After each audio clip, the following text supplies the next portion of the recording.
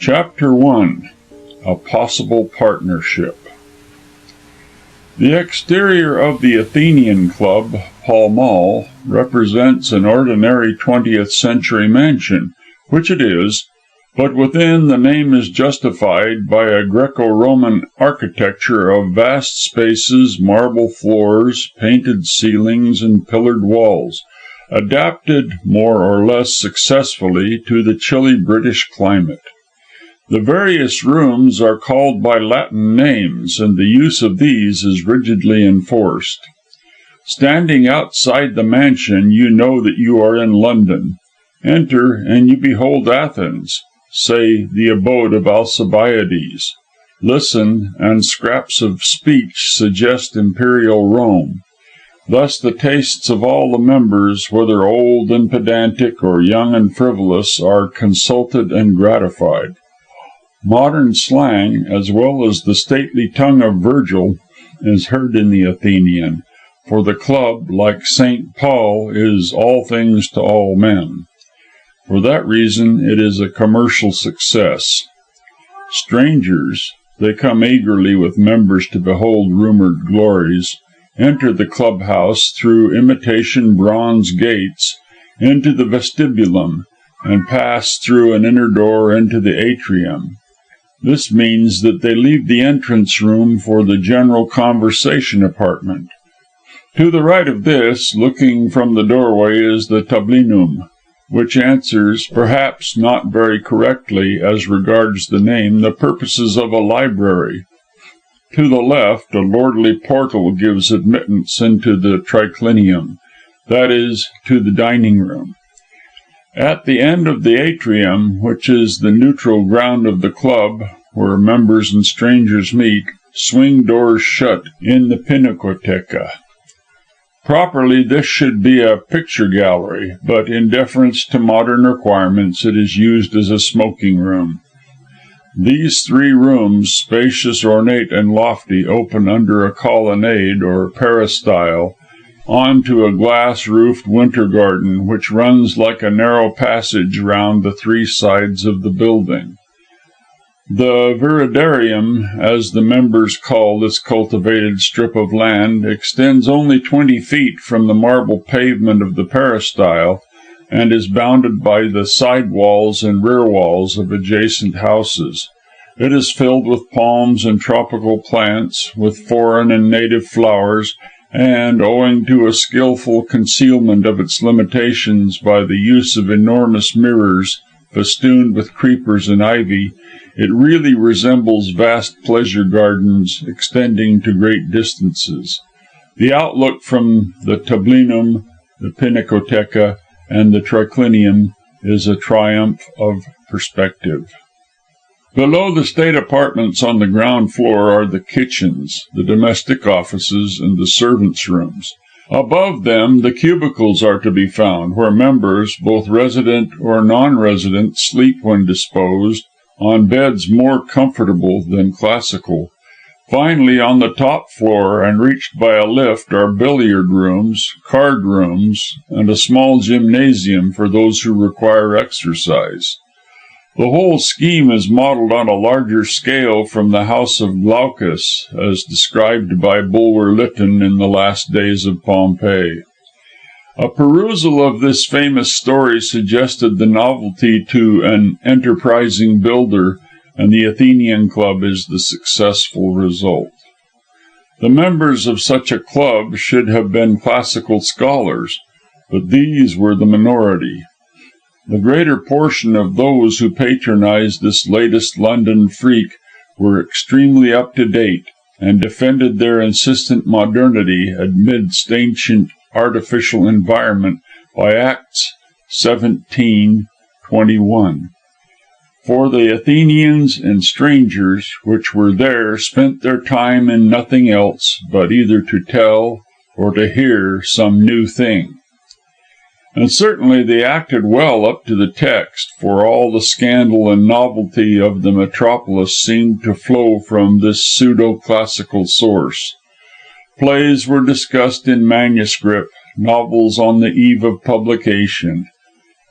Inventors came here to suggest plans for airships, or to explain how the Earth could signal to Mars.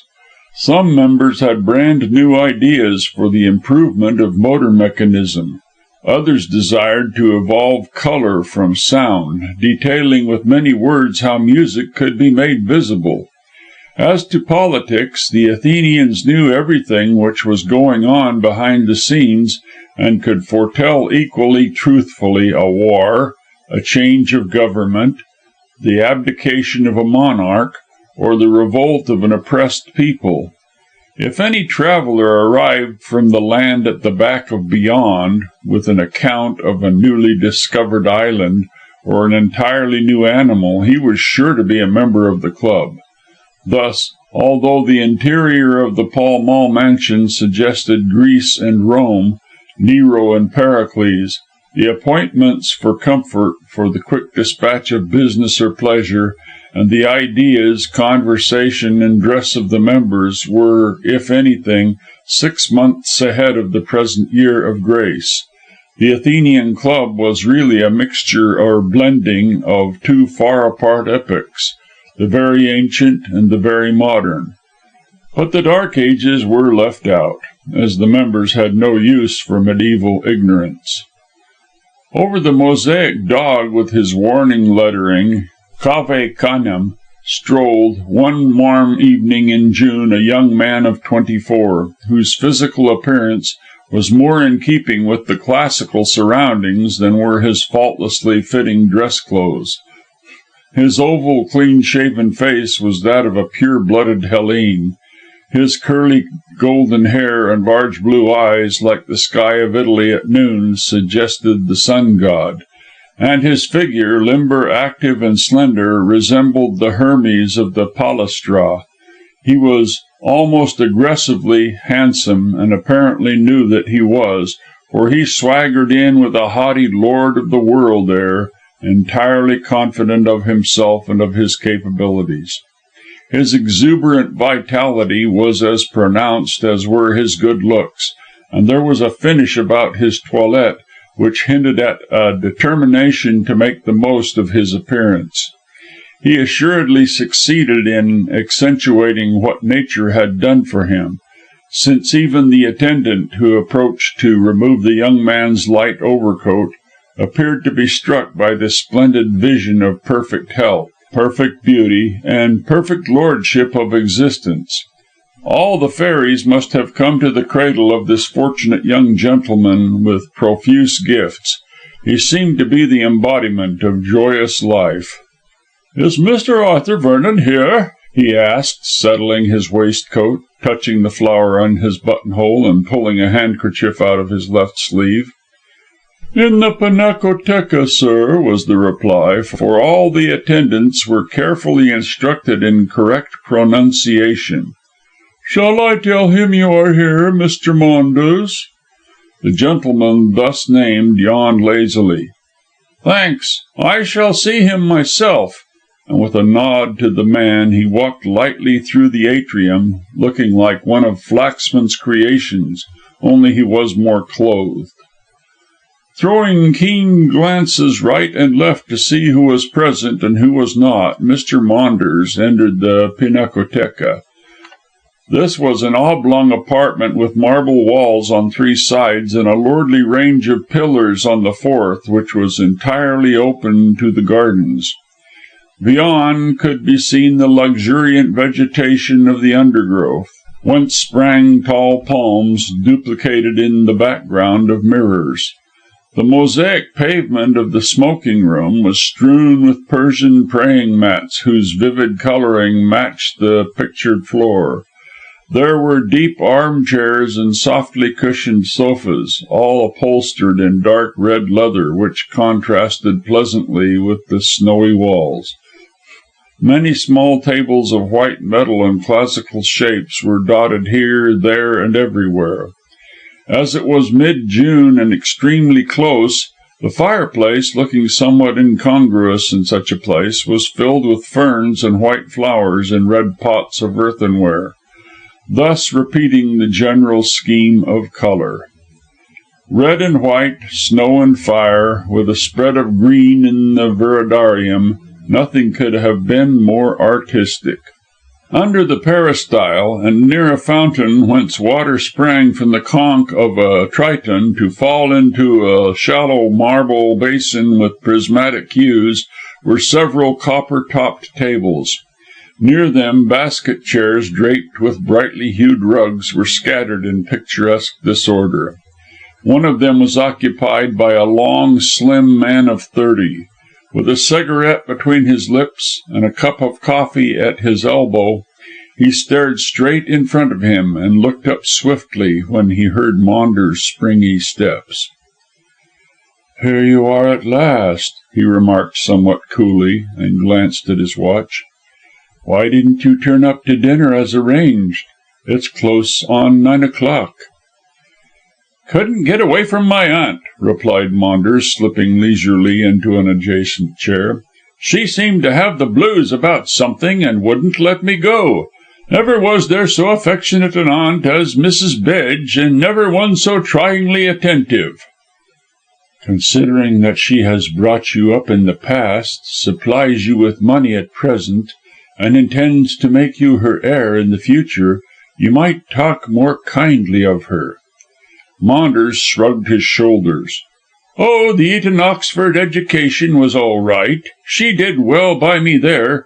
But I don't get much money from her now, and judging from that, I may be heir to very little." "You ought to be glad that you are an heir to anything," said Vernon, frowning, for his friend's light tones jarred. "Why?" asked the other. "My parents are dead long since. Aunt Emily is my only relative, and has neither chick nor child. If she didn't intend to leave me her money, she should not have brought me up to luxury and idleness."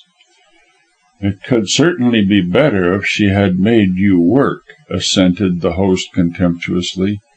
"But you were always lazy and extravagant." "I was born sitting down. I am a lily of the field and a rose of Sharon." "Likewise an ass." "You think so?" said Maunders dryly. "Well, I hope to change your opinion on that point before we part." "It will take a deal of changing. But all this talk is beside the purpose of our meeting. You made this appointment with me, and—" "Didn't keep it to the minute. I'm nearly 2 hours late. Well, what does it matter?" "Everything to me. I am a busy man," snapped the other sharply. "So you say." Maunders looked very directly at his host. "Some fellows don't think so. Your business—" Vernon interrupted. "I have no business. I am an independent man." "And yet a busy one," rejoined Maunders softly. "Strange." There was the significance in his tone which made Vernon colour, although he remained motionless. He certainly was about to make a hasty observation, but his guest looked at him so straightly and smilingly that he bit his lip and refrained from immediate speech.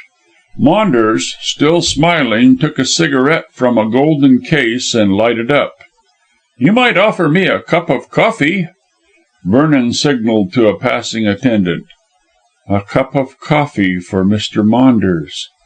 "With vanilla bean," directed the other man. "I don't like coffee otherwise. And hurry up, please." Then, when the servant departed, he turned suavely to his host. "I forget what we were talking about." "So do I," retorted Vernon coolly. Maunders, smoking delicately, rested his wrists on the copper edge of the table and looked searchingly into his friend's strong face. And Vernon's face was strong, much stronger than that of his companion. He likewise had blue eyes, but of a deep sea blue, less shallow and more piercing than those of Maunders. His face was also oval, with finely cut features, but more scored with thought marks, and his hair was as dark, smooth, and short cropped as that of the others was golden, curly, and, odd adjective to use in conjunction with a man, fluffy. Both were clean-shaven, but Vernon's mouth was firm, while the lips of Maunders were less compressed and betrayed indecision. The former had the more athletic figure, the latter a more graceful one, and although both were well groomed and well dressed, Vernon was less of the dandy in his attention to detail. Poetically speaking, one man was night and the other day, but a keen observer would have read that the first used strength of body and brain to achieve his ends, while the last relied more on cunning. And from the looks of the twain, cunning and strength were about to try conclusions. Yet they had been child friends, school friends, and, so far as their paths ran parallel, were life friends with certain reservations. "You were always as deep as a well, Artie," said Maunders, finally removing his eyes from the other's face and turning to take his cup of coffee. "Don't call me Artie," snapped Vernon irritably. "You were Artie at Eton when we were boys, tall and short." "We are not at Eton now. I always think that there is something weak in a man being called by his Christian name outside his family, much less being ticketed with a confounded diminutive." "You can call me Connie if you like, as you used to." "I shan't, or even Constantine. Maunders is good enough for me." "Oh, is he?" The fair man glanced shrewdly over the coffee cup he was holding to his lips. "You hold to that."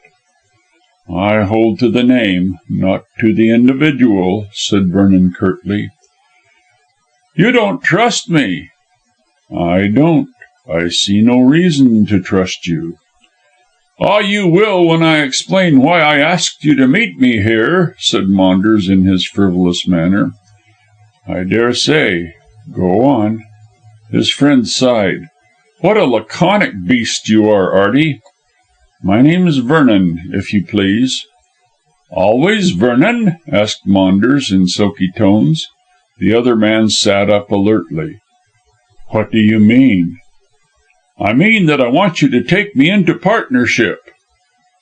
"Partnership?" Vernon's face grew an angry red. "What the devil do you know?" "Softly, softly. I know many things, although there is no need to swear. It's bad form, Vernon, deuced bad form. The fact is," he went on gracefully, "my aunt keeps me short of money, and I want all I can get to enjoy life. I thought, as I am pretty good in finding out things about people, that you might invite me to become a partner in your detective business." Vernon cast a hasty glance around. Fortunately there were no guests under the peristyle, and only two men out of earshot in the pinacoteca. "You are talking rubbish," he said roughly, yet apprehensively. "I don't think so. Your father died 3 years ago and left you with next to nothing. Having no profession, you did not know what to do, and, ashamed to beg, borrow, or steal, you turned your powers of observation to account on the side of the law against the criminal." Maunders took a card from his waistcoat pocket and passed it along. "Nemo, Private Inquiry Agent, 22 Fenella Street, Covent Garden," is inscribed on that card. Nemo means nobody, I believe, yet Nemo, as I know, means Arthur Vernon of the Athenian Club. The man addressed tore the card to pieces and threw them amongst the flowers. "You talk rubbish," he said again, and still roughly. "How do you connect me with this private enquiry agent?" "Ah, that's too long a story to tell you just now." Maunders glanced at his watch. "I am due at a ball in an hour, and want the matter settled before I leave here." "What matter?" "The partnership matter." There was a pause. "Well?" "I have nothing to say," said Vernon firmly. Maunders rose. "In that case I'll cut along and go earlier than I expected to Lady Corsoon's ball." "Lady Corsoon?" Vernon changed colour and bit his lip. "Yes. She didn't ask you to her ball, did she? She wouldn't, of course, seeing that you were in love with her daughter Lucy. That young lady is to marry money, and you haven't any but what you make out of your detective business. Perhaps if I tell her that you are doing well as Nemo, she might—" By this time Vernon was on his feet. "Don't you dare!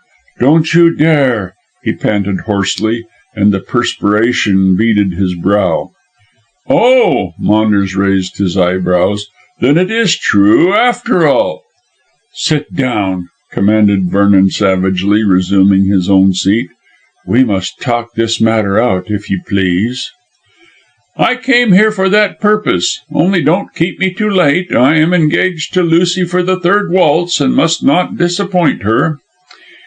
Vernon winced. "You have no right to call Miss Corsoon by her Christian name." "Why not? She's not engaged to you. I love her, and as yet, mind you, Vernon, I have as good a right as you to cut in." "I understood that you were as good as engaged to Miss Dimsdale." "Oh!" Maunders lightly flipped away a cigarette ash. "The shoe's on the other foot there. She loves me, but I don't love her. Still, there's money in the business if Ida becomes Mrs. Maunders. Old Dimsdale's got no end of cash, and Ida inherits everything as his only child. But he wants her to marry Colonel Towton. You know, the chap who did so well in some hill tribe extermination in India. But Ida loves me, and Towton's got no chance, unless I marry Lucy Corsoon and give him a hook in." "You're a cynical, conceited, feather-headed young ass," said Vernon with cold, self-restrained fury, "and I forbid you to speak of Miss Corsoon in that commercial way, much less call her by her Christian name. She loves me and I love her, and we intend to marry if Lady Corsoon permits the match," finished Maunders, stretching out his long legs. "It's no go, my dear fellow. She doesn't think you rich enough for the girl." "I never heard that Constantine Maunders was a millionaire," retorted the other man bitterly. "My face is my fortune, old chap, and there are various ways of getting Lady Corsoon's consent." "What ways?" asked Vernon suddenly and searchingly, looking at his friend. "Ah, you ask too much. I am not your partner yet." "That means you have some knowledge about Lady Corsoon which you can use to force her to consent." "Perhaps. I know a great deal about most people. Everyone has his or her secrets, as well as her or his price." "Are you a private inquiry agent also?" sneered Vernon, leaning back. "Ah!" Maunders seized upon the half admission. "Then you are Nemo." "Yes," assented the dark man reluctantly, "although I can't guess how you came to know about my business. I wish the fact kept dark, as it would be disastrous for me in society." "Probably," admitted Maunders lazily. "One doesn't like to hobnob with an Asmodeus who goes in for unroofing houses." "Yet you propose to join Asmodeus," chafed Vernon uneasily. "Oh, yes. I think it's a paying business, you see, and I want money. How I learned about the matter is of no great consequence, and I don't think anyone else will connect you with this Nemo abstraction. And when in partnership I shall, of course, keep it dark for my own sake." "I dare say," sneered Vernon, secretly furious at having to submit. "And on what terms do you propose to join in the business you despise?" "Half profits," said Maunders promptly. "Really? You seem to set some value on yourself." "No one else will if I don't," replied Maunders good humouredly. "See here, Artie. Oh, then, Vernon, if you will. Your business as a private inquiry agent is to find out things about people and—" "I beg your pardon, but you talk through your hat," interrupted Vernon acidly. "My business is to assist people to settle business which the general public is not supposed to know. I don't find out people's business. They come to me with difficult cases, and I settle them to the best of my ability." "Yes, yes," said Maunders leniently. "You put the best complexion on it, old man. but it's dirty work all the same." "It is nothing of the sort," almost shouted Vernon, then sank his voice to a furious whisper. "My business is perfectly honest and clean. The nature of it requires secrecy, but I take up nothing the doing of which would reflect on my honour. I have precious little money, and also a logical way of looking at things. For that reason I trade as Nemo." "Under the rose, of course," laughed Maunders. "You don't put your goods in the shop window. However, I understand perfectly, and I am willing to come in with you. Oh, make no mistake, my dear chap, I am worth having as a partner, as I know heaps about Tom, Dick, and Harry, which they would rather were kept out of the newspapers." "I don't run a blackmailing business," said Vernon passionately. "What a nasty word, and wholly unnecessary. I never suggested blackmailing anyone, that I know of. All I say is, that, having a goodish acquaintance with the seamy side of society life, I can earn my half of the Nemo profits by assisting you." "And if I refuse?" "I shall hint, mind you, I shan't say anything straight out, but I shall hint that you are a professionally inquisitive person." "I don't know if you are aware of it," said Vernon slowly, "but you are a scoundrel." "Oh, dear me, no, not at all," rejoined the other airily. "I am simply a young man with the tastes of a duke and the income of a pauper. Naturally, I wish to supplement that income, and your secret business seems to offer advantages in the way of earning immediate cash." "And if I don't consent, you will do your best to ruin me socially?" "That's business," said Maunders promptly. "Get a man into a corner and skin him at your leisure. Well, do you consent?" "I can't do anything else that I can see," said the other bitterly. "However, you must give me a week to come to a decision." "Take a month," answered the visitor generously. "I'm not in a hurry to skin you, old man. You can't get out of the corner, you know. And see here, if we make a fortune out of this business, I'll give you a chance with Lucy, and take Ida Dimsdale with her 10,000 a year." "Will she have that much?" "Oh, certainly. I made inquiries," said Maunders coolly. "It's no use jumping in the dark, you know. Old Dimsdale, his Christian name's Martin, was a police commissioner in Burma some years ago, and shook the pagoda tree to some purpose. Now he's retired, and lives in a gorgeously glorified bungalow, which he built at Hampstead. He's not a bad chap, and Ida is uncommonly good looking. I might do worse." "What about Colonel Towton?" "I'll cut him out. He's a very young colonel of 45, handsome and smart, but with precious little brain about him. He's got an ancient country house in Yorkshire, but here, I'll be taking all night." Maunders jumped up. "And Lucy is waiting for me. You can take a month." "Thank you," said Vernon frigidly. "I shall give you my answer then." "It will be yes, of course. You can't say anything else. I say," Maunders threw a laughing glance over his shoulders, "by this time you must have changed your opinion as to my being an ass." And he departed, still laughing. Vernon ran after him and touched his shoulder. "Not an ass, but a scoundrel," he breathed with suppressed passion, and Maunders' laughter increased. Chapter 2. A Confidential Communication. When Maunders passed into the atrium, Vernon returned slowly to his seat under the peristyle. Here he ordered a fresh cup of strong coffee to clear his brain, lighted another cigarette, and sat down to recall the late conversation. As a preliminary to a thorough consideration of the situation, he ran over in his mind what he knew of the man who wished to become his partner. His memories showed Maunders to be an exceedingly unscrupulous person, who was ready to do anything to gratify his appetite for pleasure. Vernon's recollections carried him back to a Berkshire village of which his father had been the squire.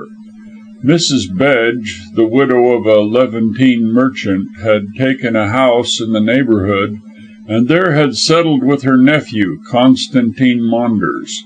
It seemed that her sister had married a naturalised Greek, hence the boy's Christian name. As the parents were dead, Mrs. Bedge, being without offspring, had adopted the orphan.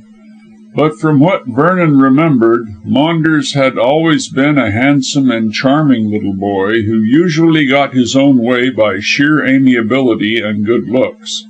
But he had inherited more from his Greek father than a classical face and a Christian name, which smacked of old Constantinople, for he was crafty and clever and utterly without moral principle. He could conceal his feelings admirably, he could scheme for his wants very dexterously, and he told a lie or the truth with the utmost impartiality when either suited the end to be gained. Posing as an innocent angel child, he deceived everyone, and although outwardly he appeared to be an unsophisticated babe, he was in reality a little monster of egotism. Even when they were children together, Vernon, from bitter experience, had always mistrusted Constantine, and had judged his character more accurately than grown-up people. Those were invariably taken in by the brat's cherubic aspect. At Eton, Constantine fared less happily. He was 10 years of age when his aunt sent him there, and as Vernon then was 15, she had asked him to look after her darling. But all Vernon's chivalry could not save Constantine from well-deserved kicks and thrashings. Schoolboys are not to be taken in by angel children, so Constantine did not have a happy time. However, he was so diplomatic and so unscrupulous that he managed to scramble through school life fairly well. At Oxford, whither he went some years after Vernon, he got on better and became a general favourite because of his general pliancy of disposition. By means of that same pliancy he usually secured his selfish ends, under a guise of consistent amiability. Being quick-brained and clever, if somewhat shallow, he secured his degree and left the university with an excellent character. But since then he had been a man about town, supported by his aunt's money. Mrs. Bedge had settled in London at Constantine's request, and could refuse him nothing. Yet, as Vernon judged from what the young man had said, even Mrs. Bedge's generosity could not supply Maunders with sufficient money to gratify the selfish desire he had always had for pleasure. Only the income of a Rothschild could have entirely satisfied his cravings for the delights of existence. Vernon had been less lucky in life. His father had speculated rashly, and 3 years prior to the meeting of the young men at the Athenian Club had died a comparative pauper. Thrown on his own resources and without a profession, Vernon had utilised his observant and logical faculties to set up in private practice as a detective. For 2 years he had carried on the trade with success, and without having been found out. But now that Constantine had come on the scene, Vernon felt that there would be trouble. Of course, by taking him as a partner, an exposure could be avoided, but only temporarily. Maunders was so ready to make mischief that Vernon felt he would take all he could get out of the business, and when prosperous by marriage with Ida Dimsdale, would not hesitate to tell the truth. The sole safeguard lay in the fact that, being tarred with the same brush, Maunders, for his own social sake, might hold his tongue. He was always clever enough to avoid the publication of any facts to his disadvantage. It really seemed, on these grounds, that it would be judicious to admit him as a partner. But Vernon shivered at the prospect. At the best, such a business as he was engaged in was a delicate one, and decidedly unpopular. With Maunders' unscrupulous methods, it might degenerate into a series of shady transactions. "But I'll take the month and think it over," thought Vernon when he had finished his coffee and cigarette. "Much may happen in 30 days which may enable me to get out of the difficulty." Then he took out his watch and noted that it was 10 o'clock. "Just time to see Dimsdale," he yawned. When putting on his light overcoat in the vestibulum, Vernon thought it was a strange coincidence that Maunders should have mentioned, incidentally of course, the name of the man with whom he had an appointment at 10:30 o'clock. Earlier in the day, Vernon had received a pressing note asking him to meet the writer at Colonel Towton's chambers, Ralph Street, St. James, at that hour. So, as a matter of fact, 2 names pertinent to the situation had been mentioned, Dimsdale and Towton. Vernon wondered as he walked along Pall Mall what the reason could be. He did not believe in coincidence, and had sufficient experience of life to doubt the existence of chance. So the mention of the names taken in conjunction with the appointment must point to some problem being worked out. Vernon believed, as every thoughtful man must believe, that everything was worked out in the unseen world before it became a factor in the visible plane, and he was quite prepared to find, on this assumption, that the meeting with Dimsdale in Towton's chambers was more important than it appeared to be on the surface. Subsequent events proved that he was right in his conjecture.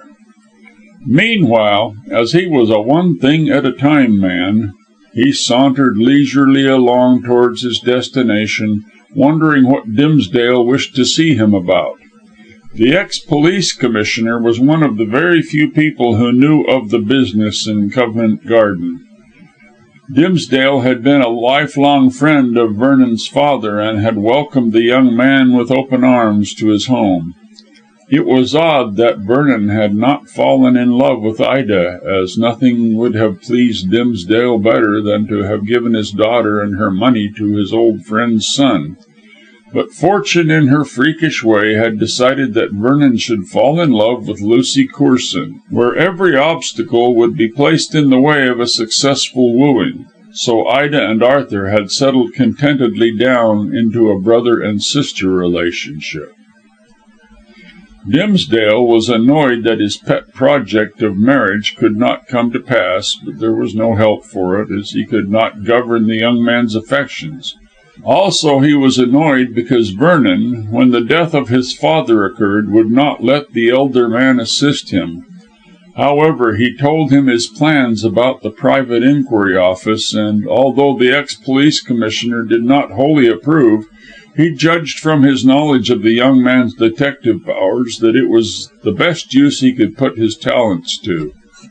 More than this, he managed to bring him clients, and to spread the fame of Nemo by dexterous allusions. Vernon, therefore, was doing very well in the line he had struck out for himself, and felt duly grateful to Dimsdale for his assistance.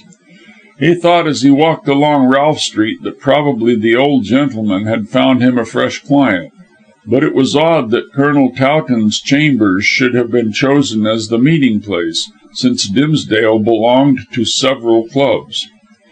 And the matter, whatever it was, must be very important, else Dimsdale would have waited until Vernon paid his weekly visit to the Hampstead bungalow.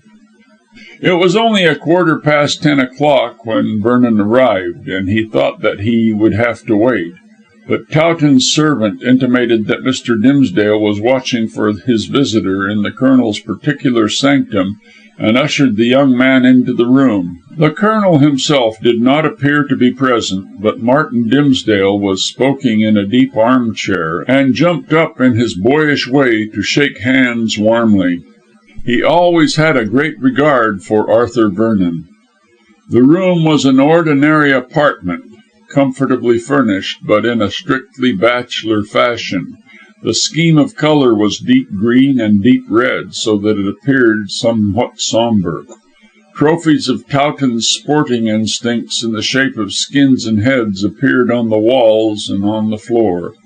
There were many military portraits and groups about, reminiscent of the Colonel's army life. The two windows were open and the curtains were pulled back, so that the room was fairly cool, while on the table stood a siphon, some glasses, and a decanter of whisky, together with a box of cigars.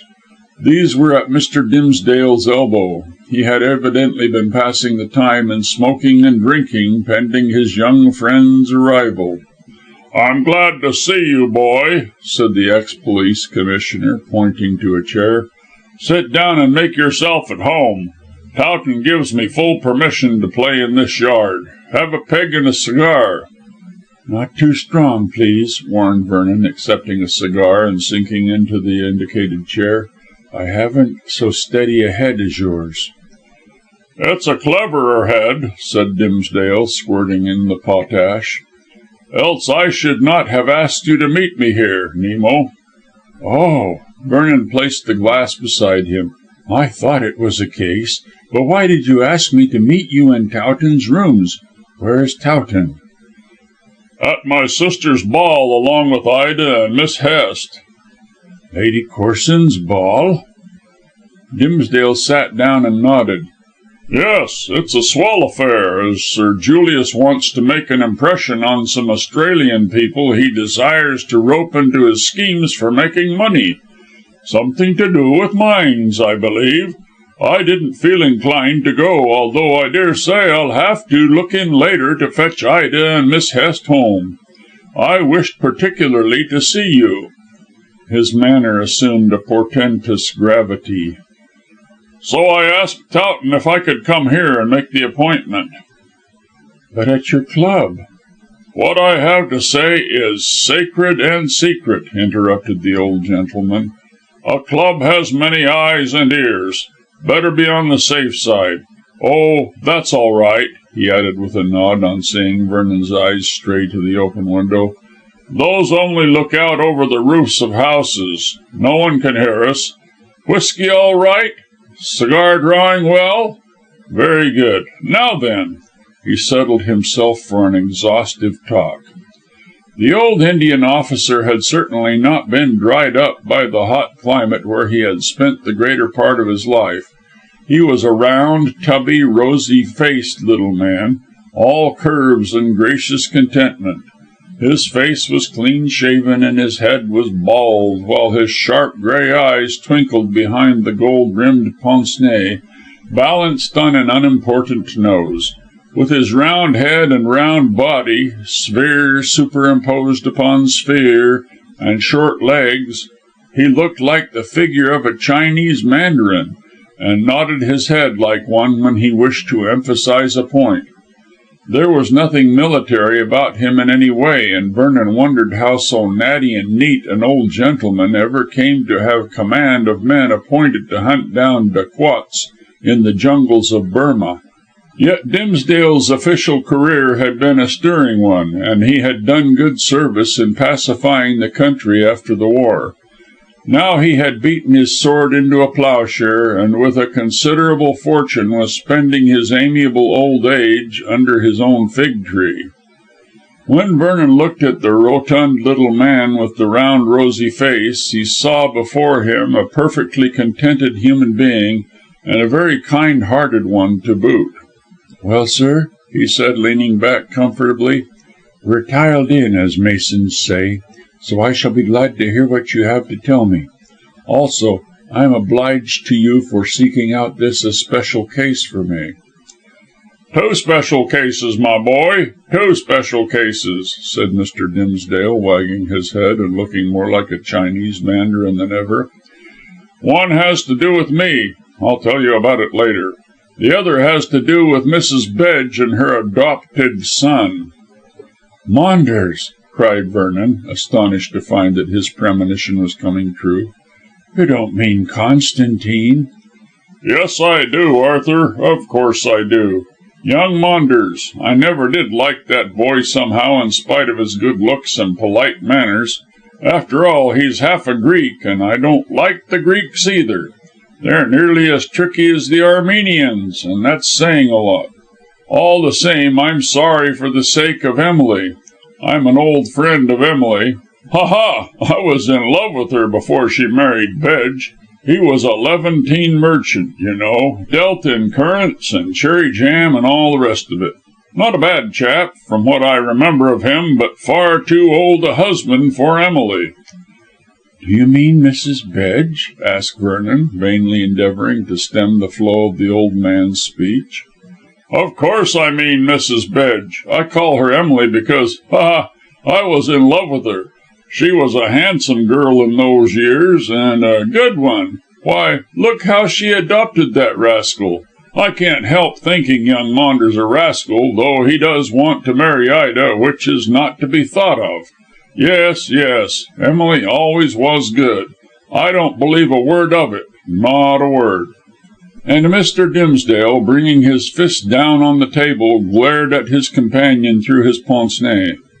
"You don't believe a word of what?" asked Vernon soothingly.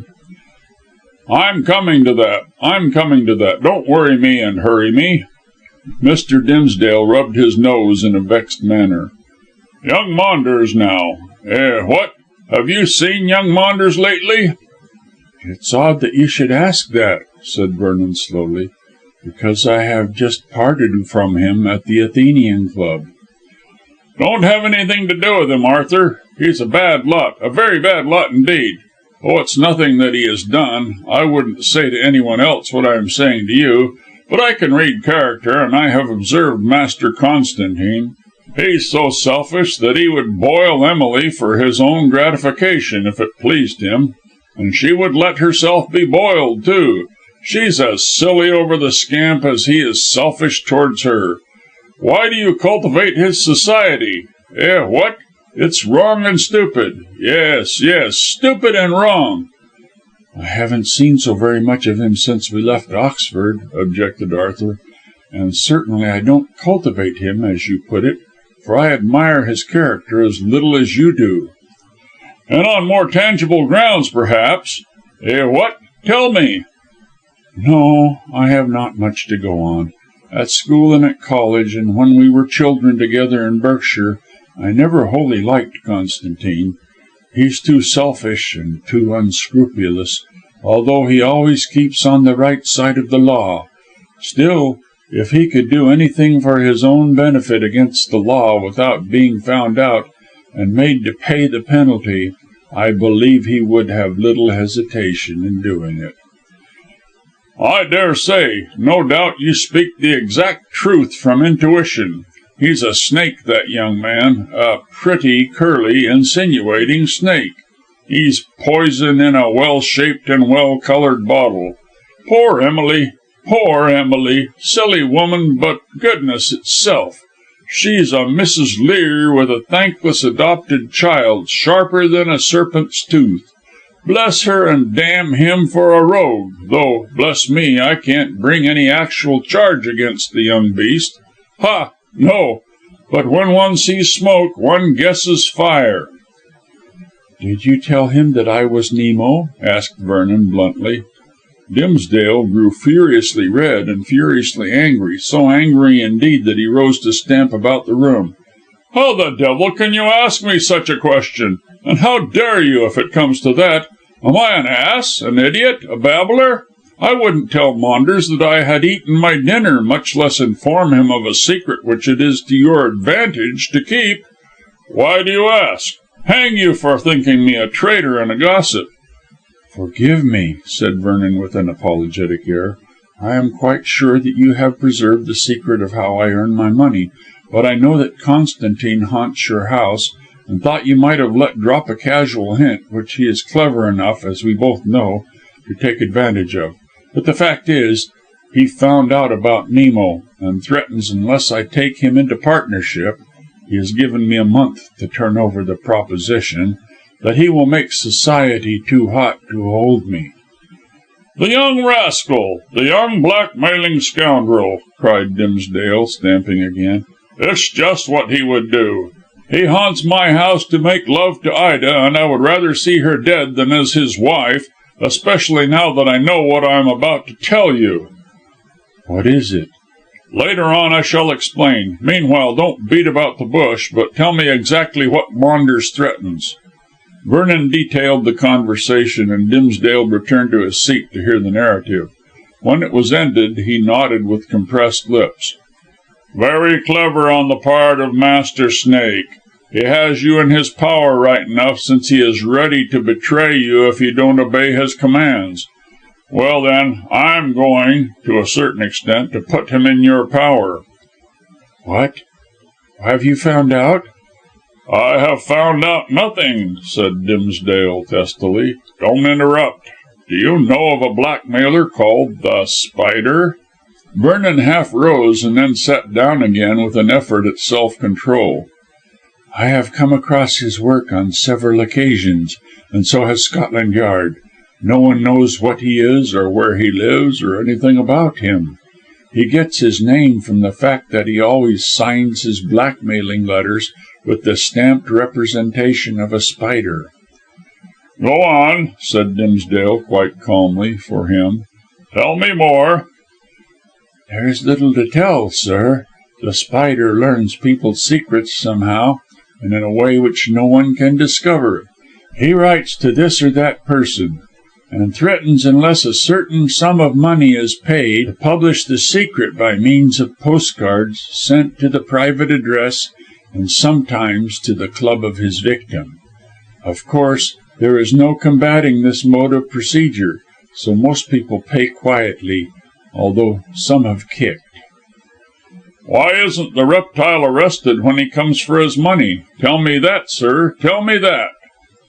"Sometimes the money is sent to a given address, or at other times the spider, masked and cloaked, meets his victim personally. He is not arrested because he always tells his victim that if the police are brought into the question and he is jailed, the especial secret will be published all the same to the world by a hidden accomplice by means of postcards. So you can see, Mr. Dimsdale, that if any person wishes his or her secret to be preserved, they cannot risk an arrest. Still, I have been employed by one or two victims to learn the truth, and I have failed. I can't lay hands on the spider, nor can any of the official detectives." Mr. Dimsdale nodded. "He's a clever animal," said he grimly. "You have described his mode of procedure extremely well, my boy. It's just the way in which he is tormenting Emily." "Mrs. Bedge? Is he blackmailing her?" "Of course he is. Don't I tell you so?" said Dimsdale crossly. "She asked me to come and see her yesterday, and showed me 3 letters with the figure of a spider at the foot of the writing. The reptile wants £5,000, else he will send cards to her private address and to her friends, stating that Constantine is her illegitimate son." "What?" Vernon leapt from his chair aghast. "Of course it's an infernal lie," said Dimsdale warmly. "Emily is a good woman, even though she jilted me to marry a man old enough to be her father. She was true to him. I swear she was true to him, and simply adopted the son of his partner Maunders. His real name was Constantine Mavrocordato, because the boy's father and mother were dead." "There is no grounds for this assertion on the part of the spider?" "Absolutely none. Confound it, sir, you know Emily," raged Dimsdale. "Can you know her and doubt for a moment but that this viper has made a most iniquitous accusation? She has the boy's certificate of birth and can prove the truth, and moreover can call evidence on the part of friends who knew about the adoption when it took place. But you know that mud sticks, Arthur, however innocent a person may be. Emily simply can't stand up against this blackguard attempt. If she refuses to send the £5,000 to the address given within a fortnight, the spider says he will send cards making his lying assertion to all her friends. Even if she rebutted it, as she can, there would always be shrugged shoulders and raised eyebrows and cold looks and no smoke without fire remarks." "True." Vernon looked thoughtfully at his cigar tip. "Plenty of innocent people do not care to face publicity on that account. Human nature is so prone to believe the worst, even in the face of the very plainest evidence. What does Mrs. Bedge propose to do?" "She wanted to send the money, but I suggested that she should let me place the matter in your hands." "Thank you. I'll do my best, but it's a difficult case, as the Spider is so hard to find." "On this occasion I don't think he will be," said Dimsdale with a grin, "since I propose to work with you." "I don't understand."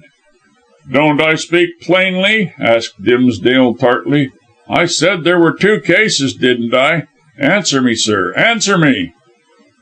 "Yes, but—" "There is no but about the matter, Arthur. I shall make a full explanation after I have asked a simple question." "And the question?" "You see, don't you, how this information places Maunders' young beast in your power?" "No, I don't," answered Vernon very plainly and somewhat aggressively. "If you mean that I am to use my knowledge of his falsely being accused of illegitimacy as a threat to keep him from worrying me into a partnership—" "I don't mean that in the least," cried Dimsdale warmly. "Confound you, sir, would you make me out to be no better than this spider reptile? What I mean is that you can say to Maunders that you will receive him into partnership if he hunts down the spider and clears the character of his adopted mother. Not that Emily's character requires clearing in my eyes, mind you. But we must consider the limitations of human nature, my boy, and place Emily, like Caesar's wife, above suspicion. Now do you understand? Eh, what? Reply, sir." Arthur nodded. "I understand. And if Maunders hunts down the spider, he will be worth engaging as a partner." "No, I don't mean that, but you are setting him to achieve an impossibility. Unless he fulfills your wish, he cannot hope to be a partner. In the meantime, you and I hunt down the spider. Then when we have him jailed, Maunders, not having done what you asked of him, can't expect to become a partner."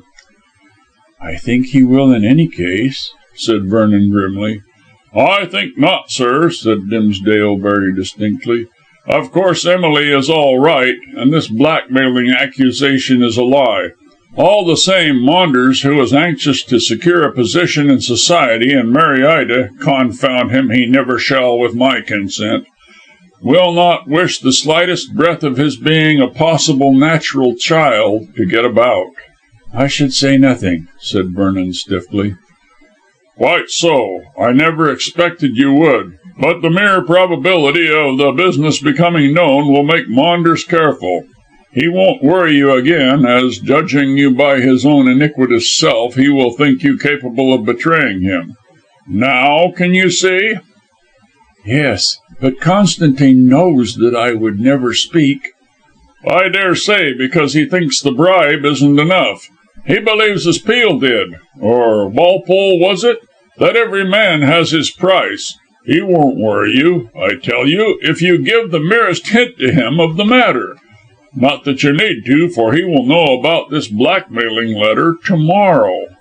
Vernon recalled how Maunders had said that his aunt had detained him, and how he had suggested that she had something on her mind. "He doesn't know it at present, anyhow."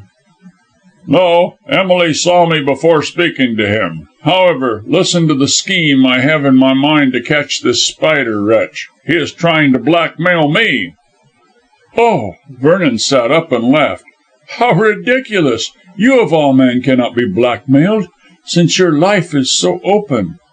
"No man's life is open," said Dimsdale drily, "and mine has its dark pages as everyone else's has. I have a secret, not a particularly bad one, it is true, still one that I should prefer to keep to myself." "What is it?" "I shan't tell you or any man," snapped the ex-police commissioner. "It is sufficient to say that it is not a very bad secret, and that even if it were told to the world it would matter little. However, the spider, hang him, I think he must have some acquaintance with my life in the East, has learned something that I thought no one but myself knew anything about.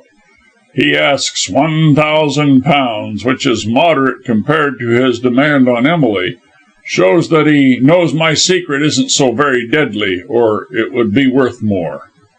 "Did he write to you?" asked Vernon alertly. "Of course he did, making the usual threat of exposure by postcards to self and friends. Now I am going to consent to his demands." "And pay the money?" "I didn't say that," corrected Dimsdale sharply, "but I am writing asking him to meet me in my library and receive the money. Also for him to hand over any documents to me which even hint at my secret. When he comes, you can be concealed in the room, and we'll take him in charge." "But then your secret will become known," objected Vernon. "The Spider always provides against arrest by leaving the evidence in the hands of others to publish." "He can publish what he likes about me," said Dimsdale coolly. "Didn't I tell you that the secret is of little value? The Spider in his letter to me embroidered upon actual fact, and can make things unpleasant. But I can prove the exact truth of what he states, and so can save my bacon. There may be a few cold shoulders, but I shan't care for that, especially when my own conscience is clear. Now don't ask me to tell you my secret, for I shan't. It has nothing to do with you or anyone else. All you have to do is come to morrow or the next day to my house at Hampstead, and I'll sketch out the plan of campaign." "What about Mrs. Bedge?"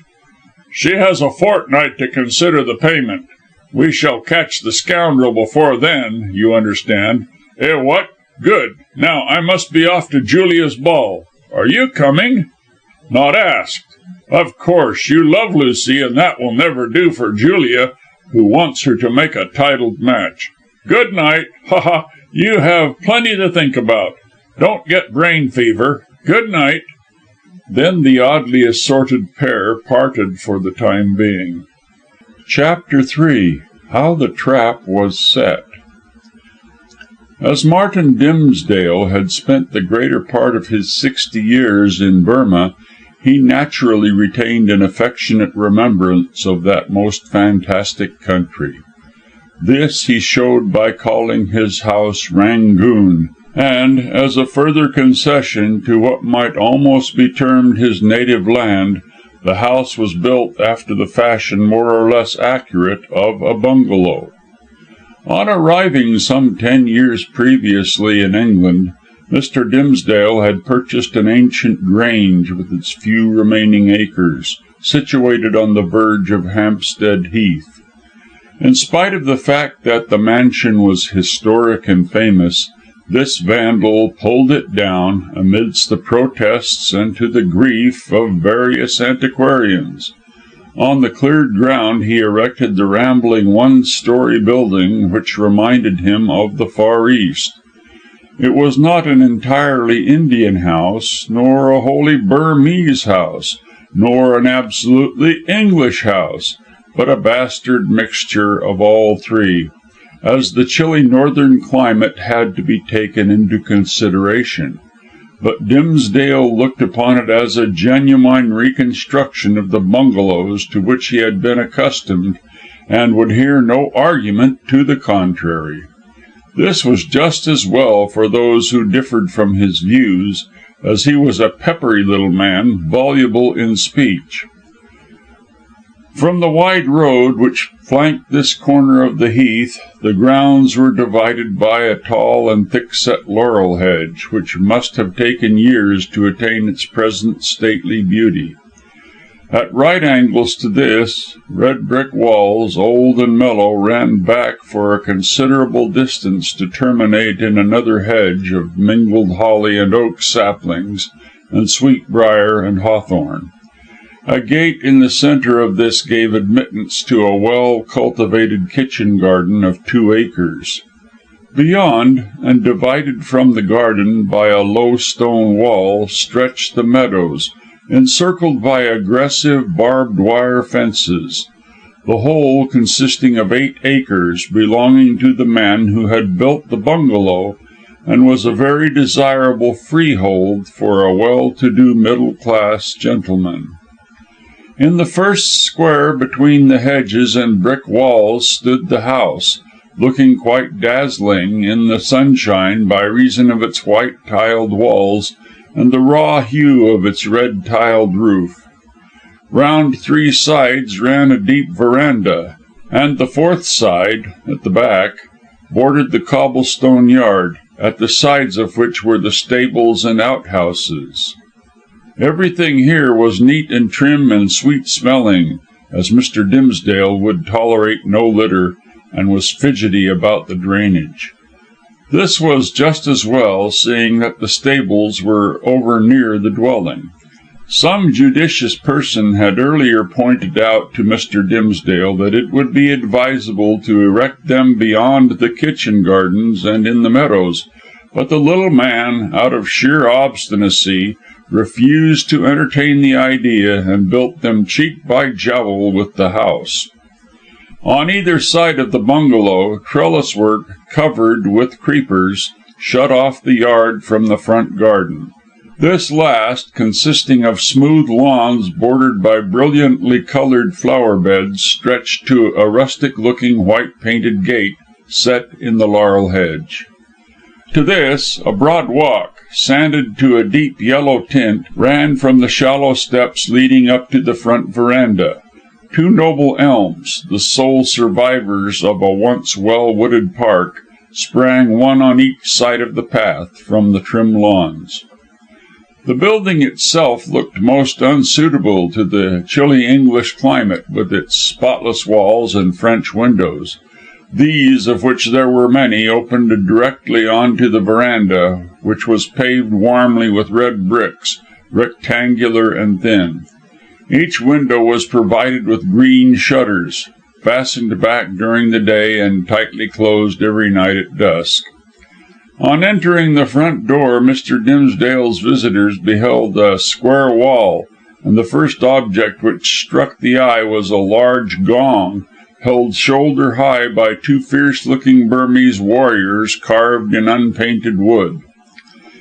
Darkly blue Eastern draperies, glittering with tiny round looking-glasses, veiled the left door, which led into the library, and the right door, through which the dining room was entered. Passing between curtains of similar texture and style, hanging straightly from the ceiling, the visitor came into a spacious room with a slippery polished floor and a high glass roof, which lighted the apartment, since, occupying the centre of the bungalow, there could be no side windows.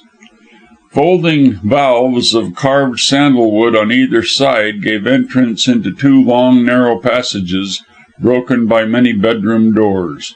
The bedrooms themselves looked on to the side verandas through French windows, as has been described.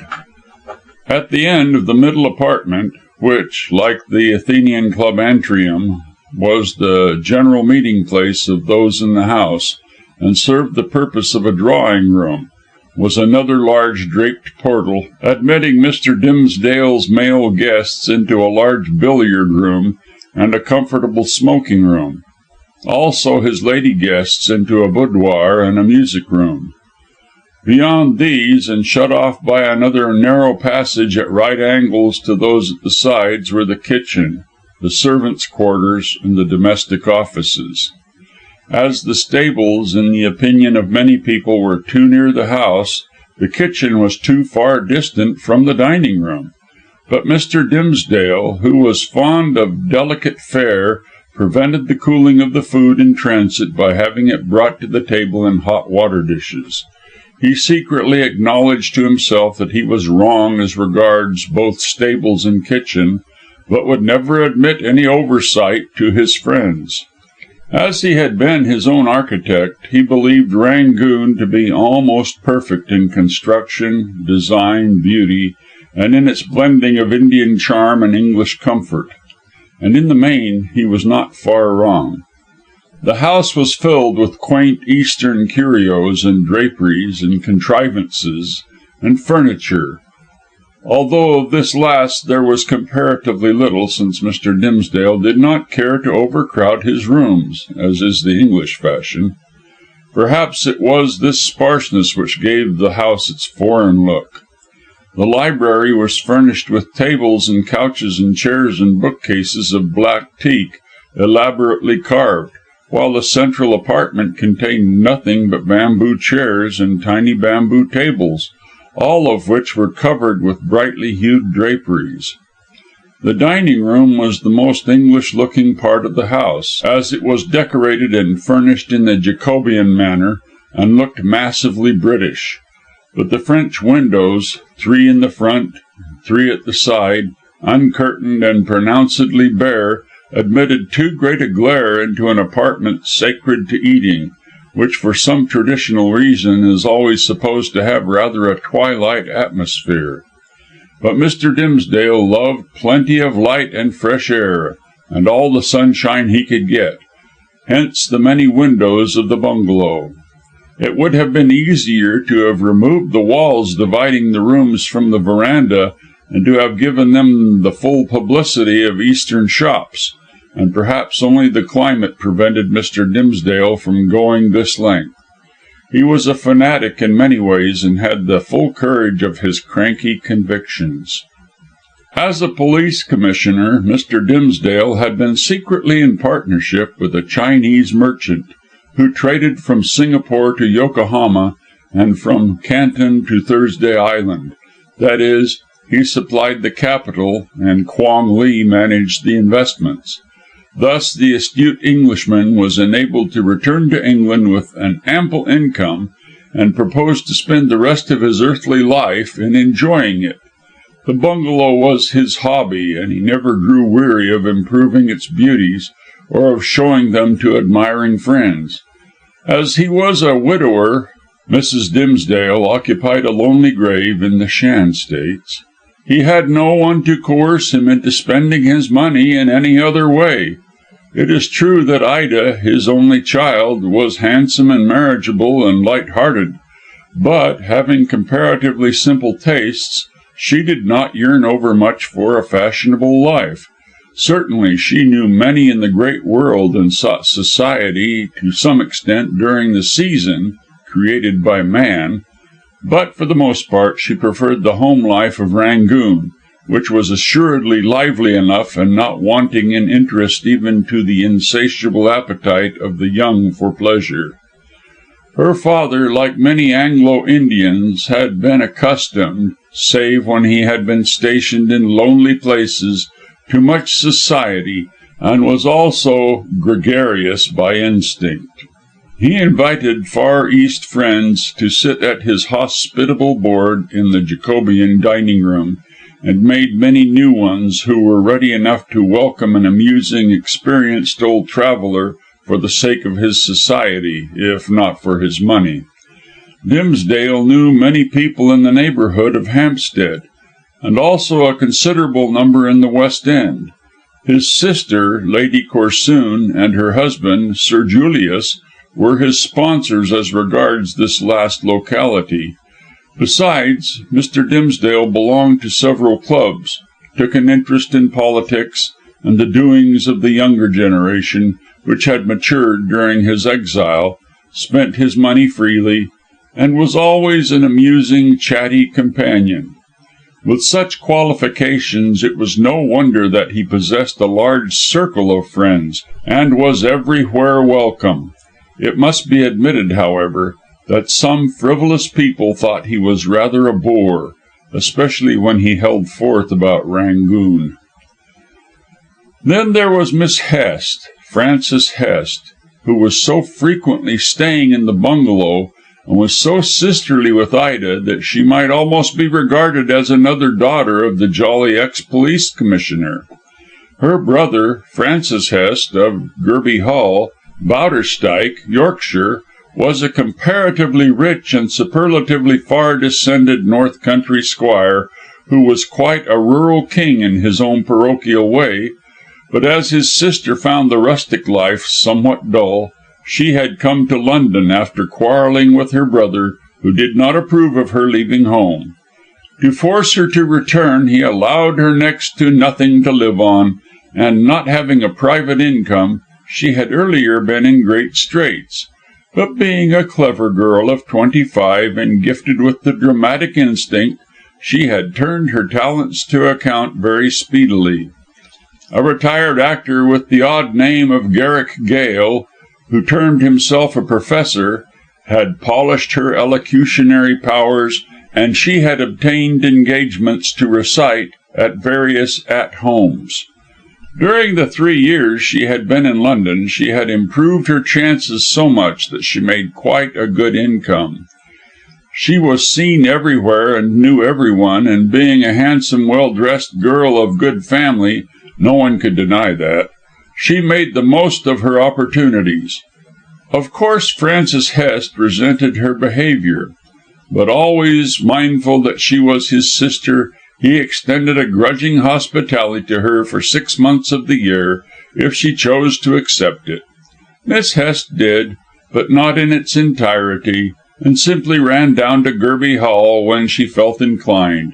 She also had a flat in Westminster, but for the most part spent her days and nights at Rangoon, in the company of Ida Dimsdale. The 2 girls, who had met by chance at a fashionable at-home 2 years previously, had struck up a sincere friendship, and saw as much of each other as possible.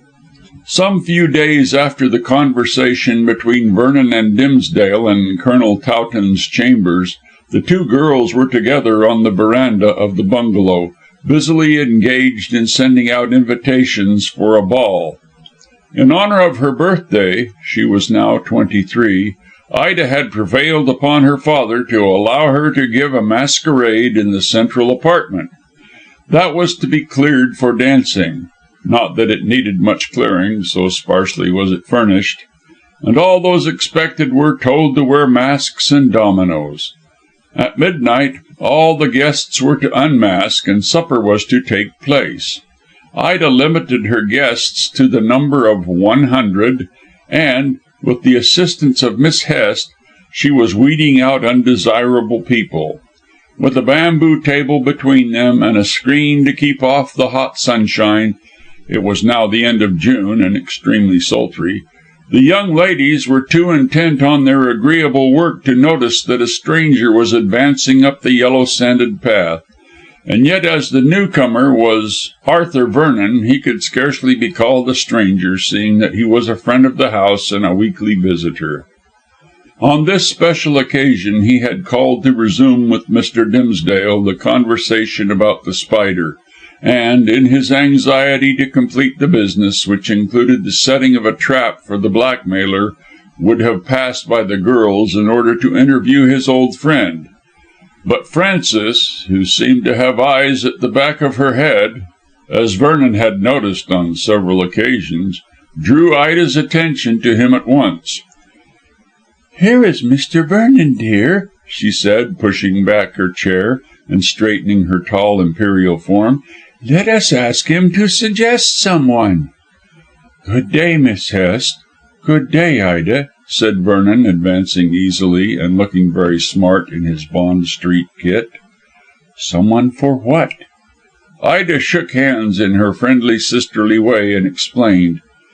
"In a week we are giving a masked ball in honour of my birthday, and just now Francis and I are making out the invitations. Only 100 people, Arthur, as the house won't hold any more comfortably. Here is the list, 95 names, as you see, so we thought—" "That you might suggest a few other people," finished Miss Hest, leaning gracefully on the back of her chair. "We want gentlemen more than ladies." "Isn't a week's notice rather a short one to give for an entertainment of this sort?" asked Vernon, running his eyes over the submitted list. "Why should it be?" demanded Ida, opening her eyes. "There is no fancy dress to get ready, and I don't expect that everyone will be engaged on that particular night."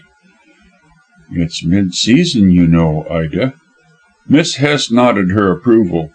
"I told Ida that. Everyone may be engaged."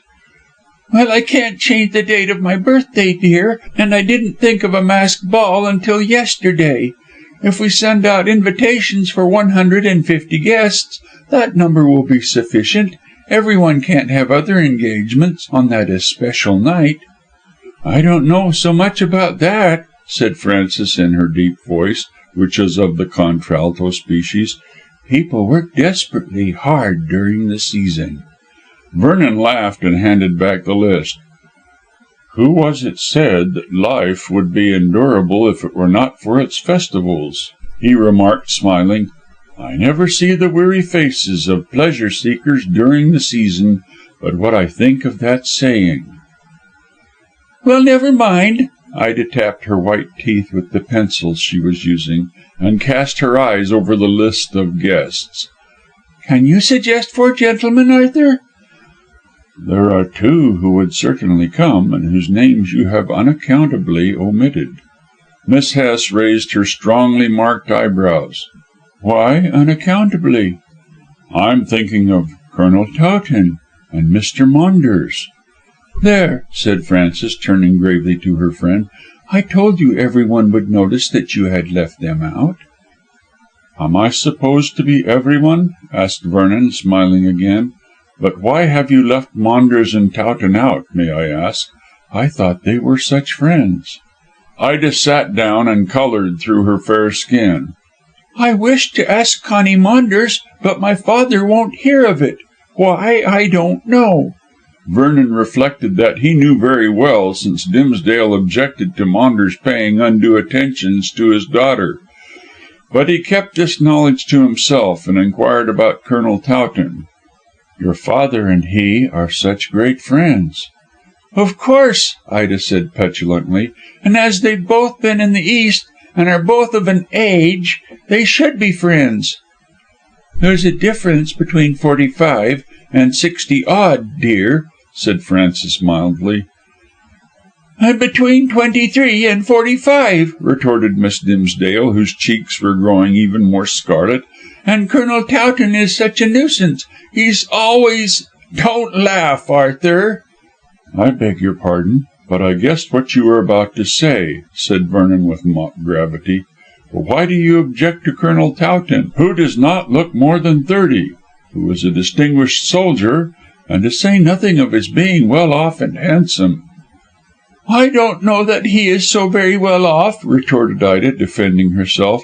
He has only that old place in Yorkshire. I know, nodded Frances wisely. It's a grange at Bowderstyke, 3 miles from my brother's place. Colonel Towton is of a very old family, and I know for a fact that he has at least 1,000 a year. You might do worse, Ida. I don't wish to marry money, said Ida in vexed tones, and I don't love Colonel Towton, who is old enough to be my father. He is worth a dozen of Maunders, put in Vernon pointedly. Ida stamped. You take the privilege of our friendship to be rude and presuming, she said angrily. My private affairs have nothing to do with you. Ida, reproved Miss Hesse. Don't. I will, said the young lady crossly, and I shan't ask Colonel Towton to the ball when father won't let me ask Connie. You call him that? asked Arthur with a shrug. Ida looked at him indignantly, evidently with a conscience ill at ease. I shall never speak to you again, she said in an offended tone. Not if I get your father to let Maunders come to the ball? Oh, can you? She asked in a girlish, delighted tone on this occasion. I wish you would. Father likes you so much, and you can tell him, she added handsomely, that if he will let me ask Connie, I shall invite Colonel Towton. There, that's fair. You are playing with fire, warned Frances gravely. Better not invite Mr. Maunders. You can never marry him. It's indelicate to speak of my marriage in the presence of a stranger, said Ida with some heat. I am not a stranger, I hope, remarked Vernon quickly. Yes, you are, when you are horrid. With a rosy face of sheer annoyance, she flitted to the end of the veranda.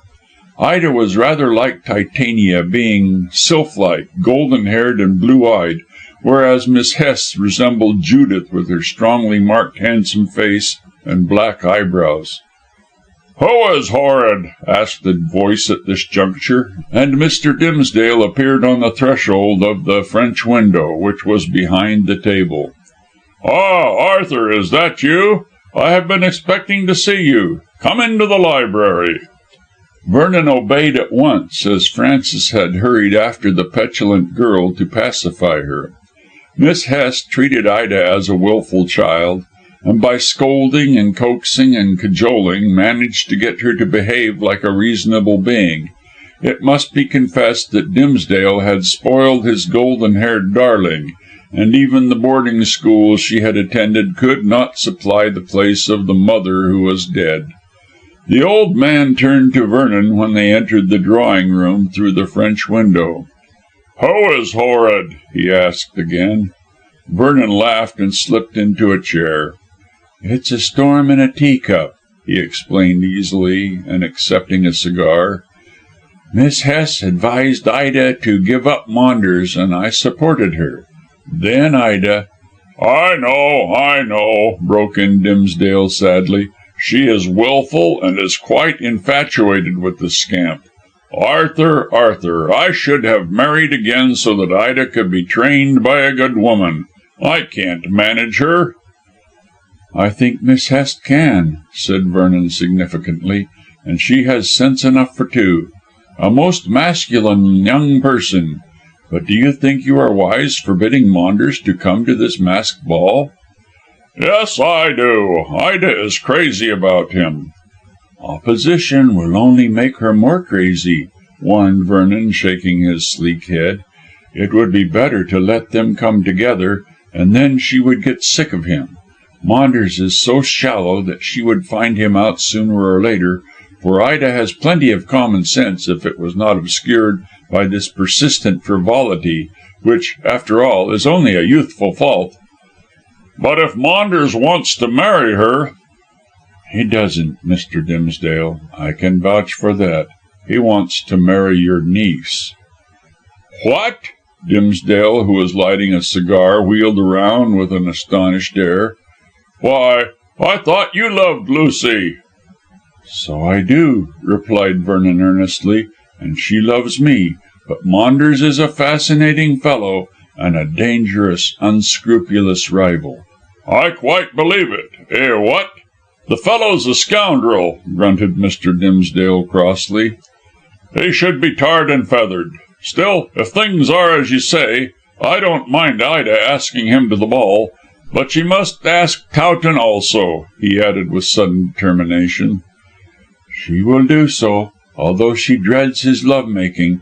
However, she may grow sick of Maunders when she finds he is running after Lucy Corsoon, and Towton may catch her heart in the recoil." Hope so," muttered Dimsdale, turning his cigar on his lips.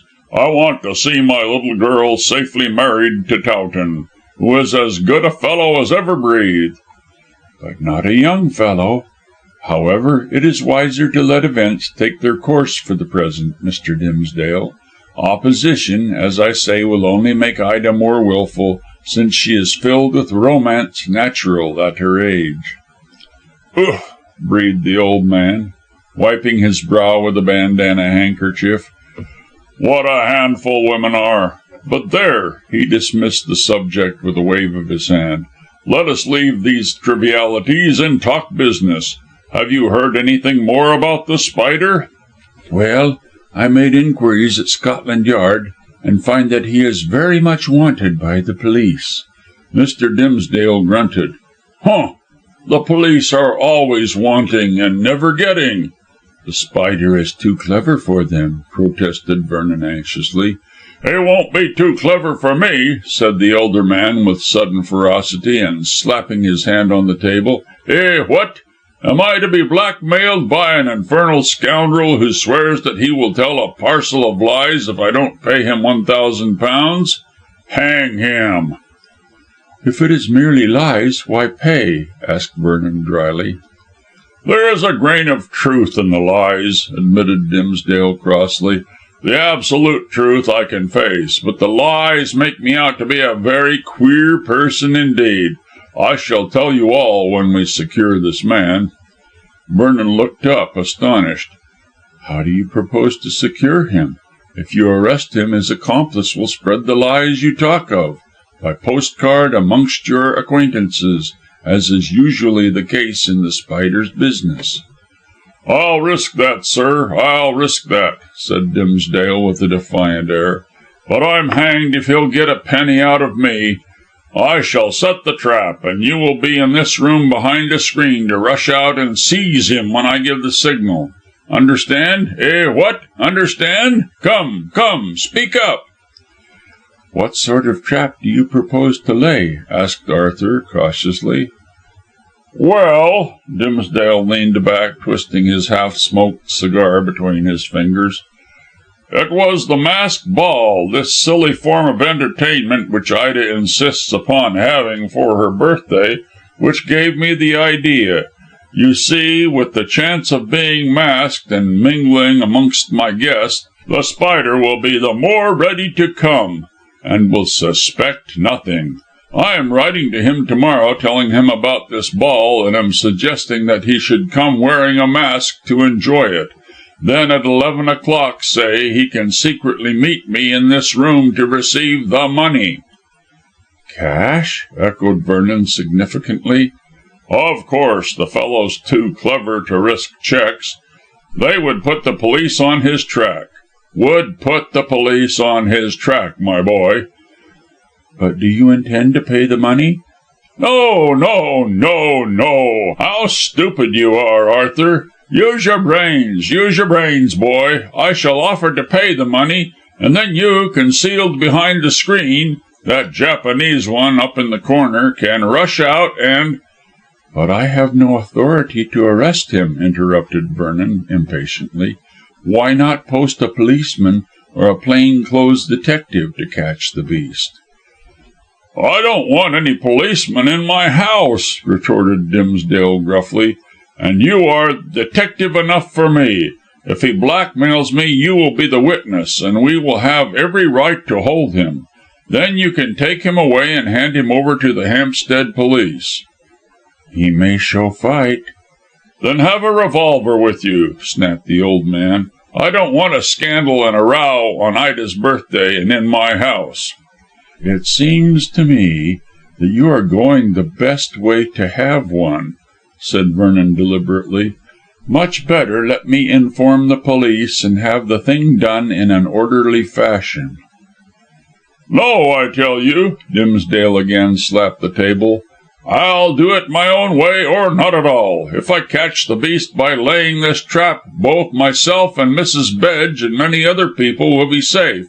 But if we call in the police, however secretly, the Spider, who seems to have ears and eyes all over him, will get wind of the ambush."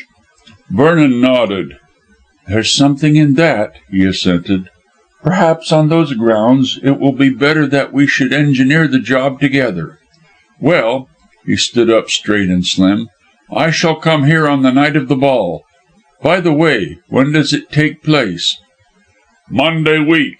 It's a short notice, but Ida only thought yesterday of this way to celebrate her birthday."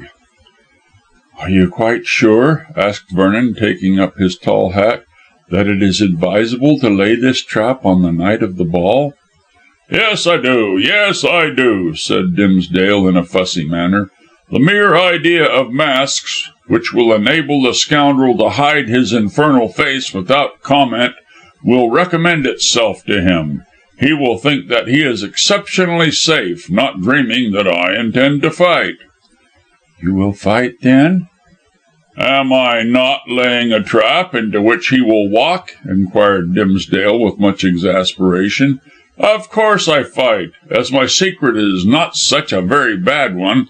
I can defend myself, and I am willing to risk that being known, which I had rather were kept secret, for the sake of saving other people from being blackmailed by the beast. What? Am I not right?" "Yes, I think you are, but I wish you would tell me your secret." "After we have captured this scamp I shall do so, and then I shall tell you the absolute truth, together with his embroideries.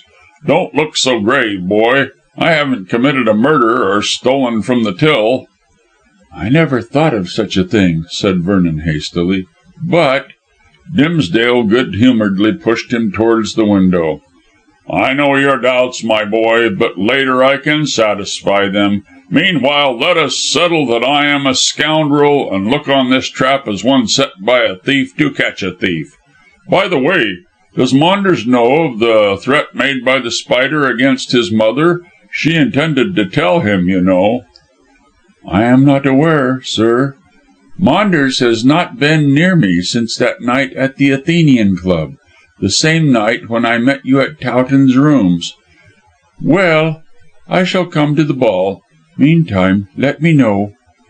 "I'll advise you if I hear from the Spider. There, get out. Good-bye, unless you'll have a cup of tea or a glass of wine." Vernon declined and departed. The girls were no longer on the veranda, or even in the garden. Chapter 4. Who was caught in the trap? Vernon had his doubts as to the success of Mr. Dimsdale's scheme. The Spider, as the authorities very well knew, was a wary individual, and in all dealings with his victims had been careful to provide for his own safety. He certainly met them at duly appointed places, disguised as an old woman or a young man, as a navvy or as a foreigner, but none of those he intimidated dared to call in the police. The reason was that the Spider invariably advised them beforehand by letter that his accomplice held the evidence of the secrets for which they were being blackmailed, and that any proceedings being taken would result in the publication of these by cards being sent to their friends and relatives and acquaintances. It therefore can easily be guessed that no one had the courage to lay the rogue by the heels. But as it appeared, the Spider had, in Mr. Dimsdale, stumbled on a man who was not averse to his secret being known. Vernon wondered what the ex-police commissioner had done, that he should have one at all, and looked forward eagerly to being told. Dimsdale was such a very respectable old gentleman, and so very open in his speech and actions and entire life, that it seemed incredible that he should conceal anything. However, as the Spider had learned in some extraordinary way, he did possess some secret, and therefore was being threatened. It was lucky for Dimsdale in particular, and the public at large, that he cared so little for the revelation of whatever shady doings he had been concerned in, since by trapping the Spider an end would be put to the dangerous career of this social pest. Whatever Mr. Dimsdale's secret might be, he well deserved to be forgiven for the service which he was rendering to everyone. But it was questionable, in Vernon's opinion, if the Spider would meet his victim in a house filled with company, where there was every chance of a hue and cry being raised. Certainly the scamp, well protected by mask and domino, would be able to mingle with the company unobserved. Even if unmasked, he could not be discovered other than as an uninvited guest, since no one knew his actual appearance. And then he might choose to come as a cabman, or a chauffeur, or as a waiter at the supper. Of course, if he kept the appointment in the library, his identity would be proved beyond all doubt when he made his blackmailing demand. This, the Spider, although confident, for the usual reason of the silence of Dimsdale, might not choose to risk, since many people being in the bungalow, he might be overheard. Vernon looked at the whole affair as a somewhat forlorn hope, until he, 3 or 4 days later, received a letter from Mr. Dimsdale. The old gentleman wrote that the Spider had agreed to meet him in the library at Rangoon at 11 o'clock in the evening, and requested he, Vernon, to enter the room earlier, so that he could be concealed behind the screen. "I have not," Mr. Dimsdale went on to say, "advised the police, as it is necessary for us to talk until we have trapped our bird. But once he is in your grip, he will see the folly of resistance, and will probably agree to walk quietly to the Hampstead police station. Failing that, we can shout for assistance, of which, it is obvious, there will be plenty at hand." But you will understand that I wish to effect the capture as quietly as possible, so as not to alarm my guests." In the latter part of his letter, Dimsdale stated that Maunders had been calling at the bungalow during his, the writer's, last interview with Vernon. He was, in fact, round the corner of the house, nearest to the library, when Vernon stepped out of the French window. Dimsdale had found him there on the verandah in the company of the girls, and had promptly told him that he was not wanted in his usual peppery way. There had been a row, as Maunders had been grossly insolent, but Miss Hest, a very capable girl, as Mr. Dimsdale wrote, had induced him to depart. Confirmation of this report was received by Vernon from Maunders himself when the two met by chance in Piccadilly. "The old man was most insolent," complained Maunders indignantly. "There is no crime in loving Ida, so far as I can see." "Since you love Miss Corsoon, and only run after Ida for her money, I think Mr. Dimsdale has every reason to forbid you the house," said Vernon drily. "Oh, rot! I know what I'm about. As to forbidding me the house, I received an invitation to the masked ball on Monday, and I'm going." "Ida only extorted permission from her father to ask you. If you're a gentleman, you will not go to be received on sufferance." Maunders chuckled coolly. "Ida won't receive me in that way," said he with superb insolence, "as she really loves me, and the old gentleman doesn't matter. I love Lucy, but she has no money, so I expect I shall have to sacrifice myself by marrying Ida." "If Mr. Dimsdale will allow you," chafed Vernon. "Oh, he won't, but Ida can defy him." "If she does, she will lose her fortune." "That remains to be seen," said Maunders airily. "Hang old Dimsdale, what objection can he have to me?" "Your aunt might tell you," said Vernon significantly. The blood rushed to Maunders' cheek, and he looked searchingly at his friend, but not agreeably. "What do you mean?" "I mean that I can only consent to take you into partnership if you succeed in capturing The Spider," said Vernon slowly and somewhat evasively. "Who is The Spider?" "I think you know, if not from the newspapers, then from Mrs. Bedge." Maunders looked at the ground. "So old Dimsdale told you?" "Yes. He wished to enlist my services on behalf of your aunt to capture this blackmailing beast." "Oh, and do you intend to?" "No, I intend to leave the capture to you." Maunders opened his eyes. "But, my dear chap, I know nothing about The Spider, as you call this man, to say nothing of detective business." "Yet you wish to become Nemo's partner," said Vernon very drily. "See here, Maunders, it's no use beating about the bush. I shan't take you as my partner unless you catch this man, and so prove your capability." "And suppose I tell everyone who Nemo is?" asked Maunders, with an ugly look. "You can do so if you like," rejoined Vernon coolly, "for then there will be no Nemo. I shall simply leave England and seek my fortune in Africa. And, after all, I don't see why you should refuse this test. It's to your own advantage that he should be caught, unless you want your aunt to pay £5,000. "Bosh! What The Spider says is a lie."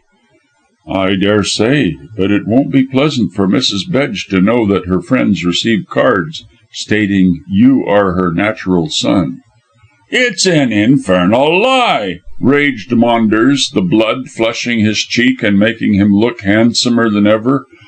"I am not a bit like my aunt in any way.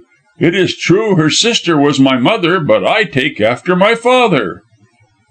"Constantine Mavrocordato?" "Dimsdale told you that? He seems to have imparted a lot of my private affairs to you," observed Maunders acidly. "They are quite safe with me as Nemo. I don't use my private discoveries to blackmail people." "Do you believe this lie of The Spider's?" "No, I don't for one moment. Mrs. Bedge is a good, kind woman. Far too good for you, Maunders. She has brought you up and educated you, and allows you money, and altogether has behaved like a trump. For her sake, if not for the sake of becoming my partner in a paying business, you ought to hunt out this brute who asperses her fair fame." The other man stared again at his neat boots. "I'm not such a rotter as you think, Vernon," he said in a voice filled with feeling, "and of course I appreciate my aunt's kindness. We'll let the partnership business stand over for the present. I give you my word that I shan't tell a soul you are Nemo. Also, I'll go to work on my own and see if I can't catch the Spider. He's not going to get £5,000 of my money if I can help it." "Your aunt's money," corrected Vernon gently. "It will be mine some day," said Maunders with a shrug. "But you can see that I have some conscience, badly though you think of me." "I don't think so very badly of you," replied Vernon hurriedly and somewhat untruthfully. "You have your good points, Constantine, but you are so given over to pleasure that you stop at nothing to gratify it." "I stop on the right side of the law, however," retorted Maunders, again becoming his callous self after the momentary softening. "There will be no chance of Nemo catching me. Well, good day. I'll do what I say, and perhaps when I meet you at the ball, I'll have something to tell you." "You intend to go, then, in spite of Dimsdale's behaviour?" "Yes, I do," said Maunders doggedly, "and I intend to marry Ida with her thousands a year. So now you know." And he walked off abruptly, leaving Vernon to congratulate himself that he no longer had a dangerous rival in the affections of Lucy Corsoon. "Though I don't believe old Dimsdale will consent to the marriage with Ida," thought Vernon as he resumed his interrupted walk. During the few days that still remained until the night of the masked ball, Vernon saw nothing of Maunders or of Martin Dimsdale. But on the Monday morning, when having luncheon in the triclinium of the Athenian Club, Colonel Towton made his appearance. He glanced round the room, and catching sight of Vernon, walked up to his table. "Day," he said in his sharp military way, "I'll join you here, if you have no objections." "Delighted, Colonel," replied Vernon, and passed along the menu. He wondered why Towton was making such a palpable advance towards friendship, for as a rule he was somewhat stiff, with a reserved manner after the way of army men. The Colonel seemed to be in no hurry to explain, but fixed his eyeglass to examine the card and order his luncheon. He was a tall, slim, dry-looking man, perfectly groomed and perfectly dressed and perfectly master of himself. In spite of his 45 years, his close-cropped hair and smartly twisted moustache were without a grey hair. Dark and knightly looking, with alert eyes of Irish blue, he looked as juvenile as any of his subalterns. He was one of those men who ripen young, so to speak, and who remain in that condition for the rest of their lives. Towton was an admirable soldier, with several letters after his name, and it was a pity, as everyone said, that he had retired so early from the army. He should certainly have remained in order to attain the rank of a general, but it was generally known that family reasons connected with the inheritance of a Yorkshire estate had necessitated the Colonel sending in his papers. Outside his profession he was not talented, but had a considerable fund of common sense, which is a rarer commodity than people imagine. "I want to have a private talk with you, Vernon," said the Colonel, after he had selected his dish. "Luckily there's no one within earshot." He glanced round the room to note that he and his companion were isolated in a secluded corner. "You don't mind my having a private talk, do you?" he jerked, staring through his eyeglass and twisting his moustache. "I am at your service," said Vernon, wondering what was coming. "I am going to be rather personal, both as regards your affairs and my own," went on Towton very directly and honestly. "Rather odd in a man who is a mere acquaintance, eh?" "Not at all," said Vernon politely. I can only repeat that I am at your service, Colonel. Fact is, I wouldn't say a word, but that I know you're a good sort. Plenty of chaps say that. And again," Towton unfolded his napkin rather nervously for him, "you are a great friend of the Dimsdales." "Yes, I am," acknowledged Vernon, guessing somewhat of the business which had brought the Colonel to his table. "And a friend of young Maunders?" "We were at school together." "And a friend of the Corsoons?" pursued Towton, distinctly ill at ease, as if he felt that he was taking a liberty. "See here, Colonel," remarked his companion straightly, "I guess what you are driving at from your coupling of those two names. May I speak out?" "Yes." Towton nodded away the waiter who had brought his soup. "You are in love with Miss Dimsdale, and Maunders is paying her attentions." "Quite so. May I add, on my part, that you are in love with Miss Corsoon, and that the same gentleman is your rival?"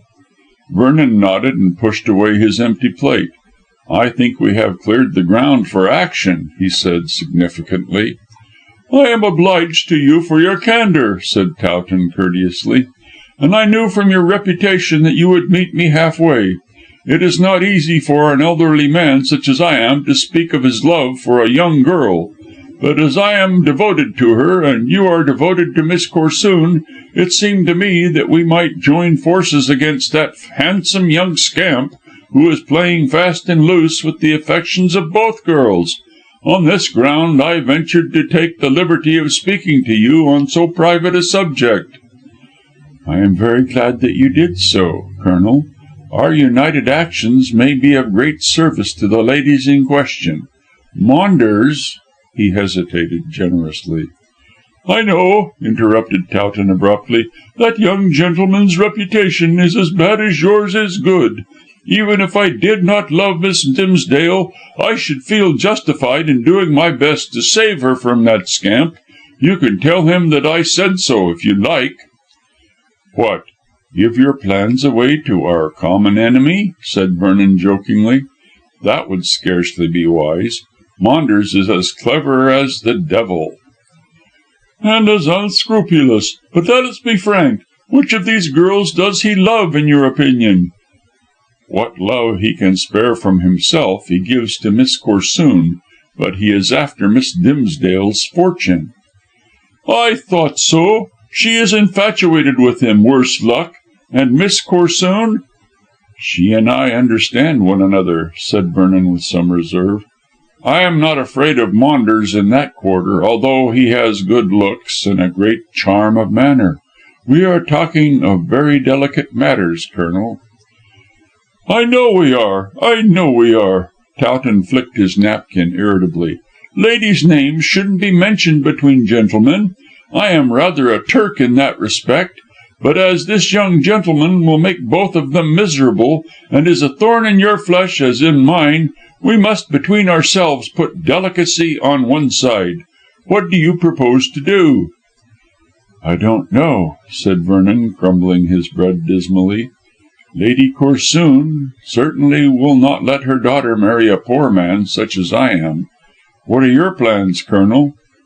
"I don't know," repeated Towton equally dismally. "Miss Dimsdale is crazy about Maunders, and will not cast a glance at me. The father is on my side, however, so I have some chance." "You may take it as certain," said Vernon with decision, "that Dimsdale will never consent to his daughter becoming Mrs. Maunders." "She may defy him."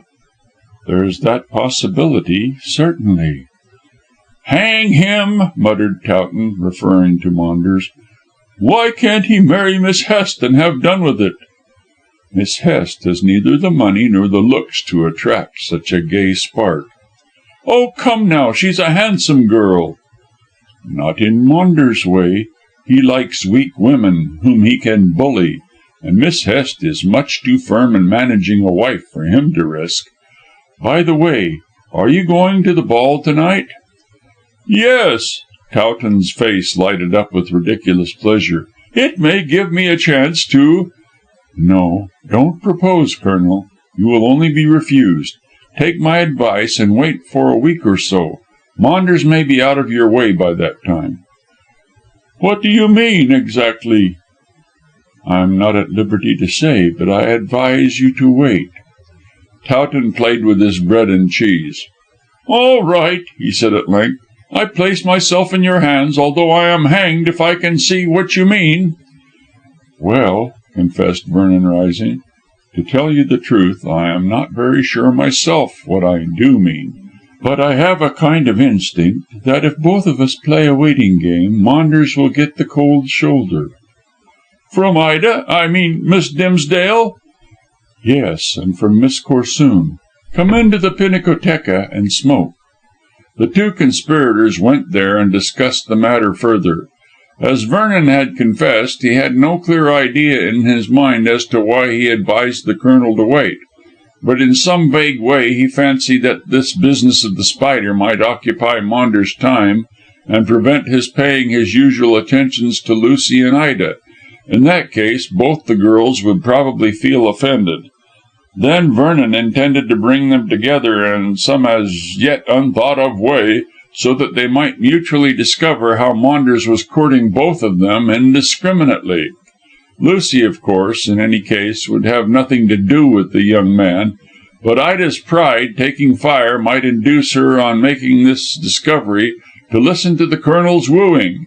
Everything in Vernon's brain was vague and undecided, but he faintly felt that if evidence happened in some such way, Maunders might be eliminated as a stumbling block.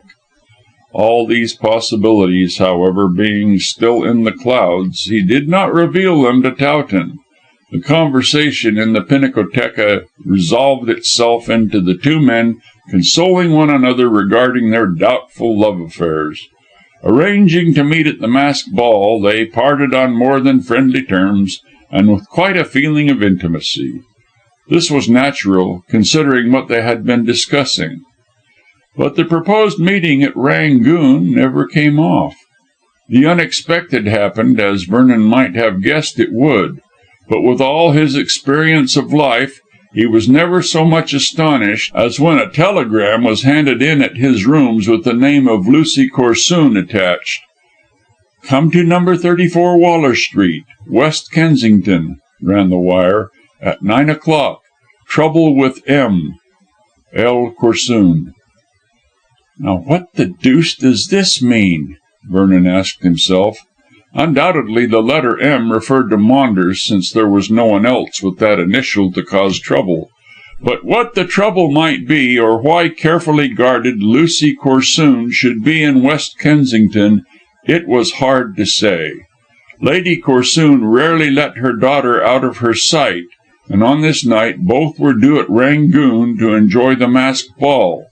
But as Vernon rapidly reflected, there could be only one reply to so urgent a wire, and that was to stand on the doorstep of No. 34 Waller Street, West Kensington, at the appointed hour. He glanced at his watch. It was after 8, so he had only time to drive from Bloomsbury to his destination.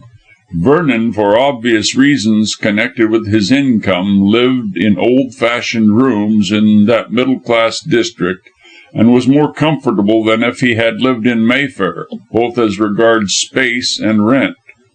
His domino and mask were lying on a chair, ready to be slipped into a brown leather bag.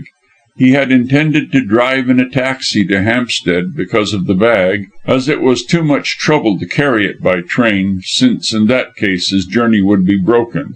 As he was thinking what was best to be done, the landlady's husband, who acted as his valet, came with the information that the cab was at the door.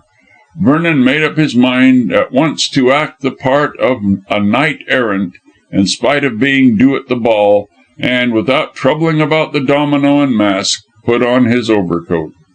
Unless something serious was wrong, and the telegram gave little information, he could return, get the bag, and drive on to the ball.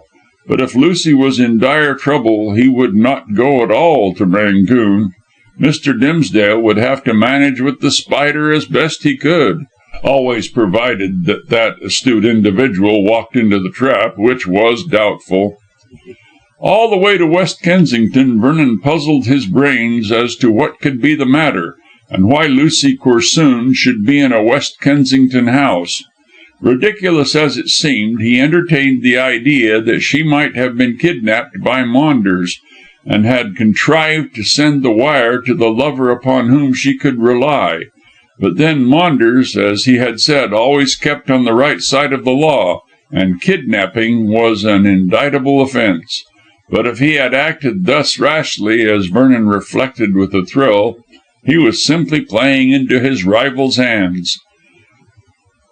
"If I rescue Lucy, Lady Corsoon will certainly let me marry her out of gratitude," thought the young man. However, the whole affair was so mysterious that until he saw Lucy there was little chance of a reasonable explanation. He therefore possessed his soul in patience until he arrived in Waller Street. Here he sprang out, and telling the cabman to wait, ran up the stairs of a semi-detached house of the suburban villa residence style. The night was bright with moonlight, so he easily saw the number on the glass over the door, and also the long dull street of similar houses. It was some minutes before the appointed time, but that mattered very little. There seemed to be no light in the house, and Vernon wondered more than ever why Lucy should be in so unusual a locality. Shortly the sound of light footsteps was heard, and a light appeared against which the numerals of the glass above the door stood out black and distinct. Then the door itself was opened cautiously, and the white face of a woman looked out. "Is Miss Corsoon here?" asked Vernon abruptly.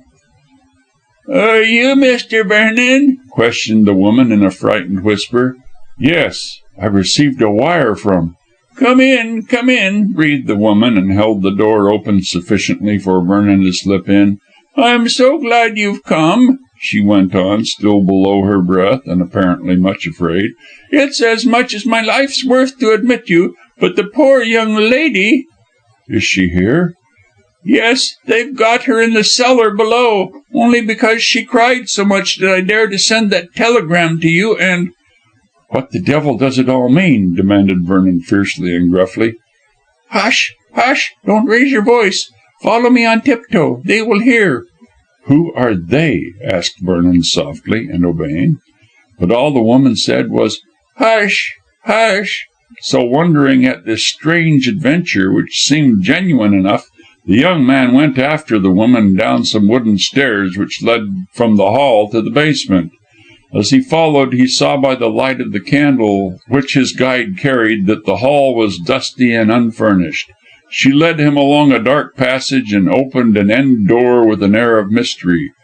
"The young lady there," she said softly, handing him the light. "Take the candle, and for heaven's sake don't say that I betrayed them."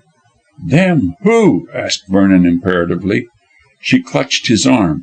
"They'll hear you," she whispered, pointing upward and pushing him towards the open door. "She's drugged in there." Vernon uttered a loud ejaculation which made his guide shiver, and stepped into the dark room, holding the candle above his head. The next moment the door closed quickly behind him. He turned sharply, but already the key had clicked crisply in the lock. He was a prisoner. "And it's a plant! cried Vernon in a cold fury. "I'm trapped!"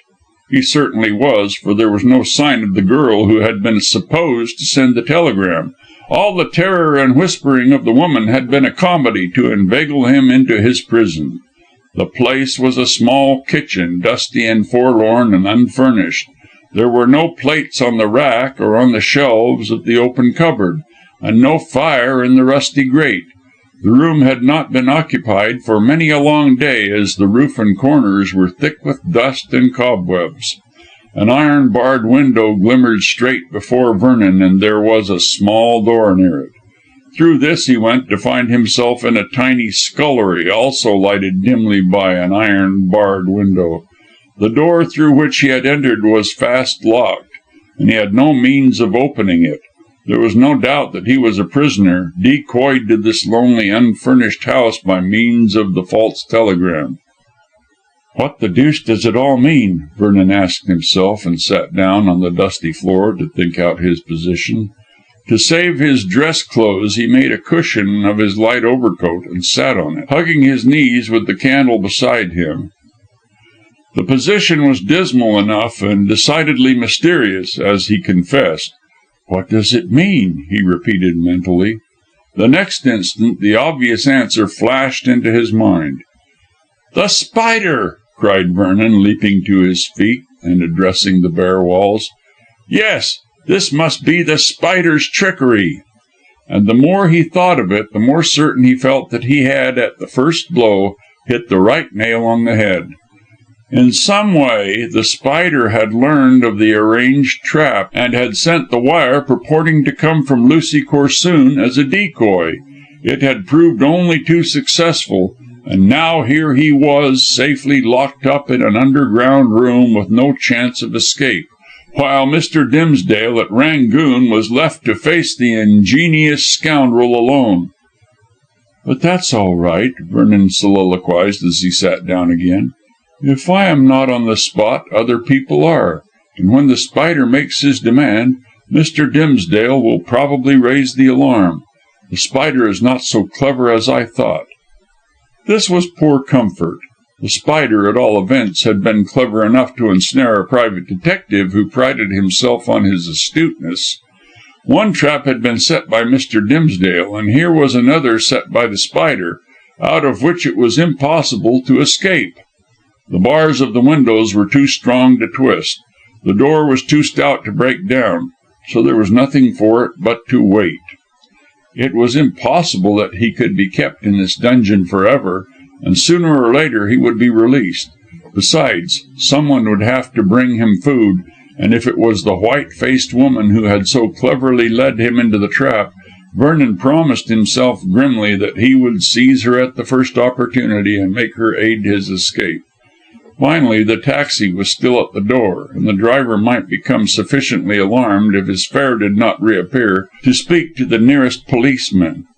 It was ridiculous that a man should be captured in guarded London in such a way. Vernon was angry with himself for having been tricked, but until the abrupt closing of the door he had never suspected that anything was wrong. Meanwhile, he guessed that the spider, having got him out of the way, was keeping his appointment with Dimsdale in the library.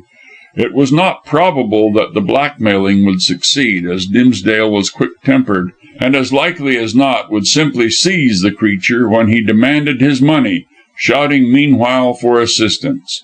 Vernon wished that he was at his appointed post behind the screen, but he comforted with the reflection that Dimsdale would be able to deal with the matter unassisted.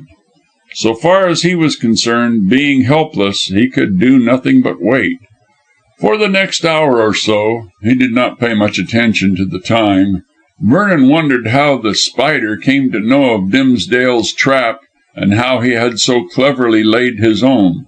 The blackmailer seemed to know everybody's business, as his profession required, so in some way he had managed to learn of Vernon's love for Miss Corsoon. Only such a message from such a girl would have lured the lover into such a predicament, and the spider had not only been clever enough to know this, but had been clever enough to utilize his knowledge. For the moment it was a wild thought, and passed in a flash. Vernon wondered if Constantine Maunders had anything to do with the matter. But the idea was ridiculous, since the spider was attempting to blackmail Mrs. Bedge, which Maunders certainly would not countenance. But if not Maunders, who could it be? Certainly Dimsdale might have talked to someone else about the proposed trap, since he was extremely frank and injudicious in his speech. Vernon resolved to question him on this point when next they met, and hoped from his reply to learn who had lured him into number 34 Waller Street, West Kensington. Having arrived at this conclusion, he rested his head on the overcoat and tried to sleep, since it was foolish to waste his strength in beating his wings against the prison bars. After a time, so tired was his brain with hard thinking that he actually fell asleep. How long the sleep lasted he did not know, but he awoke from a troubled dream with the idea that he heard soft retreating footsteps. The candle was burnt to the socket, and the room was extremely dark, so Vernon sat up in a confused way, trying to recall his position. With alert ears he hearkened for the presumed footsteps, but as there was no sound save his own laboured breathing, he decided that he had been dreaming. It was lucky that he had a box of lucifers in his pocket, for the lighting of one enabled him to see the time. His watch revealed that it was 1 o'clock in the morning, and as he had arrived at 9, he must have been imprisoned for 4 hours. His limbs felt stiff as he rose to his feet, and with a yawn he stretched himself. "I can't stay here all night," he muttered desperately. "I'll try what shouting will do."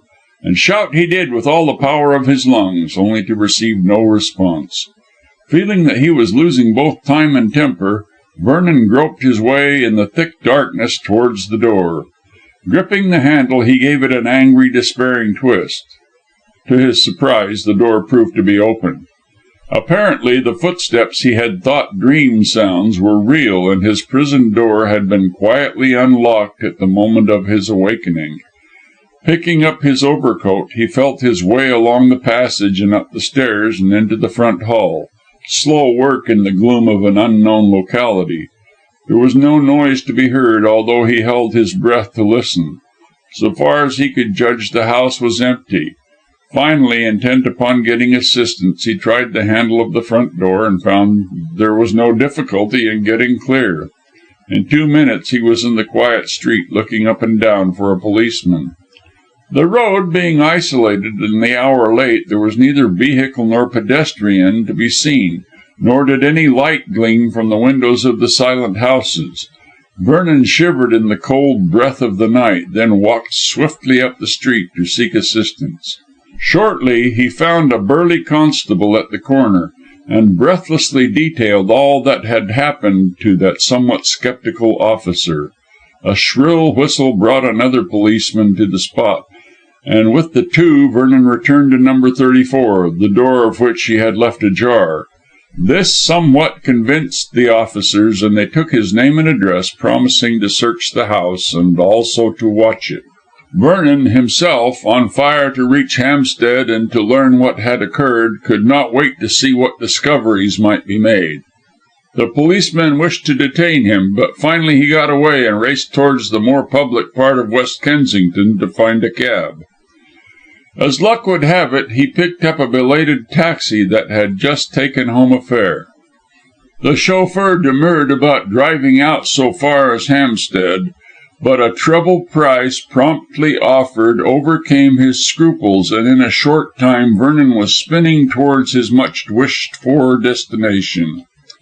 All the way he was trying to conjecture how the Spider had contrived to overhear the arranging of the trap, for he must have done so, else there would have been no reason for the imprisonment. But by this time Vernon's brain was weary, and he fell into a doze. When he woke, the taxi had pulled up with a jerk, and he found himself on the heath before the gate of Rangoon. With a sudden spasm of fear, he noted that a policeman was standing at the entrance, apparently on guard. Stumbling out of the cab, Vernon staggered towards the man. "I have come to Mr. Dimsdale's ball," he said hurriedly. "It's over, sir," said the policeman, touching his helmet. "Over? So early?" "Early in the morning, sir, you mean, but the fact is, there's trouble." "Trouble?" Again a cold chill struck Vernon. "Yes, sir, and the ball came to an end." "Mr. Dimsdale?" "Dead, sir. Murdered, as you might say." "Dead?" echoed Vernon, quite dazed. "Strangled," said the policeman bluntly. Chapter 5. After the Tragedy. The news was as horrible as it was unexpected. Vernon had anticipated blackmail. He had even believed that in the absence of a third person the Spider might show fight, but he had never dreamed that murder would take place, as such a crime was entirely contrary to the Spider's methods. With a gasp he pulled himself together. "Have they caught the man?" he demanded anxiously. "What man?" questioned the constable suspiciously. "The murderer." "No, sir, it's not known who killed Mr. Dimsdale. He was found strangled in his library some time after 11 o'clock. The alarm was given, the police were called in, and the ball came to an end. Now, sir," added the man in a friendly way, "I haven't any right to tell you more, and as what I have told you will be in the papers tomorrow, no harm's done. You go home now, sir, and you will learn all about your friend when the inquest takes place." Vernon thought for a second. "Is your inspector in the house?" "Yes, sir, but you can't see him." "I must see him, and at once. I believe I know who killed Mr. Dimsdale." "Oh, you do you?" said the policeman with a subtle change of manner. "Then you come along with me." "Wait till I pay my cabman," muttered Vernon, and the policeman making no objection to this, he gave the chauffeur the promised fare. When the vehicle had disappeared down the road, diminishing blackly in the moonlight, he returned to find that the constable was holding open the gate. "What name am I to give?" asked the man gruffly, for it was evident that he regarded Vernon with suspicion owing to what he had admitted. "My name doesn't matter. The inspector does not know me," said Vernon impatiently. "Hurry up, man, hurry up. Every moment is of value." Impressed by his imperious manner, the policeman knocked at the closed front door, which was immediately thrown open by a second constable on guard in the hall. By this individual Vernon was introduced into the Jacobean dining room, after a few hurried words of explanation. Inspector Drench, the constable had informed Vernon of the name, was seated at the table taking notes, and Miss Hest, looking pale and anxious, stood at his elbow. She was the first to speak. "Mr. Vernon," she exclaimed hoarsely, "you have come at last. Poor Mr. Dimsdale was asking for you all the night, and now—" She broke down. "How did you get in, sir?" questioned Inspector Drench imperiously, and nodding to the policeman that he should leave the room. "I gave orders that nobody was to be admitted." "I insisted upon seeing you," said Vernon quickly. "This evening, or rather yesterday evening, I had an appointment with Mr. Dimsdale in his library, but I was decoyed to an empty house in West Kensington, and have only managed to get away." Inspector Drench stared. "What do you mean by all this, sir?" "What I say," rejoined Vernon tartly, for his nerves worried him. "I understand that Mr. Dimsdale is dead." "Mr. Dimsdale has been murdered," cried Miss Hest, clasping her hands and speaking in a thick emotional voice. "Murdered in his library. No one knows who strangled him." "I know." "You?" Drench stood up alertly. "Take care, sir. Anything you say now will be noted," and he shuffled his papers like a pack of cards. "Who is guilty?" "The Spider." "The Spider?" echoed Miss Hest. "Who is the Spider, or what is the Spider?" She looked puzzled, but the inspector, better informed, looked open-mouthed at the young man. "Do you mean to say that the Spider perpetrated this crime, sir?" he asked, scarcely able to speak from sheer amazement. Vernon, thoroughly worn out from what he had undergone, dropped into a chair listlessly. "Yes." "But this Spider," broke in Miss Hest volubly, "I don't know who he is or what he is. Tell me if—" "Allow me," interrupted Drench sharply. He was a military-looking man, something after the style of Colonel Towton, and spoke aggressively. "Allow me, for I am in charge here, miss. The Spider is the name, if you may call it so, of a well-known blackmailer, for whom the police have been looking, and we are still looking. Perhaps Mr. Vernon—I think you said this gentleman's name is Vernon—will explain how he comes to be possessed of such precise information." "There is no difficulty in explaining," retorted Vernon, annoyed by the suspicious looks of the officer. "Listen." And he rapidly detailed all that he knew, all that had taken place from his interview with Dimsdale in Towton's chambers to the moment when he leaped from the taxicab to be met by the constable at the gate with the news of the murder. As the recital proceeded, Drench tried to conceal his amazement, but scarcely managed to do so, while Frances Hest, for once startled out of her self-control, uttered ejaculations. It may be noted that Vernon suppressed for the moment the fact that the Spider was blackmailing Mrs. Bedge, as he did not wish to spread that scandal. But Inspector Drench and the lady were put in possession of all other facts. "What was Mr. Dimsdale's secret?" asked Frances curiously. "I can't tell you, as I don't know. After the capture of the Spider he promised that I should be told. Now I shall never know." "This comes," said the inspector bitterly, "this comes of amateur detective business. If I had been informed of the appointment I should have made arrangements to capture the Spider." "If you had been informed," retorted Vernon heatedly, "the Spider would never have kept the appointment." "Why not? He was ignorant of my plans." "He learned mine easily enough, and would have learned yours. You seem to forget, Mr. Inspector, that we are dealing with a genius in the way of criminality. The Spider, whomsoever he may be, seems to know everything. I believe that he is the head of a gang, and has his spies all over London. No one person could be so well posted up in secret arrangements otherwise." "How did he come to know of the secret arrangement between yourself and Mr. Dimsdale?" asked Drench abruptly.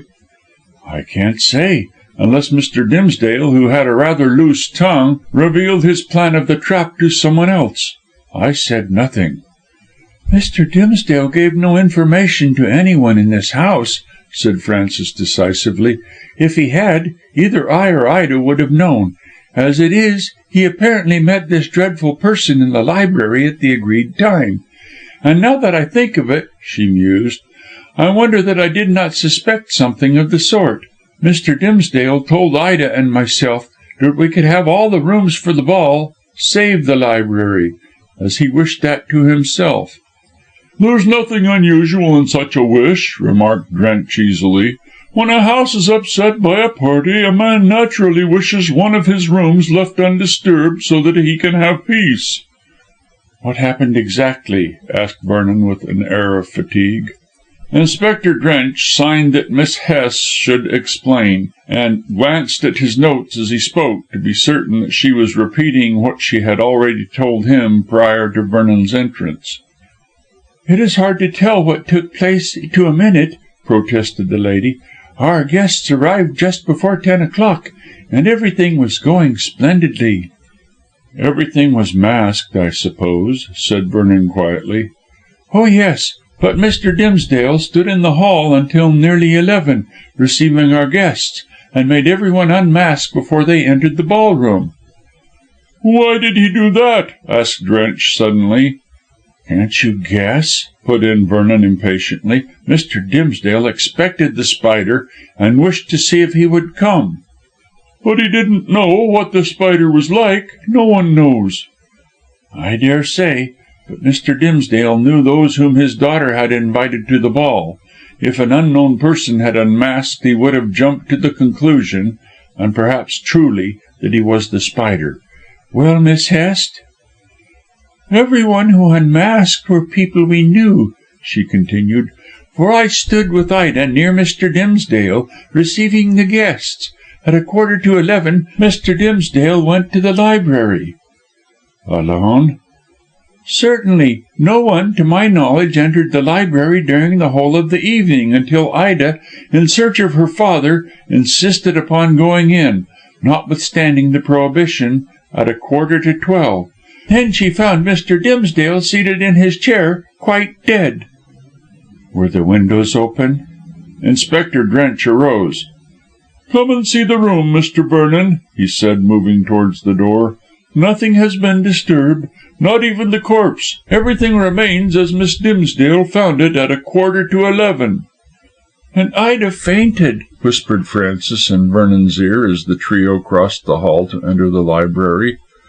"Poor child, it was no wonder when the sight was so horrid. She's in bed now, crying her heart out. Inspector," added Miss Hest, raising her voice, "you won't want me any longer. Let me return to Miss Dimsdale, as she needs every attention." Very good, miss. I shall continue your examination in the morning. I have told you everything I know." "One moment," said Vernon, laying his hand on her sleeve as she moved away. "I want to know if any guest arrived after Mr. Dimsdale went into the library." "Two, but Ida and I made them unmask. We knew them quite well. Mr. and Mrs. Horner from Finchley. And I may tell you, Mr. Vernon, that Mr. Dimsdale came out of the library at 5 minutes to 11 for a single moment to ask if you had arrived." "I wish I had arrived," said Vernon bitterly. "I might have prevented the tragedy.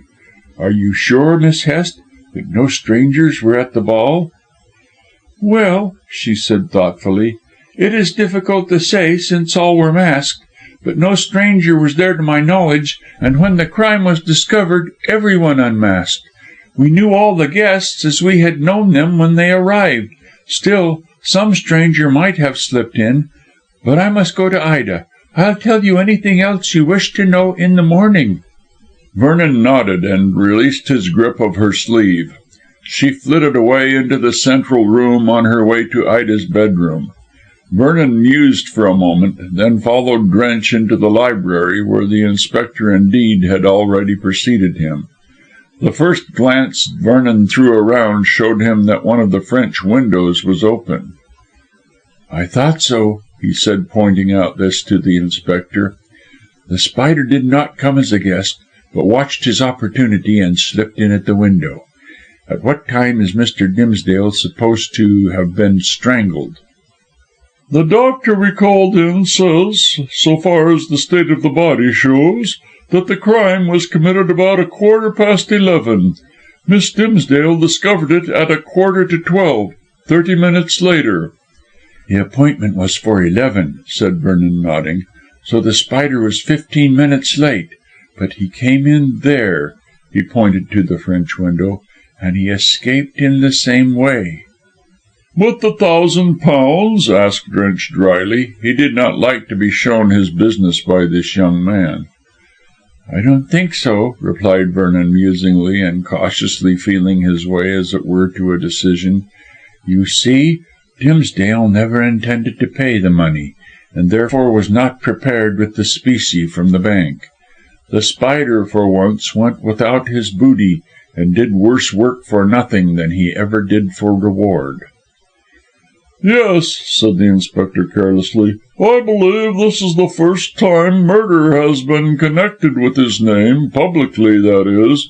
Who knows what assassinations he may not have to answer for privately? However, here is the room and the corpse. What do you make of both?" The other man looked round slowly. The room blazed with the full power of the many electric lights which the inspector had turned on. Also, as the apartment was square and sparsely furnished, there was no nook or cranny that could not be seen at once. The three windows had neither blinds nor curtains, in accordance with Mr. Dimsdale's craze for fresh air.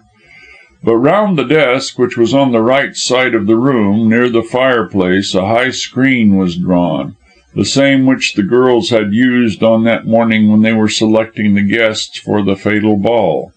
In a chair, turned sideways from the desk, drooped the form of the dead man. He was arrayed in evening dress, but his shirt front was crumpled, and his face was swollen and discoloured. There was no disorder round about the desk. The Persian mat had not even been kicked out of the way. "Yes," said Drench, in answer to a look from Vernon. "There could not have been any struggle, since all is in order. In my opinion, the Spider, if it was that chap, as you seem to think, must have come silently behind his victim and strangled him with the handkerchief before he had time to call out. He came to kill as well as to rob." "A handkerchief?" asked Vernon, interested. "I thought he did it with his hands, Mr. Inspector." Drench shook his iron grey head. "There are no marks of hands on the throat, Mr. Vernon, only a cruel black line, which shows that a cord or handkerchief must have been used, and used with great force. Though, to be sure," added the inspector reflectively, Mr. Dimsdale was so short and fat in the neck that a slight pressure must have caused apoplexy." "Did he die of that?" "And strangulation, a mixture of both. But it's odd, Mr. Vernon, that with those uncurtained windows he should have been murdered without anyone seeing the performance.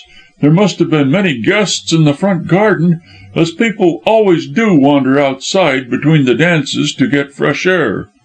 Vernon pointed to the screen. "That served the purposes of both curtain and blind, Mr. Inspector. Behind that the crime could be committed without anyone being the wiser, even if anyone had been on the veranda." "Provided there was no noise," insisted Drench. "Exactly. So that makes me believe that your surmise is correct. The Spider, for some reason, may have come to kill, as well as to blackmail.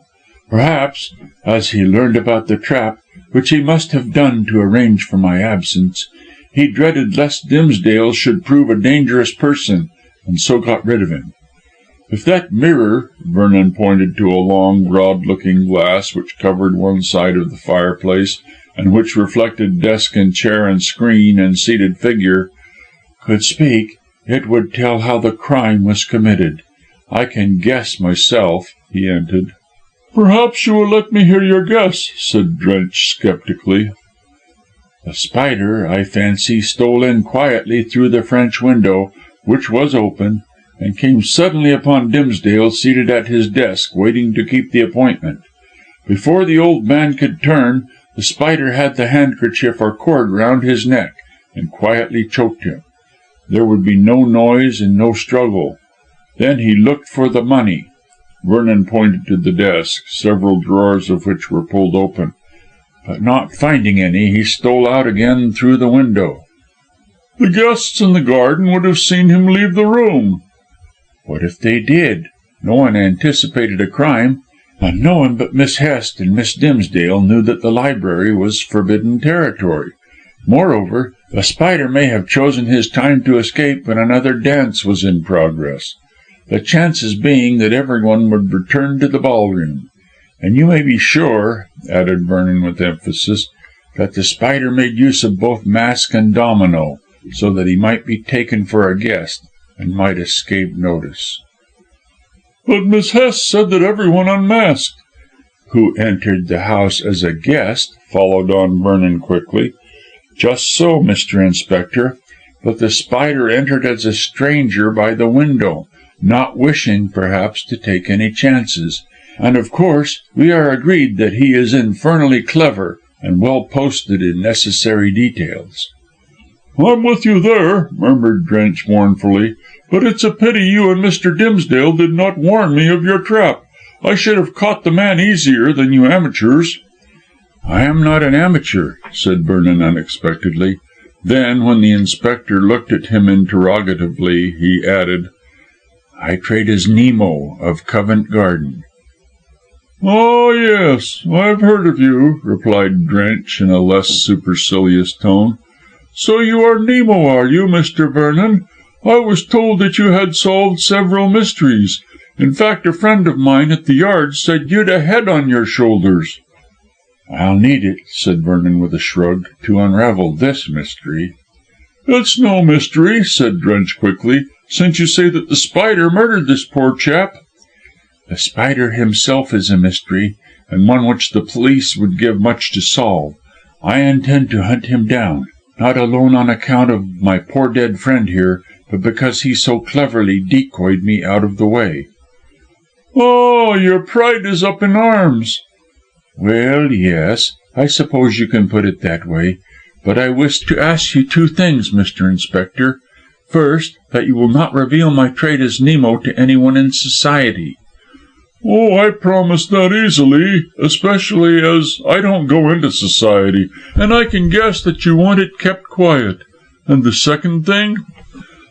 "Will you permit me to place my services at your disposal?"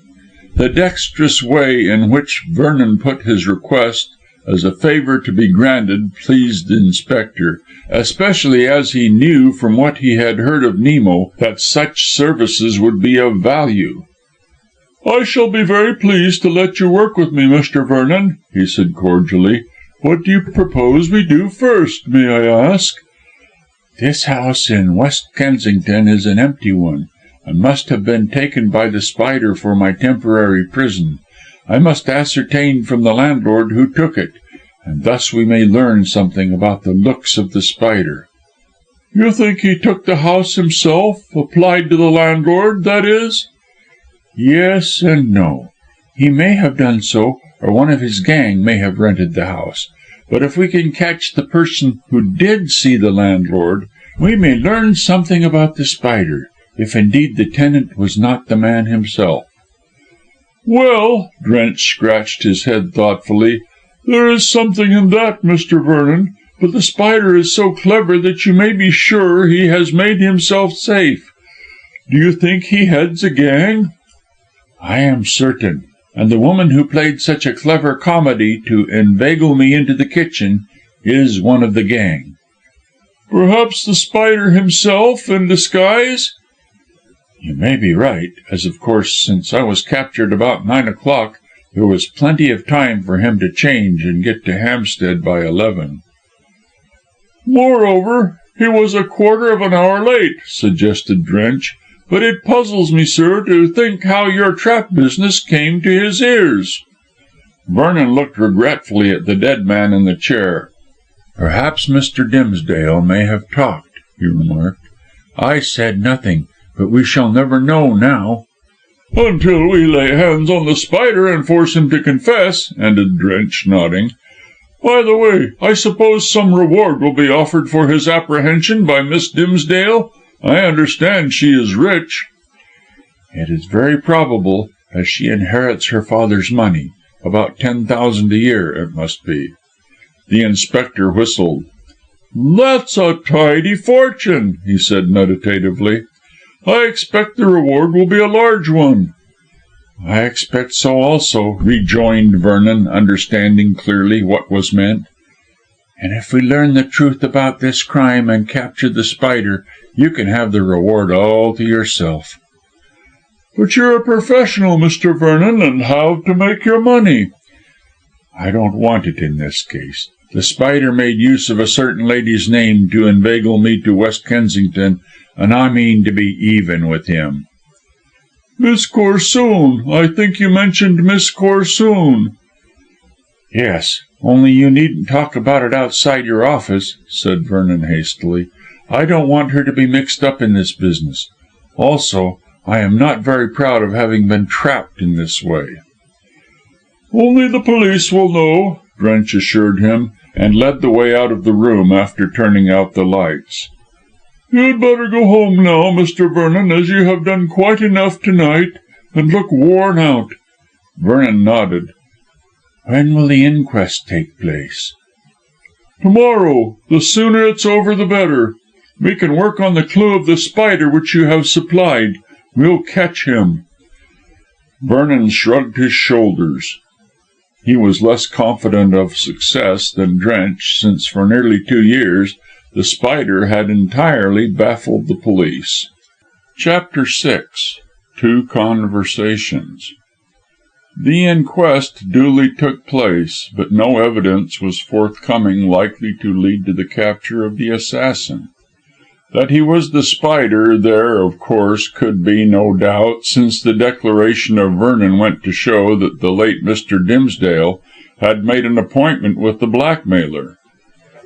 Naturally, the whole story had to be told at the inquest, and the public became aware, through the medium of the newspapers, that the dead man had a secret. It could not have been a dishonourable secret, was the general opinion, else Mr. Dimsdale would scarcely have risked revelation. Using it, whatever it might be, as a decoy to lure the Spider into a trap, he had lost his life in the attempt to capture the famous criminal.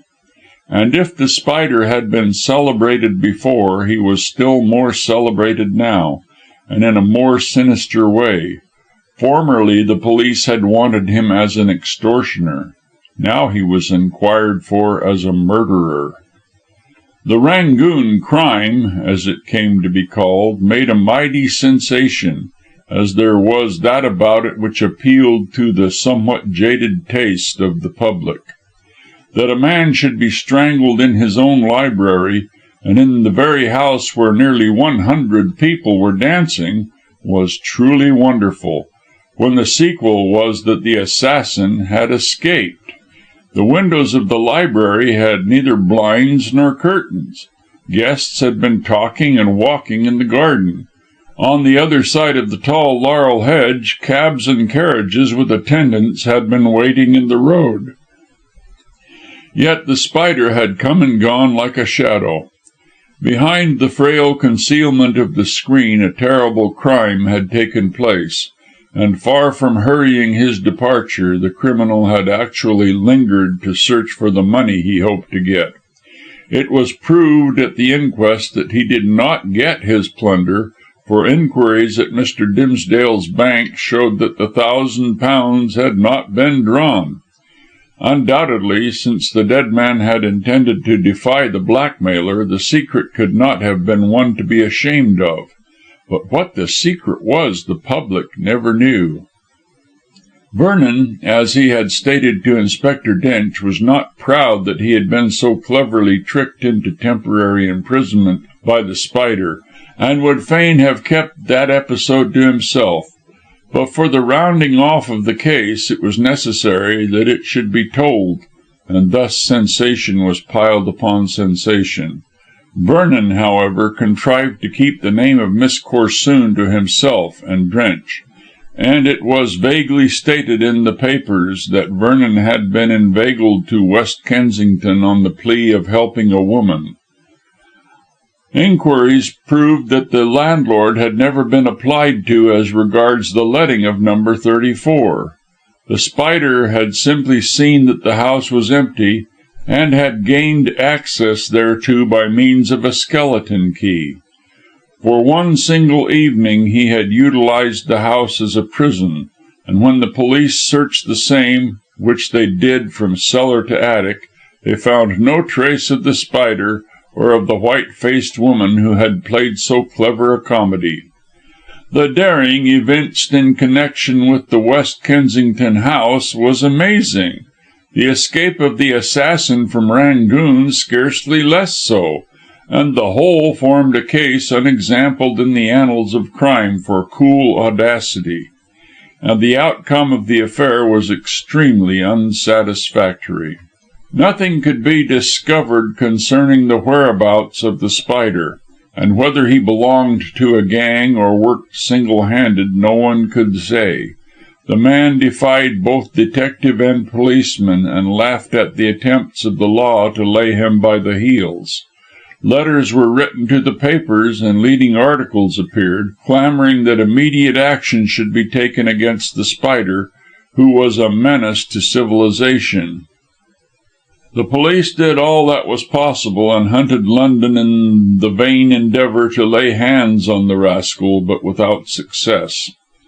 The spider left no tracks behind him, and could not be followed to his lair. A verdict of wilful murder was brought against him, and a reward of £1,000 was offered at the instance of the murdered man's daughter for his apprehension, but nothing further came of the matter. The crime was a 9 days' wonder, but as the days grew into weeks and weeks into months, public interest dwindled. It seemed likely that the murder of Martin Dimsdale would have to be relegated to the list of undiscovered crimes. Even Inspector Drench despaired of success, and gloomily shook his head. Only Vernon remained firm in his intention to solve the mysteries of the murder and the spider, and he said as much to Mrs. Bedge 2 months after Dimsdale had been laid in his grave. Maunder's aunt was a thin, aristocratic, pale-faced old lady, prim in her dress and manners.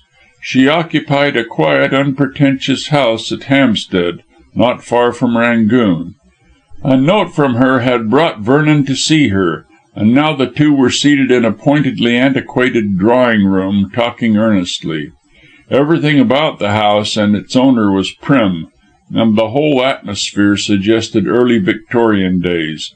It seemed strange that so dismal and old-fashioned a house, could be the home of an intensely modern young man like Constantine Maunders.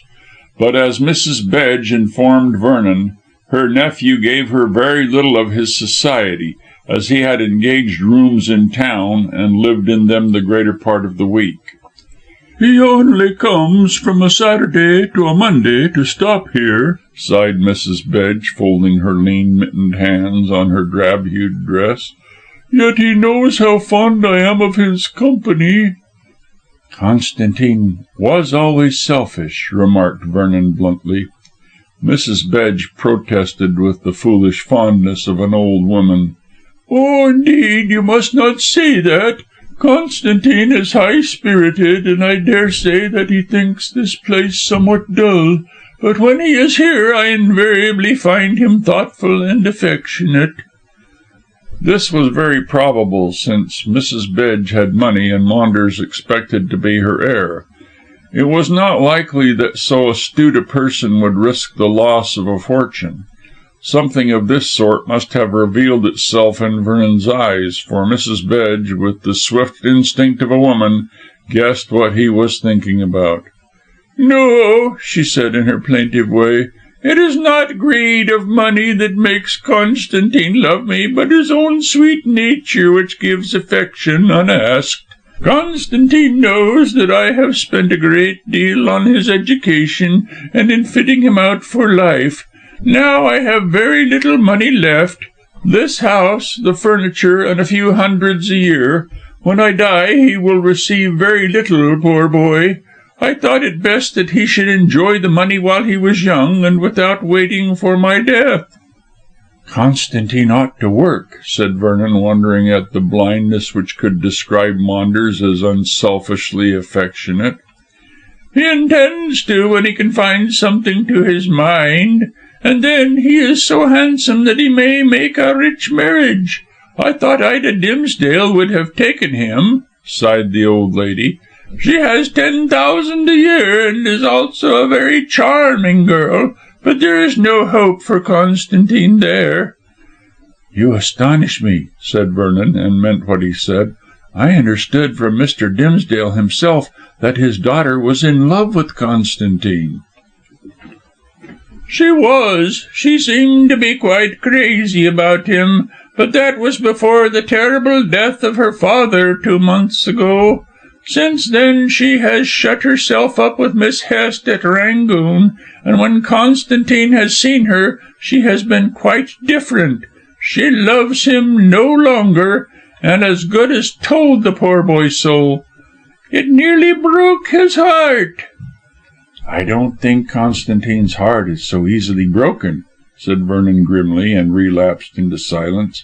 It struck him as strange that Ida should cease to love the handsome scamp, considering how infatuated she had been with him for months. But if things were as Mrs. Bedge stated, there was a chance that Colonel Towton's warm devotion would be appreciated. There was also the chance, and Vernon winced when he thought of it, that, having no opportunity of marrying Ida, the pleasure-loving Maunders would prosecute his wooing of Miss Corsoon with renewed vigour, in which case, and in spite of Lucy's pronounced liking for him, Vernon thought dismally that there would be little likelihood of his own success. A more dangerous rival than Maunders, when he really put his heart into love-making, can scarcely be imagined. Mrs. Bedge broke in upon these meditations. "And what we have been speaking about brings me to the reason why I asked you to come and see me," she said, smoothing her dress and arranging the old-fashioned bracelets she wore. "You see, as I tell you, I am not rich, and as I have informed you, Ida does not love Constantine as she used to. Now I want you to consider if it could possibly be arranged that I could become Ida's companion." Vernon started with astonishment. He did not think that Mrs. Bedge would prove a very cheerful companion to a young girl, and moreover it seemed strange that at her age she should wish for such a position. She must be poor indeed, and considering how Constantine had drained her, this was scarcely to be wondered at. "Miss Hest acts more or less as Miss Dimsdale's companion," remarked Vernon with some hesitation. "I think she is a most dangerous woman," said Mrs. Bedge, a warm colour flushing her faded cheeks. "She is a public reciter. I may be old-fashioned, but I do not think it is right that a young girl like Ida should be so friendly with a woman who appears on the stage." Vernon laughed at this echo of early Victorian prudery. "Miss Hest only recites at concerts and at homes," he explained. "She can scarcely be called an actress." "I look upon her as such," said Mrs. Bedge primly. "I have known Ida for years. When her father was in Burma he sent her to school in England, and she always spent her holidays with me. That is how Constantine came to fall in love with her. It has been the dream of my life to see them married, especially as Ida is rich and needs a man to look after her money. I wish to become Ida's companion, not only because I am one of her oldest friends and need to supplement my income, but because I hope to influence her again in my boy's favour." "I understand." Vernon smiled quietly as he thought that if Maunders looked after Ida's money there would be little of it left in a few years. But he quite understood, as he had acknowledged, the affectionate scheme of the fond old woman who was a slave to her adopted son. "I can scarcely advise you, Mrs. Bedge. Miss Hest is a lady. There can be no doubt on that point, and her character is above reproach. Also, she is clever and strong-minded, the kind of companion Miss Dimsdale wants. For I should not think," he added after a pause, "that Miss Dimsdale was capable of managing her large fortune. I have seen very little of her since the funeral. I suppose the will was proved, and she is in possession of her money?" "There was no will," said Mrs. Bedge unexpectedly. "Constantine learned that from Ida herself. She merely inherited as next of kin, which is the same thing. Why, poor Martin I call Mr. Dimsdale Martin because I knew him for years and years," she explained in parentheses. "Why, poor Martin never made a will, I can't say, but he did not." "Strange," reflected Vernon musingly. "So business-like a man would certainly have made a will, I should have thought. However, as Miss Dimsdale has inherited as next of kin, it doesn't matter. Failing her, the money, I presume, would have gone to Lady Corsoon?" "Certainly. But Ida, as a daughter of poor Martin, takes precedence of Julia as the sister. But think of all that money, Mr. Vernon, being at the mercy of an adventuress like Miss Hest." "I don't think she is an adventuress, Mrs. Bedge, and I can't see how the money is at her mercy." "I see it very plainly," said Mrs. Bedge with asperity. "Miss Hest has a most extraordinary influence over Ida, and not a healthy one, since she has permitted her to shut herself up for weeks." "The natural grief of Miss Dimsdale." "There are bounds to grief," interrupted the old lady sharply, "and the young recover from sorrow quicker than do the aged. Poor Martin was a good father, and Ida does right to mourn him, but not to the ridiculous extent of shutting her up for 2 months with that woman." "You don't seem to like Miss Hest." "No, I don't. Oh, I haven't a word to say against her character. I dare say she is a lady and perfectly correct in her behaviour, but she is not the companion for Ida. Besides, she comes and goes from Rangoon at her will, and is not a regular companion, such as the girl should have. Miss Hest, so Constantine tells me, lives at Isleworth with a horrid old retired actor and his wife." "Professor Garrick Gale. Yes, she told me that herself." "So brazen," sniffed Mrs. Bedge, more prim than ever. "It's not right, I tell you, Mr. Vernon. Someone should interfere." "No one can, Mrs. Bedge. Miss Dimsdale is her own mistress, being over age, and has her own money. She has a right to live as she pleases." "Not in my opinion, Mr. Vernon. It's not respectable.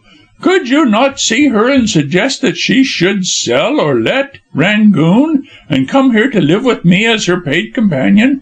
Also, she could help to keep this house."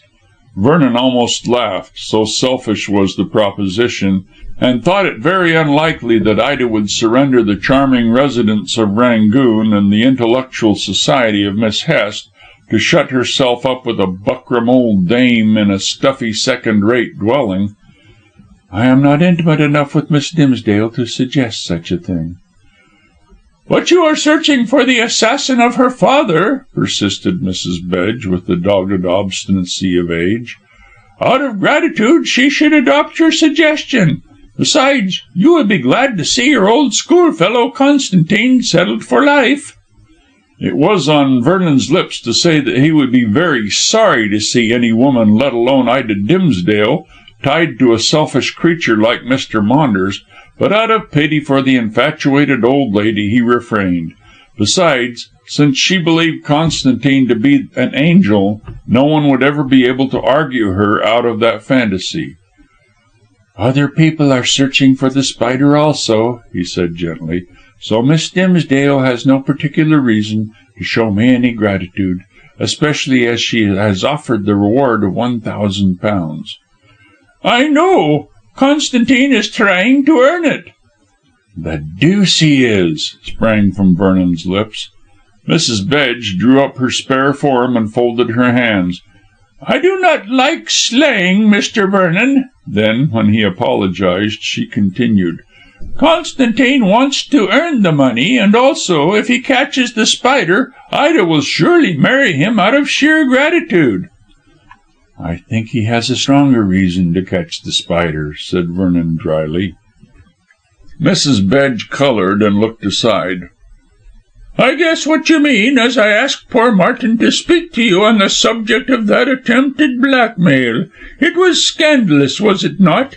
However, I have heard no more from the wicked creature, and I don't think I shall. After committing this crime, it is not likely that the spider will dare to continue in his wickedness." "Well," said Vernon, standing up to take his leave, "I certainly have not heard of anyone being blackmailed lately. Perhaps the spider thinks that he has gone too far and is afraid. I suggested myself to Constantine that he should capture the spider if he wished to become my partner in that is," broke off Vernon in some confusion. "He might." "I understand," said Mrs. Bedge quietly. "I know that you are Nemo. Poor Martin revealed your private business when he suggested that he should consult you about the spider's attempt to blackmail me. But you can be perfectly satisfied I shall not betray your secret, having," she smiled faintly, "one of my own." He looked at her inquiringly. "I don't understand." "I refer to the accusation the spider brought against me," went on Mrs. Bedge, her eyes glittering feverishly and her breath coming and going in gasps. "Oh, it was shameful that a man should dare to accuse me of immorality. Yes, there is no need for us to mince words, Mr. Vernon. Of immorality. Why, the only man I ever loved was Martin himself. Then he went to India, and I was worried by my family into marrying Mr. Bedge. My sister married his partner, Constantine Mavrocordato." "Maunders, I understood the name was." "That was the English name he took, and that is why his son, my adopted boy, but really my nephew, comes to be called so. I never liked Mavrocordato, and to think that this spider should accuse me. She clenched her thin hand, and all the primness fled. She was no longer a precise old lady of a precise epoch, but an angry and insulted woman. "If I could find this man, Mr. Vernon, I should strike him across the lips.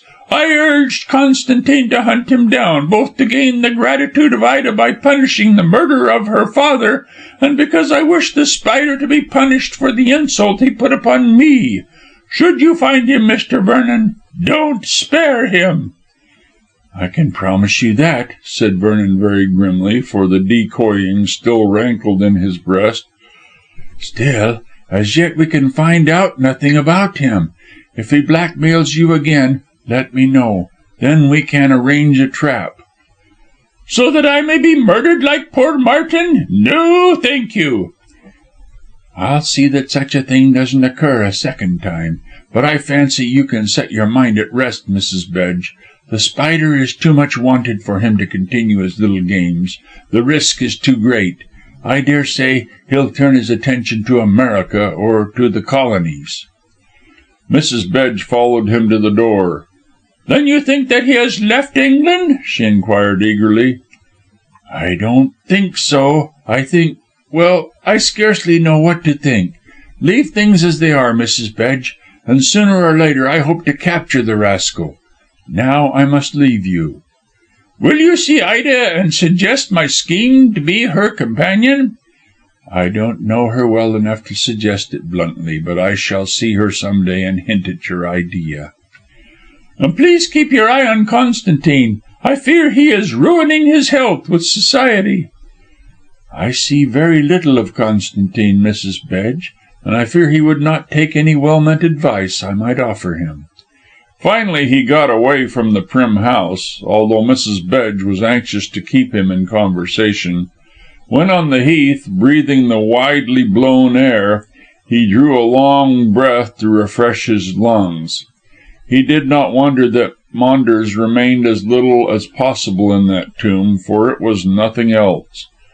To a pleasure-loving, lively young man, accustomed to be petted by pretty women and welcomed by moneyed men, the society of his aunt and the atmosphere of her stuffy house would naturally be abhorrent. And Constantine was not the individual likely to deny himself a merry life for the sake of attending on the woman to whom he owed so much. He had absolutely no idea of the meaning of the word gratitude. Most people, and Maunders was one of them, do not know that there is such a word in the dictionaries. Walking along musingly, Vernon remembered how Dimsdale had spoken of Emily Bedge, and how he also had stated, as she had done, that they were in love when young. Now Dimsdale was dead, and the girl he had so admired was a faded old woman cherishing a foolish affection for one who would never return the same, and who had no intention of returning it. Considering the lonely life and sad history and dismal present position of Mrs. Bedge, the young man began to think that, after all, it would be a charity to persuade Ida Dimsdale to take her as a companion. In the society of the girl, Mrs. Bedge might grow youthful again. Of course, her presence might be dangerous, as she would certainly do her best to persuade Ida into marrying Constantine, and assuredly the infatuation of Ida might revive. Vernon wondered how it had died away, and what causes had been at work to make Ida regard with indifference the handsome face of the scamp. From the hint given by Mrs. Bedge, he began to believe that this was the work of Miss Hest. If so, it was no wonder that the old woman spoke ill of her. Of course, Mrs. Bedge was biased, for Vernon himself believed Frances Hest to be a clever, capable woman, who was likely to prove a tower of strength to Ida, since the girl's character, although sweet, was not particularly firm. But then there was always the chance that Miss Hest might become a tyrant. Thinking in this way, Vernon suddenly stumbled against a man coming from the opposite direction, also deep in thought. They looked up with a mutual apology, and both burst out laughing. The newcomer was Colonel Towton, and he explained himself as they shook hands. "I have just been to see Miss Dimsdale," said the Colonel crisply, "and she gave me so much to think about that I was in a brown study." "And I have come from Mrs. Bedge, who also made me think," observed Vernon with a smile. "Hence I ran into you. Where are you going, Colonel?" "Back to town," said the military man promptly. "But I am walking. I always walk as much as possible in London for the sake of necessary exercise. Perhaps you would rather drive?" "No, I prefer to walk. I am glad to have met you, Towton, as I wish to speak with you privately." "Curious," said the Colonel, screwing his glass into his eye. "I had you in my mind when I ran into you. Let us walk down the hill and talk. There is more privacy in the open air than anywhere else. Well?" "Well," echoed Vernon, as they turned their faces towards London, "what do you wish to say?" "I'll come to the point circuitously," retorted the Colonel smartly. "So you have been to see Mrs. Bedge? Poor old Dimsdale told me about her. My rival's aunt, I believe." "Yes, a quaint old lady of the Albert period." Towton shuddered. "I know the style, Vernon. Stiff and prudish and dowdy. Rather a contrast to our young friend. He's devilish handsome and infernally modern. I suppose the old lady gives him plenty of money. He always seems to be in the forefront of things. Yet I don't like him somehow. His voice doesn't ring true, but there, perhaps I am prejudiced, since he courts Miss Dimsdale. I'm a man, and not a saint, so I feel jealous." "You have no need to be, Colonel." What?" The Colonel stopped abruptly, and his eyes sparkled. "Do you mean to say that he has ceased to court Miss Dimsdale? Well, well," he went on, without waiting for a reply, "I shouldn't wonder. I might have guessed as much, for 3 or 4 times I have been to the Corsoons, and Maunders was always there, making furious love to that pretty Lucy of theirs. You had better look after her if you intend to make her your wife, Vernon." "Lady Corsoon always receives me so coldly that I scarcely dare call," confessed the young man dismally. "I daresay Maunders has put a spoke in my wheel in that quarter." "Yes, but hang it, he can't mean to marry both girls." "You forget what I hinted just now, Towton. Mrs. Bedge assured me, and with great grief, as she wants the marriage to take place, that Miss Dimsdale has ceased to care for her nephew." Only military self-control prevented the Colonel from throwing his tall hat in the air. "I thought she was kinder to me to-day," he said jubilantly, "and she never mentioned Maunders' name, now I think of it. Do you believe that I have a chance, Vernon?" "A better one than you ever had," replied Vernon heartily, "and you may be sure I shall endeavour to aid you in every way. But, by the way, how is Miss Dimsdale? I have only seen her once since the burial of her father, and of course then she was overcome with grief." Towton thought for a moment before replying. "To tell you the truth, Vernon, I don't think that dark-browed young woman is a good companion for her in any way." "Why not?" Vernon was rather struck that Mrs. Bedge and the Colonel should unknowingly agree on this point. "She is clever?" "Oh, I dare say, and if you ask me, a sight too clever," grumbled the Colonel, shouldering his thin umbrella like a gun. "Ida, well, I can call her Ida to you, since we have become so friendly.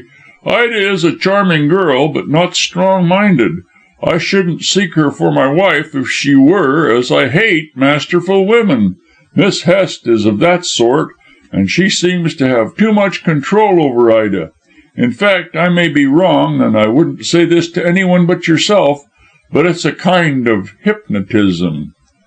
"Do you remember what the Concini woman said about her supposed magical influence over Marie de Medici, that she only used the influence of a strong mind over a weak one?" "Oh, I don't think Ida is weak-minded," said the Colonel hastily. "She is a sweet, loving, delightful girl who would make any man happy, but Miss Hest is what I call a cat. Yes, an amiable cat, so long as things go to her liking, but I'm sure she could show her claws if necessary." "Does she support Maunders?" "She supports no one but herself. It seems to me that she finds that the reciting doesn't pay, and so hopes to become Ida's companion for life. If Ida married, she'd be nowhere. I fancy for that reason she wishes to keep Ida single, and so doesn't countenance either Maunders or myself."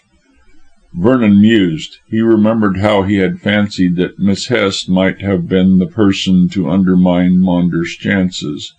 Now Towton was saying the same thing. However, he said nothing, while the Colonel, walking and talking vigorously, continued his speech. "Besides," said Towton, "there's a queer strain in the family. Gerby Hall, where the brother lives, is 3 miles from my place. Brother and sister are twins exactly like one another, but they don't hit it off together. Gerby Hall is supposed to be haunted, and people think the Hests to be mad or queer or the deuce knows what." "Frances Hest doesn't seem to be mad," said Vernon dryly. "Well, I don't know. Her head seems to be screwed on all right, but she believes in occultism and all that sort of thing.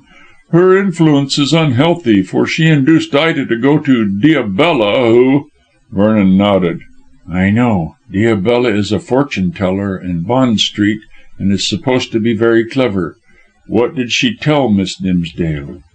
"Oh, that I couldn't find out, but it made her ill, gave her a headache or something. Ida said very little, seemed averse to speaking about her visit, and Miss Hest supplied all the information. She was full of the wonderful things which Diabella had told Ida." "What wonderful things?" "I can't say. I told you that Ida refused to speak about the matter, but I intend to find out something about this Diabella, and therefore I am going to call on her. I have an appointment in 3 days." "She'll tell you nothing about Miss Dimsdale." "Of course not, but I shall be able to see what kind of a woman she is. I don't want Ida to get under another bad influence. That of Miss Hest is quite enough. I am clever enough to read this Diabella's character, and if possible I shall try and prevent Ida from seeing her again." "It's just as well. Tell me what you hear from this fortune teller." Towton shrugged his shoulders. "Oh, it will be the same old rubbish about love and money and marriage. I don't believe in these mercenary occult people myself, although I have every faith in the genuine sort I have met in India. Now, one of those, Vernon, would soon spot this damned spider." "Why not ask Diabella?" "I shall do so. Gad, it's an idea. But then, I don't think occultists who take money are the real truth tellers. However, it can do no harm asking her, so I shall do so. By the way, Vernon, have you heard if the police have stumbled on the track of that rogue?" "Not yet. Drench tells me that nothing has been discovered. I am trying to hunt him down myself." "You pooh," Towton said good humouredly. "Why, it needs a trained man to do that. The spider is as clever as the devil, hang him. To think that I was at the ball and in the next room when your poor old friend was being strangled by that beast. I tell you what, sir, the strangling put me in mind of the thugs." "What do you mean?" asked Vernon quickly. "It's only an idea, but this spider strangled the old man so cleverly and so quietly that I wondered if he was some nigger who had known Dimsdale in India or Burma, and so had learned his secret, whatever it might be." "It's a queer way of looking at it," murmured Vernon thoughtfully. "And Dimsdale's secret has to do with the East, I fancy. There may be something in what you say. I'll think it over." "Do," said Towton cordially, "and I'll come to your rooms to report on my proposed interview with this Bond Street Witch of Endor." On this understanding they parted, having had a most interesting conversation on important subjects. "There may be something in Towton's idea," thought Vernon. Chapter 7. Lady Corsoon's Appeal. Since the tragic death of Dimsdale, Vernon had seen very little of Maunders. Certainly, since even London is parochial in bringing the same people in the same set constantly together, he had met him casually at the houses of mutual acquaintances, but beyond a few careless words nothing had passed between them. It seemed as though Maunders, after deciding to leave the partnership with Nemo in abeyance, had drifted knowingly apart from his old schoolfellow. Vernon did not care much, as he mistrusted a man who was willing to sacrifice everything and everyone to his greed for pleasure. Maunders reminded Vernon in many ways of Lucien de Rubempre in Lost Illusions. Egotism was the keynote of the real person as of the fictitious. But where Balzac's hero drifted weakly with the tide, Maunders struck out against it for a landing of his own choosing. As Lucien was drawn, handsome, clever, and unscrupulous, so was Maunders in actual life, and an insatiable love of pleasure was common to both. Overindulgence might well wreck Mrs. Bedge's darling, as it had wrecked the lover of Madame de Bargeton. It was the conversation with Colonel Towton which sent Vernon in quest of the man whom he would otherwise have avoided like poison. He wished to learn clearly the attitude of Maunders with regard to the two ladies he was so audaciously wooing. Much as the man loved Lucy Corsoon, and Maunders' love in this quarter really seemed to be the most honest part of him, he loved himself more, and it seemed incredible to Vernon that so egotistic a person would risk losing the world of pleasure for a genuine passion. Sir Lucius Corsoon was wealthy, and Lucy was an heiress.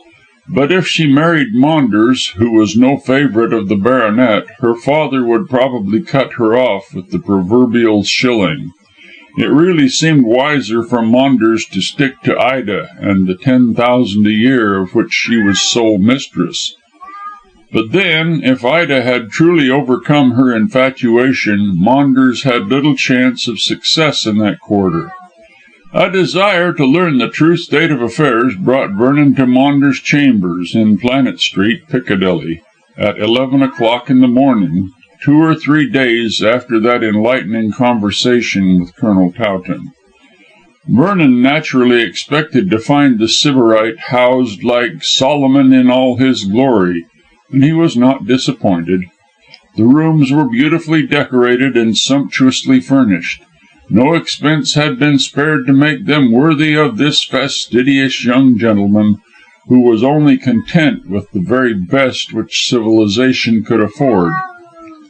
He received his friend in a delightful Pompadour apartment, airy and bright, and gracefully frivolous. Recalling the sombre, shabby house at Hampstead, and Mrs. Bedge's revelations regarding a diminishing income, which made her anxious to seek at her age the post of a paid companion, Vernon could not think how Maunders managed to provide himself with such gorgeous surroundings. He had no settled income, and, like the lilies of the field, he neither toiled nor spun. But he welcomed Vernon in a maroon-coloured velvet smoking suit, which must have cost a considerable sum in Bond Street, and asked him to partake of a delightfully tempting breakfast, set out with all the delicacies of the season. "Though I dare say," said the handsome scamp in his languid, insolent manner, "that you breakfasted at cockcrow. You were always aggressively virtuous." "I certainly have been up some hours," replied Vernon coldly. "While you eat, I can smoke, with your permission." He sat down and lighted a cigarette carefully. "I have called to see you." "An unexpected pleasure," murmured Maunders, pouring himself out a second cup of coffee. "Yes?" "To ask you if you are engaged to Miss Dimsdale," finished Vernon pointedly. "Perhaps I am." "In that case you will have given up all pursuit of Miss Corsoon?" "Perhaps I have." "Oh, hang your evasions. What do you mean?" "I don't recognise your right to ask me questions about my affairs." "They are mine also, confound you," snapped Vernon energetically. "I love Miss Corsoon, and if you would leave her alone she would probably accept me." "What good would that do?" asked Maunders lightly. "Her mother wouldn't." "Would Lady Corsoon accept you? After all, you have nothing but your good looks to offer the girl." "Ah, but the girl has a fortune to offer me." "You aren't worth it. And let me remind you that however much Miss Corsoon may have taken up with your looks, her mother will certainly disapprove of the match." Maunders shrugged his shoulders. "You can't be sure of that." "I am sure of one thing, that Sir Julius will cut his daughter off with a shilling if she marries you." "Now that's very clever of you, my dear boy," said Maunders gracefully, "for Sir Julius is the stumbling block. He's a purse with a gaping mouth, which goes about on two legs, and has no sympathy with romance." "Romance? Why, you don't know what it means," said Vernon scornfully. "You want to marry money, and either Miss Corsoon or Miss Dimsdale will serve your turn. The last is in possession of her money, whereas the first may not inherit her expected fortune, which will certainly be taken away from her if she marries you. Why not stick to Miss Dimsdale?" Maunders rose and went to the window. "Because I really love Miss Corsoon, much as you may doubt it," he said impetuously. "I have a heart." "Which is for sale to the highest bidder. See here, Connie." "Connie?" Maunders lifted his eyebrows. "I thought you barred pet names." "I am appealing not to the man of the world, but to my old schoolfellow, if you put it in that way. See here, I love Lucy Corsoon, and, if you would only clear out of the gangway, she would really love me. She does. I have seen it in many ways." "Bosh! If she really loved you, she wouldn't listen to me." "I don't know. You have good looks and a kind of magnetic power which influences women against their will. Hard women of the world, too, much less an innocent girl such as Lucy is.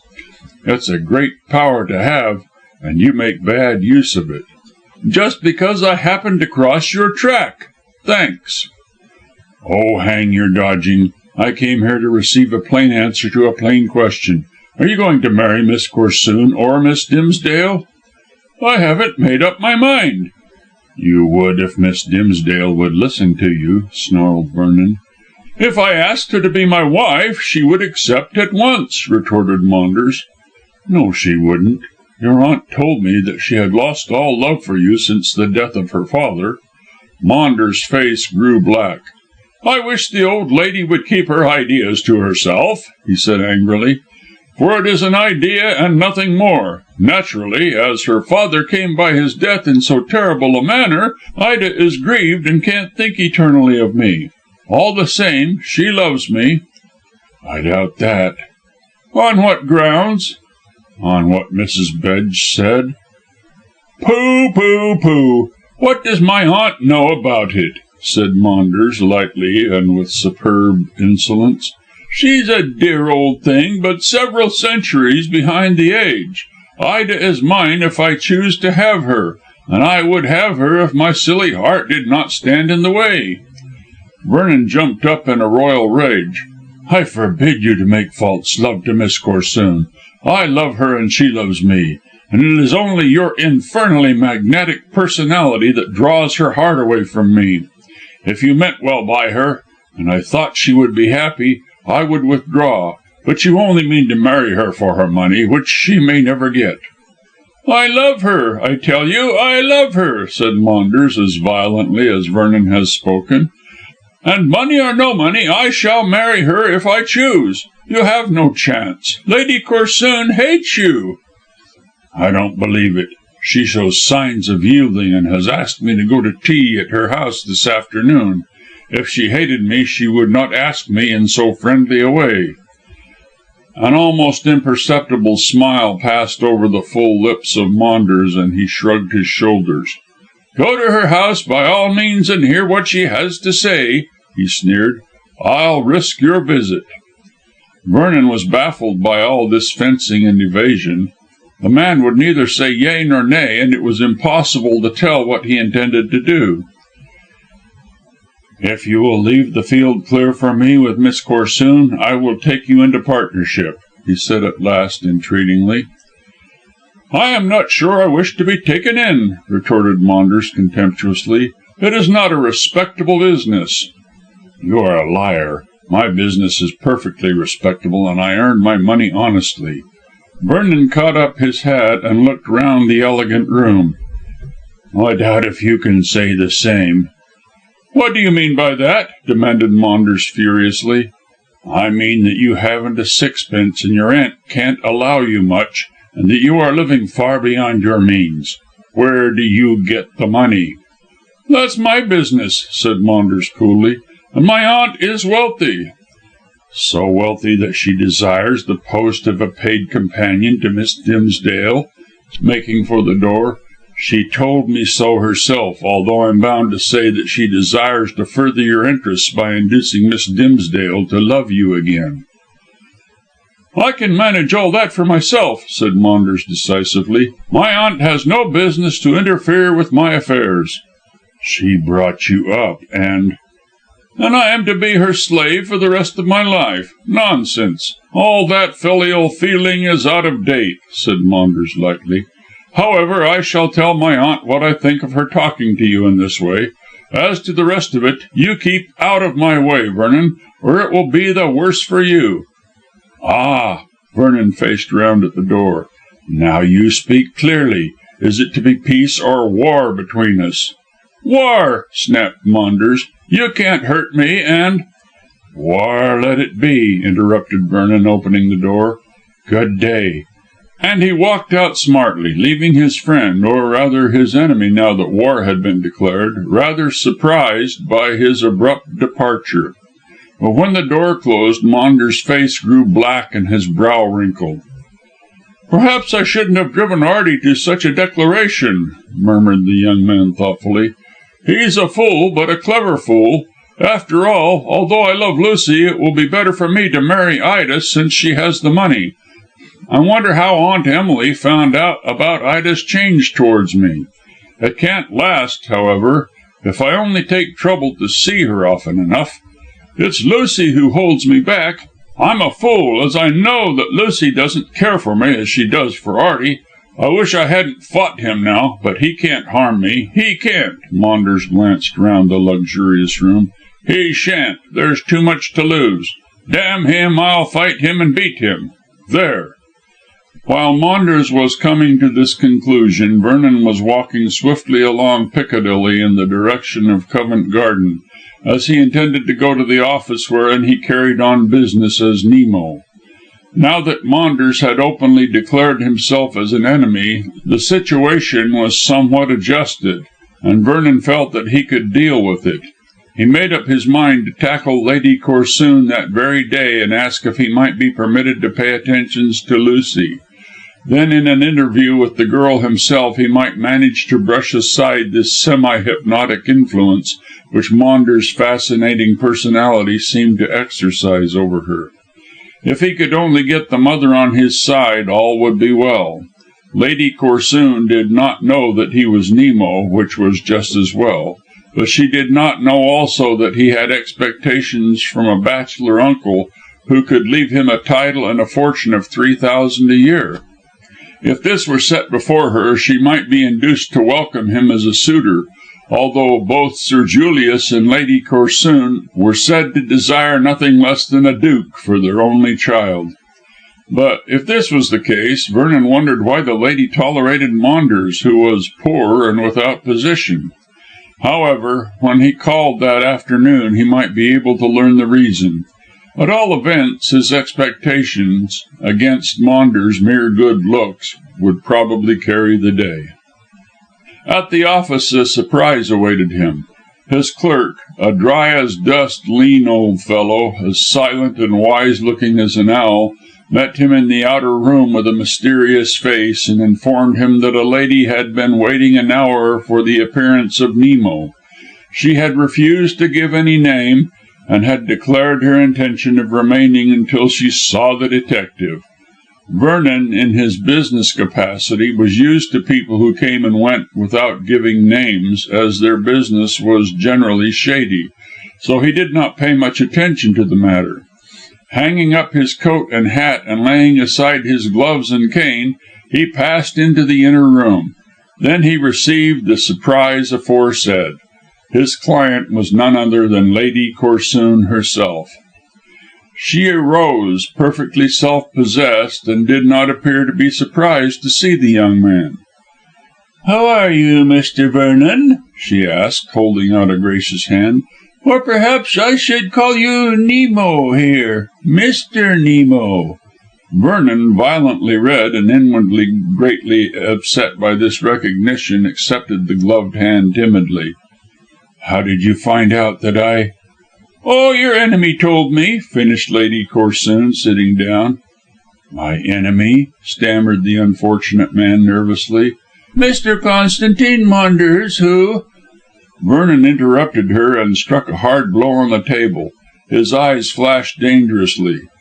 "Then, in spite of his promise, he told you what I so much desired to keep secret?" "Yes," said Lady Corsoon drily. "It was his desire to put me against you, so that he could philander with my daughter. But his shot failed to hit the mark. I was delighted to hear that you were Nemo. I have heard something of Nemo's doings and cleverness, and so the information brought me here, as you see." "To forbid me to your house?" "I asked you to afternoon tea to day, and that invitation was issued after your enemy betrayed you. Sit down, Mr. Nemo, and become businesslike. We have much to talk about." Considerably surprised by this attitude, Vernon sank into his chair before the desk and stared at Lady Corsoon in the dim light which filtered through the dingy window of the room. She was well worth looking at, in spite of her age, as her dress was perfect, and her looks still displayed the remains of considerable beauty. She was somewhat stout, it is true, but her complexion, whether due to art or nature, was that of a young girl, and her sparkling brown eyes revealed an intellect of no mean order. A clever woman was Lady Corsoon, within limitations, and she would have been even more a power in the fashionable world than she was, had she not been so dominated by the powerful personality of her husband. Sir Julius was of long descent, but in his youth of ruined fortunes, owing to a spendthrift father. Being an inborn financier, however, he had built up an Aladdin's palace of gold in the ruins, and was extremely wealthy. Yet he had the heart of a miser, and allowed his wife and daughter only sufficient to keep up their position with care and difficulty.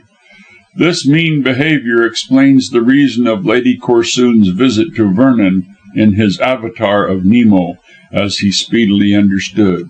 But as yet he had not overcome his surprise at thus finding his mask torn off. "Come, come," said Lady Corsoon, tapping his arm with her sunshade. "I have come to see a business man and not a dreamer. Wake up, Mr. Nemo." Vernon winced on hearing her pronounce his trade name. "I am at your service," he said in a low voice. "And in my hands," rejoined Lady Corsoon briskly. "What would the world say if it knew that Arthur Vernon was a private inquiry agent, making his money out of people's secrets?" "You take me for the Spider, apparently," said Vernon with spirit, and anxious through pride to repel the odious accusation. "I make money by helping people to keep their secrets, not by betraying them. I am on the side of the law, not of the criminal. Upon my word, I can't see that a man who carries on an honest business to preserve secrets and save unfortunate people from blackmail is worse than, if indeed as bad as, a city rogue who trades unscrupulously on people's weakness for gambling." Lady Corsoon changed colour at the last words, and evidently was about to make a remark thereon. However, she checked herself sharply, and replied with feigned carelessness: "Very well argued, Mr. Vernon, but people are prejudiced against those who seek to know secrets." "Because everyone has a turned down page in his or her book of life," cried the young man. "I, in my business, prevent that page being read by those who wish to be paid for the reading. I don't want my business known, but I am not ashamed of it." "Why did you take it up?" "Because my father lost all his money, and I had scarcely enough to live upon," retorted the young man quickly and proudly. "You have expectations?" Vernon started. "How do you know that?" he demanded sharply. Lady Corsoon tapped his arm again. "In my own way I have been doing a little detective business. You were so persistent in following Lucy from house to house, and so decidedly refused to receive my no for an answer, that I made inquiries to see why you could have the courage to offer a young girl a ruined fortune.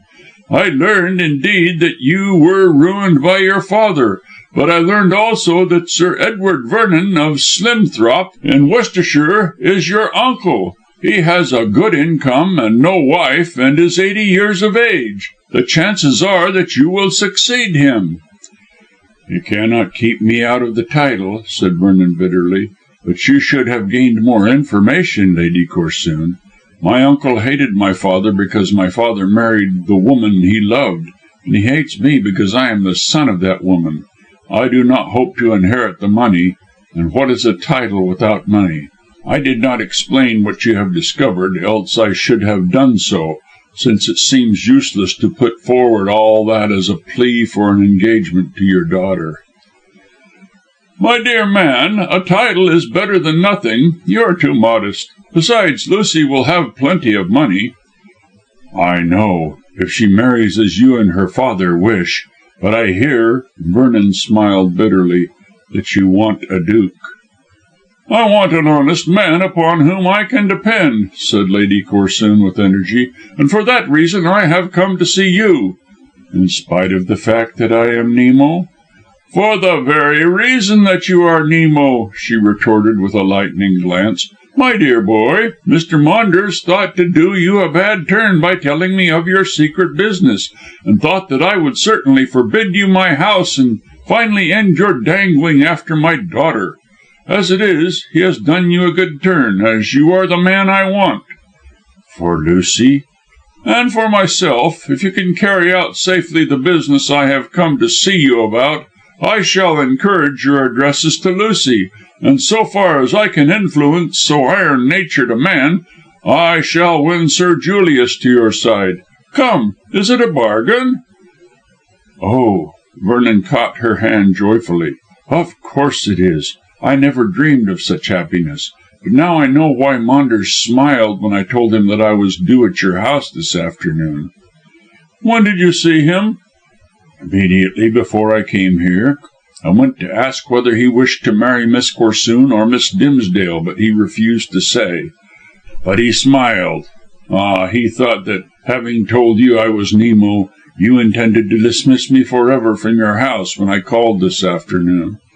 "I daresay, but he will learn that instead of enemies we are friends, and that instead of his marrying Lucy, you shall. It is just as well," added Lady Corsoon quietly, "as she loves you, although she is more or less fascinated by that gentleman, shall we say?"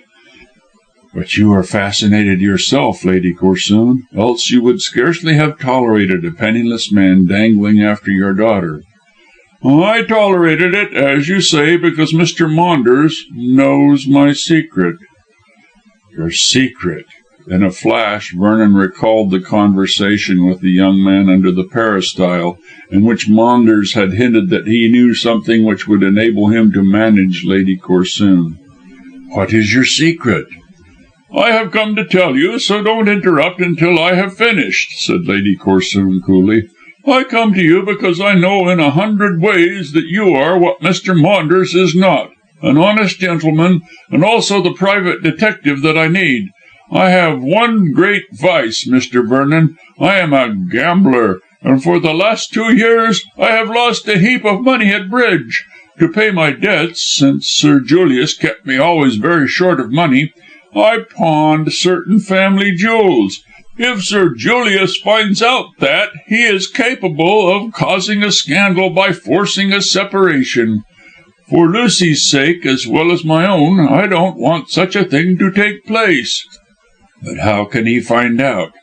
Lady Corsoon fished in a green and gold bag which was slung on her arm, and produced an elegant sheet of writing paper. "Read that," she said quietly. Vernon started and suppressed a cry. At the foot of the writing he saw a purple spider impressed clearly, the well-known sign manual of the scoundrel who had murdered Mr. Dimsdale. Glancing his eyes over the pages, he read that the spider had learned about the pawning of certain family jewels, and, moreover, had managed by forged tickets to get the same into his possession. He was willing to sell them back for £2,000, to be paid in gold on a certain date and at a certain place, to be arranged when he received Lady Corsoon's reply. The reply was to be put in the agony column of the Daily Telegraph, when further arrangements would be made for the payment of the sum and the handing over of the jewels. Failing consent, the Spider intended to apply to Sir Julius and to reveal Lady Corsoon's gambling propensities. The whole of this precious epistle, written very elegantly, ended with the ideograph of the Purple Spider. "What do you think of it?" asked Lady Corsoon, when Vernon finished reading. "What can I think of it, but that the man is a blackguard? You want me to deal with this?" "Yes. I can't pay the £2,000 as I have not got it. My husband keeps me very short. You see that I am candid, but then I trust you as I doubt Mr. Maunders."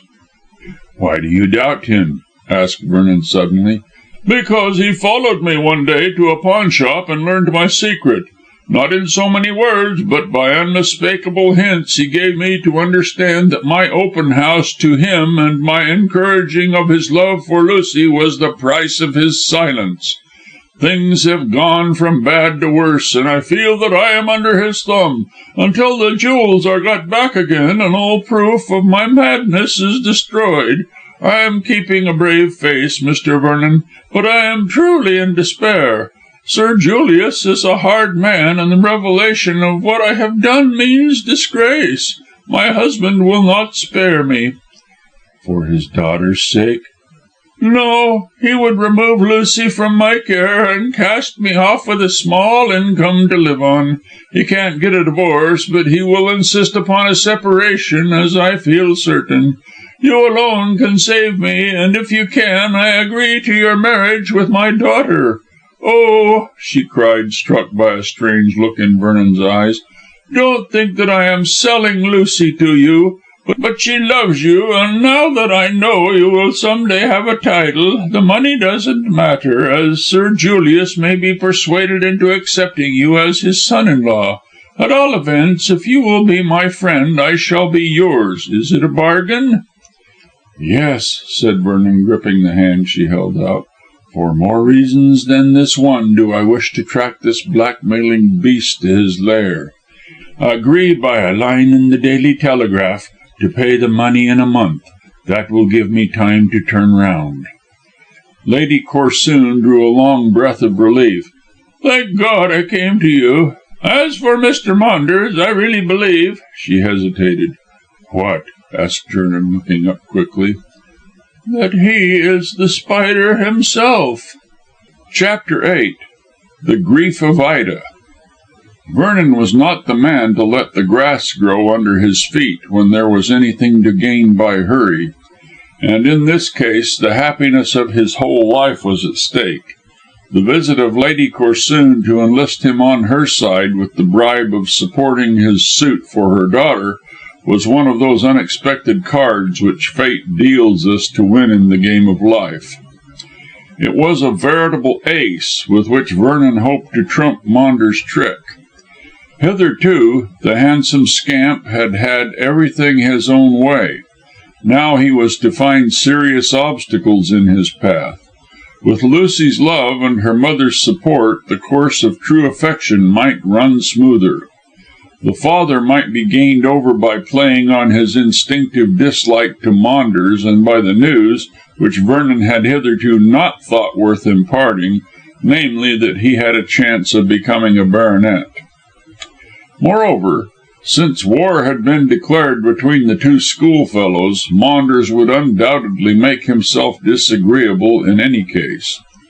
Already, acting treacherously, he had informed Lady Corsoon of the way in which Vernon earned his money, and it was probable that now he would inform others.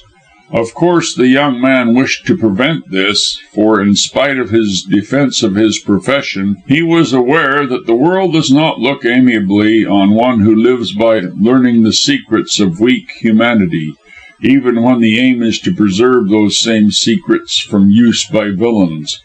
But the difficulty was to seal Maunders' mouth, as the moment he noticed, and he certainly would speedily, that Vernon was favoured by Lady Corsoon, he would spread the scandal with a zeal born of the knowledge that his empire was slipping from him.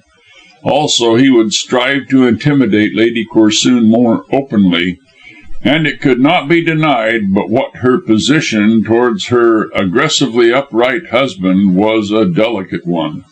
Thus Maunders was the enemy both of Lady Corsoon and of Vernon.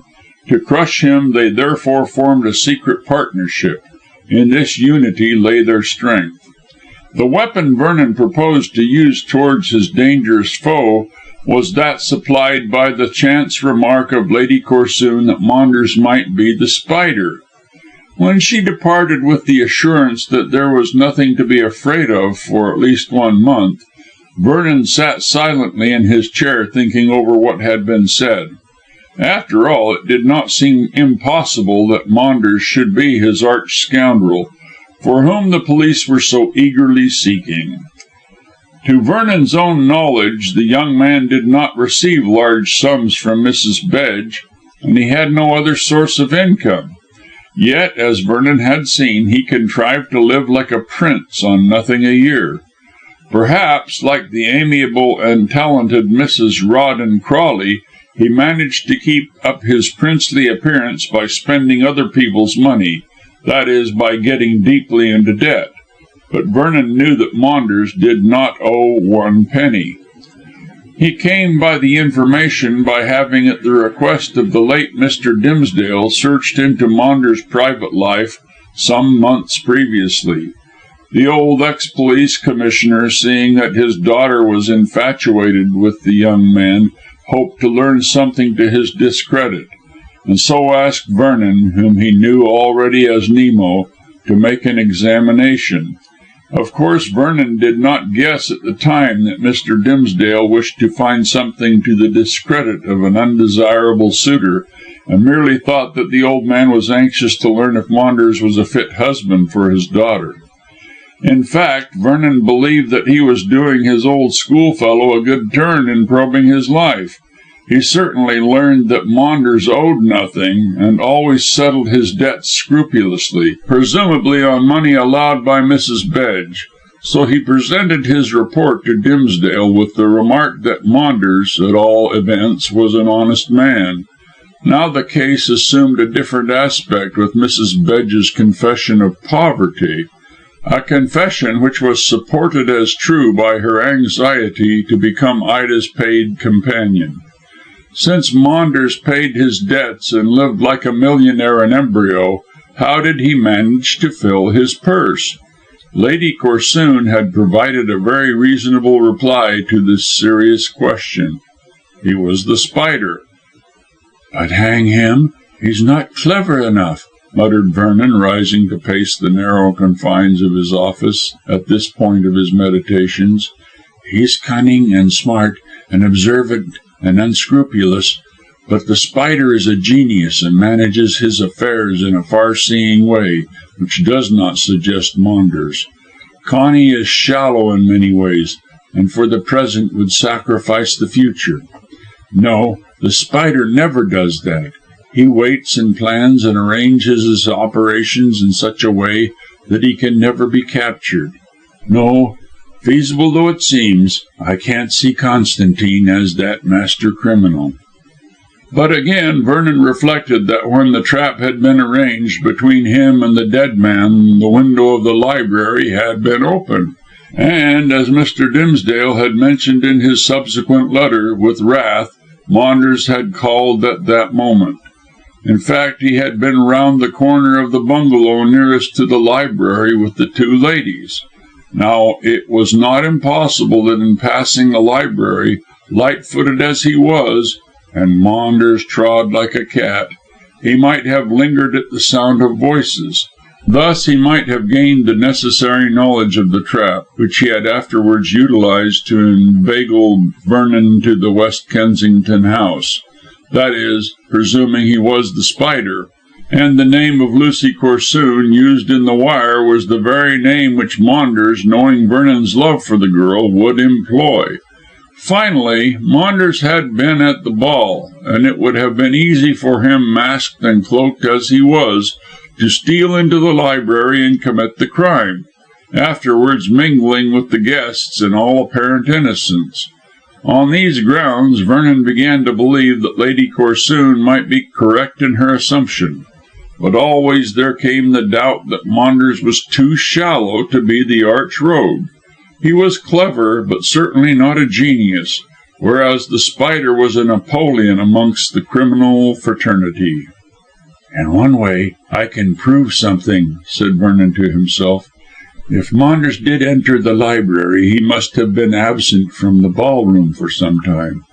I shall go to Rangoon and ask questions without letting it be seen why I ask them. Then I can learn for certain about his movements on that night. Moreover, I can interview Miss Dimsdale and learn how she is disposed towards the Colonel.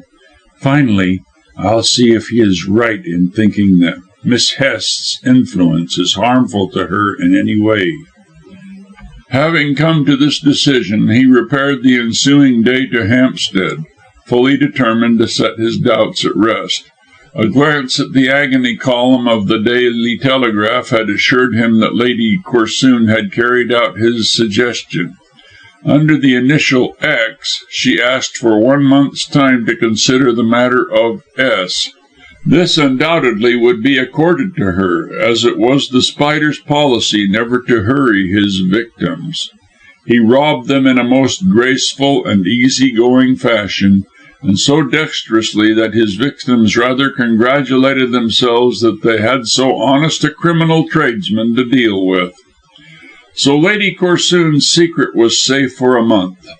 Before the expiration of that period, Vernon hoped to lay his hands on the rogue who had baffled the police for so long, but in his heart he did not expect to find Maunders in the grip of the law.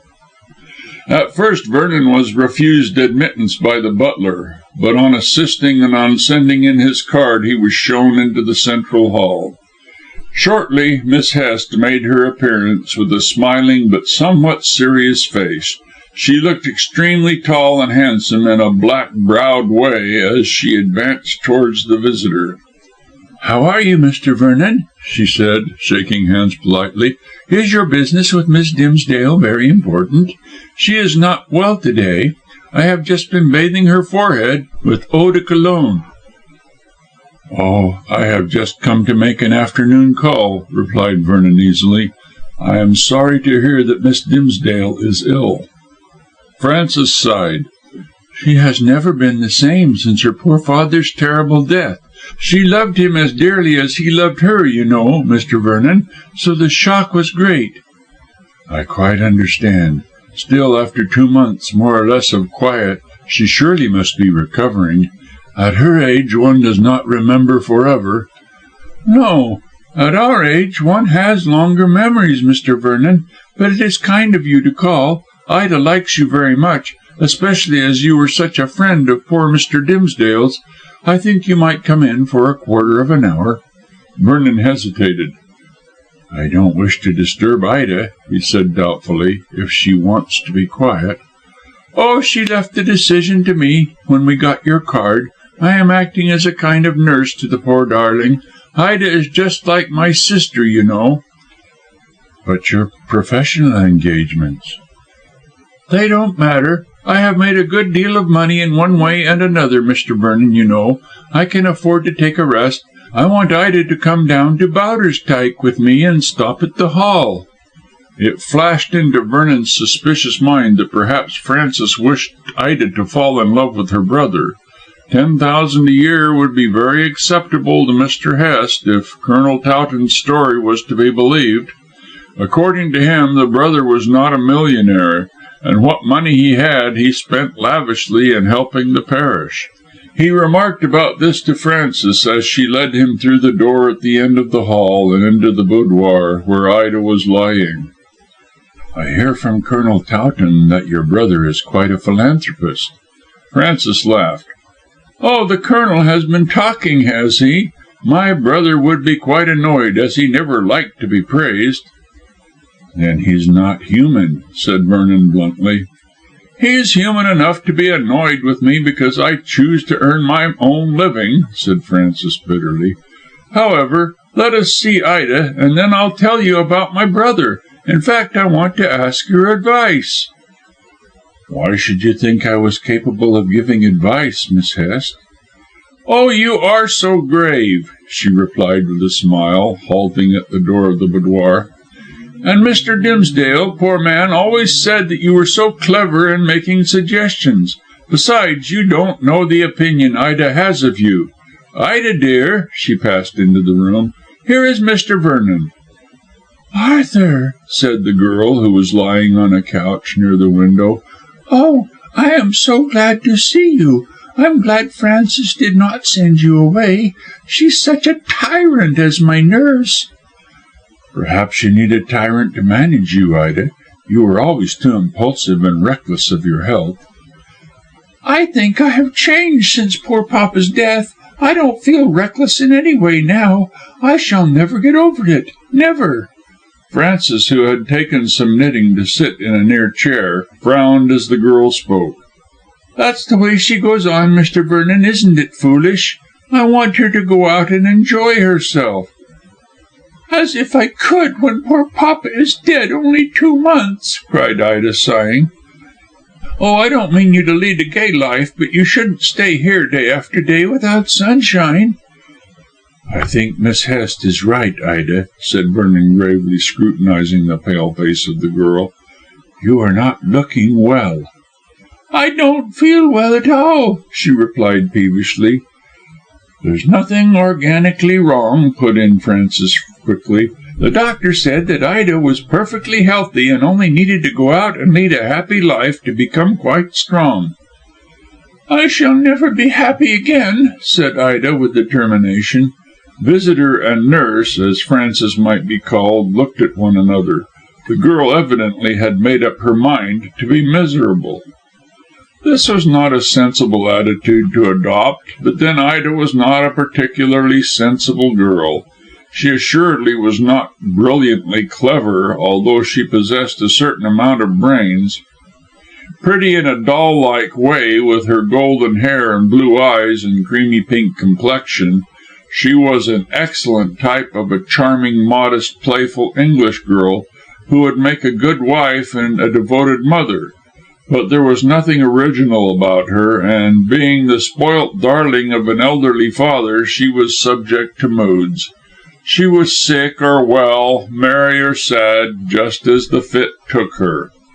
At one time she would fatigue herself with theatres and dances and tennis tournaments, and again, with a revulsion of feeling, would lie on the sofa all day reading novels.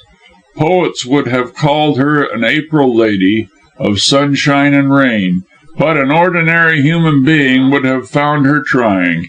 It said a great deal for Miss Hest's true affection that she put up with so whimsical a being. A weathercock was nothing in comparison with Ida Dimsdale. Why a sober, elderly military man like Colonel Towton should desire to make such a featherhead his wife was a problem which Vernon was trying to solve as he stared at the girl on the sofa. Ida's mood since the death of her father had been to play the invalid. Certainly she had suffered a shock, as was natural, but time had softened the memory of the tragic death, and Vernon approved of Miss Hest's desire to get the girl away to Yorkshire. "You ought to go to Gerby Hall, Ida," he remarked after a momentary silence. "A few weeks in the open air would do you all the good in the world." "That's what I tell her," said Frances severely, "but she won't come down to Yorkshire as I suggest. I shall end in going away altogether." Ida stretched out a pretty hand and caught that of Miss Hest. "Oh, no, Frances, darling. You know that I cannot live without you. I must have a companion." Vernon thought that this was a good opportunity to advance Mrs. Bedge's request, which he had promised to bear in mind. "There is a charming old lady who offers to become your companion," he said gently. Ida stared and shuddered. "I don't like old ladies. Who is she?" "Mrs. Bedge. She asked me to speak to you because she has lost a lot of money, and is therefore willing to accept his salary as your companion." Frances laid down her work and clasped her hands. "Why, Ida, it's the very thing for you, dear. Mrs. Bedge is so old and so sedate. Then I can attend to my business, knowing you are all right."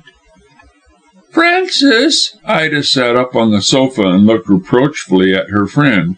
"How can you talk so? I like Mrs. Bedge, who has always been very kind to me, but there is no denying that she is extremely dull. Besides, I have told you that you can have whatever salary you like to ask, making up for losing all your engagements." "And I replied that I wished to be independent," said Miss Hest stiffly. "I don't like living on anyone. That is why I left Gerby Hall. But about Mrs. Bedge, dear, it is really a capital idea." "I shan't entertain it for one moment, and when Miss Bedge comes I shall tell her so. With thanks, of course," added Ida as an afterthought. "Why couldn't she speak to me direct?" "Well," Vernon laughed, "it is rather a delicate subject. However, if you won't have her, you won't, so there's no more to be said. And might I suggest, Ida, as you really are looking better with the colour that has come into your cheeks at the suggestion, that you should pull up the blind and make the room look more cheerful." Ida jumped up lightly and did as he asked. Her mood had changed with the advent of this tactful young man. "Is there anything more your lordship requires?" she asked with a saucy curtsy. "I should like a cup of tea. You are not hospitable," replied Vernon, delighted by the change of her manner. Ida touched the button of the bell. "You were always greedy, Arthur." Then, when the footman appeared, she gave the necessary orders. "I believe you called less to see me than to get your tea," she ended, laughing quite in her old girlish fashion. "Ida, I don't believe you are ill at all," said Vernon, scrutinizing her. "Her imagination makes her ill," put in Frances, who was knitting industriously. "She believes that she is sick, and therefore she is sick." "That is Christian Science," laughed Ida, sitting in a chair instead of returning to lounge on the sofa. "Perhaps you are right, dear, but of course I have fretted a great deal over poor papa's health, but fretting will not bring him back." She ended with a sigh, and her face clouded over again. "What you want is bright society," Vernon assured her hurriedly. "And you suggest Mrs. Bedge?" was Ida's ironical retort. "No, I never thought that she was the right companion for you, as she is too staid and solemn, but I have discharged my conscience by putting her request to you. I never for one moment thought that you would entertain it." Ida looked at him inquiringly. "You think that I am right?" "Yes, I do. Miss Hest is a much better companion." Miss Hest bowed to the compliment with a grave smile. "Oh, I mean what I say, my dear lady. Take Ida down to Gerby Hall, and play the tyrant as much as possible by forcing her to keep in the open air all day. She will return quite cured." "I don't think I should mind going to Yorkshire," said Ida pensively, as the tea was brought in. "And from what Frances says, Gerby Hall must be a delightful old place. But then my sojourn would be disagreeable, as Frances is not on good terms with her brother." "Say that he is not on good terms with me," said Miss Hest coolly. "I have nothing against Francis, save that he objects to my being independent. But he is very just, and does not wish me to remain always absent from the Hall. I can go down, and can take any one down, on conditions." "What are they?" asked Vernon, accepting a cup of tea. "That I and any one I bring bother Francis as little as possible. In fact, when I am at the Hall, Francis usually goes to New York while I remain, and even when he returns he sees almost nothing of me, as I keep out of his way. He isn't a bad fellow, and of course I should speak well of my twin brother." "Are you very like one another, Francis dear?" "Extremely. In face and form, we can mystify anyone when we are seen together, but in disposition we are quite unlike one another. I am more egotistic than Francis. He is a philanthropist and devotes all his money to improving the parish. 6 or 7 villages owe everything to him." "He keeps them all going, you mean?" suggested Vernon, idly leaning back.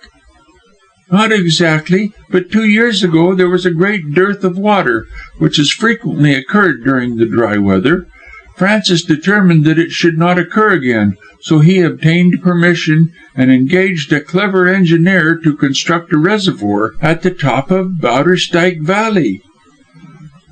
"That was a big work to undertake, and must have cost heaps of money." "Francis can afford it," said Miss Hest indifferently. "Our grandmother, from whom he inherits the estates, left a lot of ready money, and Francis is a clever speculator. He works hard at stocks and shares, and is always in touch with his broker in London. But all the money he makes he spends in improving the parishes around. He has repaired several churches, and has built a poorhouse, and also a small hall for entertainments. He and the vicar work hand in hand. Then, of course, this reservoir is his crowning work, as it supplied water to at least 6 villages." "Oh, what a good man he must be," said Ida thoughtfully.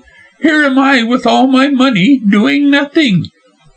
Bearing in mind that he fancied Miss Hest wished to marry Ida to her brother, Vernon quite expected to hear her endorse this praise. Miss Hest, however, received the tribute very coolly. "Francis is vain," she remarked, "and desires public applause. Perhaps that's why he spends all his money in public charity." "Does he never take any pleasure in other ways?" asked Vernon. "I think he finds his pleasure in his home and surroundings. Still, he goes away to York and London and Paris for weeks at a time, and enjoys himself in some dull way. I am sure it is dull, as Francis hasn't got any spirit for a lively life. However, if Ida comes down she can judge him for herself, but I don't think we'll see much of him, and for my part I'm very glad. I always escape from Francis's society whenever I can. We don't get on well together at all. Rather odd, isn't it, considering we are twins?" "Oh, I don't know, Miss Hest. Twins often are the opposite in disposition, as they are the replica of each other in looks." Frances looked up with an approving smile. "You have described my brother and I to the life," she said, nodding. "Colonel Towton has a place near Gerby Hall, I believe?" "Yes, the Grange it is called, a quaint old mansion 3 miles distant from my brother's property, higher up the valley in fact, and on a rise to the right of the reservoir. Colonel Towton wasn't pleased with the construction of the dam, as it spoilt the view from his house, and then he always declares that if the dam broke the valley would be swept from end to end by the force of the water. But I don't think any accident of that sort will happen," ended Frances emphatically. "The dam is extremely solidly built, and will last for many a long day." "I think I should like to go to Bowderstyke, if only to see Colonel Towton's house," said Ida unexpectedly. "He told me such a lot about it." "I thought you didn't like Colonel Towton," said Vernon, smiling. "There!" exclaimed Frances, dropping her knitting, while Ida flushed. "Didn't I say that Mr. Vernon would remark how fickle you are, Ida?" "Fickle?" echoed the young man, looking puzzled. "You know that Ida was in love with Mr. Maunders," went on Miss Hest, while Ida still blushed and appeared embarrassed. "She never gave her poor father any peace, and always wanted to marry him. Well, since the death she has taken a positive dislike to him, and can only find good in the Colonel." "Ah," said Vernon meaningly, "that would have pleased poor Mr. Dimsdale. He greatly desired to see Ida the Colonel's wife." "I begin to think Papa was right," said Ida in a low tone, and turning away her face. "I did like Mr. Maunders very much. I suppose I really was in love with him in a way, but since Papa's death he has scarcely been to see me, and has not acted at all sympathetically. Now the Colonel has called constantly, and has been so kind, and so sweet that That you love him?" ended Miss Hest coolly. "I'm not sure. He's awfully nice and is devoted to me. I dare say if I saw much of him I might "Well," Miss Hest interrupted again, "I hope you will, as I am sure Colonel Towton would make you an excellent husband. He is handsome and distinguished and sensible enough to guide you, my dear." Frances laid her hand on Ida's knee. "I shall be glad when you become Mrs. Towton, as then I shall be free to go back to my work. People are sure to say if I stay with you that I'm actuated by mercenary motives." "What nonsense!" said Ida quickly. "Why, you will not even let me give you a present." "I can buy presents for myself," said Frances obstinately, "and, since I left Gerby Hall to be independent, I certainly don't intend to play the part of a bribed or paid companion." Ida's eyes filled with ready tears. "How cruel you are, Frances," she wailed. "I am sensible and reasonable," said Frances firmly, knitting with an obstinate mouth. "I really love you, dear, but I can't sacrifice my independence to be a hanger-on. All the same, until you have a husband, I don't feel justified in leaving you, so feather-headed, to your own devices." "I am not so weak-minded as you think," flushed Ida crossly. "Yes, you are, my dear. You can't say whether you love Colonel Towton or Mr. Maunders. You don't know your own feelings." "Yes, I do. I really believe I love Colonel Towton. I know that I did before Constantine appeared. Then I took a fancy to him. Now that fancy is gone, and I again love the Colonel. Yes," Ida paused meditatively, "I am sure that I love the Colonel." "Pooh, pooh! Just what I said. You don't know your own mind." "I wish you would carry out your first impulse, Ida, and marry Colonel Towton. He's a good man, and Maunders isn't." This came from Vernon. "I feel that," muttered Ida, "but he fascinates me, and after all, he is trying to learn who killed my father." "So am I," said Vernon dryly, "yet you don't love me. Not that I want you to," he added hurriedly, and colouring. "But about Maunders, has he ever said anything to you likely to reveal the name of the assassin?" "No. Why do you ask?" inquired Ida, and even Frances stopped knitting and looked steadily at Vernon. "Do you suspect that Mr. Maunders knows more than he admits?" asked Miss Hest. "No, no, no. Of course I don't," answered Vernon hastily, and leading cautiously up to the purpose of his visit. "But he was in the house when the murder took place, and might have seen some stranger present who would be The Spider." "I don't think so, and I don't see how he could, seeing that everyone was masked. If he had seen any suspicious character, I certainly should have known of it at once." "Why you rather than anyone else?" asked Vernon quickly. "Well, you see, Ida was in one of her freakish moods on the night of the ball, and gave Mr. Maunders the cold shoulder, consoling herself with the Colonel all evening." "I did so because Papa did not wish me to pass my time with Constantine." "I dare say, Ida," responded Miss Hest rather acidly, "but you asked him to the ball, notwithstanding your father objected. At all events, Mr. Vernon, as Mr. Maunders was cold-shouldered, he came to me, and I had the burden of him from 10 o'clock to the time Ida discovered the murder, at 1/4 to midnight. Mr. Maunders never left me alone all that time, so if he had seen anyone suspicious, he would have told me." "Quite so, quite so," murmured Vernon absently, and thinking that here was a very good alibi for Maunders, and the stronger since it was given unconsciously by one who did not know the reason for putting it forward. "I dare say the Spider came in by the window," he remarked in louder tones. Miss Hest made a significant gesture. "I don't know how he came or how he went," she said, nodding towards Ida, who had grown pale, "and the police seem to be able to discover nothing. But you might see Mr. Maunders and learn if he had any suspicions that a stranger was present." "That would be useless in the face of what you tell me. He would have spoken to you had he been doubtful," said Vernon courteously, "and " "There, don't say anything more. Don't you see that Ida is on the verge of fainting?" Miss Hest caught Ida's hands. "Poor child, they are quite cold. You had better go, Mr. Vernon." "Yes." He rose promptly. "I am sorry that I spoke of the murder.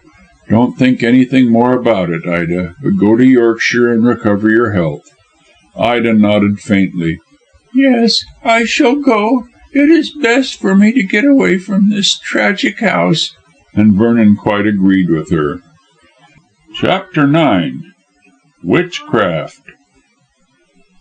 While Vernon was having his interview with Ida and her companion, Colonel Towton went on a little expedition of his own. Ever since the discovery that Ida had been to Diabella, Towton had been anxious in his turn to pay a visit to the famous Bond Street fortune teller. Ida, as the Colonel had told Vernon, apparently was suffering from the effects of what she had been told by this fashionable Witch of Endor. Although what had been said Towton could not find out. Miss Hest and the girl had both held their peace on the subject, notwithstanding that the former had talked generally on the wonderful powers of the woman.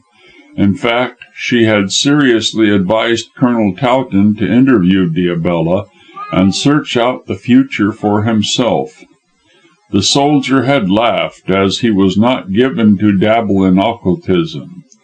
Nevertheless, he had made up his mind to seek out the seeress, if only to discover indirectly what those methods of devilry were which had so strongly impressed Miss Dimsdale.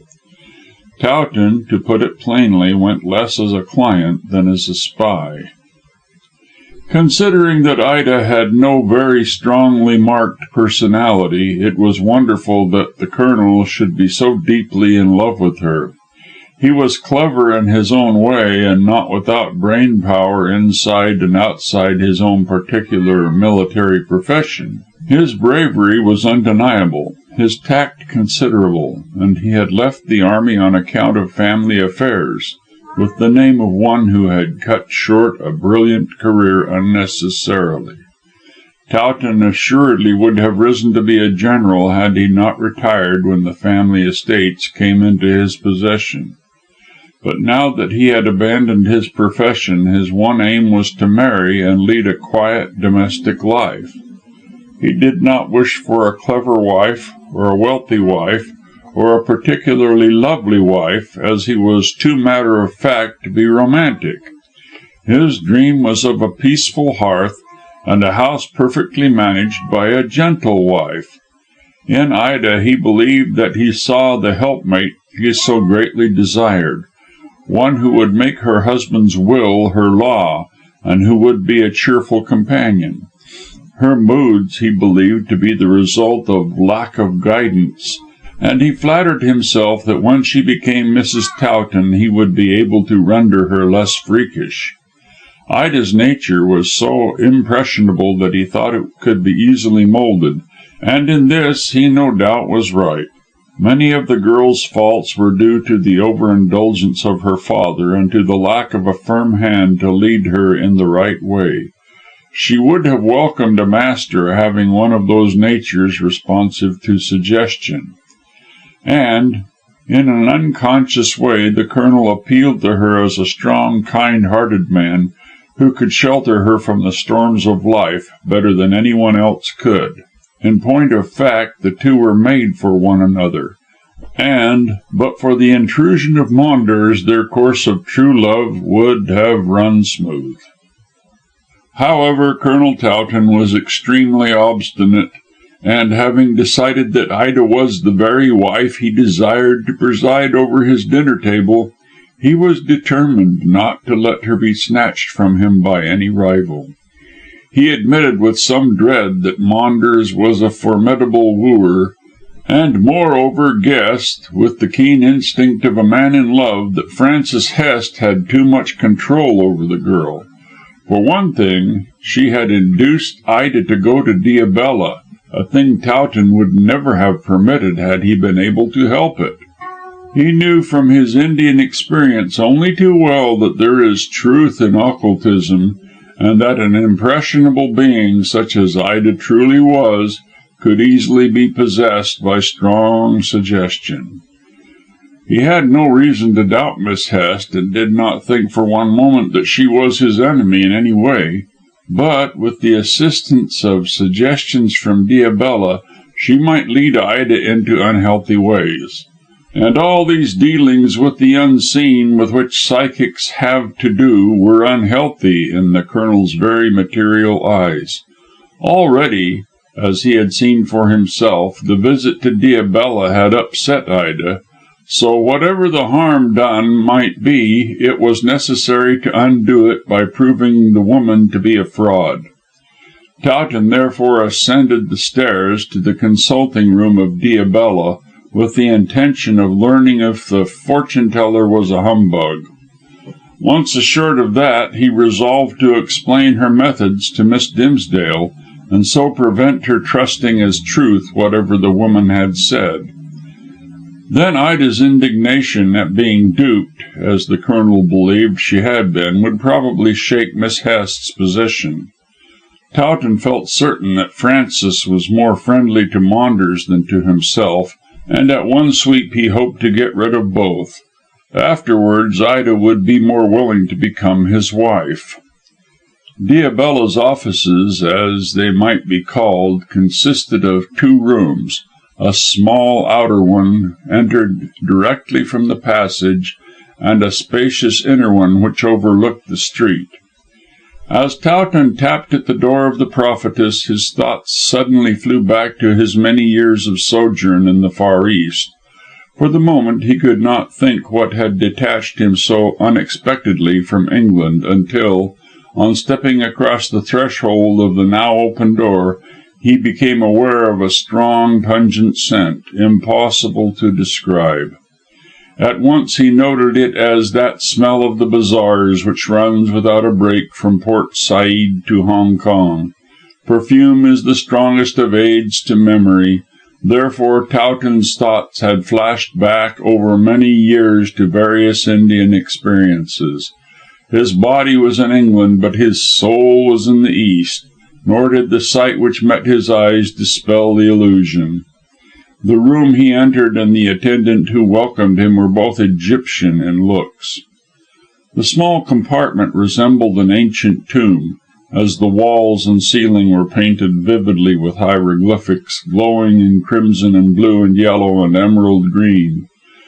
Through a stained glass skylight overhead a dim coloured light streamed just sufficiently to reveal the weird looks of the room.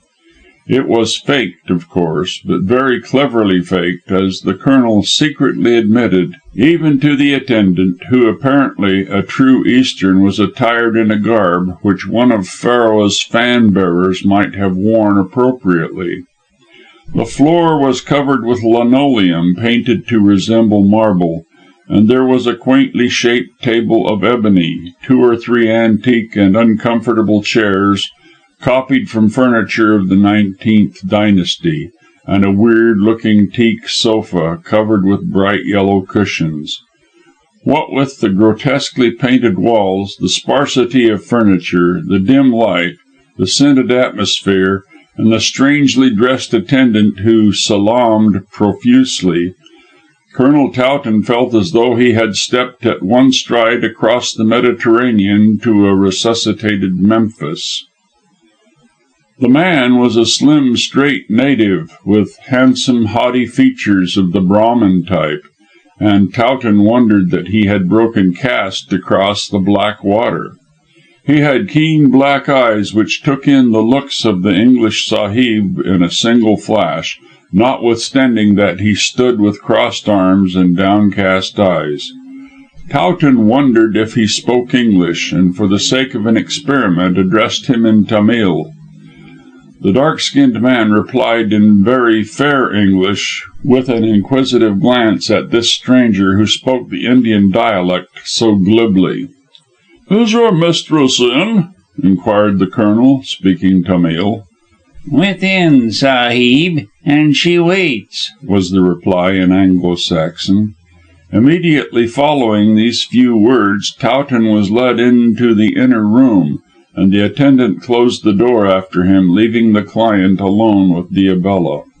The room was decorated much in the same tomb-like fashion as the other one, but there were mummies standing round the wall at intervals in their richly adorned coffins, and the two windows looking onto Bond Street were draped with rich Eastern stuffs to entirely exclude the light of day.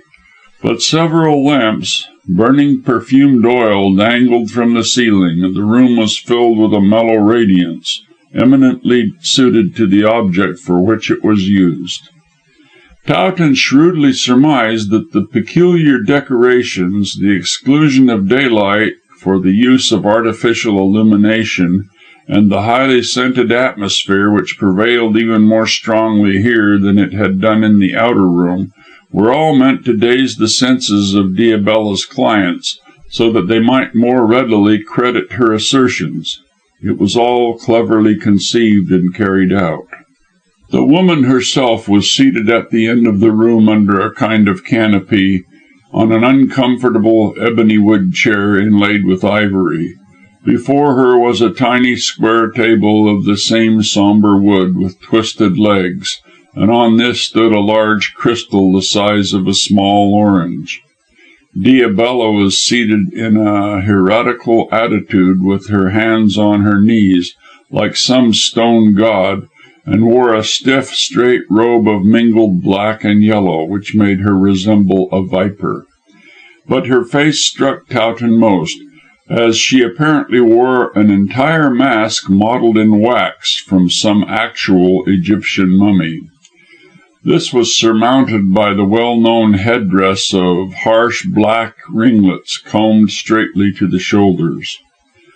The mouth of the mask was partially open, so that the fortune-teller could speak easily behind it. With her dead-looking face and motionless attitude, Diabella looked exactly like the mummies which flanked her right and left. And right and left also, in tall iron tripods, flamed some spirits which cast weird lights on her uncanny appearance. Nothing better could have been designed to impress the weak-minded, and in that temple of illusion, and from the lips of such a strange creature, the boldest might be excused for believing the impossible. Even Colonel Towton felt an unaccustomed shudder, as though he were in the presence of the unseen. "You wish to consult those who dwell in darkness about the future?" asked the sorceress in a strange metallic voice, as inhuman as were her looks. Towton smiled scornfully and twisted his moustache. He had quite recovered his momentary obsession by that perfumed atmosphere, and sat down with a cool air. "You should speak English to be perfect," he scoffed. Diabella disdained to notice the jeer. "Would you have me look in the crystal, or spell the cards, or read the hand?" "None of the three, thank you," said Towton dryly. "Do you really possess the power of reading things?" "I can read the past, the present, and the future. I can tell all that is permitted to be told by the powers. You are an unbeliever." The Colonel chuckled. "Wrong, first shot. Having seen a good deal of this sort of thing, although," he glanced around the room, "scarcely so dressy a place, I believe that some gifted people have certain senses at command, if not under control, with which they can foretell things. I quite appreciate your remark about the powers permitting and forbidding, as I am aware that such is the case." "I did not say that you were an unbeliever generally," said Diabella, trying to recover her lost ground, "but that you did not believe in me." "You did not put it precisely in that fashion," retorted Towton. "However, I may as well have my guinea's worth. Is there any reason why I should believe in you?" he demanded contemptuously. The quiet voice replied indifferently. Yes, I have not held your hand, nor have I contacted your atmosphere closely. Still, I am sufficiently in touch with you to state that you bring a woman in your aura." "In my what?" asked the Colonel, wilfully dense. "The aura of your magnetism streams from you radiant as a rainbow. In it is standing the thought form of a girl. She is not very tall. She has blue eyes and golden hair, and you love her. Am I right?" "I shan't say," replied the Colonel, secretly surprised to hear this description of Ida and the statement of his feelings toward her. "Humph!" he made a half unwilling admission. "You have some psychic powers after all. Tell me more." "Give me your ring," commanded Diabella imperiously. "It is impregnated with your magnetism and will thus suggest your colour." "My colour?" repeated the Colonel interrogatively, and removing his signet ring to place it on the ebony table. Diabella picked it up and held it in the hollow of her right hand. "Every human being in the unseen world around has a colour which is the prevailing hue of the karmic body tinted by desire. I can thus recognize you as you appear on the astral plane, and so can read your karma of the past, which appears in the astral records. Thence I can deduce your future for good or evil, in a great measure correctly." "Then you can't be certain that what you tell me is true?" "No. Under certain circumstances, when the High Ones permit, the future is revealed beyond all doubt. But those circumstances are connected only with spiritual enlightenment. Otherwise, those who have the sight merely deduce what will happen by reading the karma of the past, which can be discerned in the astral light." "Your claims are certainly more modest than I expected," said Towton, somewhat interested, "and if you can tell me my past life correctly, I shall credit more or less of your prophecies. You know my name?" "Richard Towton." "Ah, you got that from my letter asking for an appointment. But I have a middle name which I don't use. What is it?" "Richard Henry Towton is your full name." "Correct. Where was I educated?" "At Wimperley Public School, then at Sandhurst." Towton nodded. "You might be certain of Sandhurst, as I am a soldier, but Wimperley is good. Go on." "You joined your regiment 25 years ago, and shortly after joining it was ordered to India. You were stationed at Bombay, afterwards at Travancore. You fought in Burma, where you met Martin Dimsdale and became intimate with him. You won a D.S.O. in the Vikram expedition, and—" "All that," interrupted the Colonel politely, "with the exception of my meeting with Dimsdale, you might have read in the newspapers. Why did I retire from the army?" "Your cousin died and left you the Grange at Bowderstyke in Yorkshire. You gave up your profession so as to get the estates in order. They had been sadly neglected by your cousin, who was a drunkard." "That is impolite, but true," said Towton with a grimace. "Go on." "You wish to marry." The Colonel shrugged his shoulders. "Every man wishes to marry."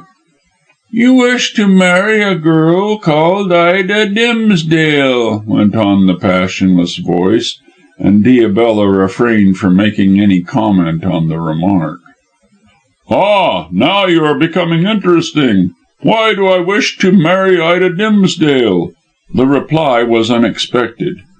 "You desire to get her money in order to recover certain lands sold by your late cousin." "That is a lie." Towton grew a trifle red and spoke sharply. I love Miss Dimsdale, and would take her without a penny." "That is how you will have to take her," replied Diabella coldly, and without insisting upon the truth of her previous statement. "Nonsense! Miss Dimsdale has a large fortune." "You think she has 10,000 a year. She has nothing." Towton felt an astonishment which he could scarcely conceal, and wondered if Diabella had spoken in this way to Ida. "What do you mean?" "I mean that this girl is not the daughter of Martin Dimsdale." "What?" Towton rose in his surprise. "How dare you say that?" "I am only reading what I see," said Diabella wearily. "Your fortune and this girl's is connected. Therefore, I know of her past." "Past! Past!" fumed the Colonel, sitting down again. "She has no past, in the sense you mean. She was born in Burma, and her mother died shortly afterwards. Dimsdale sent her home to relatives, and afterwards she went to school at Hampstead. 5 years ago he returned to settle in England, and she has been with him ever since." "Quite true, but you are foolish to tell me so much, as now you will say that I merely echo what you have mentioned." "I have certainly not mentioned that she is not Dimsdale's daughter." "No, yet it is true. Her name is Ida Menteith, and her father was a major in a native regiment. Menteith, with his wife in Burma at a station called, wait until I get the name." Diabella stopped for one moment, then spoke out triumphantly. "It was called Goorkah Station, and was besieged by the Dacoits." "Yes, I remember the station, but not a man called Menteith." "This happened before you went to India." "What happened?" asked Towton bluntly. "What I am about to tell you. Dimsdale was then a police commissioner. He loved Mrs. Menteith, who returned his love and hated the husband." "I don't believe that for one moment. Dimsdale was a good fellow, who would never make love to another man's wife." "Many good fellows do that," said Diabella sarcastically. "And Dimsdale did love Mrs. Menteith so deeply he did not save the husband's life when he could have done so." "That's an absolute lie," insisted Towton angrily. "How dare you malign a dead man who cannot defend himself?" "Martin Dimsdale's friend, George Venery, who is a merchant at Singapore, can prove the truth of what I say." "Rubbish! How do you know?" "I read all I am telling you in the astral light," said Diabella. "If it displeases you, I need tell no more." "It does not so much displease me as make me wonder at your imagination." Diabella still preserved her immobility. "Write to George Venery, and you will find that I have spoken the truth." "It seems incredible," muttered Towton doubtfully. "Of course, I know that there is great truth in occult matters, but what you say is too precise to be anything but what you must have learned, perhaps from this man." "No," replied the fortune teller. "I never heard the name of Venery before, and I have never been to Singapore or even to Burma. I only read what I see. How else should I know?" The Colonel made a gesture of disbelief. Although he believed in the unseen, from various Indian experiences, he could not credit the story of this masked woman. "Go on and tell me more," he said at length. "Later I can write to Mr. Venery and verify your statements." "Ida Dimsdale is Menteith's daughter," said Diabella quietly. "She was born in Rangoon when her father was besieged in Goorkah Station. Dimsdale was in the neighbourhood with a force and hastened to relieve his friend, but he purposely delayed his approach so that the station might be taken and Menteith killed." "I don't believe that for one moment. Dimsdale would not act so wickedly." "He did act in that way, as Venery can tell you. It was his behaviour that caused a breach between them. Dimsdale hoped to get rid of Menteith and so marry the wife. His plan of delay was successful, and the station was taken by the Dacoits. Menteith was crucified, and his perfidious friend arrived when he was dying. Menteith was buried at Goorkah Station, and Dimsdale returned to Rangoon, hoping to marry Mrs. Menteith now that the obstacle was removed. Mrs. Menteith, however, week after the birth of her child, died in a few days. Then Dimsdale was stricken with remorse and brought up the child as his own. She has passed for his daughter, and as his next of kin inherits the money. But she is no relation, since Dimsdale did not leave a will, and—" "How do you know that Dimsdale left no will?" "I might have seen it in the papers," said Diabella coolly, "but I did not, for to my sight the hidden things of Dimsdale's life are revealed. But you can understand that if you marry Ida you will get no money with her.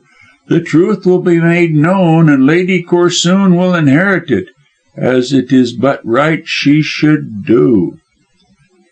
Towton rose so hurriedly that he knocked over his chair. "I can't stand any more of this," he declared impetuously. "All your occult business is a sham, and you are making up lies. I insist upon your removing that mask so that I may know who you are." Diabella rose, tall, straight, and stiff, but did not seem disturbed. "Beware, Colonel Towton. If you advance a step it will be the worse for you." The military man laughed and stepped forward. "I must know who you are, as I intend to make you pay for telling these falsehoods." "They're true." "They're lies. Now I know why Miss Dimsdale was agitated because of her visit to you. You told her this story also." "What if I did? The truth—" She flung up a hand as the Colonel took another step forward. "Stand back, I tell you." "Take your mask off," he insisted, and stretched out his hand. Diabella swerved to one side and avoided his grasp. Then she dropped into her chair, pressing the arms of the same hard.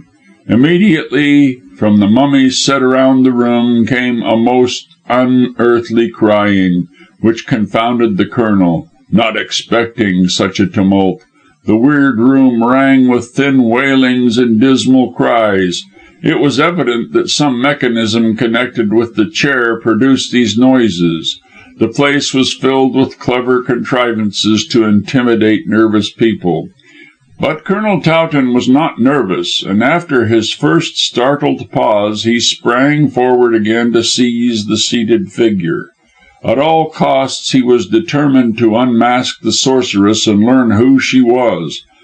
Then he might hope to find out how she had become possessed of these facts concerning Dimsdale's past life, or whether these same facts were simply lies designed to perplex and mystify.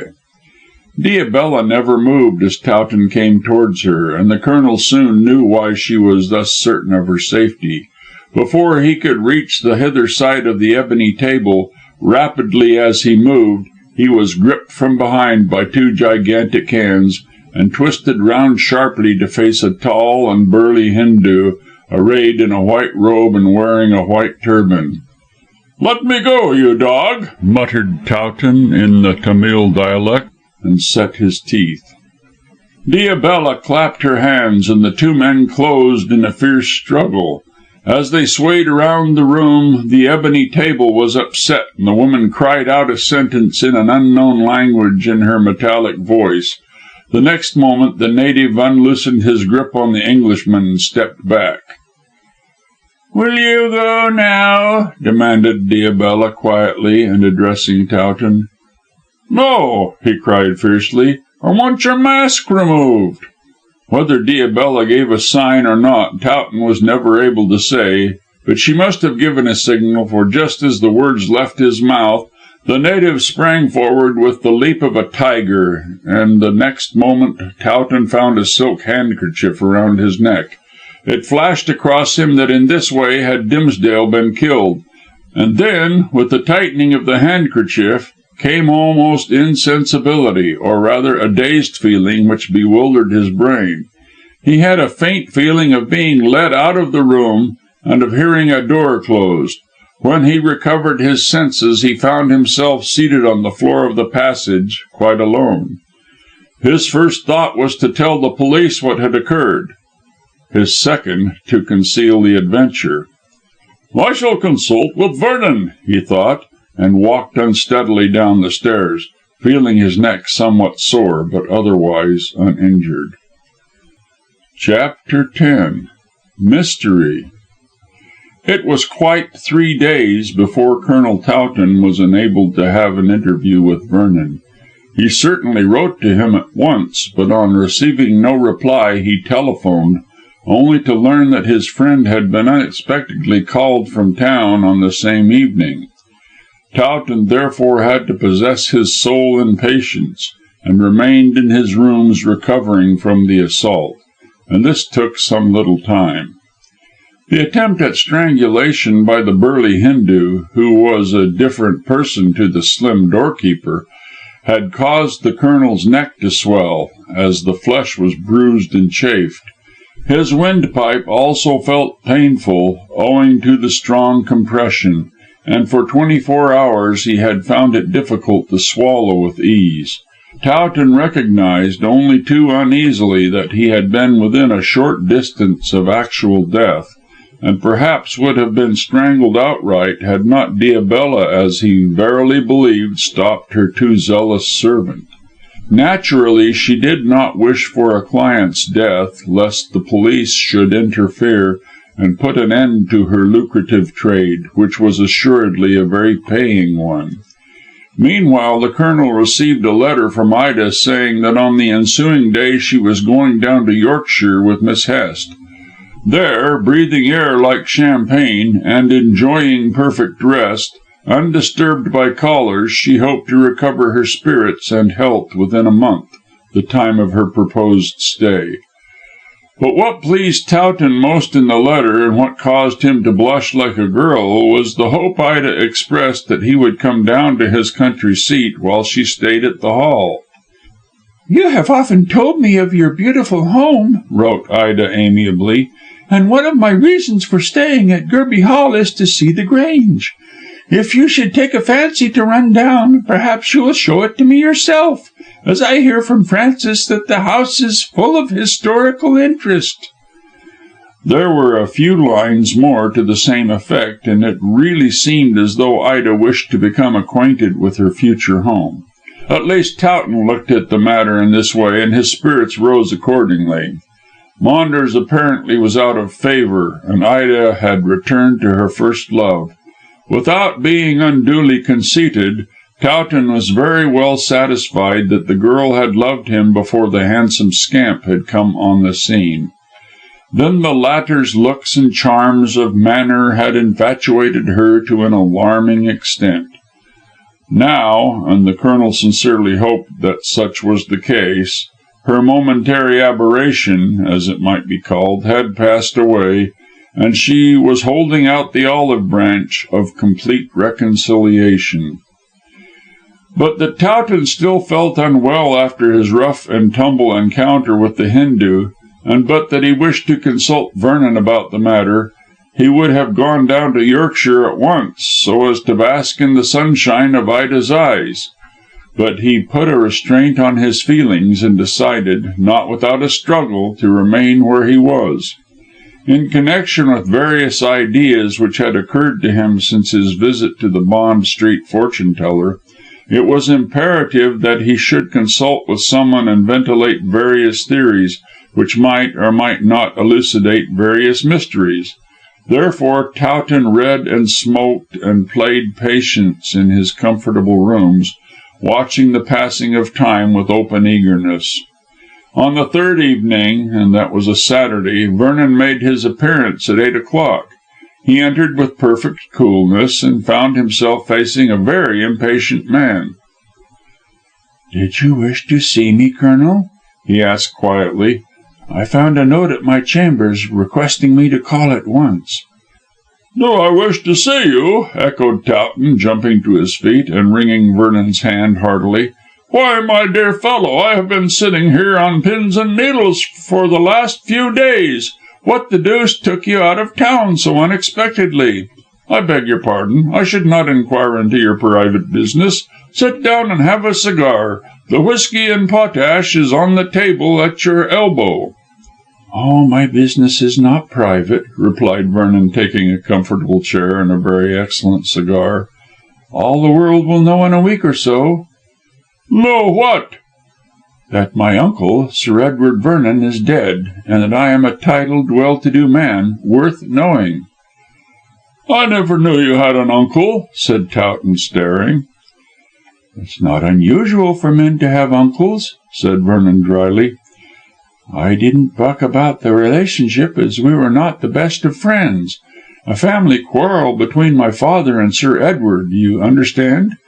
However, when I returned from a visit to Miss Dimsdale, I found a letter from my uncle asking me to come to Slimthorpe, near Worcester, as he was very ill.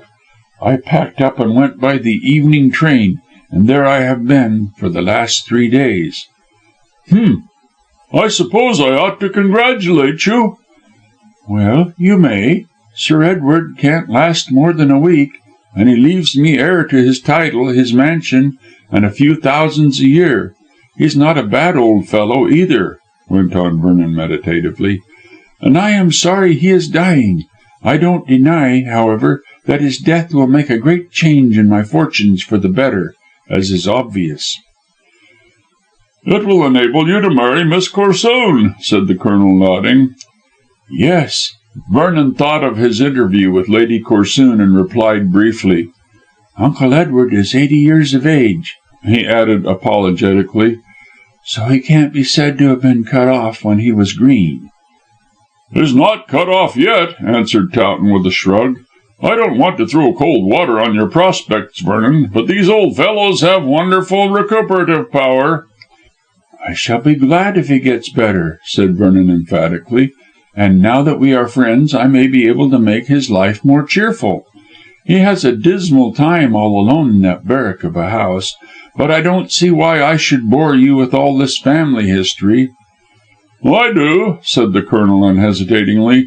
"It's because you and I have been drawn into closer friendship by our common acquaintance with Maunders, who is playing fast and loose with the 2 girls we love. We have had to make common cause against the enemy, and so are forced to speak freely. Besides, you are a good chap, Vernon, and I don't wish to work alongside a better man." And leaning forward, the Colonel gave his friend's hand a grip. "Would you do that? Would you say that if you knew that I was a private detective, or, to soften the term, a private inquiry agent?" "What?" Towton nearly jumped out of his chair. "As I had no money when my father died," explained the young man steadily, "and my uncle would have nothing to do with me, I turned my powers of observation to account, by setting up as Nemo of Covent Garden, to hunt down criminals and to help people keep their secrets when threatened by blackmailers. Mine is a perfectly honourable profession, I assure you, Colonel, but you may have your prejudices." "Well," said Towton after a pause, "I don't deny that I care little for detectives, or too much like the bloodhounds of the law, but I'm quite sure that you were driven to take up the business, and I'm also quite sure," added Towton emphatically, "that the business as conducted by you is all that can be desired in the way of honour. Why did you tell me?" If I hadn't, probably Maunders, when he found that we were working together, would have told you. It struck me as a wise thing to take the wind out of his sails." "There's something in that," admitted the Colonel, twisting his moustache, "and I am glad that I heard of your profession from yourself.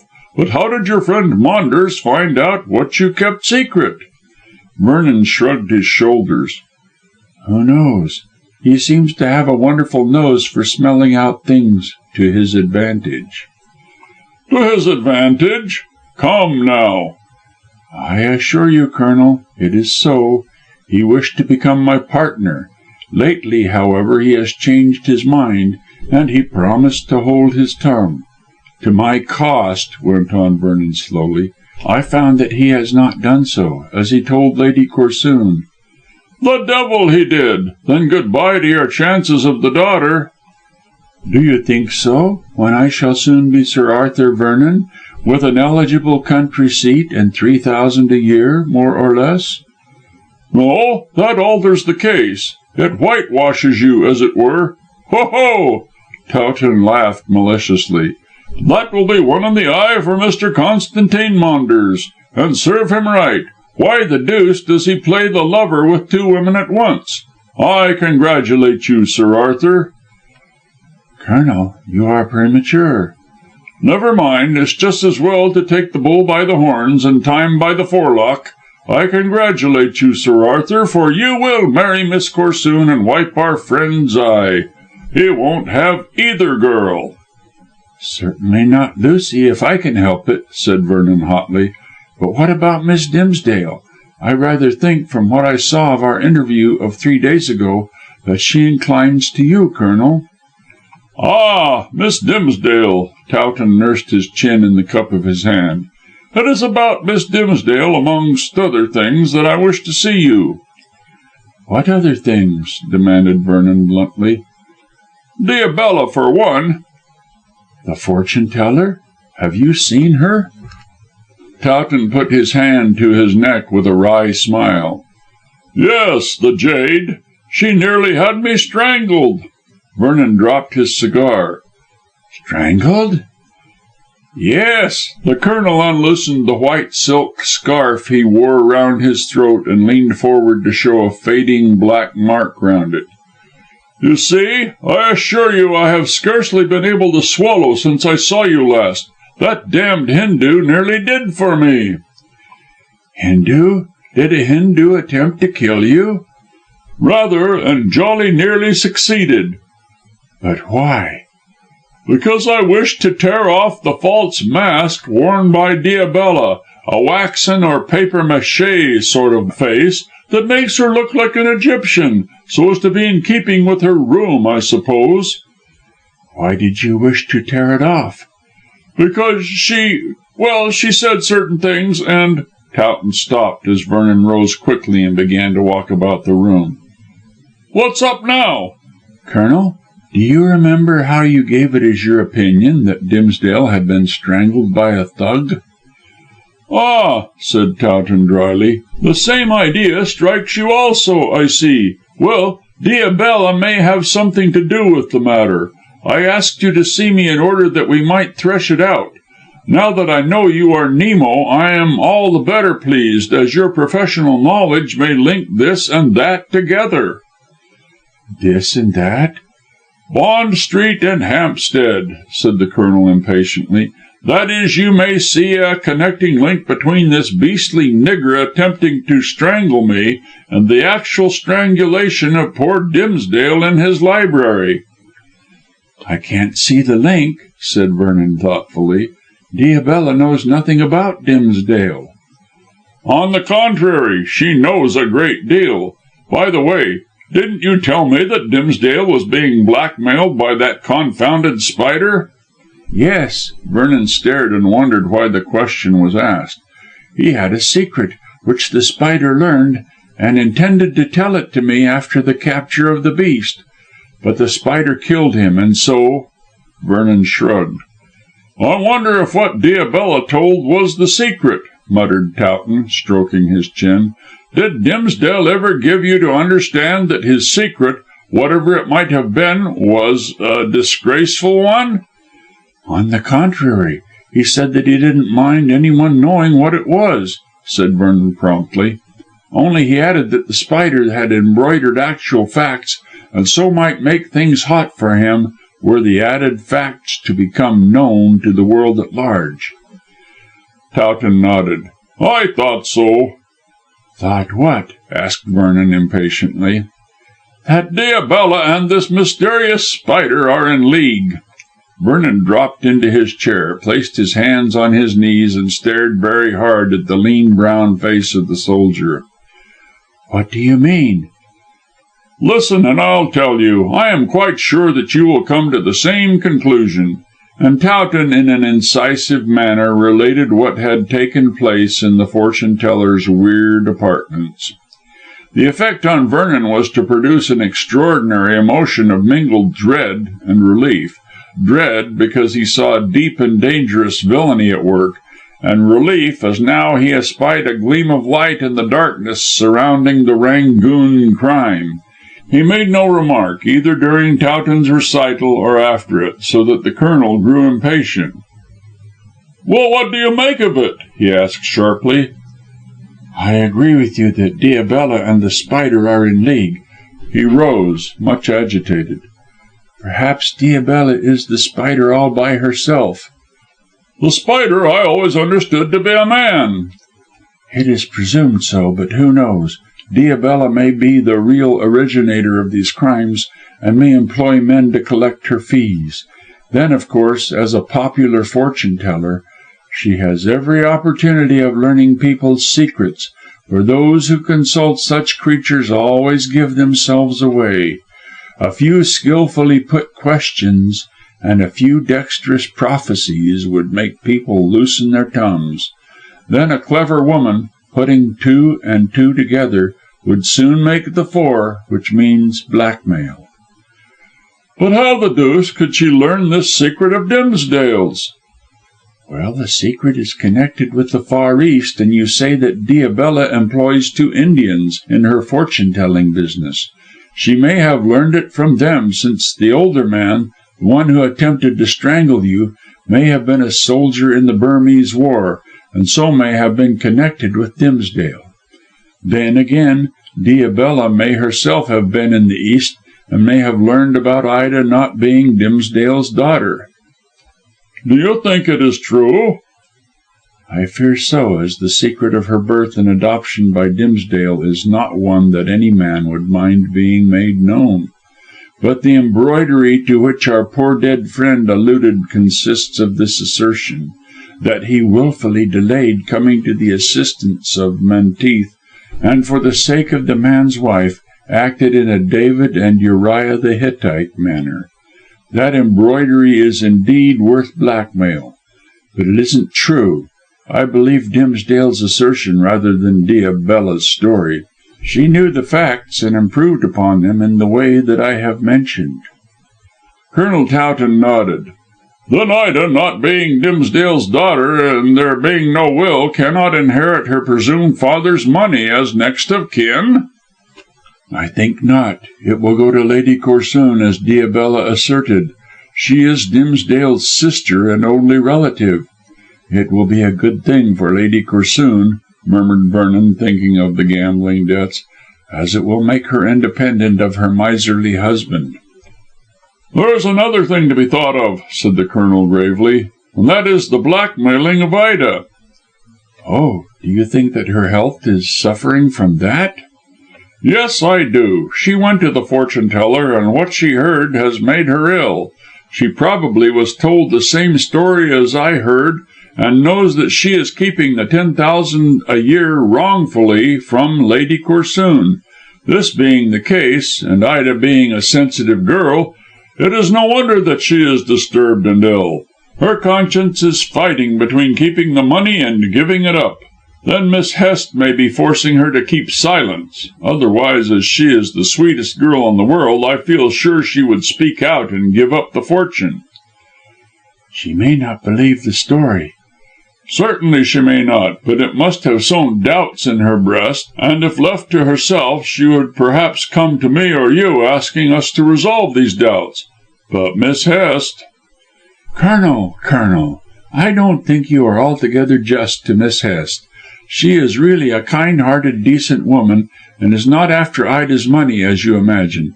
She wants Mrs. Bedge to become Ida's companion, or for Ida to marry you so that she can go back to her reciting." "Does she want Ida to marry Maunders?" asked Towton shrewdly. "No. I think she fancies you will make Ida a better husband. No, Colonel, Miss Hest's conduct is above reproach, and if she knows about this wild story by Diabella, she will advise Ida for the best." "In what way?" "Well, it is no use Ida telling you or I or anyone else the tale unless she is sure of the truth. According to Diabella, this man Venery in Singapore can substantiate the story. So under the guidance of Miss Hest, provided, mind you, she knows the story, Ida may have written to Venery. If Venery says that Ida is not Dimsdale's daughter, I daresay the girl will see her supposed aunt and surrender the fortune. Miss Hest, undoubtedly, as you say, exercises a certain amount of control over Ida's weaker mind, but she is a good woman and assuredly is not a fortune hunter." "It may be as you say," assented the Colonel grudgingly.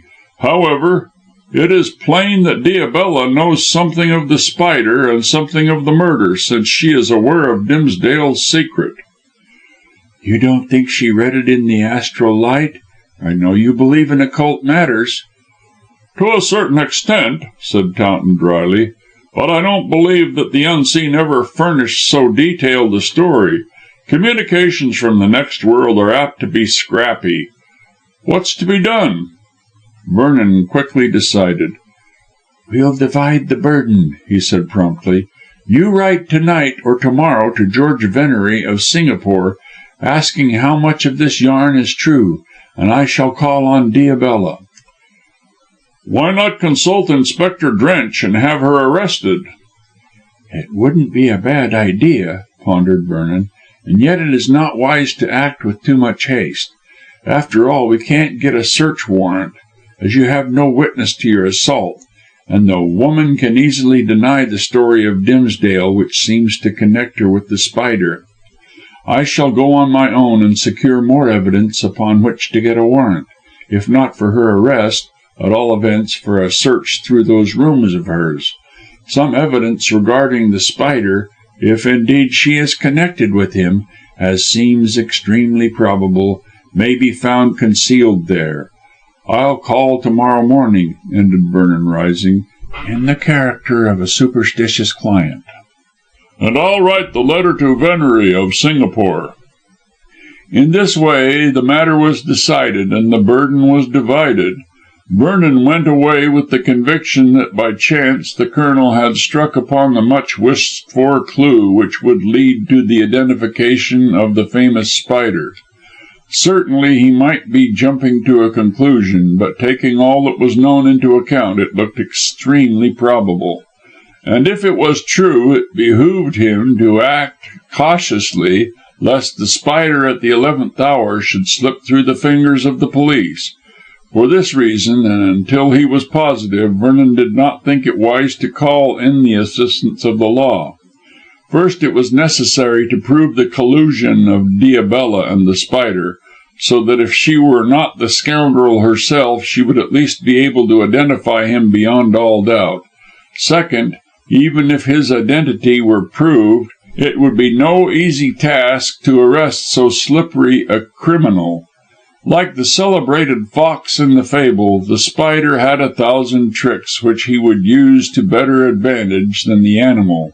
The fox in the story of Aesop was caught, but it was probable, unless the very greatest care were used, that the Spider would escape. Already the police had experienced his subtlety, and regarded the arch scoundrel as a very wary and dangerous bird, who was not to be caught by putting salt on his tail. Colonel Towton, being less experienced in the trickery of the criminal classes, was more hopeful of success, and next morning settled down to write the letter to Venery, of Singapore, quite confident that all the mysteries were on the eve of solution. He quite expected to hear from his correspondent that Ida was not Dimsdale's daughter, but he was quite sure that the embroidered facts of the pointed delay in the rescue of Menteith were false. Assured of this, he was quite willing to marry Ida as the daughter of a poor soldier, and hand over the fortune to Lady Corsoon. Love was everything to the Colonel at this moment, and nothing else mattered. But just as he reached the second page of his letter, Vernon burst into the room with a half vexed and half triumphant air. He told his news without any delay. "I believe you are right about Diabella being connected with the Spider, Colonel," he said. "She has shut up her rooms, and has cleared out bag and baggage." Chapter 11. The Needle in the Haystack. It was big news, which went more than at first sight appeared, since the implication was of depths below depths and veils behind veils. To be quite plain, the unexpected flight of the fortune teller, for it was nothing else, hinted at the truth of Towton's suspicions. Had there been nothing but the mere assault, Diabella could have faced that, and could have even counted upon the Colonel doing nothing, since an unbiased witness was lacking.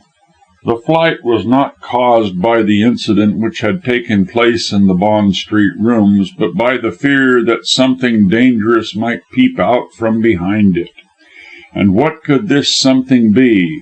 On the grounds of Diabella's story and the Hindu's attempted strangling, but a dread lest the Spider should be traced. "I am perfectly certain that you are right, Towton," said Vernon, sitting sideways on the table and swinging his legs. "Only the fear of her connection with that blackmailing scoundrel being traced could have scared her into disappearance." "She has really gone?" "Really and truly. Remember, she had 3 days to make herself scarce, but so afraid was she lest you should take action, that she decamped on the morning of the second day." "How decamped?" questioned Towton, laying down his pen. "She sent the Hindu to surrender the lease. Badahur his name is." "The native who tried to choke me?" "No, the doorkeeper. I was precise to ask if he was lean or stout. The lean one came to surrender the lease." "And his name is Badahur. Well, that's something worth knowing. But how did you get your informant to talk? And how did you find any person in authority to explain matters?" "That was easy."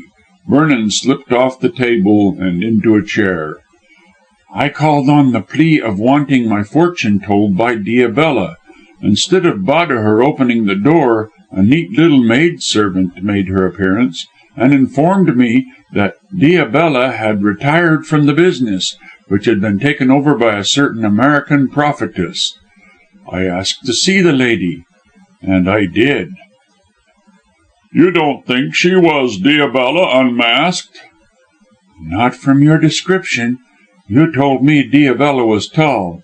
This woman was short, and the voice, instead of being metallic as you described it, was rather musical, although disfigured by a Yankee twang.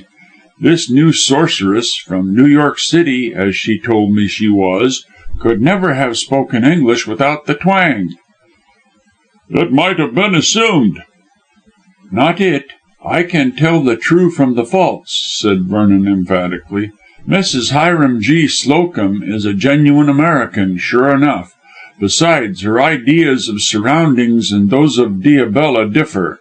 The last desired weird decoration and furniture, a mask, an Egyptian dress, Oriental attendants, and so forth.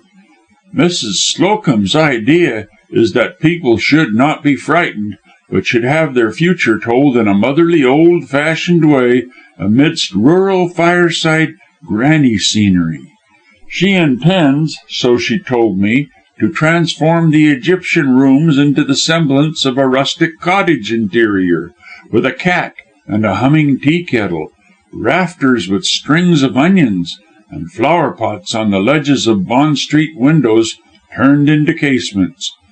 It's rather a clever dodge, reflected Vernon, as people will be at their ease directly, and so will talk freely and listen comfortably. And Mrs. Hiram G. Slocum herself? A motherly old thing in a mob cap and a stuff dress and a voluminous apron and a woolen shawl over her shoulders. I dare say she has dressed for the old cottage interior part, for she was seated in a wooden chair which didn't fit in with the Memphis decorations, and knitted a homely stocking. What did she tell you about Diabella? Very little, because she knew very little. Do you believe that? Asked the highly suspicious Colonel. Vernon shrugged his shoulders. Everyone tells such lies nowadays that I never believe anyone, but Mrs. Slocum seemed to be genuine enough. However, I'll soon prove that, as I intend to have her watched by a man upon whom I can depend. I shall learn in that way if she has business relations with our masked friend. What did she tell you? Asked Towton again. Well, it seemed that she heard about Diabella wishing to retire from business, and went to see her. Diabella denied that the rumour was true, but promised Mrs. Slocum the first refusal of the rooms and goodwill, though how one can transfer fortune-telling clients beats me.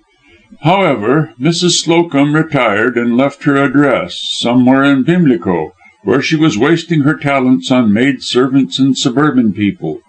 Diabella sent Bahadur to her there, and the lease was duly transferred for a sum of money. I believe Bahadur took Mrs. Slocum to the city and interviewed the landlord's lawyer. However, it was all done fair and square. But Diabella must have signed the consent to the transfer. So she did, under the name of Isabella Hopkins, which may or may not be her real name. At all events, she took the rooms as Miss Hopkins and signed that name on the transfer. Mrs. Slocum never saw her, at least without the mask. She was as you saw her when Mrs. Slocum called at the rooms, and didn't show in the lawyer's office. But the lawyer must have seen her. Well, he did, and I went to see him. He's a stiff old buckram creature, who declined to impart anything about Miss Isabella Hopkins, as he wanted to know why I wished to know. And of course, on the face of it, you can see, Towton, that I couldn't gratify his very natural curiosity. But why not, if we are to catch Diabella? We haven't got enough grounds to go upon, said Vernon, shaking his head. I think it is best to let her fancy we don't suspect anything, and then we may be able to capture her unawares. She's connected with the Spider, if not that gentleman himself, I am sure, and your visit and behaviour which led to the strangling attempt had given her a fright. But if we keep silent her suspicions will be lulled, and she may reappear. Surely not. Oh, I think so. Fortune-telling is an invaluable way of learning secrets, and Diabella must be very useful to the Spider, or to herself if she is him. She won't surrender her position without a struggle. It's too paying all around, my dear fellow. But she did surrender it. Only because she lost her head for the moment and thought you might bring the police on the scene for the assault. That would lead to unpleasant questions being asked, which might result in heaven knows what revelations. Fortune-tellers are not in good odour since the campaign of a certain halfpenny paper against them. The Colonel leaned back in his chair, reflecting, while Vernon rose to walk up and down the room for the purpose of stretching his long legs. He lighted a cigar and went on talking lightly. You never saw such a heap of clever dodges as this Diabella has to impress the weak-minded. Those mummies they are all faked, by the way have reeds inside them leading to their mouths, and Diabella, by pressing on the arms of her state chair, could send a stream of wind along to make them squall." "And they did squall," said Towton musingly. "I never heard such a devilish row in my life. What else?" "Oh, some arrangement by which when the room was darkened the interior of the painted walls were illuminated to reveal the Egyptian figures as walking and sitting skeletons.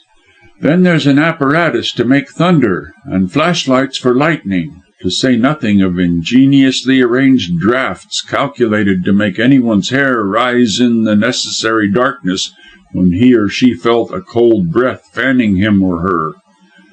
I wonder Diabella didn't send her clients stark, staring mad." "It sounds like a fraudulent spiritualistic medium, Vernon, and only confirms my suspicions that Diabella was not a genuine occultist." "But do you really believe anyone has such powers?" asked Vernon curiously. "I really do," said the Colonel promptly. "Strange as it may appear, in India I have seen too much of the unseen to doubt. There are certainly gifted people who can see and who can control forces of which the average person knows nothing. Oh yes, I believe, but what's the use of talking? I can never make you believe, and I don't want to."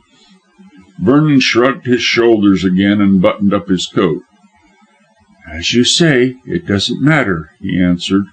"However, Diabella has vanished with her 2 satellites, so there's nothing more to be done at present." "You give up the hunt?" "I said at present. No, I shall lie quiet until Diabella reappears." "She won't if she's wise." "She will if she's daring, and I shrewdly suspect that she is." "Do you believe her to be the Spider?" "I do, and I don't. I really can't say. But if not the Rose, she is near the Rose. All I can assert with safety, Colonel, is that if we can lay hands on this witch in grain, we'll learn who murdered poor Dimsdale." "God grant that." "Amen to that pious prayer," was Vernon's reply as he left the room. Towton duly finished his letter of inquiry to Venery of Singapore, and having posted it, went cheerfully about his usual business of pleasure, that is, as cheerfully as a man in love well could do. At the Colonel's age, love was rather a serious matter, since he had taken the disease badly, as is invariably the case with middle-aged men. Some individuals constantly let their emotions trickle out to expend themselves in trifling love affairs, amusing for the moment. Others dam up the passions for years until they burst through the barrier, to sweep everything before them irresistibly. Colonel Towton was one of the latter, but not being entirely blinded by his late-born infatuation, he did not deem Ida perfection, as a hot-headed youth would have done, and he foresaw that, as Mrs. Towton, she would need guidance and firm control. Hitherto, for want of both, she had run wild, but the materials were there out of which, as Towton put it to himself, he could build a model wife. That she was frivolous rather than strong-minded was a point in her favour, as the Colonel desired to mould wax rather than to hammer iron. So if Ida only consented to marry him, he hoped for a calm and contented domestic existence, undisturbed by aggressive romance. And with his home-loving, self-controlled nature, Towton infinitely preferred the outlook from an unemotional point of view. As to the money, he cared little for the possible loss of that, although he could not deny but what Ida's yearly thousands would have come at the right moment to effect improvements on the Bowderstyke estate. Towton was too prosaic and level-headed to despise the power of the purse. But on the other hand, he was not at all grasping, and was quite satisfied to marry a girl with no dowry but her beauty and sweet nature. All the same, he intended to inform himself fully of the truth by inquiring, as he had done, from the man Diabella had mentioned as her authority. The Colonel had no notion of letting Ida's money benefit Lady Corsoon if he could help it. Of course, if it was proved to be legally hers, he would be the first to see that she had her rights. On the other hand, should Ida turn out to be Dimsdale's daughter, Towton made up his mind that the 10,000 a year would be joyfully used for the improvement of his family property. With these thoughts to employ his mind, he waited very patiently in London, considering that he was a man of actions rather than a dreamer of dreams. Later on, when Vernon had coaxed Diabella from her hiding place, Towton intended to travel to Bowderstyke to see his beloved. He had every belief that during his absence Vernon could manage the affair which interested them both so greatly. For the next few days the Colonel saw nothing of Vernon, but while in the tablinum of the Athenian Club, he unexpectedly came face to face with Mr. Maunders. The scamp looked singularly handsome, and was dressed carefully as usual, but the sight of a snake would have been more pleasing to the worthy Colonel. He did not like Maunders, and moreover resented him as a somewhat dishonourable rival, for no one could respect a man who pointedly wooed two women at one and the same time. Towton therefore nodded coolly and crossed to the central table to pick up a service magazine. As he did so, Maunders sauntered to his side and slipped into a chair near to that one which the Colonel had taken. "Have you had any news of Miss Dimsdale?" asked Maunders amiably. "No," retorted Towton, opening his magazine as a hint that he wished to be left alone. "She is still in Yorkshire with Miss Hest," persisted Maunders. "So I understand," was the stiff reply. "I believe she will remain there for 1 month." "Possibly she will." Maunders was not discouraged. "Have you any message for her?" he asked. "Why do you ask?" demanded the Colonel, sitting up abruptly. "Because Francis Hest, you know, the brother of Miss Dimsdale's friend, has asked me down to Gerby Hall. I'm going there at the end of the week for a few days. I thought you might have a message for Miss Dimsdale." "There is such a thing as the post," said Towton, exasperated by the young man's cool assurance. He took up the magazine again, then hesitated and threw it on the table. Adverse as the Colonel was to discuss his private affairs with anyone, and least of all with Maunders, whom he so frankly hated, he felt that he ought to take advantage of this chance to learn exactly what was Maunders' attitude towards Ida. "Am I to understand that you are engaged to Miss Dimsdale?" he asked sharply. "Why should you think that?" asked Constantine negligently. "Why, indeed? Considering that one day you profess to be paying your attentions to Miss Corsoon, and the next pay your addresses to Miss Dimsdale. But as you are going down to Gerby Hall, it looks as though you inclined to marry the latter young lady." "No," said Maunders indolently, and looking at Towton through half-closed eyelids. "I'm going to see Francis Hest, who is a friend of mine, but I daresay Miss Hest and Miss Dimsdale find it dull, so I may be able to amuse them a trifle." "I am quite sure of that," said Towton sarcastically. "Your social qualifications are well known, but I ask you if you are engaged to Miss Dimsdale." "No, I am not, nor am I likely to be." This was good news, but Towton could not be sure if Maunders was speaking honestly. "Then you intend to marry Miss Corsoon?" said the Colonel. "I do, but I don't see why you should trouble yourself about my private affairs," said Maunders, insolently cool. "It was not I who sought this interview, but as you choose to speak to me, I have every right to mention a subject which concerns us both." "And concerns Vernon also." "Precisely," said Towton with great emphasis. "It is useless to disguise the fact, Mr. Maunders, that we are rivals, and "Pardon me, no," interrupted the young man quickly. "I have been refused by Miss Dimsdale, so the field is open to you." "Ida refused you?" muttered the Colonel, stupefied. "Strange, is it not?" replied Maunders lightly, "but such is the case. I asked her to marry me, and she hinted at a previous attachment. I presume she meant—" Towton threw up his hand and coloured through his bronzed skin. "We will not mention names, if you please." "I don't mind. But you know how the land lies, so far as I am concerned, that is. But you will have to reckon with Francis Hest." "Miss Hest's brother?"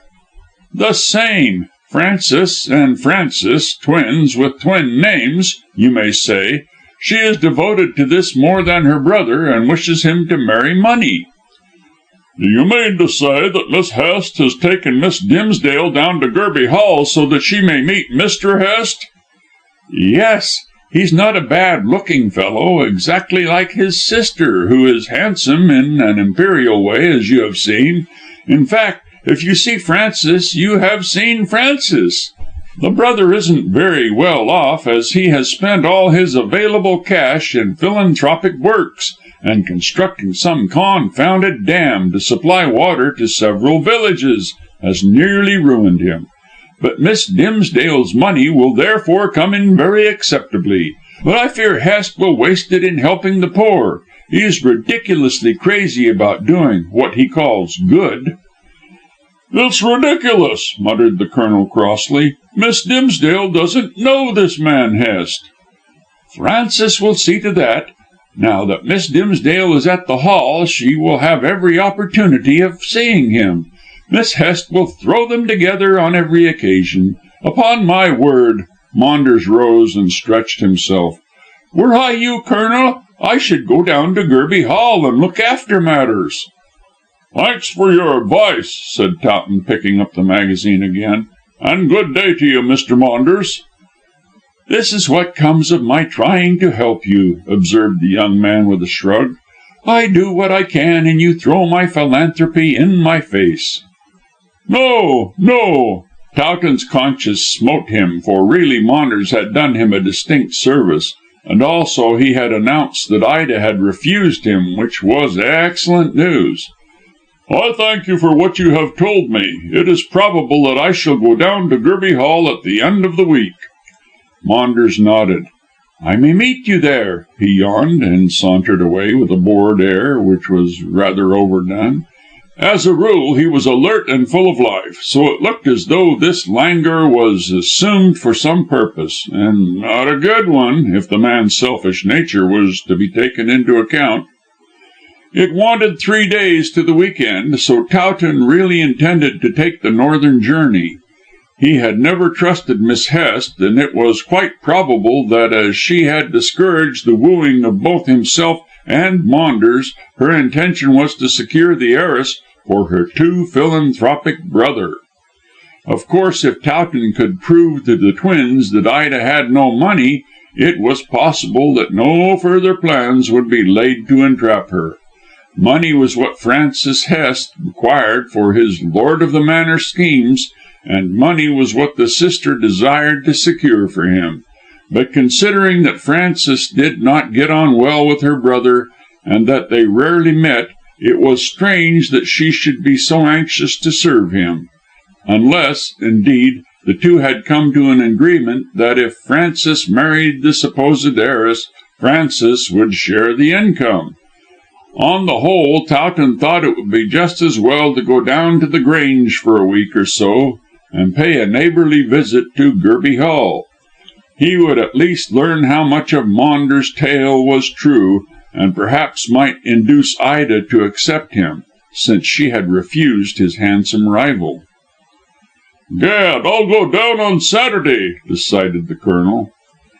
And it happened that before Saturday he received a letter which made him even more anxious to visit his family seat.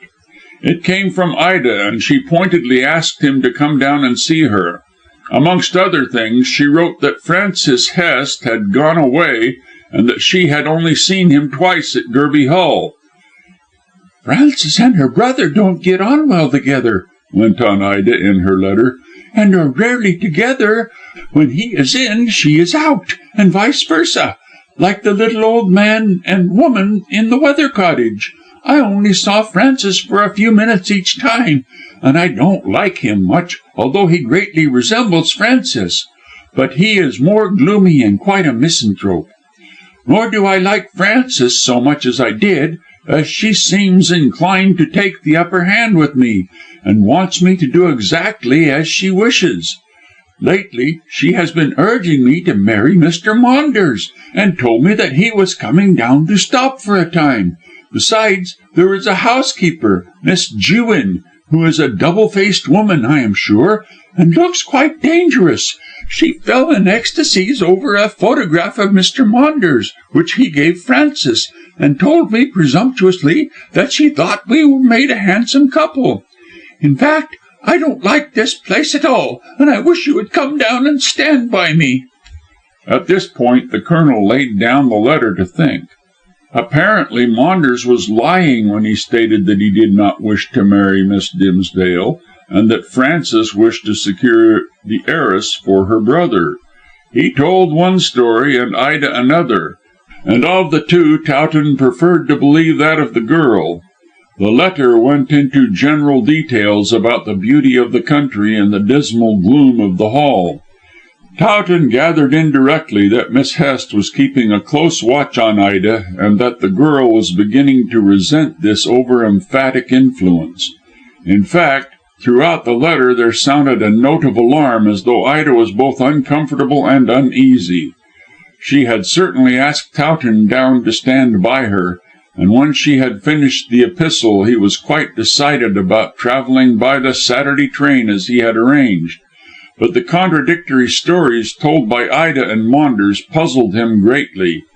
More than ever he mistrusted Miss Hest, who seemed to be playing a deep game for the winning of Ida's fortune. But the Colonel chuckled to think of her disappointment when she learned that Ida was not entitled to the money, always provided that Diabella had spoken the truth. As two heads are better than one, and as Towton was working in consort with Vernon, he promptly sought out his friend and laid the letter before him. Also he detailed what had taken place in the tablinum of the Athenian Club between himself and Maunders. Vernon heard the Colonel's narrative with great attention, then gave his opinion after some reflection. "There is some devilry under all this," he said, laying a finger on the letter.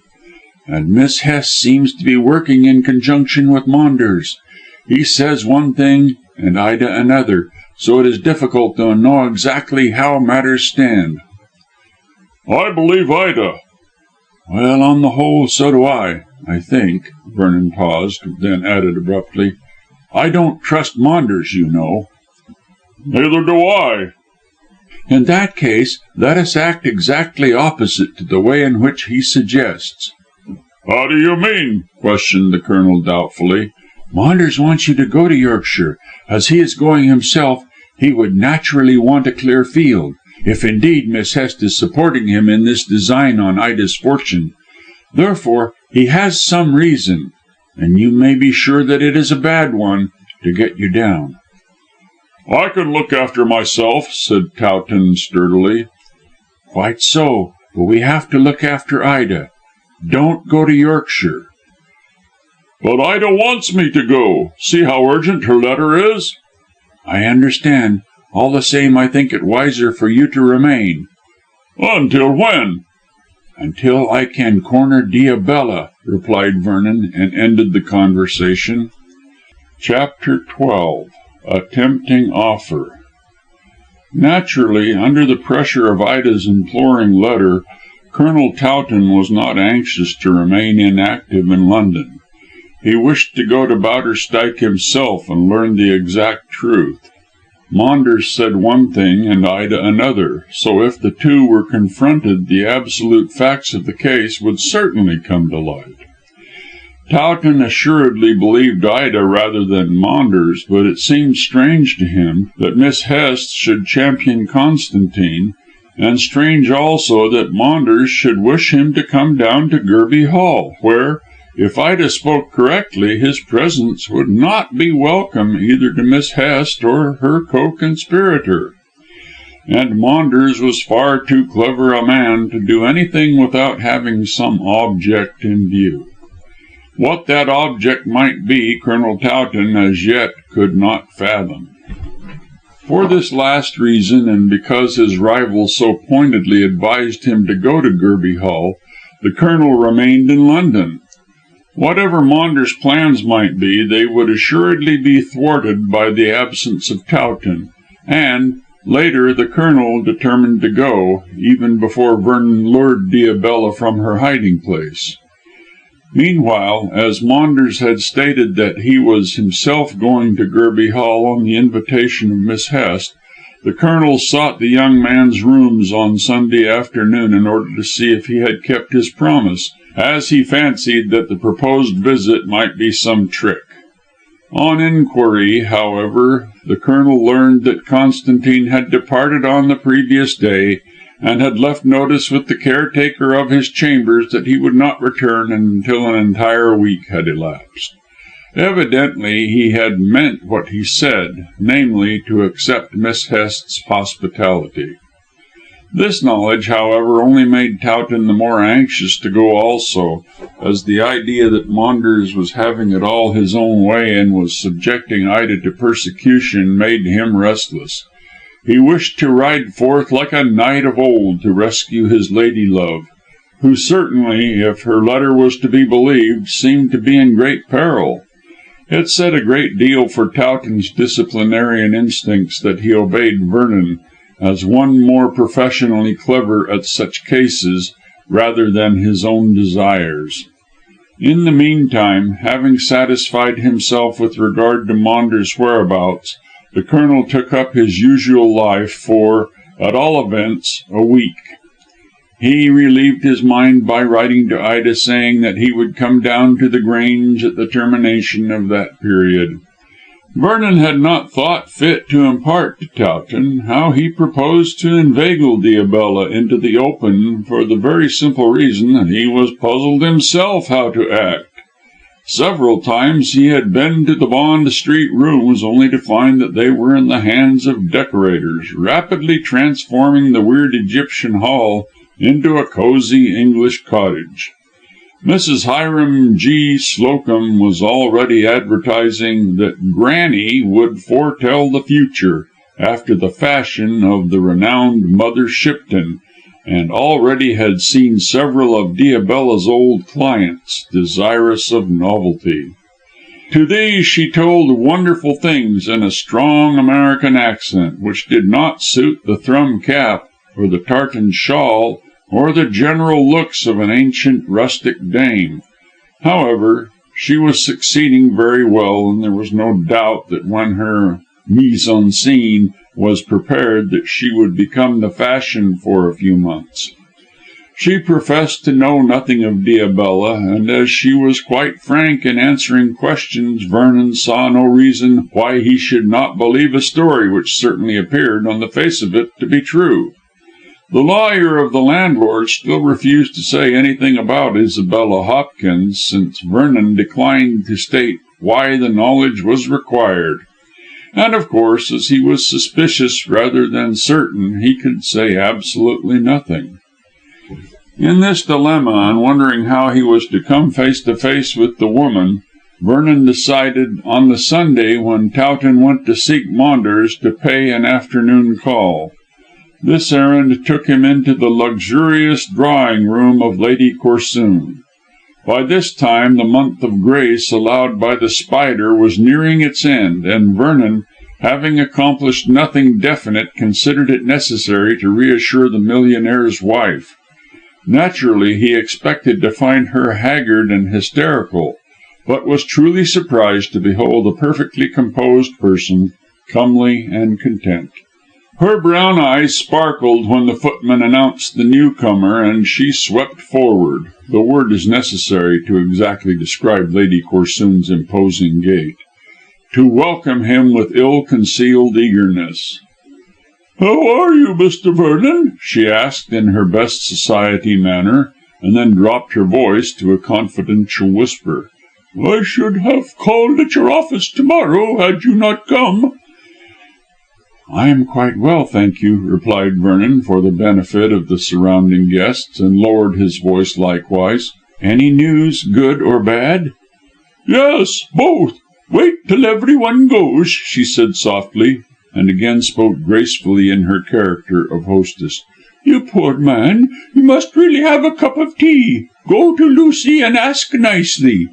Vernon needed no second command, but thrust his way through a crowd of well-dressed people to find a bamboo table covered with tea things, over which a pretty fresh-coloured damsel presided. She received him with a shy blush which made her look like a dewy rose. Lucy Corsoon could not be called lovely, nor would she have attracted attention in any marked degree. A bright, sweet English girl was all she claimed to be, and, having the bloom of youth, she really appeared more charming than she really was. In a very plain white frock, without a single ornament, she looked like a modest violet, almost hidden by its leaves. The ardent gaze in her lover's dark eyes made her blush more than ever as she handed him a cup of tea. "Without sugar?" she said in a gentle voice. "I know your tastes." "Who else should?" inquired Vernon, smiling, and sipped his bohea. "This tea is delightful, and exactly what a thirsty man requires." "I hope you are hungry also. Mr. Hest, please pass the cake stand to Mr. Vernon." The lover wheeled when the name was mentioned, to find himself facing the counterpart of Ida's companion. He would have guessed the relationship even if Lucy had held her peace. Mr. Hest smiled at the amazed look of the young man, and swung forward the bamboo cake stand with a soft laugh. "Don't say what you are going to say, Mr. Vernon," he remarked pleasantly. "I know exactly how astonished you are to see that I am so like my sister." "You are indeed," breathed Vernon, mechanically taking bread and butter. "I should have taken you for Miss Hest in disguise, but for—" he hesitated. "But for this scar," finished Hest, laying a finger on a cicatrice which ran in a thin crimson line from the right temple to the corner of the mouth. "I got that in Paris years ago. The knife of an Apache scored me in this way.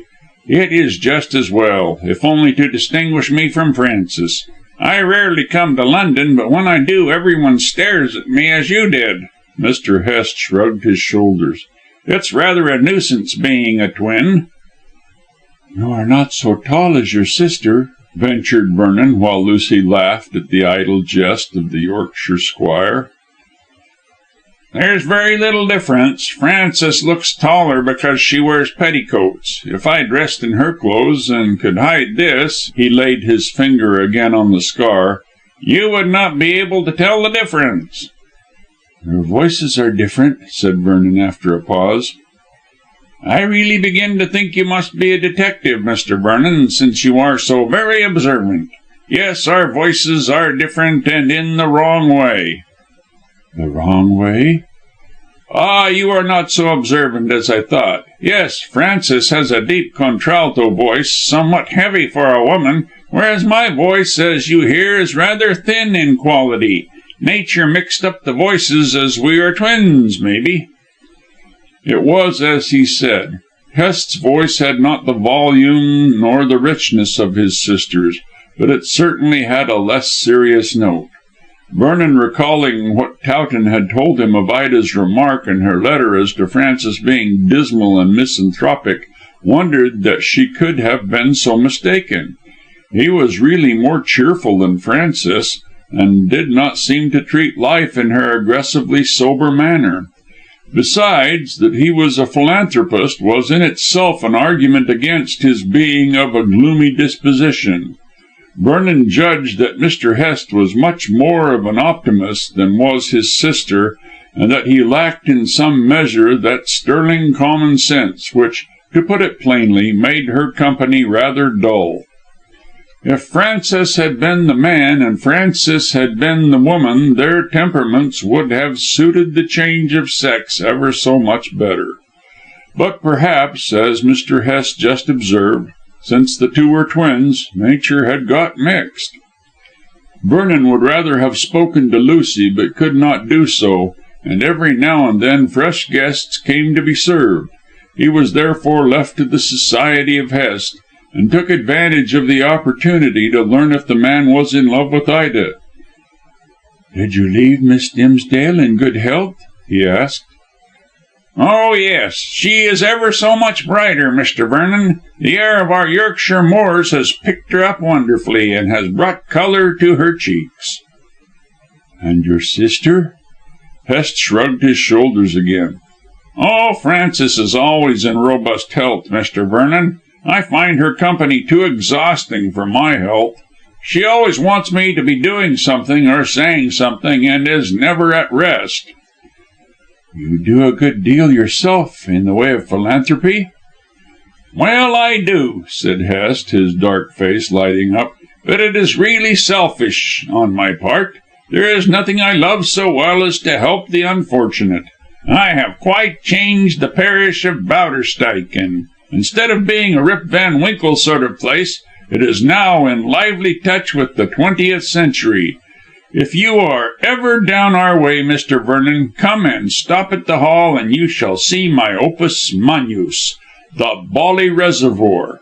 Miss Dimsdale was quite amazed when she beheld the strength of the dam." "I have heard of that great work from your sister. She was quite enthusiastic over the enterprise." "What? Frances enthusiastic over anything of that sort? You surprise me, Mr. Vernon, you do, indeed.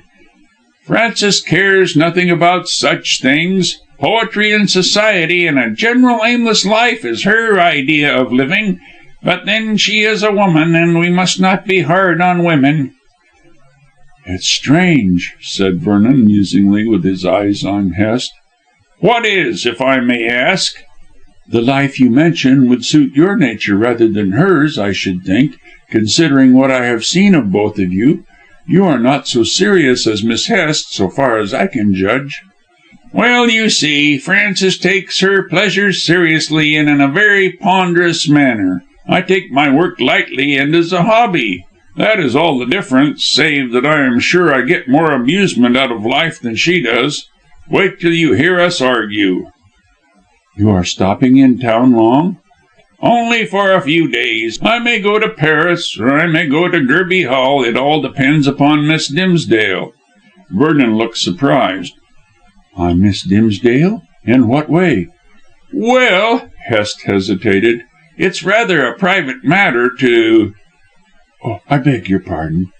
"Not at all. You know Frances and Miss Dimsdale so very well that I don't mind telling you. The fact is, my sister thinks that I ought to be married at my age. I shan't tell you how old I am, because that would give away Frances, who, like all women, doesn't want her age to be known. But the long and short of it is that she wants me to marry Miss Dimsdale. I saw very plainly that Miss Dimsdale didn't want to marry me, so I ran away." This explanation appeared to be clear enough, and Vernon drew a long breath of relief. Ida had been right. Frances had wished her brother to marry the girl and secure the fortune. Now that Frances declined to entertain the idea, Miss Hest had invited Maunders down to try his luck. But Vernon could not see what interest the former could have in bringing about the marriage with the latter. He lifted his eyes from the carpet again to address his companion, but found that Mr. Hest had slipped away to talk to an old lady with an ear trumpet. "You might speak to me," hinted a low voice at his ear, and he turned to smile at Lucy's injured face. "You are so busy." "There is a lull now in the tea drinking. Why haven't you been to see me lately, Arthur?" "I have been very busy. Also, I have been out of town." "You should be with me always," pouted Miss Corsoon. "What would your mother say to that?" he asked, smiling broadly. "She would be annoyed," returned Lucy promptly. Vernon started. "Surely you are mistaken. he said anxiously, stopping to almost whisper in her ear. "Your mother gave her consent, and when I was last here she said in your presence that she did not mind my—" Lucy interrupted with a flush. "I think she has another opinion now. For some time she appeared to be pleased that we should marry, but the day before yesterday she hinted that there might be obstacles." "Ah, your father?" "No.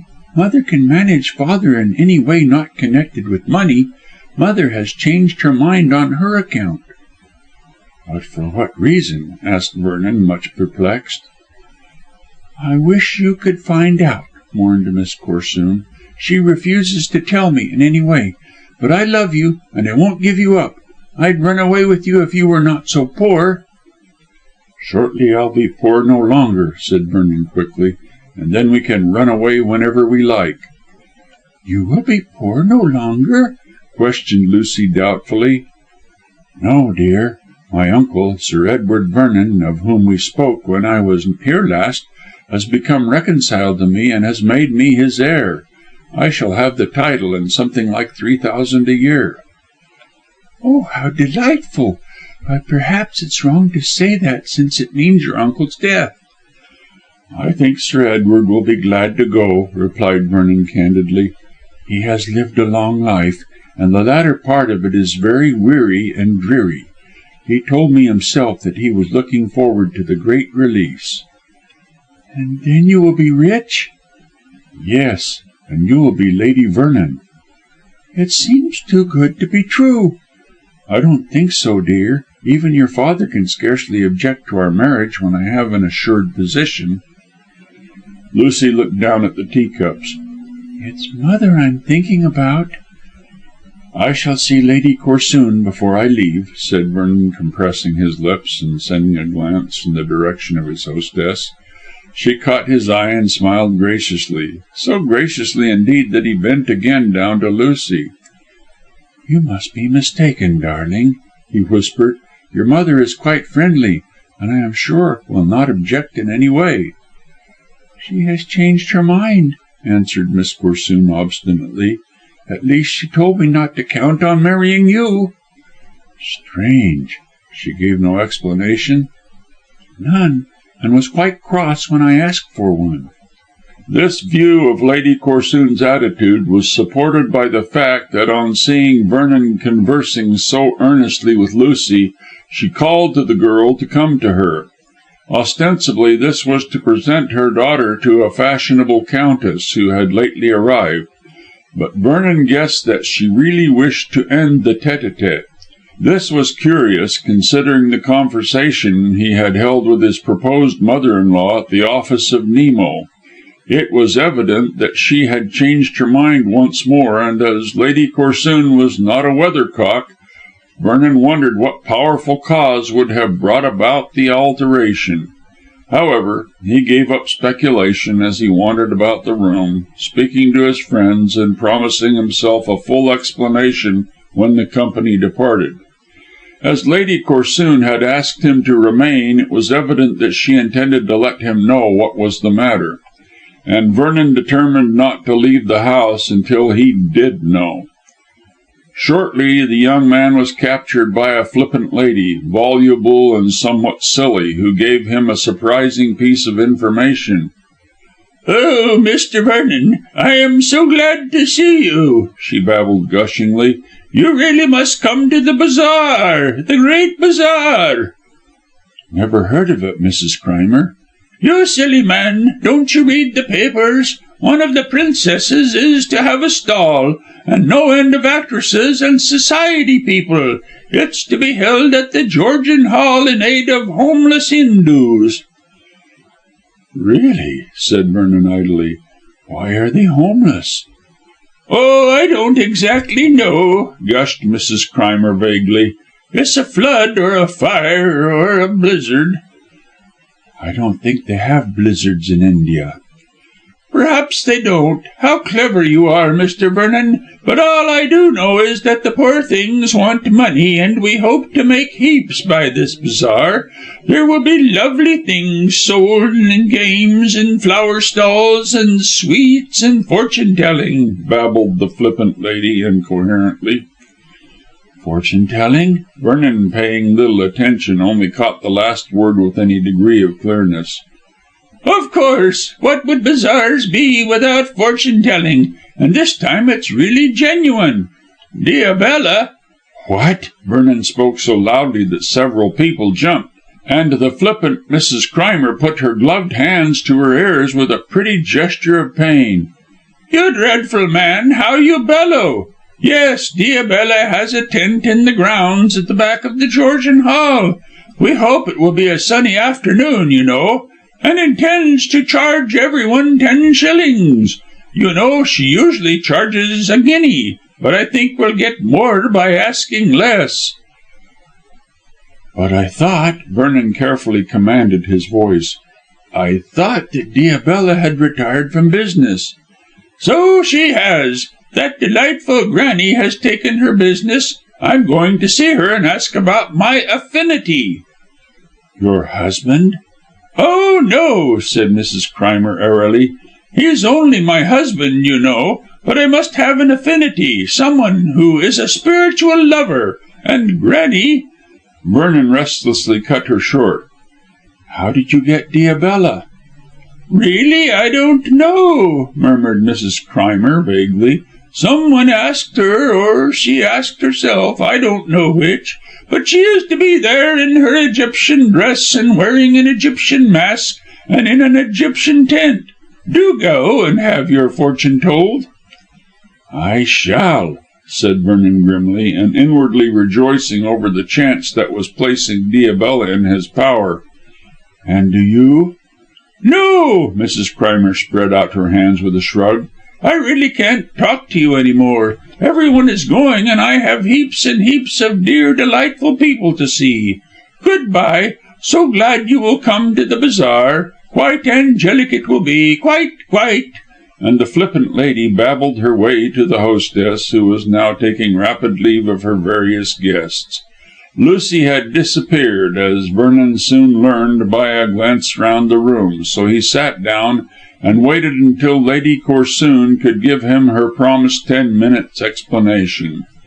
He would have liked to have had a chat with Sir Julius, if only to enlist him in favour of the marriage by dropping a hint regarding the expected inheritance.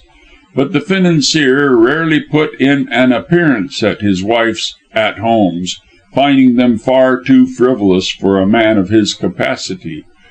So Vernon decided that if Lady Corsoon's explanation did not prove satisfactory, he would interview Sir Julius and formally ask for the hand of Lucy. With the credentials of a soon coming title, a lordly mansion and 3,000 a year, he hoped to have his proposals well received. At a former interview the baronet had scoffed at his pretensions, but now things were changed for the better, and the chances were that all would go well. "Now, Mr. Vernon," said Lady Corsoon, when the last guest had shaken hands and departed, "we are alone and can have a talk. What news of your search?" "I have no news," replied Vernon, placing a chair for the lady. "The Spider cannot be found." "Only 7 days remain, and I must give my answer then, Mr. Vernon. You know the terms. Either I pay £2,000 or my husband," she winced, "is informed that I sold those family jewels to pay my bridge debts." "I am sorry, Lady Corsoon, but as yet I have not caught the man." She made a gesture of despair. "Oh, what is the good of being sorry? I came to you as a practised detective." This time it was Vernon who winced. "At least, Mr. Maunders assured me that you were," she hastened to say. "Very kind of Mr. Maunders," said Vernon sarcastically. "Go on." "Well, I came to you for assistance, and you have done nothing." "I have done everything that I could do," said Vernon drily. but the Spider is too clever for me. As he has baffled the entire police force, it is no shame for me to confess as much." "What do you intend to do?" "I can't say," said Vernon, thinking of a possible meeting with Diabella at the homeless Hindu's bazaar. "In a few days I may have news." Lady Corsoon shook her head. "I can't afford to wait, since the time is so short. Of course, you know that your marriage with Lucy depends upon your getting me out of this unpleasant position."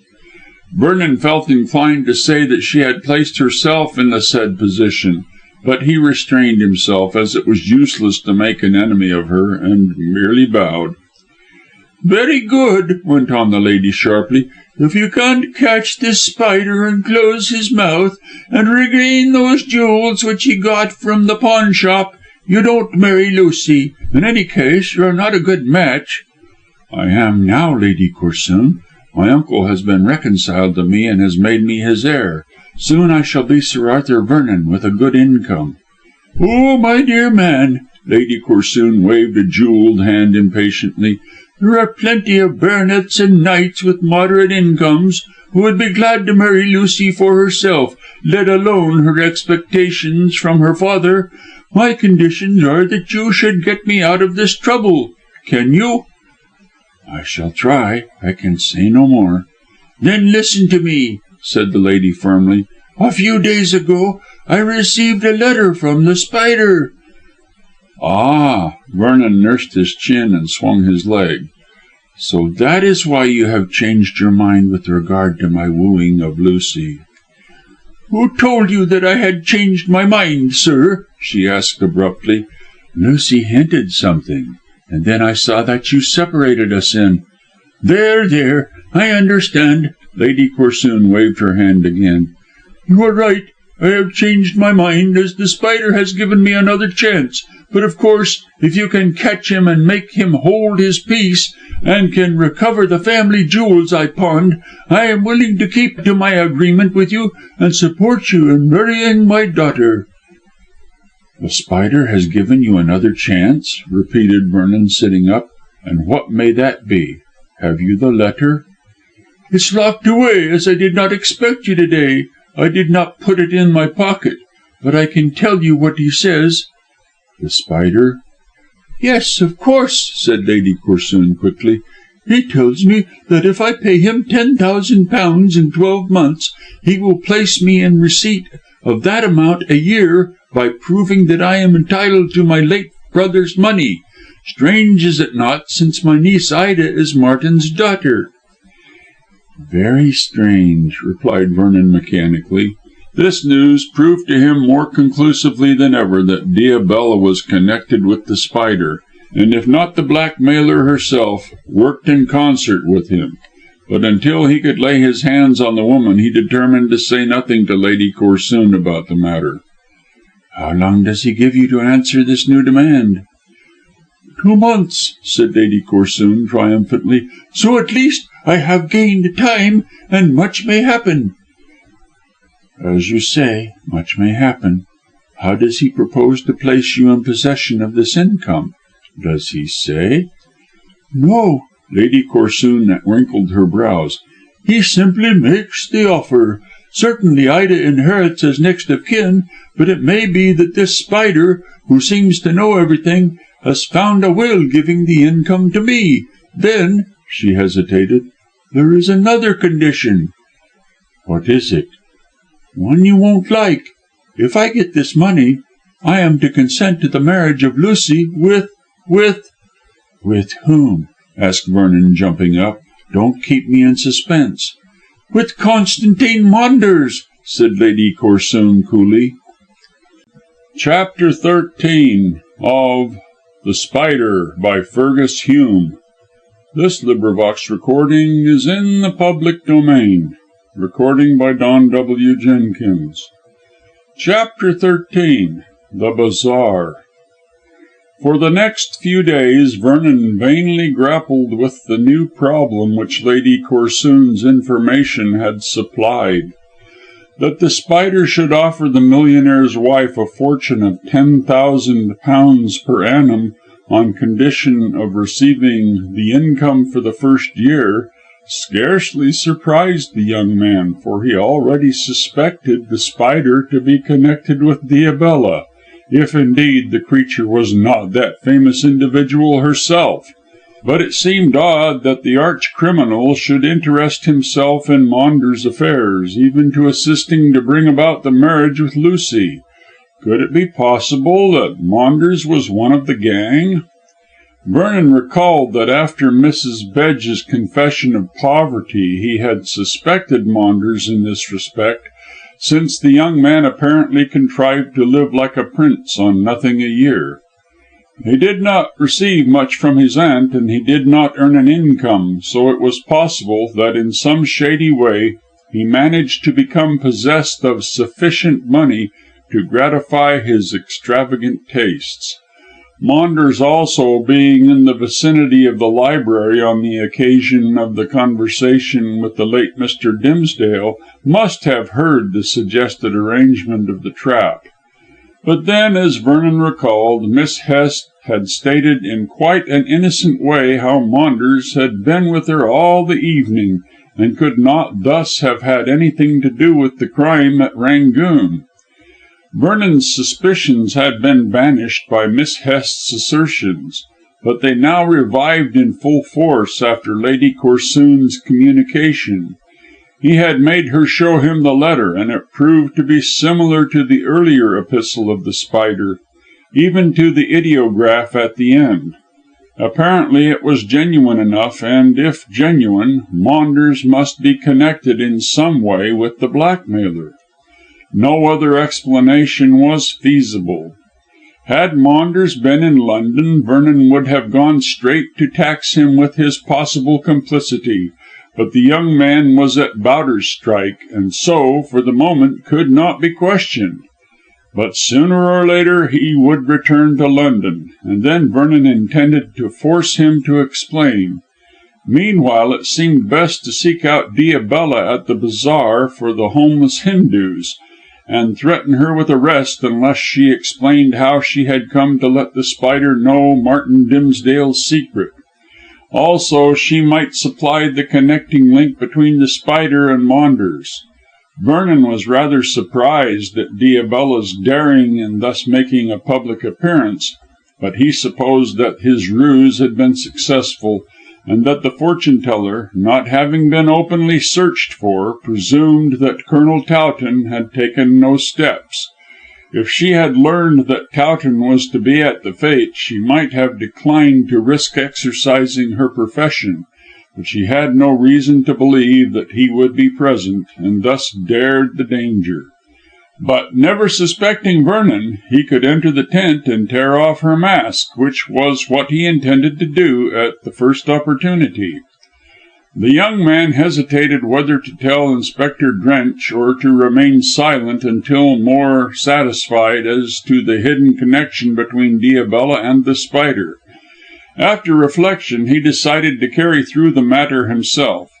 By removing the waxen mask he would at least learn what Diabella was like, and perhaps, if brought to bay, she would speak out to save her skin.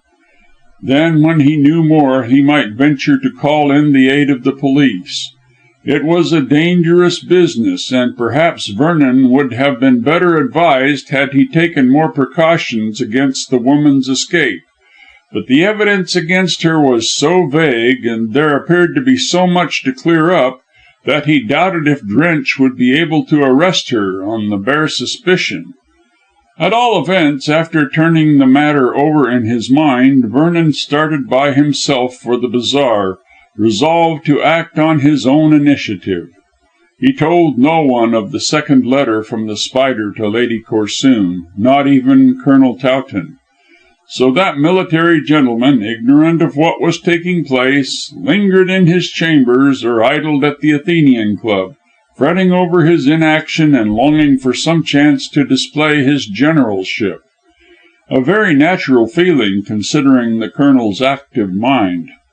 The Georgian Hall was a huge repository of Hanoverian relics in South Kensington, and consisted of many moderately large apartments, encircling a spacious central room.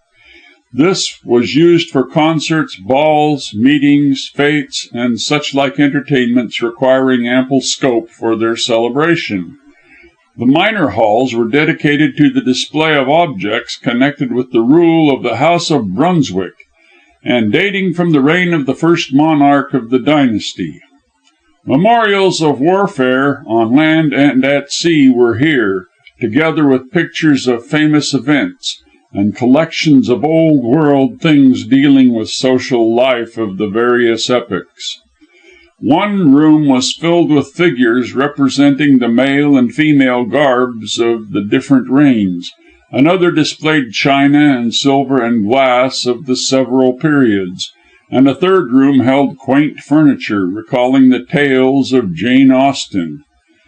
The political and social and military history of England was contained in the museums, and from this fact the hall took its name, since the objects dated only from the Act of Succession. It was an interesting place, and well worth the patronage which it received from the idle public. On this occasion the central room was filled with gaily decorated stalls in divers colours, on which were displayed modern luxuries likely to appeal to the purses of the self-indulgent. Society beauties, charming actresses, and celebrated lady novelists presided over the booths of this Vanity Fair, and did a large trade by their fascinating personality alone. Vernon, accurately dressed as became a young man about town, managed to elude these sirens, who would have cajoled every shilling out of his pocket, and walked into the grounds at the back of the hall, where Mrs. Crimer had informed him the tent of Diabella was to be found. It was a sunny afternoon, as the flippant lady had desired, and the spacious gardens looked extremely pretty with flags and tents and flowers and general greenery. Games of all kinds were going on, and the place resembled a fair with its crowd of laughing people who were enjoying themselves thoroughly. So far as could be judged, the homeless Hindus would benefit largely by the bazaar, as it apparently was a great success. No prettier function had taken place during the season. Vernon saw endless friends and acquaintances, as many fashionable folk were present, but taken up with his own anxious thoughts he spoke to no one. However, someone spoke to him as he threaded his way amongst the throng, for a friendly touch on his shoulder wheeled him round to behold Francis Hest. He looked more like his sister than ever, and decidedly handsome in his immaculate frock coat, grey trousers, patent leather boots, and silk hat. The only fault which Vernon, always rather fastidious, could find in his general appearance was that he wore his hair much too long, which gave him the look of a poet, or of a fashionable musician, and the full black locks added still more to his resemblance to Francis. "I did not expect to find you here, Vernon," said Hest after a handshake.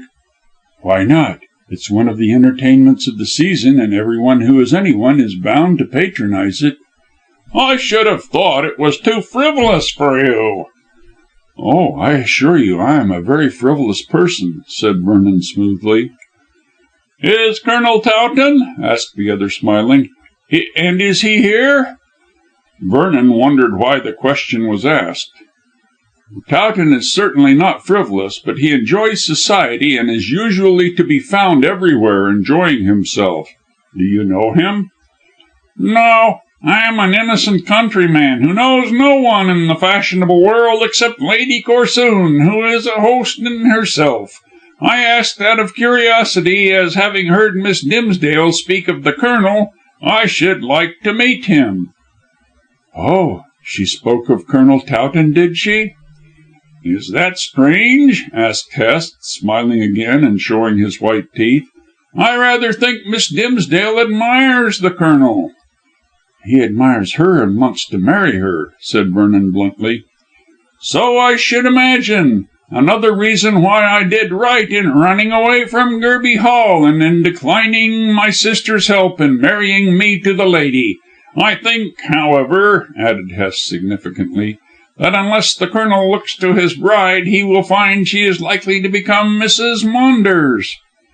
"I should be sorry to see that." "Why? Don't you like Maunders?" "Oh, yes. We were at school together. But I believe that Miss Dimsdale is in love with the Colonel. You know, of course, that Maunders has gone down to your place?" "Certainly. Francis wrote me that he arrived on Sunday morning. That is why I advised Colonel Towton to look after Miss Dimsdale." "Why does your sister wish Miss Dimsdale to marry Maunders?" asked Vernon in a pointedly blunt way. Hest raised his thick dark eyebrows. "Ask me another," he said. "All I can say is that Frances is a great matchmaker. Failing me, she suggests Maunders as a suitor. He is younger than the Colonel, I believe." "And much handsomer, but he is not Towton's sterling character. By the way, have you met Maunders?" "Twice. Once in town and once at my own place. I confess that he doesn't attract me greatly. Handsome, yes, but there is something dangerous about him." "Dangerous?" Vernon looked straightly at the speaker, wondering how he had chanced to hit on the very defect which spoilt Maunders' charm. "It's the only word I can think of which describes him, but perhaps I am wrong. Francis would think so." "I always thought that Miss Hest did not like Maunders." "It may be so," said Hest indifferently. "Still, he is handsome, and Frances is a woman. It seems to me, however, that the word rests with Miss Dimsdale. If she loves Colonel Towton, she will marry him. If Maunders, he will win her. A wilful woman will have her way." "I do not think that Miss Dimsdale is wilful," said Vernon stiffly. Then, with an afterthought that Hest might help the Colonel to thwart the plans which Francis certainly appeared to entertain, he added, "Would you like to meet Towton?" "Oh, yes. I shall be in town for a week before going to Paris. I have few friends here and like to be amused." "Where are you staying?" "At Professor Garrick Gale's, Isleworth." "Oh!" Vernon could scarcely conceal his surprise. "I thought that you did not approve of your sister appearing as a reciter." "Nor do I," rejoined the other man with a frown. "But Francis asked me to deliver a message to Professor Gale, whom I met before and whom I like. He asked me to accept his hospitality while in London, so I did so, as I hope to induce him to get Frances to abandon this scheme of earning money by her talents, which, by the way, I don't deny, so that she may resume her proper place in society as my sister." Vernon shook his head. "Miss Hest is of too active a mind to bear tamely the life of an ordinary country lady." "She is singularly obstinate, if that is what you mean," said Hest with a curling lip. "However, that is my address, so if you can arrange a dinner with Colonel Towton, I shall be glad to meet him and to give him the latest news of Miss Dimsdale." "Thank you." Vernon booked the dinner. "Say, next Wednesday?" "That will suit me capitally. The day after to morrow? Well, and what are you going to do now?" "Just wander around," replied Vernon evasively. He did not wish to disclose his plans regarding Diabella to the Yorkshire squire. "Good day." "Good day," said the other in a friendly tone, and the two were soon separated by the ever moving crowd. It was growing late by this time, and the gardens were not nearly so filled as they had been. Already there was a shade of twilight in the calm sky, and several lamps had been lighted. It was necessary to see Diabella at once, for it might be that she would not be present in the evening. Vernon therefore went to seek for the Egyptian tent, and soon found it standing in an isolated position at the far end of the ground. With some skill the canvas had been erected into the square form of a Memphis temple, and this, coloured like stone and adorned with gaudy hieroglyphics, looked a striking object in the waning light. Two imitation sphinxes guarded the doorway, and beside these, on either side, stood two men like bronze statues with folded arms. One was slender and the other burly, and both were natives of India in spite of their Egyptian array. Vernon, knowing what he did know, had no difficulty in recognizing Bahadur and the heavier man who had attempted to strangle the Colonel, until prevented by his mistress. "Can I see Diabella?" he asked, approaching slowly and addressing Bahadur as the more amiable looking of the two. 1, 2, 3, said the man, showing his teeth and throwing up triple fingers. 3 to see mistress, then you.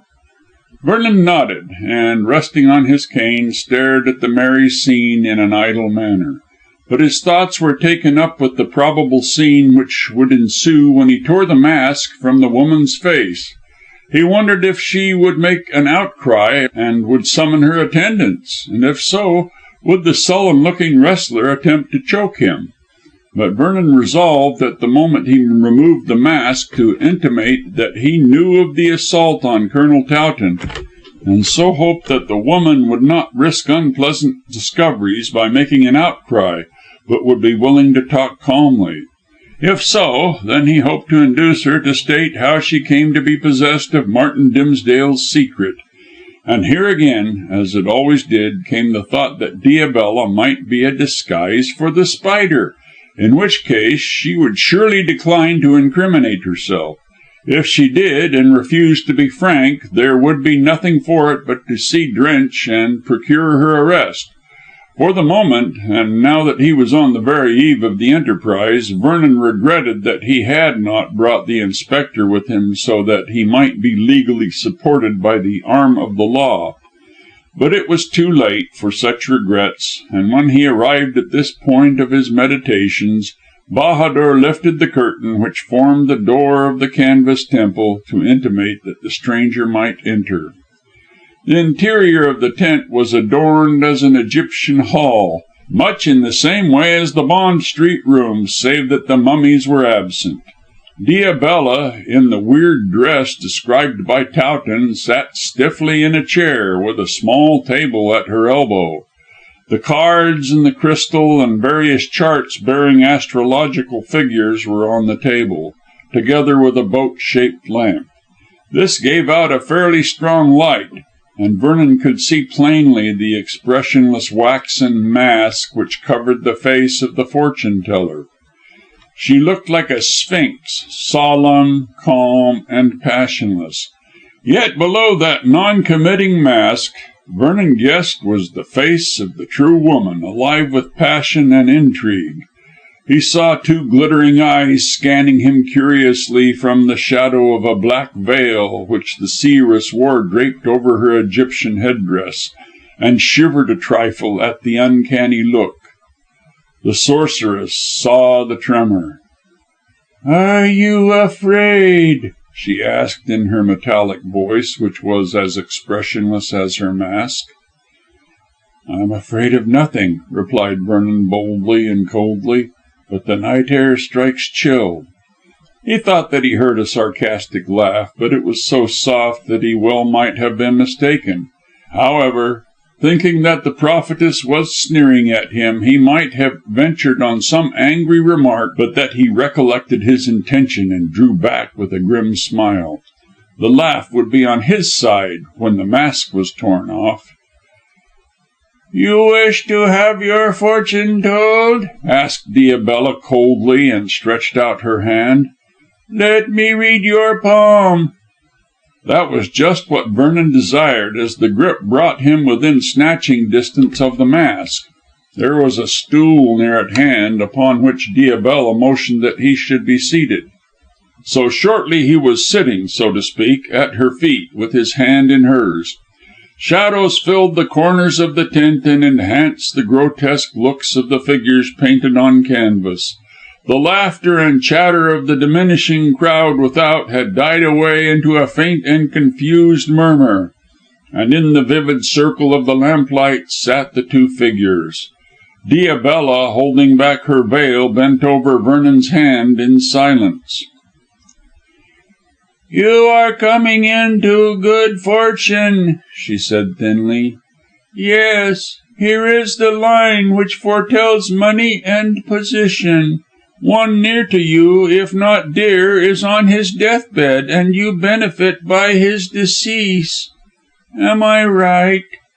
She raised her glittering eyes again to peer into his face. "If you are certain of your craft, there is no need for you to ask if you are right," said Vernon composedly. He was well aware of how fortune tellers gain more knowledge than they impart by such dexterously put questions. Diabella gave a very modern shrug, quite out of keeping with her dress and mien. However, she made no reply and continued her reading. "There is marriage here," she continued in a low voice, "but you have a rival." "Will he be successful?" "If he chooses to be." "That is untrue," contradicted Vernon, nettled. "The lady loves me." "It is questionable, muttered the woman hastily. "Your rival is a formidable one, and not easily turned from his purpose. Look at the break in the line yourself." She handed him a magnifying glass. "That means trouble before you achieve your heart's desire." "Can you tell me what my heart's desire is?" asked Vernon, after a glance through the glass. "A lovely, wealthy wife and a happy home." "Quite so, but I have a stronger desire." "To do what?" "Ah," said Vernon sarcastically, "that is for you to say. But my second desire, which is marriage, is contingent on my first being realized." I see," said Diabella, raising her voice, which whistled shrilly like the wind through a crack. "You have to save someone from disgrace before you can marry the girl you love." "Is the someone a woman or a man?" "A woman, and closely connected with the girl you wish to marry." "Is there any chance of success?" None. "Then I shall not marry the—" "You may marry, for the line of Venus is strongly marked," interrupted Diabella sharply. "The girl loves you, and may defy the person with whom she is so closely connected."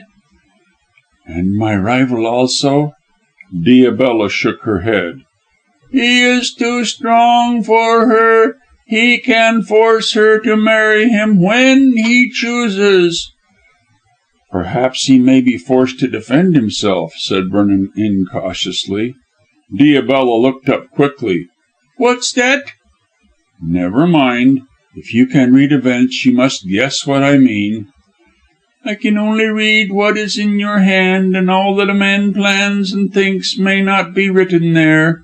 Still, you will be wise to leave your rival alone, for he is too strong for you." "I don't think so, knowing what I know." "What do you know?" Diabella's metallic voice sounded somewhat nervous, and she dropped Vernon's hand to clasp her own on her lap. "I know," said Vernon, bending closely towards her, "I know that my rival will marry neither Ida Dimsdale nor Lucy Corsoon." Diabella shrank back and gripped the arms of her chair. "The names are not familiar to me," she breathed in a low voice. "Think again.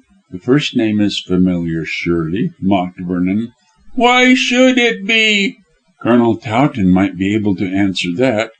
Diabella rose suddenly, tall and straight, from her chair, and threw out her arms with a repellent gesture.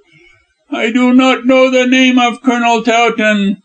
Vernon rose slowly and measured his distance carefully. "You seem to forget a great deal, madam," he said softly, his fingers itching to tear off the expressionless mask. "I never ask the names of my clients," she mumbled. "How do you know that Colonel Towton was a client of yours? I never told you." "I guessed. That is, help!" She shrieked loudly, and with good reason. Vernon's hand had shot out while he kept her attention engaged, and in a moment he had ripped the mask from her face. Headdress and all came away in his grip, and Diabella covered her face with her hands. At her shriek, the fold of the tent door was torn open, and the burly Indian appeared. Vernon flung aside the mask and veil and headdress, and seized Diabella's wrists as the Indian ran forward to aid her. "I must see who you are," cried Vernon, and pulled her hands away. "Maunders!" He fell back a step and into the arms of the Hindoo. It was indeed Maunders whom he beheld, shrinking back into the shadows, with a furious, shameful face, startled as a trapped animal. Vernon had no time to see more, for the Hindoo made a clutch at his throat, silent and venomous. Mindful of how Colonel Towton had been assaulted and Dimsdale killed, the young man turned fiercely to grapple with his assailant. As the two men closed in what promised to be a deadly struggle, Maunders recovered his presence of mind sufficiently to dash over the lamp, and the tent became pitchy dark. In that Cimmerian gloom the combatants swayed and swung and fought with silent earnestness, but the Hindoo was the stronger of the two, and Vernon felt the lean, long fingers grip his throat with vicious strength. He faintly heard Maunders, now at the door, hurriedly call to the native in an unknown tongue, and, fearful lest the two villains should escape, he tore himself away with a violent effort, crying as loudly as he could for assistance. The next moment his opponent flung himself forward, and picking him up as though he were a child, dashed him with a gigantic force to the ground. His head struck the turf with a thud, and everything was swallowed up in blank insensibility. Chapter 14. Run to Earth. In half an hour, more or less, Vernon came to himself slowly, and opened his eyes in a bewildered manner. He was in complete darkness, and for the moment could not remember where he was or what had taken place. Gradually, memory returned to him, and he sat up painfully to recall details. His head throbbed with the violence of the fall, and the short, sharp struggle had set his nerves jangling like ill-tuned bells. Rising to his feet with an effort, he wondered why the Indian had not finished him off, then recollected the rapid words of Maunders in an unknown tongue. Probably he had been speaking Tamil, and had ordered the man not to go to extremities. As in the case of Colonel Towton, when the creature had been warned by Diabella, or rather by Maunders as in this instance, the native had stopped short of actual murder. In Maunders' desperate enterprise it was necessary that he should remain on the right side of the law. Striking a match, Vernon ascertained that he was still in the tent, for its blue glimmer showed the figures and hieroglyphics weirdly flickering on canvas walls. Apparently the criminals, for they were nothing else, had fled, leaving him insensible, and Vernon wondered that he had not been discovered. But when he walked outside, he saw on the door a notice stating that the booth was closed for an hour, and guessed that in this way Maunders had provided time for flight. So warned, no one would enter the tent, and evidently both the noise of the struggle and his cry for assistance had passed unheeded. Vernon drew a long breath and stood where he was, watching the crowd of people merrymaking under hundreds of coloured lamps, quite oblivious to the fact that a tragedy had nearly taken place under their very noses. He wondered what was best to be done. It was useless to go to those in authority at the Georgian Hall, as no one would credit his wild tale, although the flight of Diabella and her accomplices might lend colour to his narrative. Moreover, Vernon decided that more than ever was it necessary to hunt down Maunders in secrecy, as he wished for a full explanation from him before calling in Drench to assist. Likewise, for the sake of Ida, of Mrs. Bedge, and Lady Corsoon, Vernon wished if possible to avoid publicity, since any scandal would certainly bring their names into unpleasant notoriety.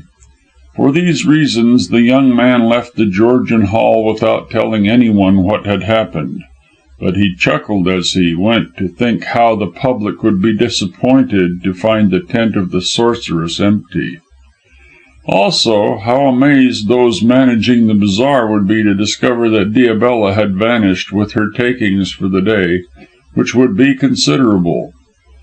Vernon felt quite sure that a man so unscrupulous as Maunders would not hesitate to seize the till, seeing that, having been exposed, and doubtful if his old schoolfellow would hold his tongue, he would want all the money he could get to assist his flight. The question was to learn whither he had fled, and what track to follow in order to hunt him down. It was close upon 7 o'clock, and outside the Georgian Hall Vernon hesitated as to his next step. He wondered whether it would be better to go home and retire to bed, since he felt shaken by the struggle, or to seek out Colonel Towton and enlist him as a fellow pursuer in the manhunt. Finally he decided to take a taxi to the Colonel's chambers and relate what had happened, for he knew that unless he discussed the matter he would only worry the whole night over the catastrophe. He therefore fortified himself with a stiff brandy and a soda at a near hotel, and pulled himself together for a serious conversation. And serious enough it would be for Constantine Maunders, who could not be permitted to continue in his nefarious career. As it happened, Towton, late in dressing for dinner, had not yet left his rooms for the Athenian Club. Vernon arrived at 7:45, just as the Colonel opened the door. The two came face to face with mutual joy at greeting. "My dear Vernon, I am glad to see you. I am simply dying to have a talk, as I can do nothing but think of the entanglement in which we find ourselves." "You can't be more pleased than I am at having found you, Colonel. I have had an adventure with Diabella." "The deuce! Have you learned who she is?" "Who he is, you mean? Yes.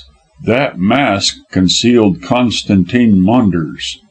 Towton sat down on one of the hall chairs and stared. "Do you mean to say that the young scamp has been masquerading as a woman?" Vernon nodded and sat down wearily, for his bones ached.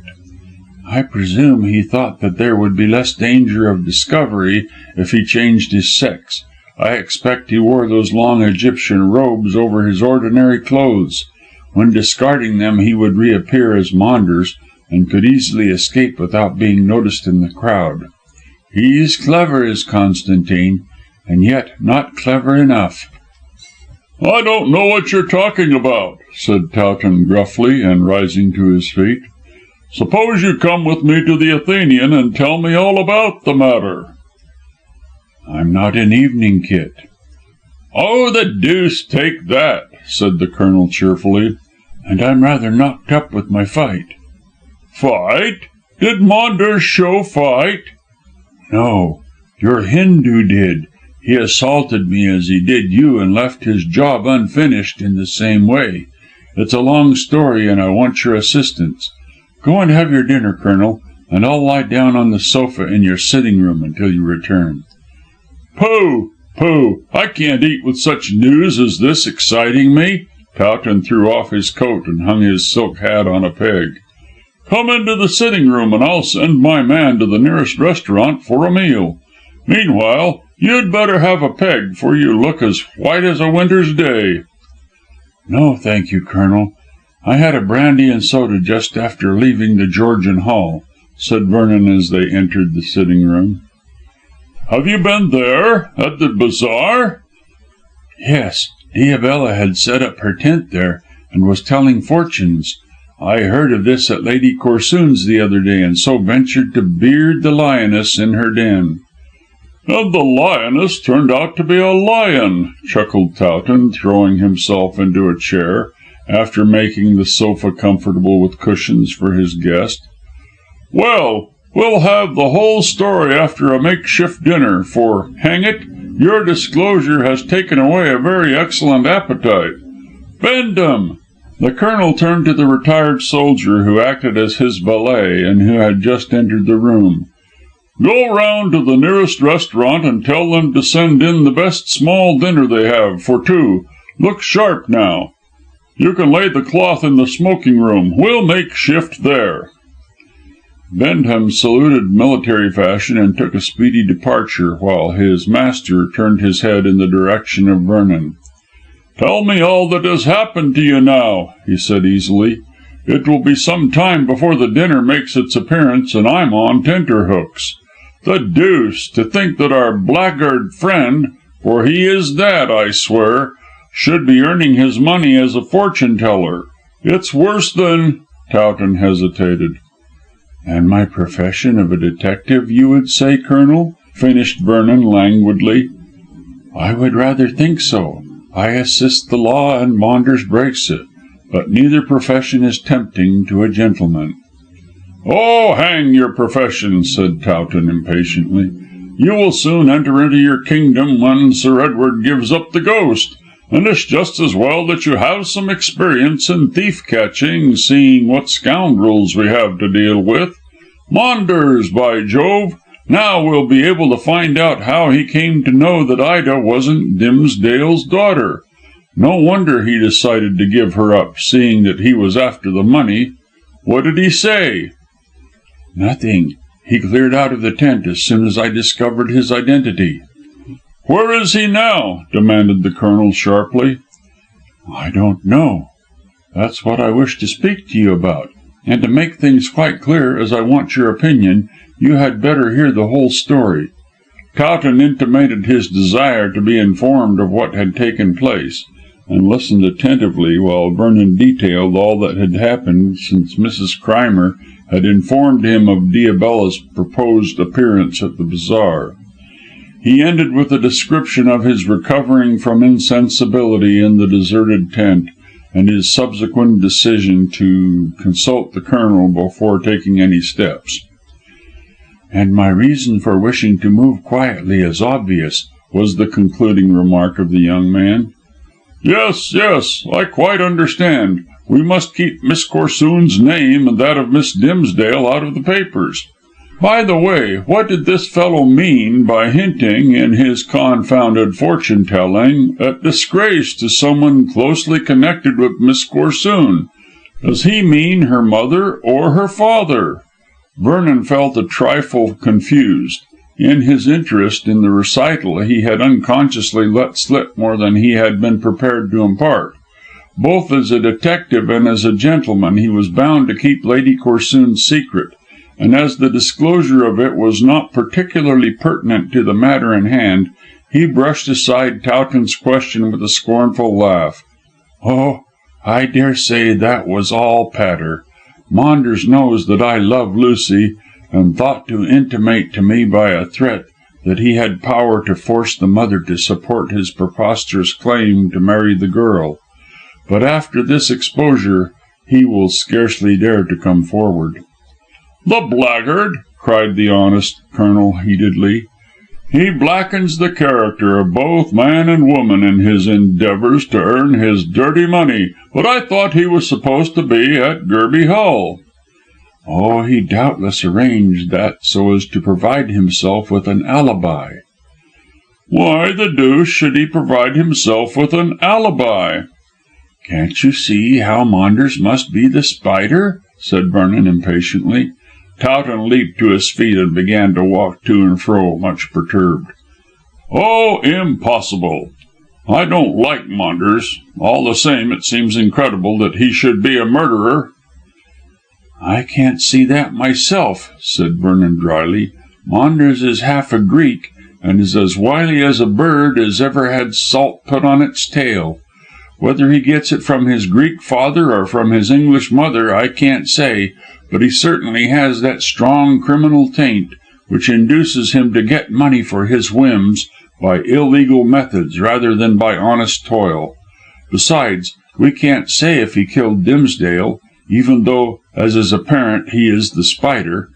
Miss Hest declared to me in all innocence, and not with any intention of defending him, that Maunders was with her nearly all the evening." "Then he can't be the Spider," insisted the Colonel, "for undoubtedly the Spider killed poor old Dimsdale." So we thought. So everyone thinks. And yet, well, of course it's not impossible that Maunders ordered this nameless native to get the money, and the man may have executed the murder without instructions. "Or else," said Towton emphatically, "Maunders may have had his mask torn off by Dimsdale when he came for the money, and murdered the old man to prevent discovery. It cuts both ways." Pardon me, no, if Miss Hest is to be believed. "I don't trust that woman," said the Colonel abruptly. She is scheming to get Ida to marry her brother.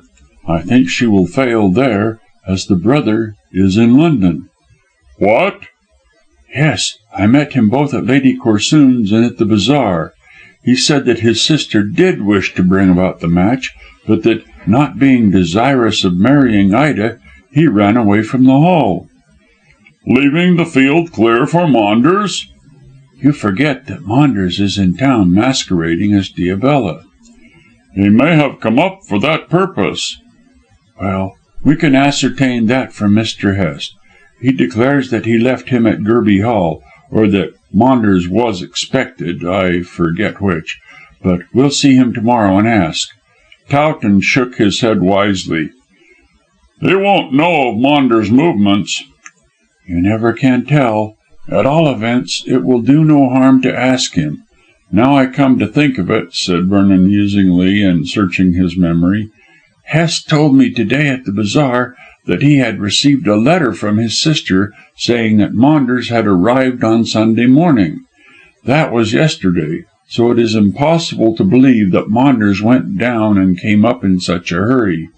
It's my opinion that he never went to Gerby Hall at all. "And I say, by Jove," cried the Colonel, greatly excited, "Hest told a lie if he said that he received the letter saying that Maunders had arrived. Even if posted in Bowderstyke last evening, it could not reach him before tonight. And you say he gave you the information this afternoon." "He may have received it at midday." "No," said Towton excitedly. "Our post at Bowderstyke is very uncertain, as I know to my cost.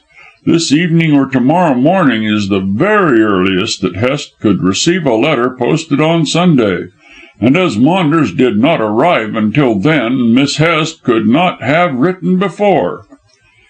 "I don't believe that he arrived at all, and I can't conceive why Miss Hest should tell a falsehood." "I can. She's scheming for this money. However, I shall go with you tomorrow, and we'll have it out with Hest. Where is he to be found?" "He is staying with Professor Garrick Gale at Isleworth." "The deuce! Ida told me that he did not approve of his sister's reciting." "Nor does he. But she asked him to give some message, and the Professor asked him to stop at Isleworth while he was in town. He did so, as he explained to me, so that he could persuade the Professor to induce Miss Hest to give up her career."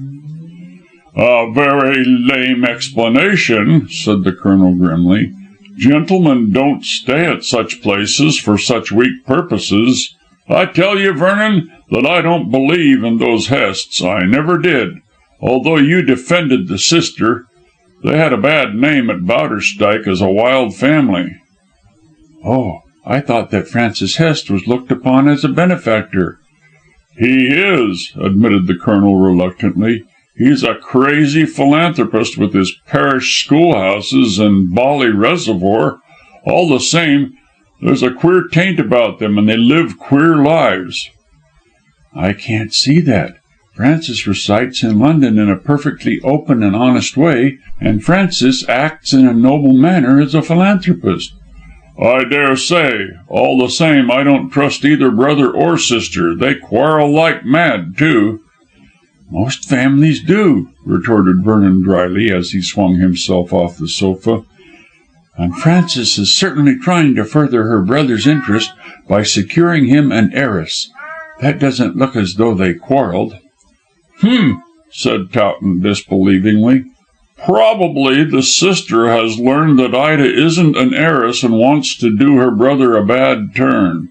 However, it's no use talking as we get no further. Let us see Hest tomorrow, and then learn, if we can, the whereabouts of Maunders. All depends upon the confession of that scamp. But I tell you what, Vernon, if our young friend is this poisonous beast of a spider, he would have left England by tonight's mail." "Perhaps, but I could not stop him without consulting Drench, and that means the interference of the police, which we wish to avoid." "It's a damned tangle altogether," muttered Towton savagely. But here comes Bentham to announce dinner. Come and eat. Tomorrow we can talk further." Vernon was quite willing to drop the subject for the time being, as his head and limbs still ached with the struggle, and he felt more inclined to go to bed than to sit discussing criminal trickery, which required a very clear brain. Even at the makeshift dinner, which after all was dainty and tempting, he was unable to eat much, and excused himself to his host as speedily as he could, consistently with politeness.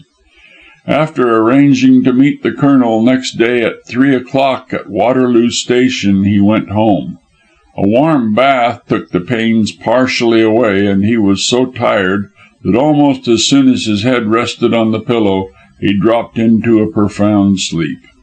Not a single dream broke his rest, which was prolonged to 10 o'clock the next morning.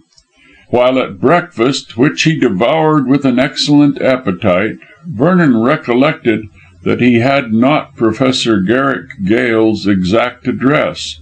It was at Isleworth that he lived, but it was necessary to find the street and number of the house.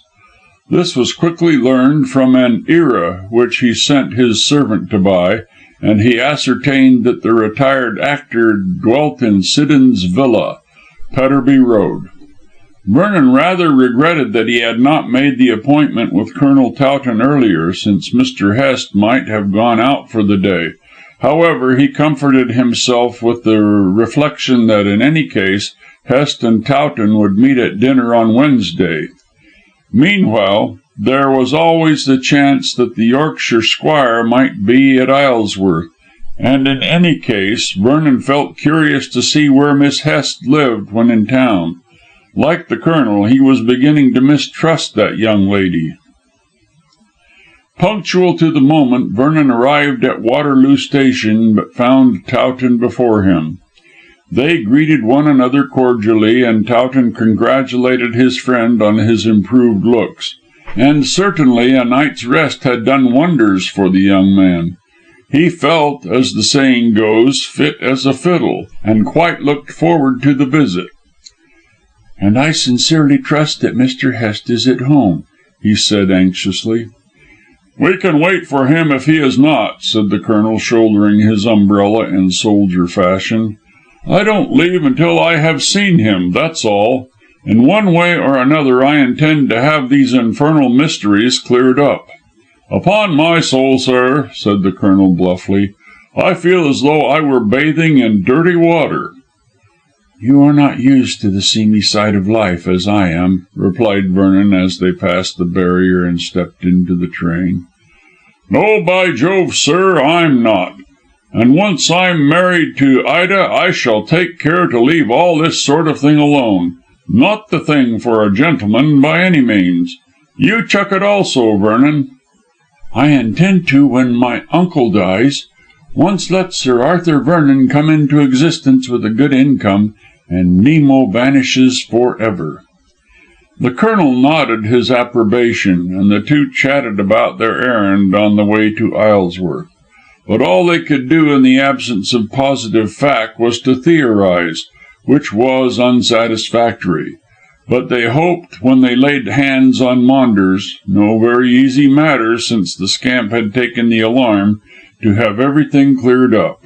Vernon still held that his former friend was the Spider, but Colonel Towton disagreed. "No, no, no," he said decisively. "Maunders may be bad, but he isn't a murderer." "He's anything that suits his purpose, so long as he isn't found out," was Vernon's retort. "He's clever." "And cunning, but he isn't bold, and would be sure not to bring himself within reach of the hands of justice by bloodshed." "He has brought himself quite close enough in other ways," replied Vernon. In this way they talked, and in due time arrived at the charming suburb of Isleworth, which looked quite countrified. The two descended the steps and passed along a narrow path which led out of the station into the road. An inquiry from a passing butcher boy on a bicycle soon advised them of the whereabouts of Petterby Road, and shortly they found themselves facing a double-fronted house with a small and neglected garden between it and the quiet side road. "The sluggard's domain," said Towton with disgust, for like most military men he was excessively tidy. "Might be made pretty if attended to, by Jove." "I don't think retired actors go in much for gardening," said Vernon with a smile as he reached for the knocker. A stout woman with the remains of heavy good looks opened the door with the air of a tragedy queen, although her dress was scarcely regal. Vernon asked if he could see Mr. Hest, and received in reply the negative, as it seemed that Mr. Hest was absent. "But I anticipate that he will return at a comparatively early hour," said the lady grandiloquently. "Can we see Professor Gale?" asked Vernon, determined to enter the house and wait for hours if necessary. "Professor Garrick Gale," said the lady, giving him the entire name with the air of a Siddons, "is resting prior to going later to the Curtain Theatre. But if your errand is pressing—" "Yes, it is. Please give the Professor my card." "I am Mrs. Garrick Gale, formerly Miss Hetty Montgomery," said the lady in her haughty tones, "and I do not convey messages. Maria," she beckoned to a small servant whose not very clean face peeped under her substantial arm, "convey this intimation to your master. Gentlemen," she flung the door open grandly, "enter and propose yourselves in the drawing room." Vernon smiled at the tinsel majesty of the actress, but the Colonel, without moving a muscle of his good-looking face, marched in stiffly. Shortly they found themselves in a tawdry room of no great size, crammed with theatrical photographs and furnished in a poor, pretentious manner, which revealed poverty while it aped the genteel. Mrs. Garrick Gale, formerly Miss Hetty Montgomery, conducted them in with the air of one accustomed to the centre of the stage, and then departed, stating that her husband would shortly do himself the honour of waiting on them. "What airs?" murmured Towton, recalling his Shakespeare indistinctly. "An intolerable quantity of sack to a pennyworth of bread." "These actors and actresses are always in the glare of the footlights," said Vernon, sitting down cautiously on a shaky chair. "By the way, Colonel, if I do a little business with the Professor, don't look more surprised than you can help." "Business? What business?" "I intend to ask if Miss Frances Hest is open to an engagement. It is necessary, since both you and I are beginning to mistrust that young lady, to be diplomatic." "That means you mistrust this actor also, and wish to throw him off the scent?" Vernon nodded. "Exactly, and hush!" He stopped and composed his features as the door opened and Professor Gale stalked into the room, like the ghost of Hamlet's father. Anyone could see at a glance that the man was an actor. He was tall and lean and solemn, yet with a twinkle in his deep sunken eyes, which showed that he could play comedy as well as tragedy. His bluish jowl, from frequent close shaving, his long hair, his measured gestures, and his lordly gait, all revealed one who was used to the world behind the curtain. His voice was deep and sonorous, and his enunciation almost too perfect. Nor did he clip his words colloquially, but gave them their full length and full meaning. Finally, he had a certain dignity, habitual to one who played many a kingly part in his time, and who in ordinary life found it difficult not to relapse into blank verse. Colonel Towton, Arthur Vernon, he read from the penciled card. These are your names, I take it, and your business, gentlemen? Well, we are killing two birds with one stone, said Vernon easily, as the actor sat down in a regal manner as though the armchair were a throne. My friend here wishes to see Mr. Hest. He is absent for the moment, sir, but will return anon. Will you wait, or will you leave a message? I prefer to wait, said Towton stiffly, as he did not like the atmosphere of the company. When do you expect Mr. Hest back? Well, sir, he may return in 20 minutes, or in 60, which is to say, on the hour. As my guest, he has full freedom to go and return when he desires. I am content that you should remain, and if any refreshment— Thank you, no, interrupted the Colonel hastily but politely. It is well, and you, sir? The Professor turned to Vernon. Nothing for me, thank you. I have called both to see Mr. Hest and yourself, sir, as I wish to engage Miss Hest to recite at the At Home of a friend of mine, Lady Brankworth. Perhaps you know her? Well, I know her well. I have superintended amateur plays in her drawing room on more than one occasion. Ah, so she desires the services of my talented pupil. And on what date? Thursday week, I think, but I'm not sure. I shall have to see her again, and then can let you know. Miss Hest is away, I fancy. In her ancestral home in Yorkshire, said the actor, rolling his words out grandly. But she'll return shortly, and will be delighted to accept of the engagement, provided the fees— Those will be all right, Professor. Lady Brankworth pays liberally. And so she ought, to secure the services of Miss Hest. I assure you, sir, that I have rarely come across a lady who recites so nobly. If she would only pay attention to her art, instead of indulging in social frivolity with that unfortunate young lady who lost her father at Hampstead, she would become one of our greatest actresses. I fashion her brother does not wish her to go on the stage, said Vernon. Professor Garrick Gale waved his hand and then thrust it into his coat in Napoleonic fashion. He is prejudiced. I would he were on the stage himself, if only because he resembles his sister, my talented pupil, so closely. As Viola and Sebastian in Twelfth Night, they would take the town by storm. Always provided, said the old actor with another wave, that Mr. Hest has the same talent and measure as his sister has. A fact I am by no means sure of. They are very like one another, broke in Towton coldly.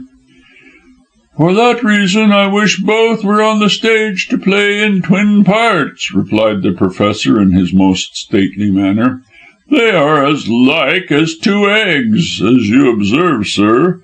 But Mr. Hest thinks little of our glorious profession, and is staying here in the vain hope of inducing me to persuade his sister, my talented pupil, to surrender the laurel wreath of the stage.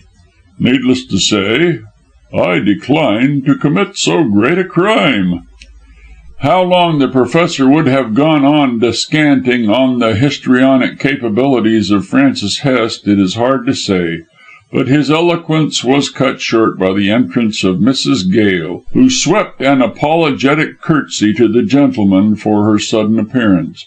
She then whispered to her husband, and Vernon caught a word or two about "a bill, a man at the back door must have his money," etc. Gale looked perturbed and rose quickly. "A small domestic concern, gentlemen," he said, stalking to the door, followed by his wife. "Excuse me while I adjust matters. I shall return soon." And he made his exit with Mrs. Gale in a most approved stage fashion. When they were alone, the Colonel asked the question, "Can you get this engagement for Miss Hest?" "Oh, yes. Lady Brankworth is a great friend of mine, and is always giving parties. There will be no difficulty in my making good my word. The old man seems to be all right, and his wife also. Whatever devilry the Hests may be up to, that worthy couple know nothing about it." Scarcely were the words out of his mouth when the door opened quickly and a man entered the room in great haste. Vernon sprang to his feet. "Maunders once more!" he cried. "The very man I wish to see." And Maunders it was, looking like a trapped tiger, furious and despairing. Chapter 15 Face to Face. Maunders recognised his peril in a moment and immediately turned to retreat, but Vernon was too quick for him and leaped between him and the door. When it was closed, and Vernon had his back against it, Maunders glanced desperately at the one window of the room. Here Colonel Towton, now on his feet, barred his way, so there was nothing for it but to surrender to a strength he could not fight against. With extraordinary self-control, the scamp pulled himself together and demanded in a surly tone what his captors meant by behaving towards him in this way. "Sit down," said Vernon, without deigning to reply directly. "You have to explain matters before you leave this room." "I have nothing to explain," muttered Maunders doggedly, but nevertheless judged it wise to obey. "You had better take care what you are about." "I'll take care of myself, and of you also," replied Vernon composedly. "I ask you, Colonel Towton, if this is the way for one gentleman to treat another," demanded the trapped rogue. "Two gentlemen," corrected the Colonel coldly, "who are dealing with a confounded scoundrel." "I'll make you pay for those words," threatened Maunders, biting his lips. "I don't recognise your right to demand satisfaction, as I only deal with gentlemen. Mr. Vernon and myself have run you to earth, and—" "How did you find out that I was here?" interrupted Maunders curiously. "We did not expect to find you here," said Vernon, still with his back to the door and keeping a watchful eye on his former friend. "We came down on other business connected with Mr. Hest." "With Hest?" Maunders appeared perturbed. "What do you know about him?" asked Towton sharply, and noticing the change of expression. "I know nothing, save that he is stopping here." "And how do you come to be in this house?" "That's my business," retorted Maunders doggedly. "Your business is our business," interposed Vernon quietly. "I fail to see that." "You fail to see a good many things. But don't be afraid. I shall make everything clear to you in good time." "Are you here as my old school friend," said Maunders, whining sentimentally, "or as Nemo the detective?" "You will soon learn. But of one thing you may be certain, that I am no friend of yours. Can you wonder at it, seeing what I discovered yesterday?" "I can explain everything."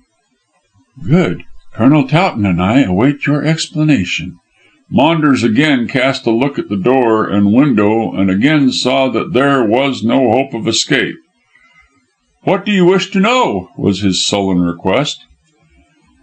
"In the first place, how you come to be here." "That's easy. I started on Saturday to go down to Yorkshire, as I told you how I intended to go, but news came back that my aunt was ill and wished to see me at once. I turned back at the station and went to Hampstead. Then I met Hest at the bazaar yesterday." "Does he know that you are Diabella?" interrupted Vernon quickly. "No, he doesn't. I met him before I went into the tent to do business. He asked me why I had not gone down to Yorkshire, and when I explained, he asked me down here. I came last night and remained the night. It's all fair, square, and above board with me." "That's a lie," said Vernon impulsively. "And Hest told me another one at the bazaar. He could not have seen you between the time I departed from him and came to you when you were masquerading as Diabella. Yet he told me that he had received a letter from his sister saying you were in Yorkshire, And you didn't come down here, I take it, to talk Shakespeare and musical glasses. There is something between you and this man Hest, and between you and Professor Gale, no doubt." Maunders rose suddenly and spoke with great earnestness. "I assure you that Gale knows nothing more than that Hest asked me to stay as his guest. He will be here soon, and I beg you to say nothing to him of what you have discovered. I shall explain everything to your satisfaction before you leave this house." "On that condition," said Vernon, making a sign that Towton should be silent, "we will say nothing to the Professor. I believe I hear footsteps, so no doubt he is coming." Vernon moved away from the door. "If you try to escape, Maunders, I'll break your leg with a bullet." And he pulled out a neat revolver which he concealed in his hip pocket. "Rather melodramatic," sneered Maunders with a shrug. "However, you need not be afraid. I'll sit here quietly enough." "You have more cause to be afraid than I have. Hush! Here is the Professor coming." And as he spoke, the door opened to admit the old actor. "Mr. Maunders has just come in to keep us company while we wait for Mr. Hest," said Vernon in an easy tone. "Yes," said Maunders, who by this time had recovered his composure. "We are old friends and have much to talk about, so don't let us keep you from your afternoon sleep, Professor." "If you will not think me lacking in courtesy," said Gale in his stately manner, "I shall certainly retire. The brain," he tapped his forehead, "needs rest, and I have invariably found that sleep, as Shakespeare says, knits up the ravelled sleeve of care. Will you have any refreshment, gentlemen?" "No, thank you," replied Vernon politely, "but it is growing dark, so perhaps you will order lights." "Yonder lamp is ready for use," said the Professor, pointing to the corner near the fireplace, "and certainly it is growing unusually dark, although it is scarcely 5 o'clock. A fog is descending on the verdant earth." He went to the window and looked out. "Yes, a dense fog. Have you noted, Mr. Maunders, how rapidly these autumnal fogs descend on London?" "Yes, but I should have thought that you were too far away to have them here," replied Maunders in an easy conversational tone, which did great credit to his powers of self-control. "No, sir, no. The Fulgeness haze does not spare even our rural suburb, if I may so term it." He swept aside the curtain with a tragic gesture. "Mark how the cloudy mists, darkened with smoke, swallow up house after house, and road after road. Mark how a brown pall is drawn over the fair green looks of the earth, and how the—" "One would have to be in a balloon to see all that," said Maunders rudely. "I hope you won't mind, Professor, but I have private business to discuss with my friends here. If Mr. Hest comes in, please tell him I shall see him in his bedroom as soon as my friends go." "Do nothing of the sort, Professor," snapped the Colonel. "I have come here to see Mr. Hest, and he must meet me in this room." But the speech of Maunders had offended the touchy old actor. "I have nothing to do with these things," he said, stalking towards the door, "and in the good old English fashion my guests are at liberty to act as they please. Mr. Hest need be told nothing, and when he returns he will certainly enter this room, as is his custom." "But," began Maunders, only to be cut short by the indignant Professor. "You are not my guest, sir, but the guest of Mr. Hest," he said in his deepest tones, "and you have told me to leave my own room. These manners are suited to the Hyperboreans of the far north." "I wish to explain." "Explain nothing, sir," cried Gale in the ponderous manner of Dr. Samuel Johnson. "You may have a front like Mars to threaten and command, but I am no menial to be so hectored."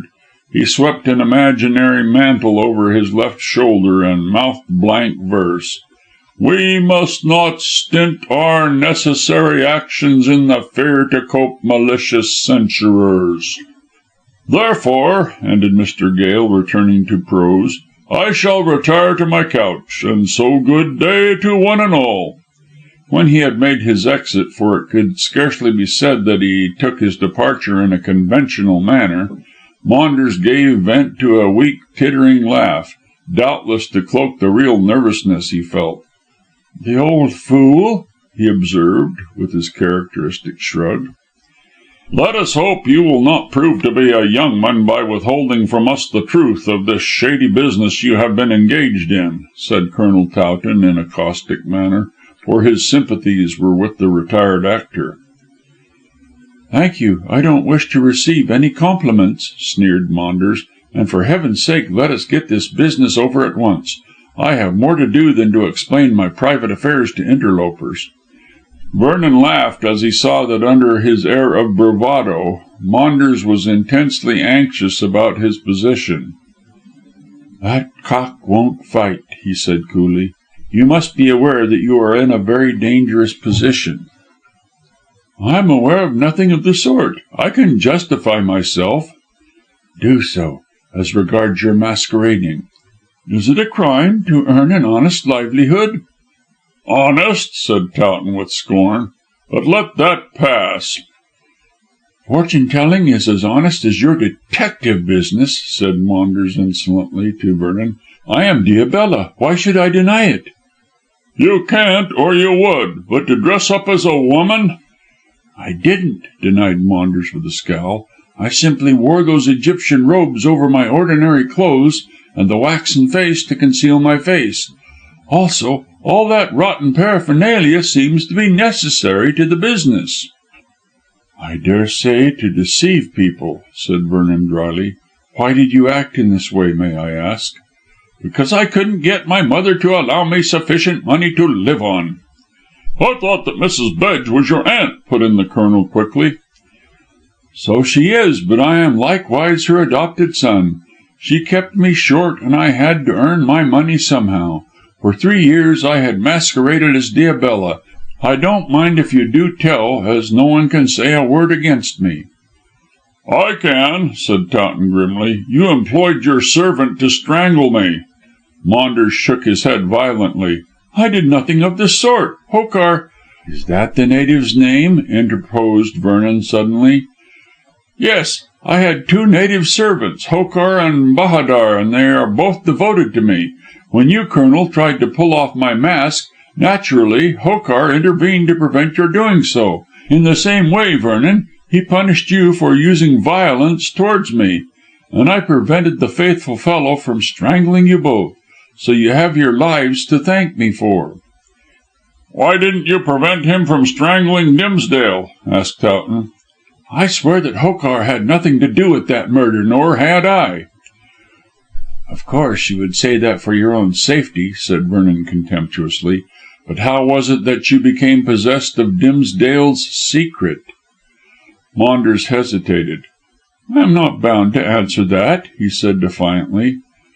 "If you don't answer me, you will answer Drench," threatened Vernon firmly. "Drench? You would not dare bring him into this manner." "Why not? Dimsdale was blackmailed on account of a certain secret, and because he would not pay, perished by violence. You know this secret, so the inference is that you—" "That I ordered him to be strangled," finished Maunders calmly. "How can that be, when Hokar was never near Dimsdale's bungalow in his life, and certainly, as I was with Miss Hest nearly all the evening, I could not have committed the murder myself." "That remains to be proved," rejoined Vernon, suppressing what Miss Hest had told him of the young man's movements on the fatal night. "And even presuming you are innocent of the actual crime, and that Hokar was not near the house, the Spider, who came to blackmail, must have learned from you the secret which he threatened to disclose." Maunders was silent for a moment. "You can't prove that I knew about this secret," he said doggedly. "Colonel Towton can swear that he heard it from Diabella, and I can prove that you are the fortune teller. These facts only admit of one interpretation, Maunders. Either you are an accomplice of the Spider, or you are the Spider himself." "It's a lie! It's an infernal lie!" cried Maunders, greatly agitated. "It's the truth, and you know it. Your face reveals the truth." "How can you tell when we are nearly in darkness with this fog?" asked Maunders between his teeth. "I can see well enough, and the darkness is easily remedied. Colonel, will you please light the lamp while I keep an eye on our friend here?" Maunders cursed his former schoolfellow ardently, while Towton quietly lighted the tall lamp which stood in the corner. The light soon glowed through a rosy shade, adorned in a tawdry manner with artificial flowers, and Vernon stepped up to Maunders. The scamp met his scrutiny unflinchingly, and displayed a courage worthy of a better cause. He was pale with apprehension, for he well knew, in spite of his bravado, that he was in a tight place. But the crimson hue of the light filtering through the shade threw a delicate glow on his finely cut face. Facing the two gentlemen, who knew him past all denial to be a scoundrel, he looked as handsome a lad as ever stepped in shoe leather. It seemed a terrible pity that so fair an outside should mask such internal evil. Something of this sort occurred to Vernon as he stepped back with a sigh. "I wish you were as decent a fellow as you look," he said in a regretful voice. "In heaven's name, Maunders, why can't you be an honest man? You have a handsome face, a fine figure, you have had the best education England can offer, and you hold a good position in the social world. Finally, your aunt, Miss Bedge, who adopted you as her son, loves you dearly, and if you have not sufficient self-respect to keep straight for your own sake, you might behave like an honest gentleman for hers." Maunders might have been moved by this discourse, or he might not. At all events, he showed little signs of feeling on his classic face.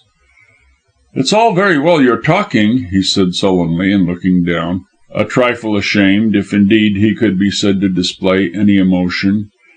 "But I have been brought up to live like a prince. I have the tastes of a duke and the income of a pauper, so I must gratify my fancies somehow.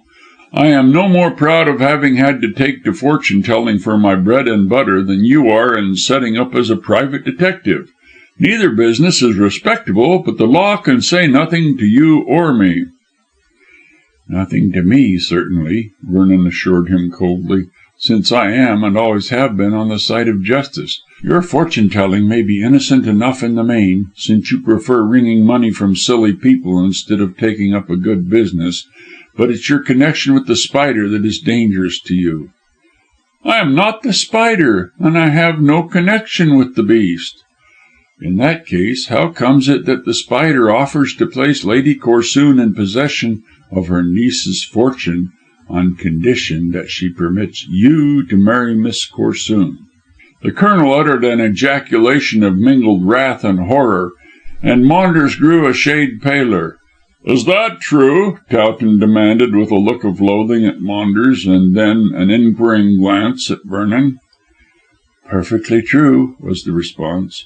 "I did not intend to say anything to you, Colonel, since the affair is a private one of Lady Corsoon's, but it seems necessary to be frank even at the risk of exposing a lady's secrets, as much as I hate to do so.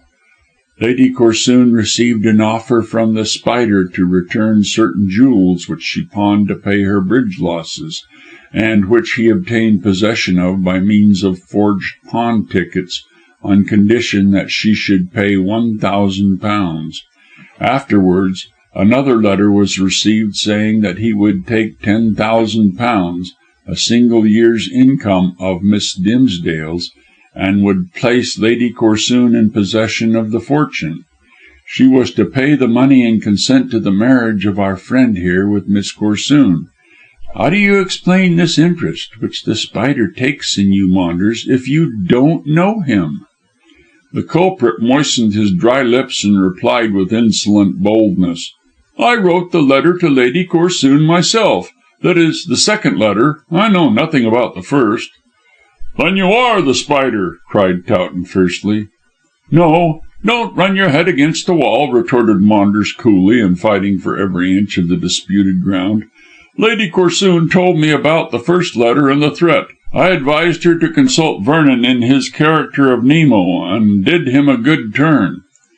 "And yourself a better," said Vernon scornfully. "You hoped that Lady Corsoon, on learning my employment, would forbid me to think of her daughter." Yes, I did. However, I sent her to you to do business. Then I thought, as she was committed so far with The Spider, that there would be no harm in my trying to get her on my side, so that I might marry Lucy. I knew that Ida was not entitled to the fortune, as there is no will, and she was not old Dimsdale's daughter. I also knew that Lady Corsoon was kept short by her husband, and would like to have her own money, if only to pay The Spider, and recover the jewels so as to hide her fault from Sir Julius. For this reason I wrote the letter asking that Lady Corsoon should aid me to marry her daughter."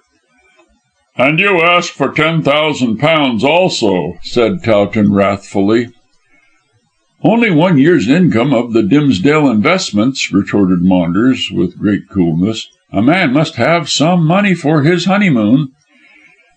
"And when Lady Corsoon died, you guessed that your wife, which she never will be, you can rest assured, would inherit the whole Dimsdale fortune."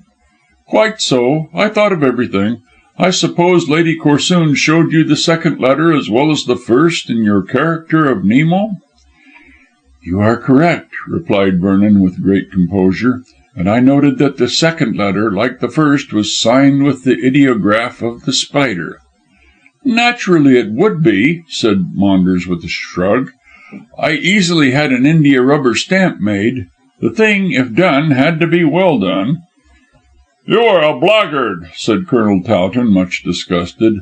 "And may I ask," requested Vernon with irony, "how many other people you have blackmailed by using this stamp?"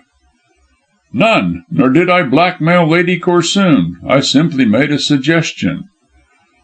"On the threat of telling her husband about her gambling and the sale of the family jewels." "The Spider used that argument first," said Maunders sullenly. "I simply endorsed it." "I heartily believe that you are the scoundrel himself," snapped Towton. "I swear I am not. Why, even my mother was blackmailed, my adopted mother, that is, on the plea that she is my real mother. Would I have done such a thing as that?" "You would do anything to gain your own ends," said Vernon coldly, "always provided your villainy is not discovered." Maunders grew furiously scarlet. "At least I would have spared my aunt. Mrs. Bedge would give me her last sixpence. In my character as her adopted son, there was no need for me to attempt blackmail." "Perhaps there was not. But all this does not explain how you came to communicate the secret of Dimsdale to The Spider." "I didn't communicate it, and how he managed to learn it I can't say." "How did you become possessed of it?" asked Towton very directly. "I shan't tell you, and I'm not going to be ragged any longer. If I'd guessed for one moment that you were in this house, I would not have put in an appearance." "I can well believe that," said Vernon coldly. "It's not that I'm afraid," Maunders hastily assured him. "As Diabella, I have done nothing to which the law can take exception. The assaults on you and the Colonel were brought about by your own damned meddling and by the fidelity of Hokar, but I have given up playing Diabella." "Because you feared lest we should have you arrested," said Towton shrewdly. "No. Had I been afraid, I should never have appeared at the bazaar." "Oh yes, you would. You pretended to leave London so as to provide an alibi in case of danger," said Vernon quietly, "and you did not think that Colonel Towton would be at the bazaar. Seeing me didn't matter, as you did not know that Towton and myself were working together, and when I think of the infernal rubbish you told me—" "It was your own fault," said Maunders sulkily, "and I've had enough of this, so I'm off." He moved towards the door, but Towton sprang forward and caught his arm. "If you leave this room you will be handed over to the police," he declared. "He will be handed over in any case," said Vernon decisively. Maunders turned ghastly pale and his knees shook. He was beginning to lose the courage which carried him so far successfully. "Vernon, you would not disgrace your old friend," he pleaded piteously. "You're no friend of mine," was the stern reply, "and your sole chance of escape from arrest is to reveal how you learned this secret of Dimsdale's. If I tell it, will you let me leave this house free?" "No, I shan't. I intend to keep an eye on you until this mystery of the spider is cleared up. You are his jackal." "I am not. I know nothing. I refuse to speak." "Colonel, go out and fetch a policeman." "No, no, no, no!" almost shrieked the wretched man, and flung himself on his knees. "Arthur, don't! I swear I'm innocent. I know nothing of Dimsdale's murder." "Stand up, you cur, and speak out," said Vernon, more enraged by his exhibition of weakness than he had been by the man's insolence. "How did you learn this secret of Dimsdale's? Is it true or a lie?" "It is true. It is true. I swear it is true. Oh, don't call in the police." Maunders still grovelled and clung to the knees of Vernon with such force that the young man could not get away. Outside, the fog had rolled right up to the single window of the apartment, and the livid look of the atmosphere suited the situation much better than did the calm, rosy light of the lamp. Near the door knelt Maunders, weeping piteously and begging that the police might not be called in. Vernon stood silent, but Towton gave vent to an oath at the unmanly demeanour of the detected scoundrel. "Who told you the secret?" he demanded fiercely. "I insist upon knowing, and if you don't tell, I'll call the police myself. A cur such as you are should be under lock and key." "Come, Maunders," said Vernon sternly. "Who told you?" "Miss Jewin. She knew Dimsdale in India and Burma," snuffled the kneeling man, desperately afraid. "Who is Miss Jewin?" "Hest's housekeeper at Gerby." "What?" Both men uttered the ejaculation simultaneously and looked at one another. Then ensued a silence, while the fog closed thicker and darker, and only the weeping of Maunders could be heard. Suddenly from the hall came the sound of the door opening, and then a firm footstep. Maunders gave a wild cry and clung vehemently to Vernon's legs. "It's Hest! It's Hest! He'll kill me for telling." "Then Hest is the—" Yes, he's the spider, and—" The door was flung open as the footsteps paused, and Francis Hest, wrapped in a heavy overcoat, stood in the threshold smiling. Maunders beat the ground with his hand and crawled to the newcomer's feet. "I couldn't help it. I had to tell you were—" "The spider!" cried Vernon, whipping out his revolver. "I arrest you—" He got no further. At the words of Maunders, the villain's face had changed with the rapidity of lightning from smiles to desperate anger. He cast a furious look on his accomplice, then suddenly lowered his head so as to get under the line of fire. The next moment Vernon felt Hest charge him head downward in the stomach. The revolver shot harmlessly to the roof, while the young man, taken by surprise, was dashed against the Colonel. Both men fell in a confused heap. "Follow, you devil!" cried Hest, kicking Maunders, still on his knees, and then he rushed out of the door. Maunders leaped up to race for his liberty, and closed the door behind him.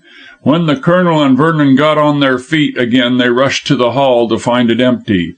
The front door had crashed to with a noise like thunder, and they heard it being locked on the outside, to the accompaniment of a triumphal laugh. "We've lost them!" cried Vernon, tugging vainly at the door. "They'll get away easily in the fog." Chapter 16. The Search. While Vernon desperately tried to wrench open the front door, Towton, with the quick foresight of an old soldier, ran back into the drawing room and lifted the window sash. In less than 2 minutes he was outside and hastened to release his companion.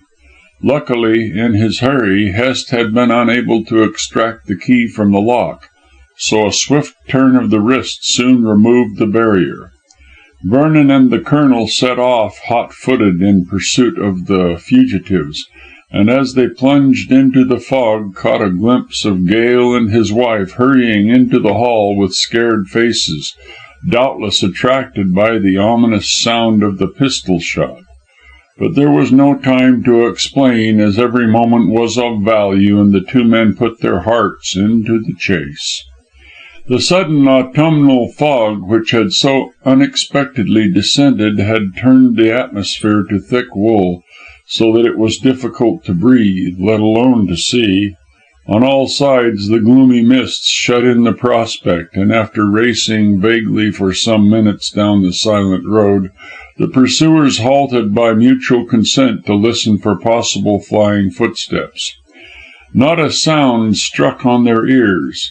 It might have been the middle of the night, so dense was the darkness and so silent the whole neighbourhood. They could not tell in which direction the two scoundrels had fled, and on the face of it, pursuit was absolutely useless. "We might make for the railway station," suggested the Colonel. "They may have gone there." Vernon shook his head. "I doubt it. Maunders is too cunning and Hest too desperate to think of taking the train to Waterloo. But in any case, I'll send a wire to the station master asking him to detain them. Maunders can be recognised from having no hat." "There are many men who wear no hat nowadays," said Towton dismally. "It is not a distinguishing mark worth much. But how the dickens are we to find a telegraph office in this fog?" Vernon looked around and noted a weak flare of light illuminating the darkness. Followed by his companion, he walked towards it and found that it came from the windows of a grocer's shop at the corner of the road. Entering quickly, he asked for the nearest telegraph office, and learned to his great satisfaction that it was at the chemist's 2 or 3 doors down. The worthy grocer looked somewhat alarmed at the entrance of 2 gentlemen without hats, for in their haste Vernon and his friend had forgotten to take them. But they gave the tradesman no time to ask questions, and by closely skirting the shops round the corner managed to find that of the chemist. Here Vernon sent a wire to the station master at Waterloo, instructing him to detain 2 men, one dark and one fair, without a hat, who might possibly arrive by an early train. He added a meagre description of their dress, so that the telegram proved to be somewhat lengthy. "But I fear it is useless," said Vernon as they left the shop and had handed the wire to the startled chemist. "They won't take the train, I'm certain, and even if they do, my description is not clear enough, unless the Waterloo station master happens to be singularly intelligent." "We can but hope for the best, and we have done all we can," said Towton in a decided tone. "What's to be done now?" "We must return to Siddons Villa, both to get our hats and see Gale." "How are we to retrace our steps in this fog?" "Petterby Road is just round the corner, and by keeping to the railings of the gardens we are bound to find the house." It was as Vernon said. They had raced in a straight line down to the grocer's shop at the corner, and had not left Petterby Road until they went to the telegraph office. On recovering the bearings of the first shop, they carefully felt their way up the road, reading on every gate the designation of each house. In this way, after some 10 or 12 minutes had elapsed, they managed to strike Siddons Villa, and again found themselves at the front door. It was closed, and also was the window. "I hope Gale has not run away also," said Vernon, ringing the bell. "Do you suspect he has anything to do with the business?" "Who knows? On the face of it he looks innocent, and Maunders certainly swore that the old man was ignorant. But Maunders is a liar, and—" Here the door was cautiously opened, and the white face of Professor Gale became visible. "Who is there?" he asked in a trembling voice. "Mr. Vernon and Colonel Towton," said the latter gentleman. "We have returned to get our hats and to explain." "You won't fire any more pistols? My wife is almost fainting, and I don't like this sort of business. What does it—" "Open the door," cried the Colonel testily. "You shall have a full explanation." Mr. Gale seemed reluctant, as he apparently took them for robbers and dangerous rogues, so Vernon, losing patience, forced the door back and the old actor along with it. They faced the Professor in the hall, and saw that he was holding an old-fashioned blunderbuss, probably a stage property used in The Miller and His Men and other out-of-date plays. In the distance, and sheltering herself behind her husband, was Mrs. Gale, grasping a poker in her trembling hand. The pair seemed to be thoroughly frightened, and considering the circumstances, it was small wonder that they were.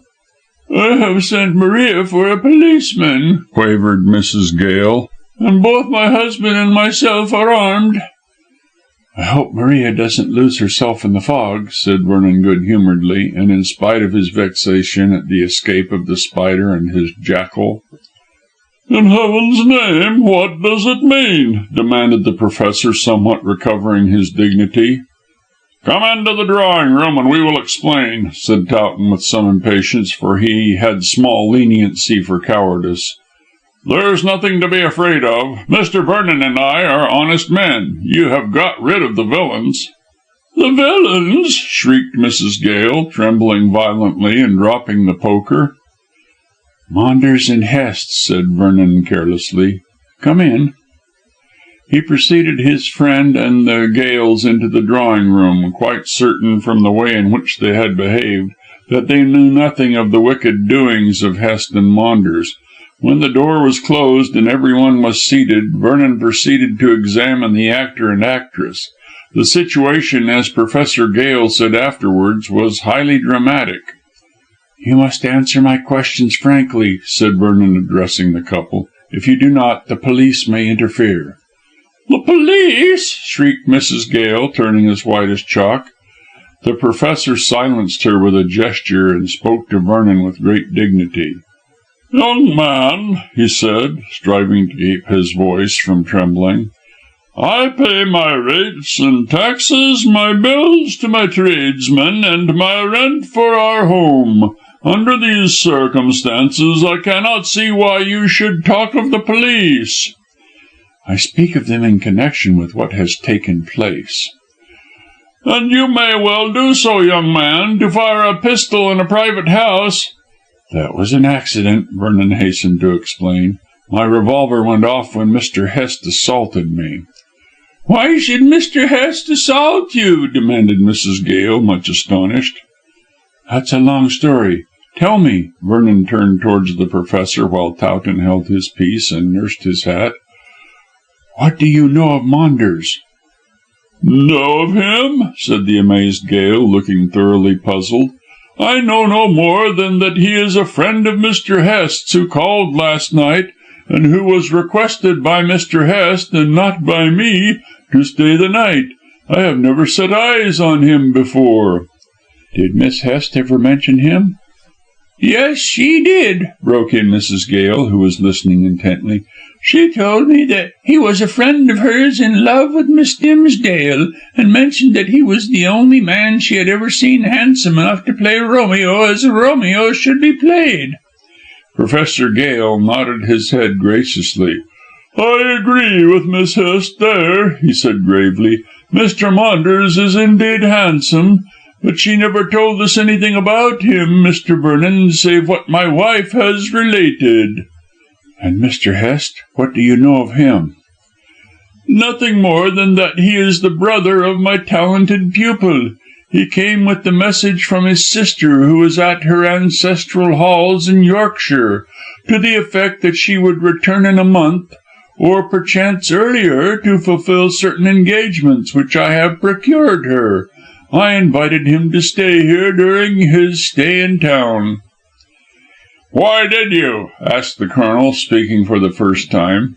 Gale looked embarrassed, but Mrs. Gale spoke for him. "Mr. Hest, we know, is very rich," she said frankly, "and both my husband and myself wish to have a theatre of our own. We thought that if we showed him some hospitality he might finance us. I must say," she added, looking puzzled, "that I wondered that such a rich man was content to accept our humble lodgings, instead of going to a swell hotel. But he seems to be easily pleased." "It was not that, Hetty," said the Professor quickly. "Mr. Hest simply remained here so that he could persuade me to induce my talented pupil to give up reciting, as he dreaded lest she should go on the stage. And she ought to be an actress, in my humble opinion, for her capabilities are of a very high order. As Lady Macbeth, or in any of Sardou's characters, such as La Tosca, Fedora, and the rest, she would produce a sensation." The speech of both man and wife seemed frank enough, and they appeared to be a couple of simple people devoted to their profession and quite ignorant of evil. Vernon glanced at Towton and saw from the expression of the Colonel's face that he thoroughly believed them. Still, so as to be quite sure of his ground, he asked another question. Miss Hest as a reciter or as an actress may be all that can be desired, but do you and Mrs. Gale like her personally? Do you think she is what we call, straight? Yes, cried the woman forcibly. Miss Hest is 1 in 1,000. She is a kind-hearted lady who sympathises with those who struggle. Hetty is quite right, said the Professor with dignity. Many a time has Miss Hest assisted us when tradespeople have worried. I am sure that she would have persuaded her brother to enable us to enter into management in the long run, as she has every confidence in my capabilities. And in mine, said Mrs. Gale jealously. She said that my Amelia in Othello was the best performance she had ever seen. But now, gentlemen, the actress rose to give effect to her words, may I inquire why you ask these questions, and why you come here to fire pistols in a peaceful home? At the beginning it had been in Vernon's mind to tell the whole story right out and to tax the couple with complicity, but they really seemed to be entirely ignorant of Hest's true character, and evidently had only lately met Maunders. He therefore did not think it wise to reveal what he and the Colonel knew, lest the Gales should gossip about the matter. And until he had consulted Drench, the young man did not desire that this last unusual affair should become public. He therefore shot a warning glance at the Colonel, and answered cautiously, It is only a private matter, Mrs. Gale, which is not worth explaining. The pistol shot was an accident. But you said that Mr. Maunders and Mr. Hest were villains, she persisted. I spoke somewhat harshly, being a trifle excited. They have treated me and my friend here very badly, and we came for redress. How their consciences smote them you can judge from the fact of their flight. You will possibly never see them again, but if they do chance to return, you must wire to me at once to the Athenian Club, Pall Mall. I don't like these hints and suggestions of evil, sir, said Gale restlessly, and certainly I should never think of telegraphing to you unless Mr. Maunders and Mr. Hest give me the leave. And why, sir, should they not return? Don't seek to know any more, Mr. Gale, but do as you're told, said Vernon in a peremptory tone. And also it will be wise if you and your wife hold your tongues over what has happened and stop the servant from talking. Suppose we don't, demanded Mrs. Gale aggressively. In that case you will get into trouble. How dare you? How dare... See here, Colonel Towton rose angrily. We have reason to believe that these men are connected with the Spider. Mrs. Gale shrieked and the Professor turned pale. Both knew that terrible name which was so freely mentioned in the papers. Do you mean to say... We say nothing, said Vernon sharply, and my friend here has perhaps said too much. But it is as well that you should know the necessity of keeping silent tongues in your heads. We know nothing of these matters, cannot be expected to. I am quite aware that you are innocent of complicity, interrupted Towton, but you both must promise to be silent until you have leave to speak. And if not? Already I have told you that the police will interfere, observed Vernon coldly. This business is concerned with the Spider, so, for your own sakes, hold your confounded tongues. The Gales, however, were not so easily commanded. They wished to know how Hest and Maunders were connected with the Spider, and if they were in any way accused of being, as they termed it, in the know. But the arguments and commands of Towton, together with those of Vernon, gradually induced the worthy couple to listen to reason. In fact, at the end of half an hour, both were thoroughly terrified into thinking that their reputation might be ruined, were it known that men connected with the Spider had been under their roof. Neither Gale nor his wife were averse to being mentioned in the papers or to securing an advertisement so as to add to their theatrical fame, but the publicity likely to be procured from the late episode was not the sort they desired. They therefore finally agreed to keep silence about the strange interview and the flight of their guests, and also declared that they would make Maria hold her tongue. Nevertheless, their curiosity remained unabated, and Vernon had to promise them that it would some day be satisfied. "You shall know all when the time comes," he said when taking leave, "but keep silence until the appointed hour, lest you get into trouble." This speech, being somewhat stagey, sounded pleasantly in the ears of the couple, and Towton left the house with his friend, quite satisfied that Professor Gale and his wife and their servant would say nothing of what had taken place.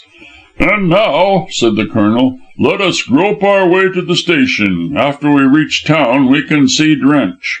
Vernon agreed, and by following the line of houses they finally managed, but with some difficulty, to get to the railway. Here they had to wait for a considerable time for a train, as the ordinary traffic was somewhat complicated by fog. It was 8 o'clock before they reached Waterloo, and they learned from the station master that nothing had been seen of the two men alluded to in the telegram, although each train and the barrier of the platform it arrived at had been watched by the police. Vernon was not surprised at this intelligence. "I thought both Hest and Maunders were too clever to risk a wire to Waterloo Station, as they knew I would send it." "What's to be done now?" "Let's go to your rooms and send a telegram to Drench at Hampstead, asking him to come down." "The fog is still thick," said Towton, as they stepped into a taxi. "Perhaps he won't come. Hang it, every possible obstacle seems to be placed in our way. The blackguards will escape." "Not out of England, at all events," said Vernon grimly. "When we explain everything to Drench, he will have all the stations and all the ports watched. We'll catch them sooner or later." But the young man spoke with more confidence than he actually felt, as he knew that Hest was extraordinarily clever in concealing himself. As the Spider, he had baffled the police for years, and being an arch criminal, would be dexterous enough to escape even out of this tight corner. He began to consider what was best to be done, after sending a wire to Inspector Drench, when his meditations were broken in upon by the Colonel. "Do you really believe that Hest is the Spider?" "Of course. Didn't you see his face change when Maunders spoke, and didn't he cut and run when he saw that the game was up?" "It certainly looks like guilt, and yet it seems incredible. The man always has lived in Yorkshire, whereas the Spider is supposed to live in town." "No one has ever known the whereabouts of the Spider," said Vernon coolly, "and it is as easy to write blackmailing letters in Yorkshire and post them in London as to live in town altogether for that purpose. Besides, his sister told me herself that Hest frequently went away for days and weeks at a time. Doubtless he was attending to his nefarious business in London." "How do you reconcile this devilry with his philanthropy?" "It seems odd, doesn't it? But we know that the worst criminals have their good points. There lives some soul of good in all things evil, you know." "I rather think," said the Colonel grimly, "that Hest looks upon himself as a kind of modern Robin Hood, who takes from the rich to give to the poor. He blackmailed wealthy folk in order to build his Bolly Reservoir and his confounded schoolhouses. Robbed Peter to pay Paul, as you might put it." "Robbed Dives to help Demos, is the way he would put it," said Vernon with a shrug. "However, we have made a great discovery, and one which the police will thank us for making. When Hest is captured, many a rich man will sleep easier." "Yes, when he is captured, but that won't be easy." "I agree with you. The Spider is as clever as his father, the Devil." Added Vernon thoughtfully. "I wonder if his sister knows anything about his infernal doings." "No," said the Colonel decidedly. "I don't like Miss Hest, as I think she is too imperious and masterful and wants her own way too much. All the same, I don't believe she could have countenanced her brother's behaviour. Besides, she was always away from him, and he doubtless carried on his pranks without her knowledge." "You defend her. I thought you didn't like her." "I admitted only a moment ago that I did not," snapped the Colonel, as the taxi cautiously felt its way up Whitehall. "But I must be just to her. The poor woman will suffer as it is when her brother's criminality becomes known. It will ruin her reciting business." "That's true, and there is no chance of keeping the matter quiet. Hest must be captured and imprisoned." "Hanged, you mean? Remember he murdered Martin Dimsdale." Vernon shuddered. "I suppose he did," was his reluctant admission. "I am sorry for Miss Hest, as, contrary to your opinion, I think highly of her. She may be masterful, as you say, but Ida is so weak that it is just as well that she should have someone to lead her in the right way." "Oh, Miss Hest has led her in the right way, no doubt," retorted the Colonel, "but I prefer to be the guide myself. See here, Vernon, come down with me next week to my place at Bowderstyke." "What for? We have to hunt down Hest and Maunders." "We can safely leave that to Drench and his underlings. I want to get Ida away from Gerby Hall. Sorry as I am for Miss Hest in having such a brother, I don't want Ida to continue under her protection any longer, especially as she wants to marry her to Maunders." "Maunders will have no chance now," said Vernon with a grim chuckle. "But you are a bachelor, Towton, so Ida will scarcely be able to come to the Grange." "I shall ask her aunt down as chaperon." "Lady Corsoon? Good. And ask Lucy also, for my sake." "With great pleasure. I think that the removal of Maunders from my path and yours will result in the courses of our love running smoother. Ah, here we are, and I'm glad, as I want drink and victuals." After the long, cautious creeping through the fog, the two gentlemen arrived at the Colonel's rooms, and Bendham was sent out for food. Having dined, they smoked and talked while waiting for Inspector Drench, but he never came. A telegram arrived instead, stating that the fog prevented his keeping the appointment, and it also prevented Vernon from getting back to his own quarters, so the Colonel put him up for the night. Next day the hunt for the criminals began in earnest. Before Drench arrived, which he did at 11 o'clock, Professor Gale came to the Athenian Club, where the gentlemen were waiting, and produced a wire which had arrived for Hest on that morning. He had not opened it, being afraid, but brought it intact to Vernon. That young man had no compunction, under the circumstances, in reading it, and found that it was from Frances Hest to her brother, asking him to return home, as divers matters connected with the estate required his attention. "Sent first thing this morning," said Vernon, passing the wire to the Colonel. "Poor woman, she doesn't know that her brother has been found out." The wire was shown to Inspector Drench when he duly arrived, and he was exhaustively informed of all that had taken place. He was naturally both astonished and interested, but nevertheless expressed himself annoyed that civilians should have proceeded so far without invoking the police. Drench gave both the Colonel and Vernon to understand that if he had been on the spot, Hest and his accomplice would not have escaped so easily, a view with which they privately differed, although they did not think it wise to say so. But Towton did intimate to the Inspector that he was a military man and not a civilian, whatever Vernon might be. Drench declined to take any notice of this remark. The Inspector also questioned Gale closely, but could learn nothing from him of any moment, since the old actor knew nothing and was greatly agitated over the whole affair. Finally, bidding all three hold their tongues, Drench sallied forth to search for the missing pair. He saw the Scotland Yard authorities and wired to all the ports and railway stations in the kingdom. As yet, and because he desired to keep the affair out of the newspapers, Drench did not advertise in the journals or by handbills. Otherwise, in every way he strove to find the fugitives. He might as well have attempted to find a shell at the bottom of the Atlantic.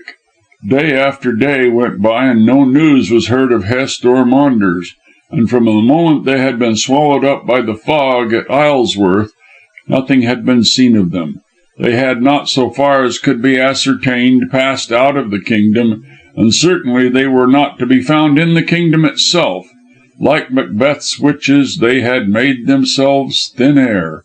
Like the children of Korah and Dathan, they apparently had been swallowed up by the earth. But thanks to Drench, the discovery of the identity of the spider and his subsequent escape had not been made public, and the press knew nothing of what was taking place. But the time had now come when publicity was absolutely necessary. "There's nothing else for it," said Drench, and Vernon, in spite of his wish to keep things quiet, agreed with him. Chapter 17. In the Train. Within a week of the episode at Isleworth, Colonel Towton took Vernon with him to Yorkshire. Inspector Drench was still searching for the fugitives, and was unable to find them. True to his reputation, the spider had covered up his tracks in a most masterly manner, and there was not the slightest clue to indicate his whereabouts. Presumably Maunders was with him, as he had not returned to his rooms in Planet Street, nor had he been seen in any of his usual haunts about town. This was to be expected, as Maunders had, as the saying goes, gone under, and the society wherein he had glittered so gaily would henceforth know him no more. It seemed a pity that a young man with talents and good looks and social positions should have ruined his life at the very outset of a promising career. But there must have been some criminal strain in Maunders which came to the surface in prosperity instead of being revealed by poverty. He was, as Coleridge says about people with such natures, a fool and a circumbendibus. However, it was useless for Vernon to mourn over his old school friend's downfall. He had done his best to keep him in the straight path, and had failed to prevent his feet from straying. He therefore, as there was nothing else to be done at this 11th hour, washed his hands of him, and left him, together with Hest, to the tender mercies of the law as represented by the inspector. Now that Drench had all the threads in his own hands, he resented anyone else weaving them into ropes for the necks of the criminals, as he apparently wished to secure all the glory and honour of the capture to himself. Both Towton and Vernon were rather glad that the inspector took this view, as they wished to have nothing more to do with the matter, and, before leaving London for Bowderstyke, Vernon shut up his Covent Garden office and formally renounced his pseudonym of Nemo. As by this time he was officially recognised as his uncle's heir, he could well afford to do so. Sir Edward, however, still lingered between life and death, so it was doubtful when Vernon would enter into his kingdom.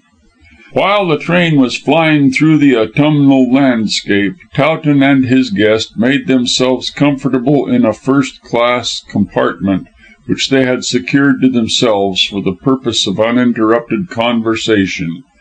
They were still deeply interested in the case, and looked forward anxiously to the capture of the spider. It was only right that he should suffer for his dastardly crime in murdering an old and inoffensive man. As to Maunders, he was evidently hand in glove with the cleverer rascal, and would undoubtedly be given a long term of imprisonment. Thus society would be rid of two dangerous people, and those with secrets would sleep the easier, knowing that one Asmodeus was dead and the other safely locked up. "But I don't know what poor Mrs. Bedge will do," said Vernon, looking dolefully out of the window. "Does she know anything?" asked the Colonel, throwing down the morning paper which he had been reading, and settling himself for a talk. Vernon nodded. "I saw her yesterday. She sent to ask me what had become of Constantine. I was obliged to tell her." "Do you think that was kind or wise?" "I think so, decidedly. It was better that Mrs. Bedge should learn the truth from a friend than see it crudely printed in the daily papers. And there it is bound to appear, sooner or later." "Drench will have to catch the spider first," said the Colonel coolly. "No easy task, as we know. What did she say?" At first she declined to believe it, badly as Maunders has treated her. She kept insisting that it was all a mistake, and that Constantine would appear to put matters right." "What wonderful faith these women have, Vernon." "Bless them, yes. They go by their hearts entirely." "In that case," remarked Towton drily, "Mrs. Bedge must have known that Maunders is not the saint she tries to make him out to be." "I did not say that she went by her instinct," replied Vernon equally drily. "There is a difference between that and heart love. Because Constantine is her sister's child and her adopted son, Mrs. Bedge's heart, which he has almost broken, cherishes him fondly. But her instinct must have told her long ago that the fellow was a scamp of the worst sort." "He's a thorough-paced scoundrel," said the Colonel vigorously. "Mrs. Bedge declined to take that view of him. She wailed that he had a tender heart and was led away because he had a weak nature. In fact, her defence was that of a man being his own worst enemy." "Maunders certainly was. He had all the gifts of the gods, yet fell because the greatest gift of honest purpose was not given," finished Vernon. "Hang it all, Towton, scamp as the fellow is, I am sorry for him." I'm not," growled Towton savagely. "Ah, you did not play with him as a child, nor did you go to school with him, my friend. Although I'm bound to say that Constantine was always a selfish chap, what you would call a rotter." "I would call him nothing of the sort, Vernon. I detest slang." "That's a mistake. Slang frequently hits the nail on the head when the King's English misses it altogether. Slang conveys much in little and—" "Oh, the deuce take your philology. Go on talking about Mrs. Bedge." "There's no more to say. Maunders has pretty well drained her, but she has enough to live on, and the Hampstead house is her own. Towards the end of our conversation, however, she let out that she was not surprised at Connie's behaviour, as she rather expected it." Somewhat contradictory. Why?" "Well, it seems that Maunders' father, the Greek, Mavrocordato, you know, was rather a bad egg himself. He worried his wife, Mrs. Bedge's sister that is, into her grave, and swindled his partner before he committed suicide." "I never heard that before." "No. Mrs. Bedge always kept it quiet for the boy's sake until she let it out to me in her grief yesterday. Mavrocordato, he took the English name of Maunders, bolted with a heap of his partner's money and shot himself at Corfu, whither he was traced by detectives. Mrs. Bedge adopted the son, and did her best to train him up as an honest man. She tried her hardest, I'm certain, but what's bred in the bone, you know." Colonel Towton folded his arms and stared straightly before him. "Poor devil, he was considerably handicapped by such a father. I wonder, Vernon, for how many of our deeds we are responsible, when you take heredity into consideration. Some sin because they like it, but many because they can't help it." "Let us give Maunders the benefit of the doubt, and say that the sins of his father were visited on him. And, of course, we must not forget that Hest is an extremely clever and strong-minded man, who could and did easily control Maunders' weaker nature." "There's something to be said there," assented the Colonel thoughtfully. "I dare say Hest entangled the poor wretch in crime before he well knew what he was about, and once committed he would be compelled to remain in the mud. But Hest himself, Vernon, what do you make of him?" "I don't know enough about him to give an opinion.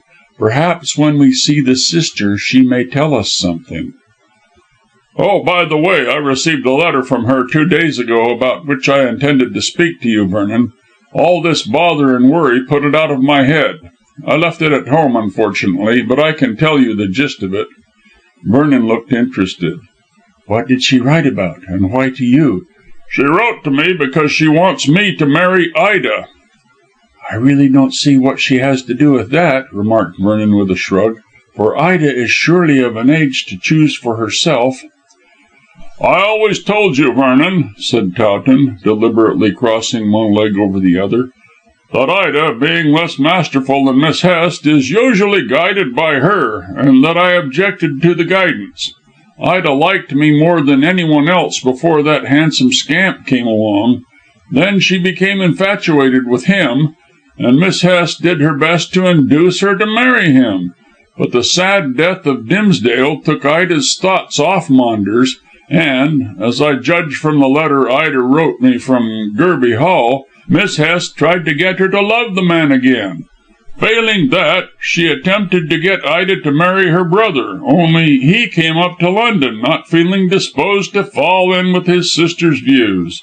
You can therefore see that Miss Hest sways Ida a great deal, and for that reason I have come to get her away from such dangerous company. Doubly dangerous now that we know Francis Hest is the Spider." Vernon shrugged his shoulders.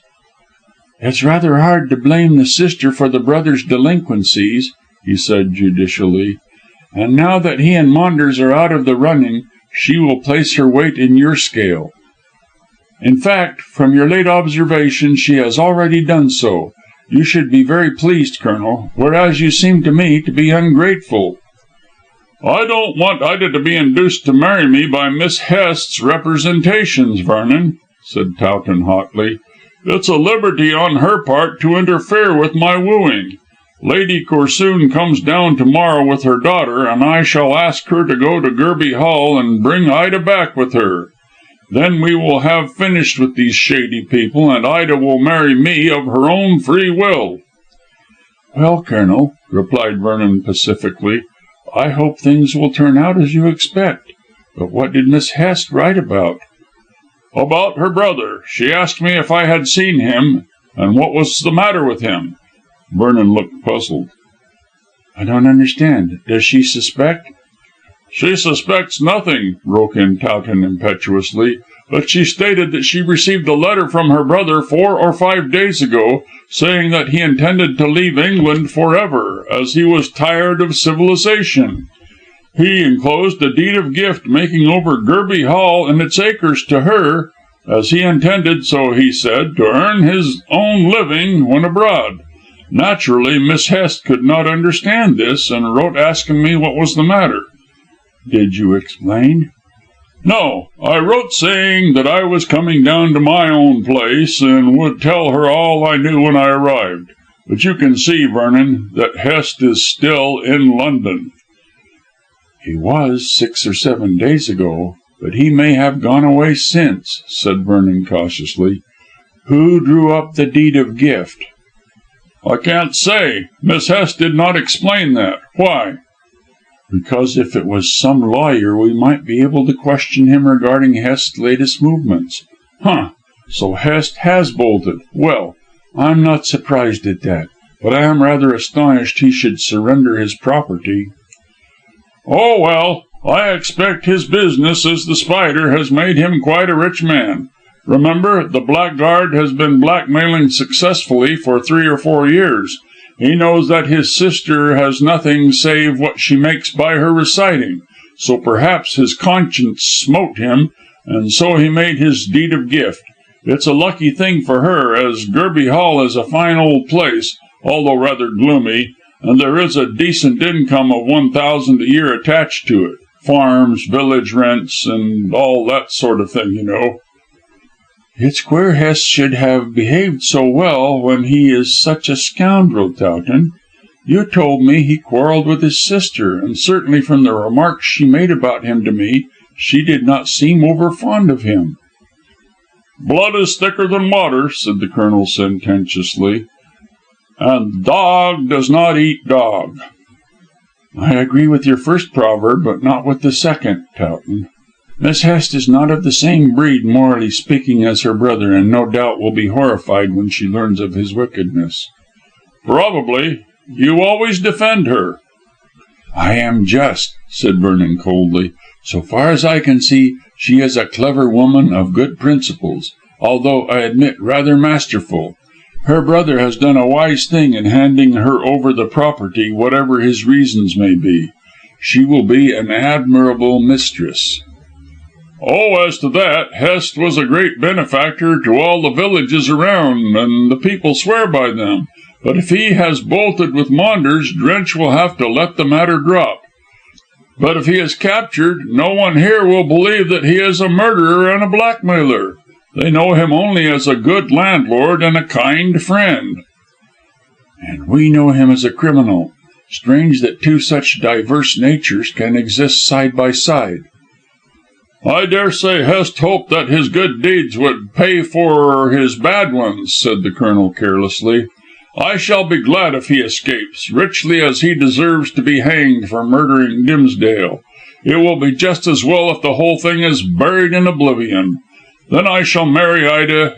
You, Miss Corsoon, and Miss Hest can play the lady of the manor here, as she pleases."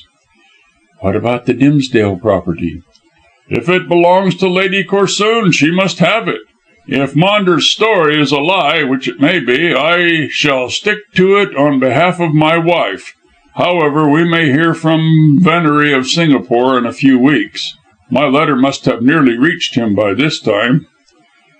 "You can learn the truth of the story nearer home," said Vernon after a pause. "Miss Jewin, the housekeeper at Gerby Hall, told the story to Maunders, according to his own account." "I shall question her, you may be sure," said the Colonel grimly. "But I want to hear from Venery also. Oh, I'm sick of talking about these things," he added with a yawn. "It's time for 40 winks." And forthwith he closed his eyes, after settling himself comfortably in his seat. Vernon, not inclined to rest, lighted a fresh cigar and buried himself in a book. It was 5 o'clock when the travellers reached Bradmore, the nearest station to Bowderstyke. It was 10 miles to the valley, but the road was excellent, and Towton's motor car awaited them.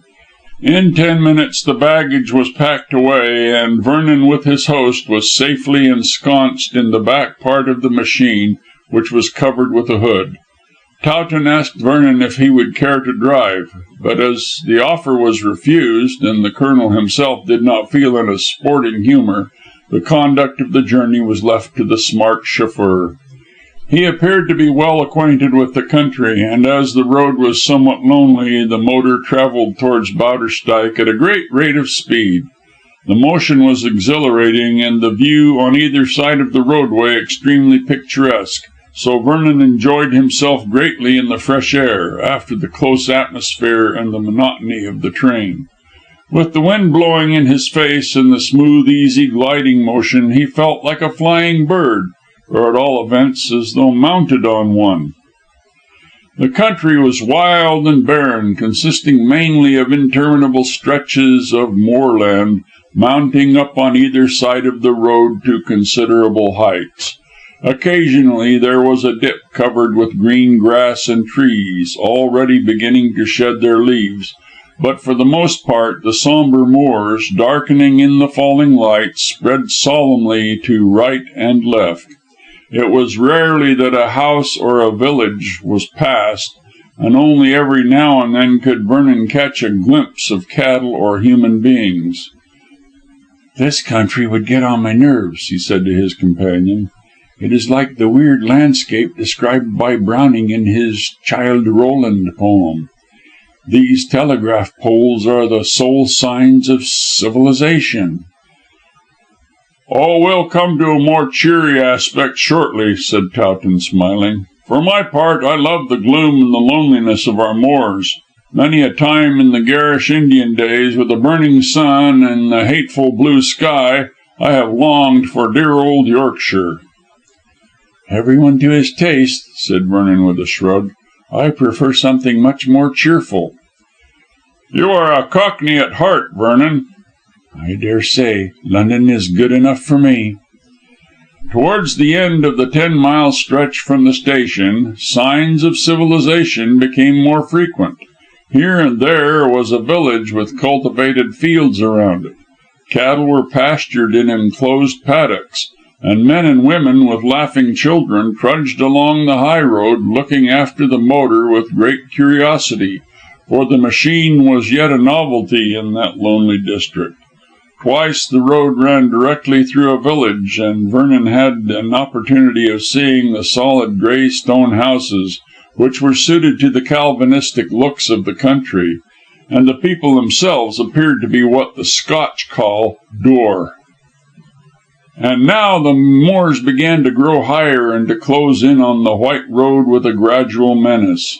Leaving the comparatively broad lands, the motor glided into a valley, which grew even more narrow as they proceeded.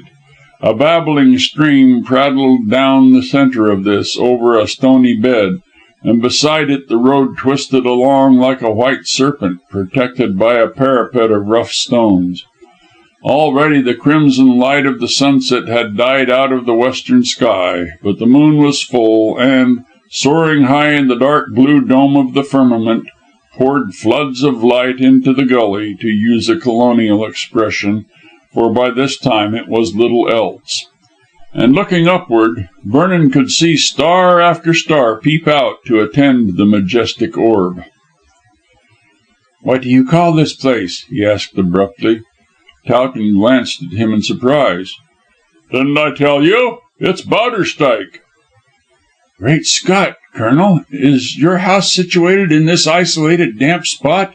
I should think you never saw the sun from one year's end to the other, save when it was directly overhead." "Oh, the valley broadens out further on. This is merely the entrance." "What the deuce do the inhabitants live on? It's like living in a drain." "Oh, confound you, Vernon," said the Colonel, half annoyed. "It's one of the most beautiful places in the world. If you were a Yorkshire tyke, you would admit that. There is only the village of Bowderstyke a mile away, and the inhabitants live by pasturing their cattle on the moors on the heights above. Also, there is a weaving and spinning industry, the mills being driven by water power, of which there is no lack." "This stream doesn't seem to have much water," said Vernon disdainfully. "You should see it in winter when the snows melt on the moors," advised the Colonel. "Besides, the water from the mills comes from Hest's new reservoir, and there is a never-failing supply. This stream used to be much broader, and its bed contained much more water, but when the Bolly Dam was constructed, of course the supply dwindled. Pipes run under this road to supply the several villages you saw just before we entered the valley." "Where is the dam which our criminal friend built?" Towton pointed straight ahead. "Round the next corner you could see it, but we do not go so far. There was a small lake there up on the moors which fed this stream. Hest simply got engineers to dam the lake and prevent too much water going to waste down the bed of this torrent. The dam runs right across the valley, a mile and a half beyond my house." "But isn't that dangerous? If it burst, this valley would be flooded from end to end, and everybody would be drowned, to say nothing of the way in which the village would be smashed up." "Well, yes." Towton pinched his nether lip uneasily. "I've thought of that myself many a time. But I was abroad when the dam was constructed. There certainly, as I have often said, should be an outlet for the water other than the pipes which supply Bowderstyke and the villages outside the valley, capacious as those same pipes undoubtedly are. Assuredly, if the reservoir burst, there would be a great loss of life and destruction of property. But the Bolly Dam is very strongly built, so I have no fear of anything happening. You can see it from my house, and we'll pay it a visit in a day or two. Meanwhile, this is Bowderstyke village." By this time they were passing through quite a number of small houses, from the windows of which lights gleamed cheerfully. The motor soon left these behind, then swerved to the right, looking up from the entrance to the valley, and shortly began to climb a winding road. At this point, as the Colonel had foretold, the vale broadened abruptly, and the high moors stood away so as to form a kind of deep cup. Up the side of this, the road along which they were travelling sloped upward for some distance, then turned on itself and sloped still higher. Shortly the motor attained the highest level, and in the moonlight Vernon could see the moors stretching for miles, lonely and romantic. A straight road ran parallel with the upper portion of the valley for close upon half a mile. Then appeared a miniature forest, encircled by a high stone wall. This was undoubtedly artificial, as the moorlands were treeless, and the unexpected woodland looked out of place amidst bleak surroundings. The motor soon arrived at two tall stone pillars crested with heraldic monsters, and passing through these, spun up a short avenue to stop before a large white house, brilliantly lighted up. Spacious lawns opened up before the mansion, interspersed with flower beds, now bloomless, and the whole was shut in by the fairy forest, as Vernon called it in his own mind. "Here we are," said Colonel Towton, jumping from the car. "Allow me to welcome you to the Grange, my friend." "Thank heaven the journey's at an end," said Vernon. Chapter 18 At Bowderstyke. "I hope you slept well, Vernon," said the Colonel to his guest the next morning when they were at breakfast. "Like a top," was the response. "That journey tired me out, and your moorland air is so strong that I slept the moment my head was on the pillow."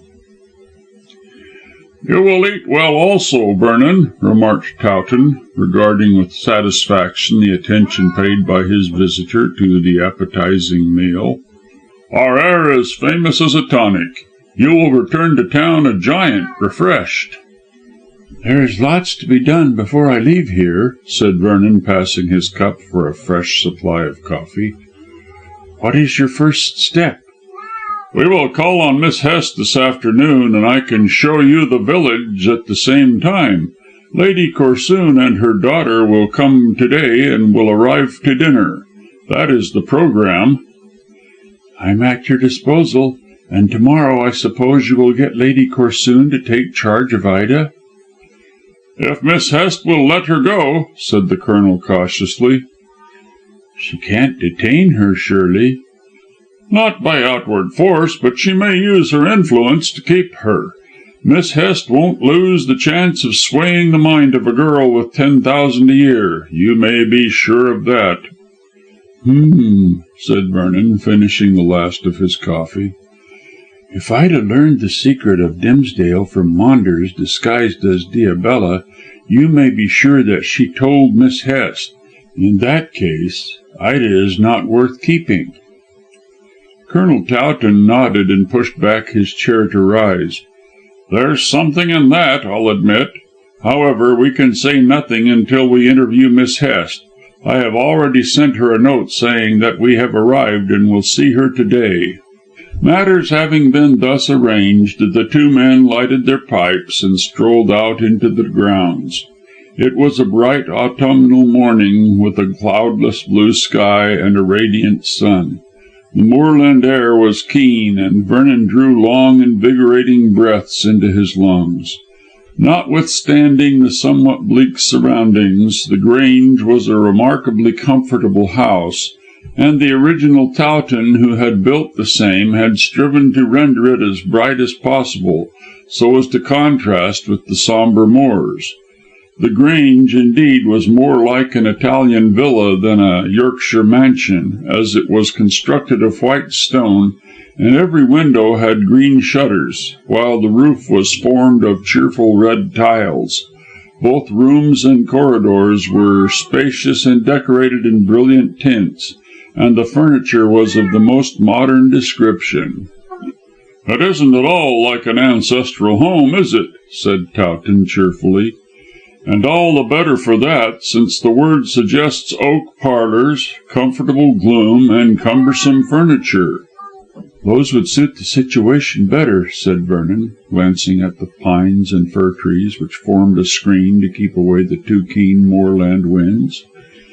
"Your brilliant walls and red roofs look out of place in these stern solitudes where nature seems to be acting the anchorite." "I love the scenery and solitude and all that, Vernon, but I like to be comfortably housed. My great-grandfather left the original family seat, which is in the valley almost below the Bolly Dam, and built this place after a long sojourn in Italy. My cousin, from whom I inherit, cleared out all the old Victorian furniture, and redecorated the house as you see it. It's all very modern, and perhaps, in contrast with the grandeur of the moors, somewhat frivolous. But at all events, it is cheerful and comfortable. I could scarcely ask Ida to inherit a kind of ogre's castle like Gerby Hall." "Where's that?" "You will see shortly. It's a real old Yorkshire manor house, dating, I believe, from the Wars of the Roses.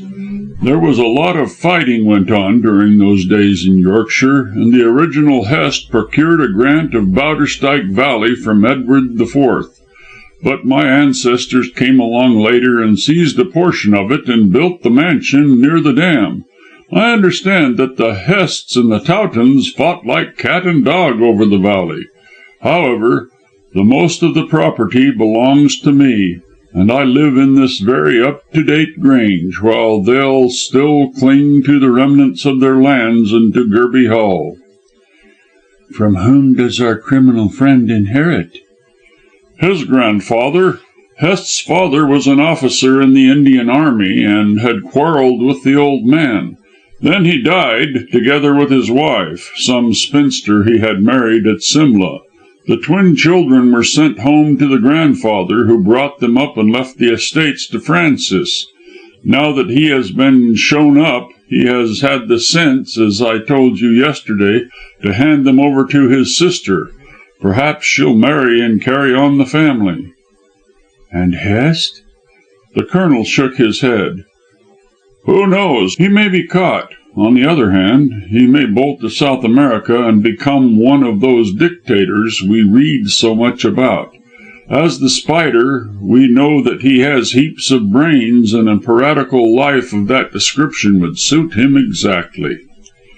Talking thus, Towton showed Vernon over his small kingdom, and after luncheon the two gentlemen strolled out of the grounds with the intention of taking the winding road to Gerby Hall. On the verge of the moorland they stood for some time looking down into the cup, and Vernon thus procured a bird's eye view of the valley in the full blaze of the noonday sun. "It's like a bead on a string, Towton," he said after a pause. The description was an apt one, for the hollow into which they were looking was the bead, and the narrow valley, running like an irregular crack to right and left, may be easily compared to a string. From the cup upward to Bolly Dam, the valley stretched for a mile and a half, and downward it ran for 2 miles in a somewhat crooked fashion, to terminate on the verge of the undulating plain, which stretched the further 10 miles to the railway station. At the end of the valley, as Towton informed his guest, was a village called, from its situation, Gatehead, and there were 4 other hamlets beyond, all of which belonged to him. The Hests were reduced to Bowderstyke village alone, and to a considerable portion of the moorland on the hither side. "It puts me in mind somewhat of Blackmore's description of Doon Valley," was Vernon's remark, when in possession of these facts. "I dare say in the Middle Ages it was quite a robber's stronghold." "With the Hests and the Towtons as robbers. Exactly. Their hand was against every man, and likewise against each other, for the mastery of Bowderstyke. At the upper end the valley is blocked by a small lake, now turned by the Bolly Dam into a very large reservoir, so they were safe in that direction. Gatehead was where their vassals lived to guard the outlet, so you can see in troublesome times everything was extremely safe. From this valley the Hests and the Towtons went forth raiding, and sometimes, when not quarrelling between themselves, formed a kind of league. They struggled for centuries, but in the end my ancestors got the upper hand and most of the property. I believe the feud and the raiding continued down to the termination of George III's reign, for the King's writ did not run in these wilds." "Where is Gerby Hall?" Towton pointed directly downward. "Under that cliff, where the moorland rises so abruptly. Like the Grange, there is a kind of artificial forest around it, so that it is concealed. but as you can see, it is almost within the village itself." "Right in line of the flood, should the dam break." "I fear so, but I hope there is no chance of the dam breaking. You see," added the Colonel, pointing out the topography of the valley, "the village is divided by the ancient bed of the torrent, now comparatively dry since the construction of the Bolly Reservoir. A stone bridge connects the two portions of the village, and on this side nearest to ourselves, the ground begins to rise gradually. The other portion of the village and Gerby Hall lie in the hollow, and are cut off from the sunlight. I often wondered," said Towton musingly, "why the Hests, when lords of the entire valley, should have chosen to build their manor house in such a situation. For when the torrent was in full force from the melting of the moorland snows, they must have been exposed to many an inundation." "And now," said Vernon, glancing northward to where the cyclopean wall of the dam frowned in the sunlight, "if that great body of water were let loose, both the village and the Hall would be swept away." "They are certainly directly in the line of the flood," replied Towton unhesitatingly, "but both the Hall and the village houses are strongly built of dark stone. It would take some force to smash them." "If that dam broke, Colonel, they would be swept away like straws on the surface of a whirlpool. I can't understand what the engineers were thinking about to risk such a catastrophe." Towton laughed.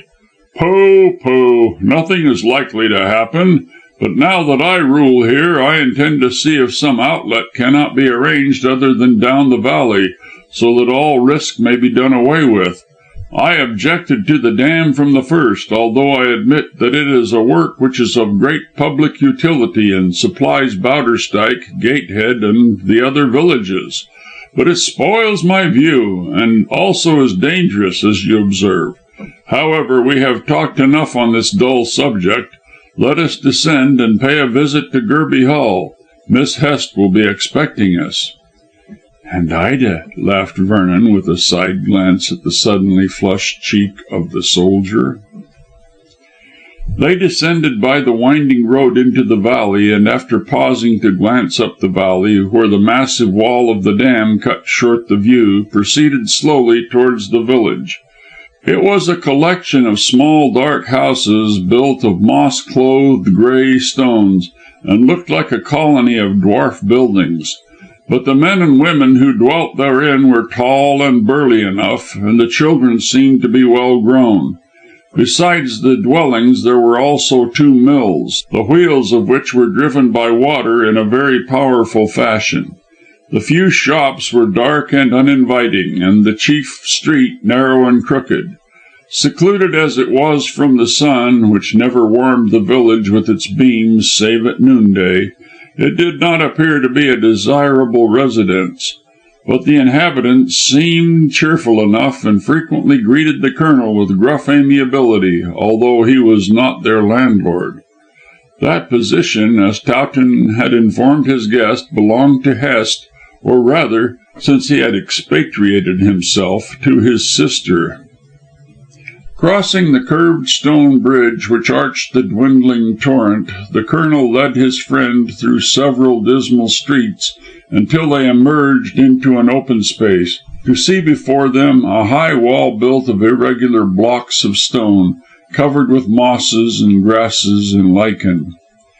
The massive wooden gates which afforded entrance into the domain stood wide open, indicating, like the doors of the Janus temple, that the Hests were at peace with their neighbours.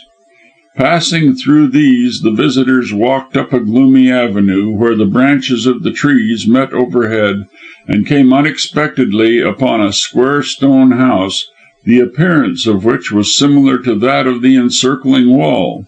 There were absolutely no pretensions to architectural beauty, and the mansion looked as though it had grown out of the damp, fecund ground where rank mosses grew in profusion.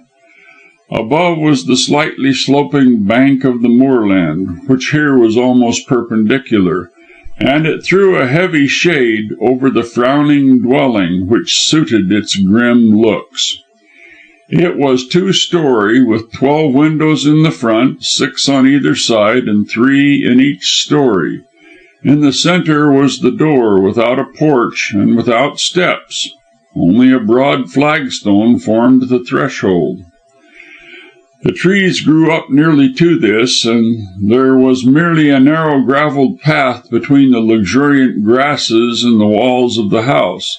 So amazingly dismal a dwelling Vernon had never set eyes on, and he uttered an exclamation when he beheld the desolation. "It's the very worst place Ida could have come to," he said in high displeasure. "What could Miss Hest have been thinking of to ask her to live in this vault?" "Ah, she will be better up on the heights in my Italian villa, Vernon." "That is, if she will come," remarked the other gloomily, for the sombre situation and ascetic looks of the Hest mansion made his spirits sink to zero. Their approach had been seen, for scarcely had they set foot on the flagstone, and before they had time to raise a hand to the massive iron knocker, which was covered with rust, than the door was opened by a fat-faced, stupid girl dressed in brown, but with a tolerably neat cap and apron.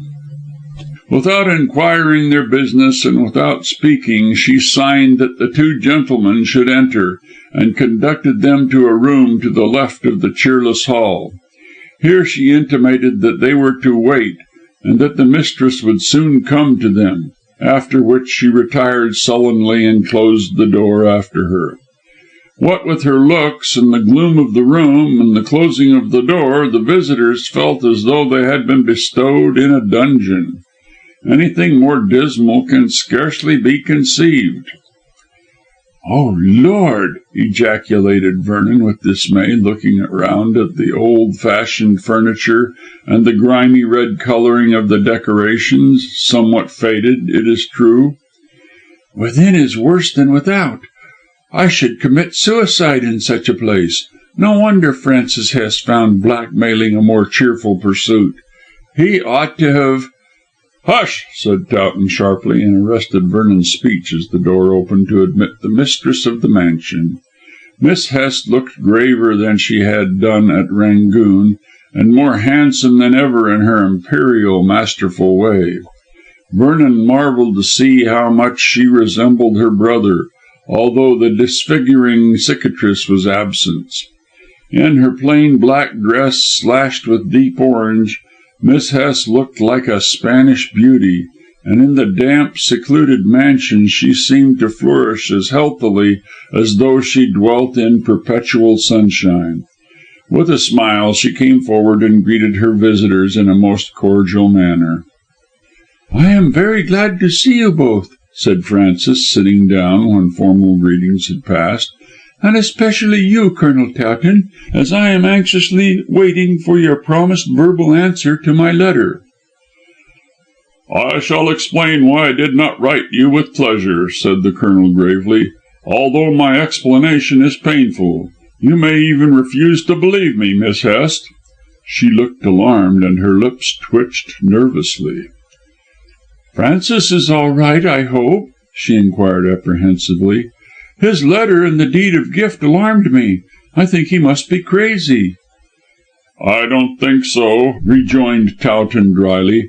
"But before explaining, may I ask how Miss Dimsdale is keeping?" Frances shook her head dejectedly. "The death of her father is still preying on her mind, and nothing I can say or do will make her cheerful." "Perhaps this house—" began Vernon. She cut him short quickly. "I quite agree with you, and I know what you are about to say. It is too damp and too dismal for Ida. She is a flower who ought always to live in the sunshine." "Lady Corsoon is coming down to stay with me to day," ventured Towton anxiously, "so Miss Dimsdale might come and stay at the Grange."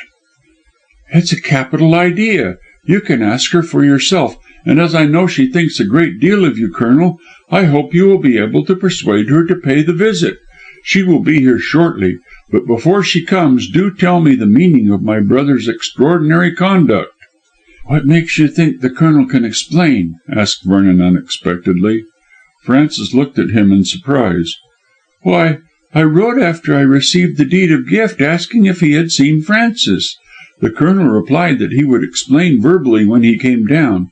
I have no reason to think that he knows anything of my brother's private business, and I was astonished to hear that he could tell me anything. I only wrote because I wished the Colonel to see Ida, and as an afterthought asked about my brother. I thought you," she addressed the Colonel, "might have seen him in London." "I did," replied Towton gravely, "at Professor Gale's." "I know that. He went there to deliver a message from me. But why has he made over his property to me without a line of explanation, save that he was going abroad? Did he tell you?" "No, but I am not surprised that he has done so."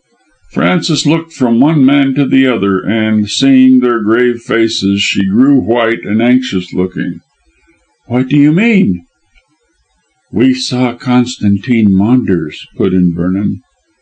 "Well, well, what of that?" "He was masquerading as Diabella." Miss Hest started to her feet. "As the fortune teller? Surely you must be mistaken. It's impossible. Why should he do that?" "Why should he do many things?" said Towton grimly, "but he has been leading a double life." "Oh, that's impossible. Why, he was always as open as the day. I asked him down here a week or so ago, and he was coming. At the 11th hour he put me off, saying that Mrs. Bedge was ill. I fancied that something might be wrong then, but oh!" she burst out, clasping her hands. "You really must be mistaken. He is such a nice young fellow." "He's a nice scoundrel," said Vernon heatedly. "Spare your praises of him, Miss Hest. You won't think him so nice when I tell you that he accuses your brother of being the Spider." "The Spider? Who is the She started to her feet as she suddenly remembered all that the information conveyed. "You mean that wretch who murdered poor Mr. Dimsdale?" Her brows grew black and she clenched her hands in a cold fury. "What do you mean by connecting my brother with—" "It is not Vernon or I who connect your brother with the Spider. Maunders made the accusation and your brother endorsed it by his flight." "Flight! Flight! My brother," she drew herself up proudly, "has not fled." "Why has he gone abroad then?" asked Vernon hastily. "Why has he made over his property to you? Believe me, Miss Hest, both the Colonel and myself would be glad to spare you such a blow. But there is no doubt that your brother is none other than this famous blackmailer for whom the police are searching so ardently." The woman dropped back into her chair and clutched at her breast as though she felt a cruel pain in her heart. Her face looked grey in the dim light of the room, and she suddenly seemed to have aged. Even her confident bearing fell away from her, and she crouched as though smitten to the earth. Never was there so rapid or so terrible a transformation. "Oh, for God's sake," she moaned brokenly, for my brother. Heaven knows we did not get on over well together, but that he should, it's a lie. I tell you, it's a lie. Why, Francis has given up all his life to doing good. Everyone round here blesses his name. He was generous to a fault, and you dare to, oh!" She leaped to her feet again and strove to recover her proud bearing. "I don't believe it. Liars, both of you." "Maunders is the liar, and not us, then," said Vernon quietly. "I never trusted him. I never liked him," moaned Miss Hest. "He is—" Then she unexpectedly fell back again into her chair, utterly unstrung and broken down, an old grey woman, miserable beyond belief. "Francis, my brother, our good name. Oh, oh, say that it isn't true," and she wept piteously. "I regret to say that it is," said the Colonel, extremely sorry to dash her hopes to the ground, and he rapidly related all that had been discovered. As he proceeded, Miss Hest lifted her face, which grew more composed. "And is this all the evidence you have to go upon?" she inquired with scorn. "The word of a man whom you admit to be a scoundrel?" "You forget," said Vernon gravely, "that your brother endorsed the accusation by flight and by taking his accomplice with him." "Such an accusation might well make a man fail to stand his ground," said the woman resolutely, "and on the spur of the moment Francis may have lost his wits. But he will return to repel this accusation." "From what you say of a deed of gift, Miss Hest, that does not seem likely to happen. If your brother is innocent, let him surrender himself to the police and stand his trial." "I shall advise him to do that at once. Where is he to be found?" "No one knows, and the police would give much to learn. But you heard last from him, since he sent the deed of gift and informed you of his plans." "There was no address on the letter," said Frances, wringing her hands helplessly, "and he did not even promise to write when he went abroad. For all I know, he may have vanished for ever." Vernon made an observation. "That looks like guilt." "Until Francis admits with his own lips that he is the Spider, I decline to believe it," said Miss Hest, making a violent effort to recover her composure. "You forget that you indirectly accuse him of murdering poor Mr. Dimsdale. How can I, his sister, bear to hear that?" "Your feelings do you credit," said Towton sadly. "Nevertheless " "Stop," she interrupted, holding up her finger. "Ida is coming. Not a word to her, if you please." "Certainly not. Neither Vernon nor I shall say anything until " "Say nothing until I see you again," said Frances rapidly. "I shall call at the Grange and hear more. When in possession of the facts, I shall go to town and Silence, silence. Here is Ida." Just as the name left her lips, the door slowly opened and Miss Dimsdale entered. Both the gentlemen uttered exclamations of astonishment and pity at the sight of her altered appearance. From being a bright and laughing girl, rather plump than otherwise, she had become thin and careworn, and advanced with a shrinking air, quite at variance with her known character. The black dress she wore enhanced the melancholy of her appearance, and the Colonel, being very much the lover, grew darkly red at the sight. "How is it that Miss Dimsdale looks so ill?" he asked Frances furiously. "She is worried over something, and the air of this house doesn't suit her at all," said Miss Hest, who was trying to subdue her emotion. "Again and again I have wanted her to return with me to London, but I won't go, I won't go," said Ida in her soft voice. "Don't look so angry, Richard." It was the first time she had uttered his Christian name, and Towton flushed with pleasure. "I am quite well." "You look extremely ill," he replied bluntly. Ida sat down with a sigh. "It's not the fault of Frances. She has been like a sister to me ever since the death of my dear father." "Ida, come and stay at the Grange. Lady Corsoon is coming down this evening, and I'm sure you will be happier there." "I can't leave Frances." "Nonsense," said Miss Hest with something of her old vigour. "You will be much better with your own people, Ida. If you stay here, they will think that I am after your money." "Oh, Frances, when you know " "It's all nonsense, dear. The Colonel here declares that Diabella is, or rather was, Constantine Maunders, masquerading as a fortune teller." "Then what he said is " "Are you talking of a secret of your father's, Ida?" asked Vernon quickly. "Was Mr. Dimsdale my father?" she demanded, facing round anxiously. "Diabella, that is, Constantine, if what you say is true, told me that I was not his daughter. If so, I have no right to the property, and she put her hand to her forehead. "Oh, my poor head!" Towton crossed over and took her hand. "Ida, is it this which has been so troubling you?" he asked tenderly. Yes, I wondered if what Diabella said was true. I could not be certain, although I did want to see the lawyer and give up the property. But Frances said " "Frances advised delay until the truth was known beyond all doubt," said Miss Hest, now quite composed. "For this did I send for you, Colonel Towton. Ida is fonder of you than of anyone else, so you are the person who ought to marry her. Then you can look into the matter." "But Frances," cried Ida, much astonished, I thought you wanted me to marry Constantine or your brother." "Both of them are bad matches now, if what Mr. Vernon says is true," replied Miss Hest bitterly. "Better take up with your old love." "What has been said?" questioned Ida, anxiously looking into the disturbed face of her friend. "Better not ask," muttered the woman, and cast a warning glance at the two visitors. "Least said, soonest mended. Ida, will you go to the Grange and stay with your aunt?" Ida ran to Frances and, falling on her knees, threw her arms round her neck fondly. "What? Would you have me leave you when I see you are so sad? Something is wrong. What is it? You have comforted me, so let me comfort you." "Nothing can comfort me," said Miss Hest in melancholy tones. "It's nothing, my dear, nothing at all. I wish, oh, I wish—" She rose suddenly and ran towards the door. "I can't stand any more." Vernon was not surprised at Miss Hest's sudden departure.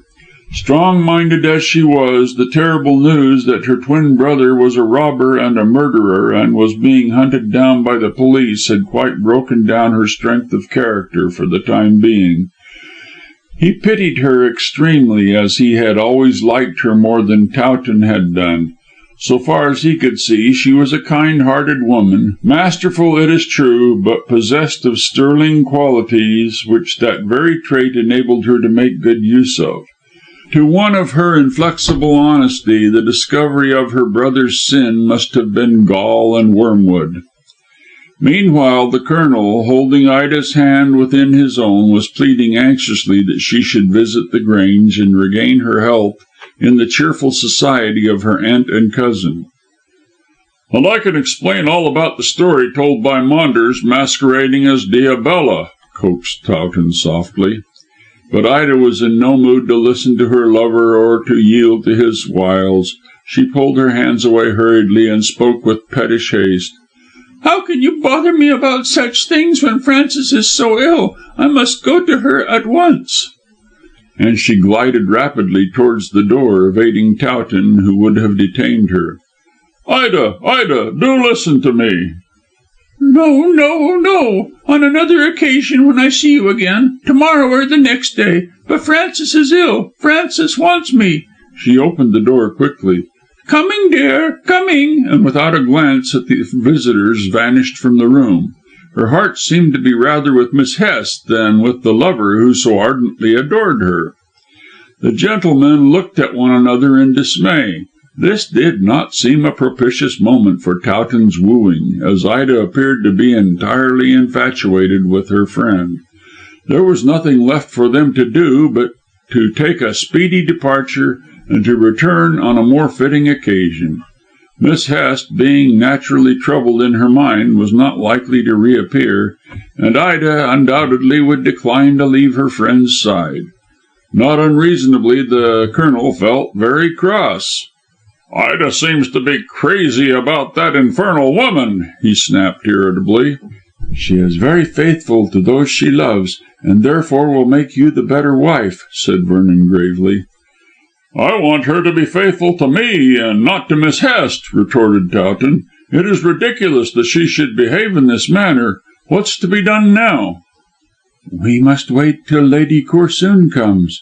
She has plenty of good sense, and may be able to talk Ida into a reasonable frame of mind." "I can't see where Lady Corsoon's good sense comes in, seeing that she is a gambler and has risked her husband's displeasure in pawning family jewels, Vernon. However, only one woman can talk round another, so your suggestion is a good one. Meanwhile, just ring the bell for someone to show us out of this condemned vault." Vernon pulled the old-fashioned bell rope, and shortly, as though she had been listening on the outside of the door, a tall, lean woman with a white face and a prim, pinch-lipped smile made her entrance. Without waiting to be addressed, she introduced herself to the visitors. "Miss Jewin, gentlemen," she said with a stiff curtsy, "what can I do for you?" At the sound of her voice, Vernon started and looked at her closely, but whatever he saw he said nothing at the moment, merely intimating that he and his friend desired to part. "And tell Miss Hest we will call to morrow with Lady Corsoon," said the Colonel aggressively, and stalked out, preceded by Miss Jewin, still primly smiling and looking like a white cat. Not until they were in the village did Vernon explain why he had started at the sound of the housekeeper's voice. "That woman," he said, "is the very one who admitted me into the empty house in West Kensington, and who locked me in the kitchen." Chapter 19. A Bold Offer. Lady Corsoon duly arrived and duly complained of the length of the journey. The strain to which her nerves were subjected on account of the suspense she suffered regarding the Spider's blackmailing rendered her somewhat irritable, and those around felt the effects of her temper. But Lucy, having a singularly placid nature, invariably contrived to soothe down her mother's ruffled plumes, while the two men, knowing what Lady Corsoon felt, paid her every attention. The next morning, therefore, she felt somewhat better, and acknowledged that the Grange was endurable. But she resolutely refused to call straightway at Gerby Hall. "I shall go to morrow," she said when Towton urged the visit.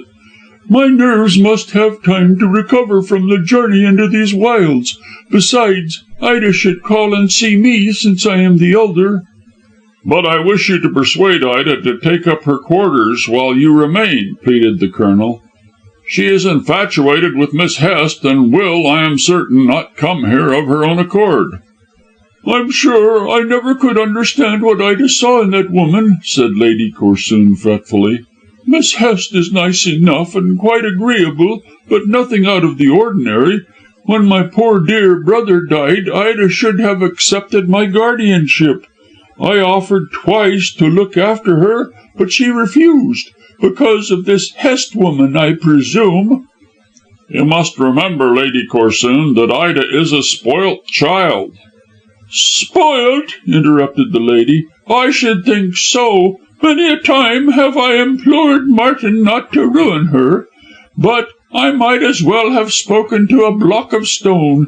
You will have no easy task to manage her when you make her your wife, Colonel." "I am quite certain that when Ida is removed from the companionship of Miss Hest, I shall be able to manage her with the greatest ease," said Towton emphatically. "But the question is how to get her away. I look to you to use your influence, dear lady." "Mine? Why, I never had the least influence with that headstrong girl, my dear Colonel. I'll go to morrow and give her a talking to, and perhaps I may be able to induce her to return with me to London. But while she is the mistress of 10,000 a year, she can defy me. Now, if the Spider can give me that fortune, as he declares, I shall soon bring Ida to see that she must behave like a sensible human being. I suppose Mr. Vernon told you of the letter I received? He hinted as much to me, though I think he should have held his tongue." "He did hold his tongue about your business, more or less, Lady Corsoon. It was Mr. Maunders who let slip the secret."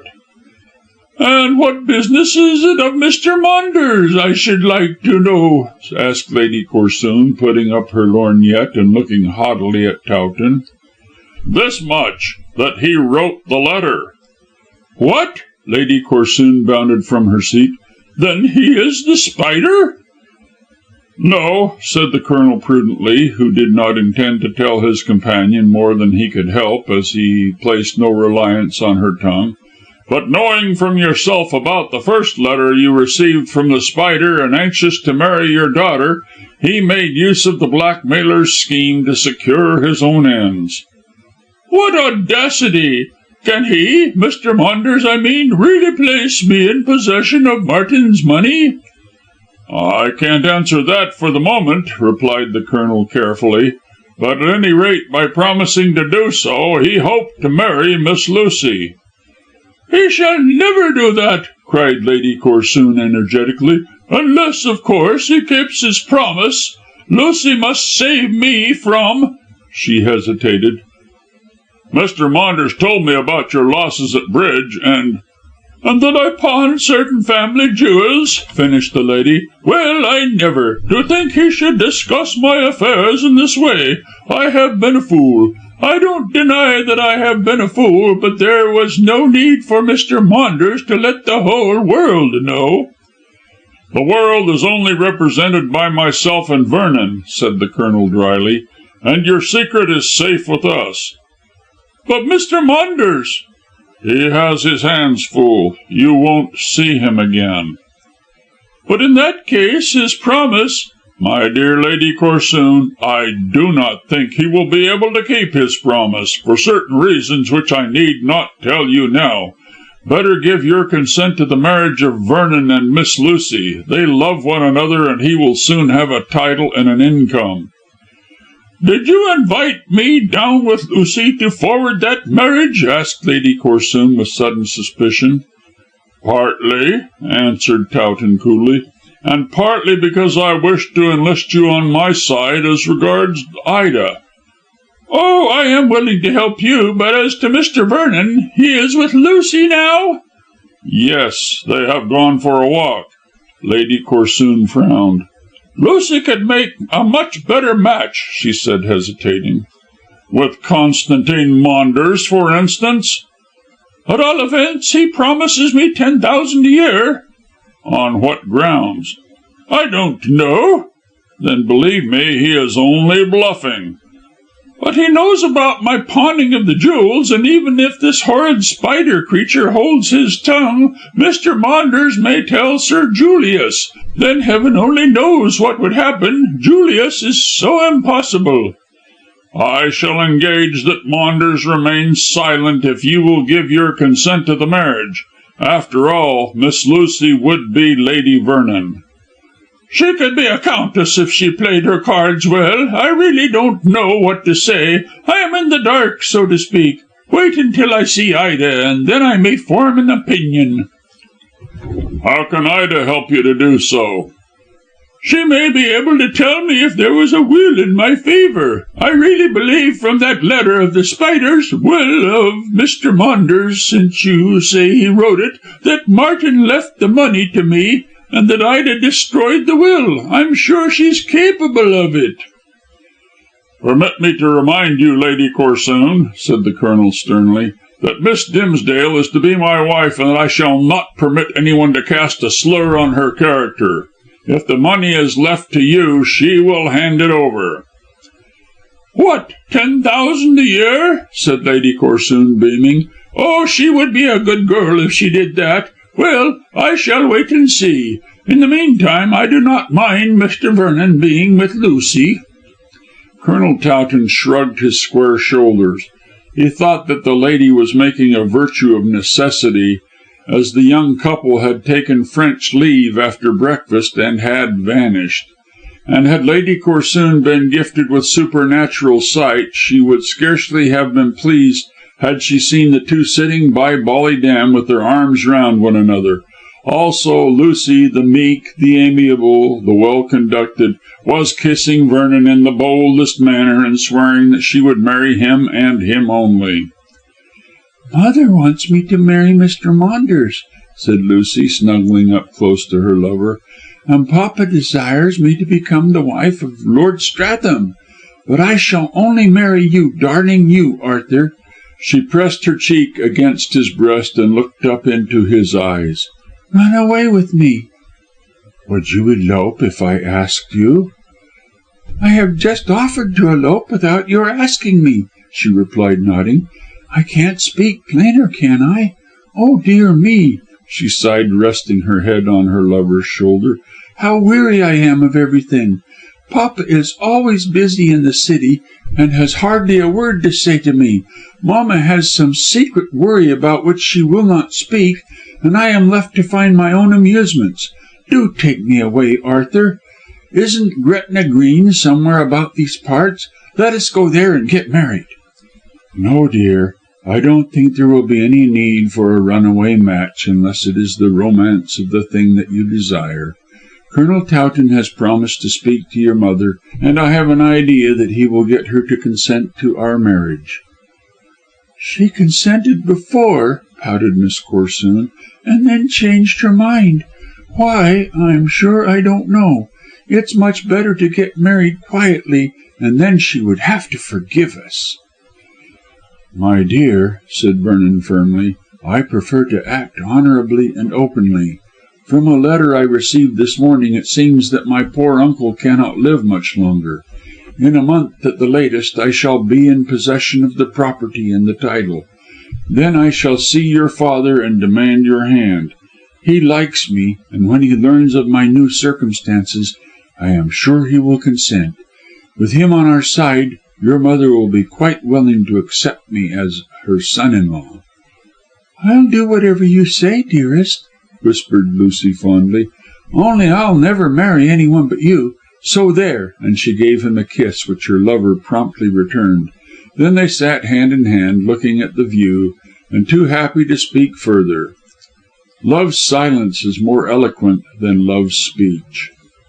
Before them the reservoir rippled under the breath of a gentle wind and spread like a vast blue lake toward the purple of the moorlands.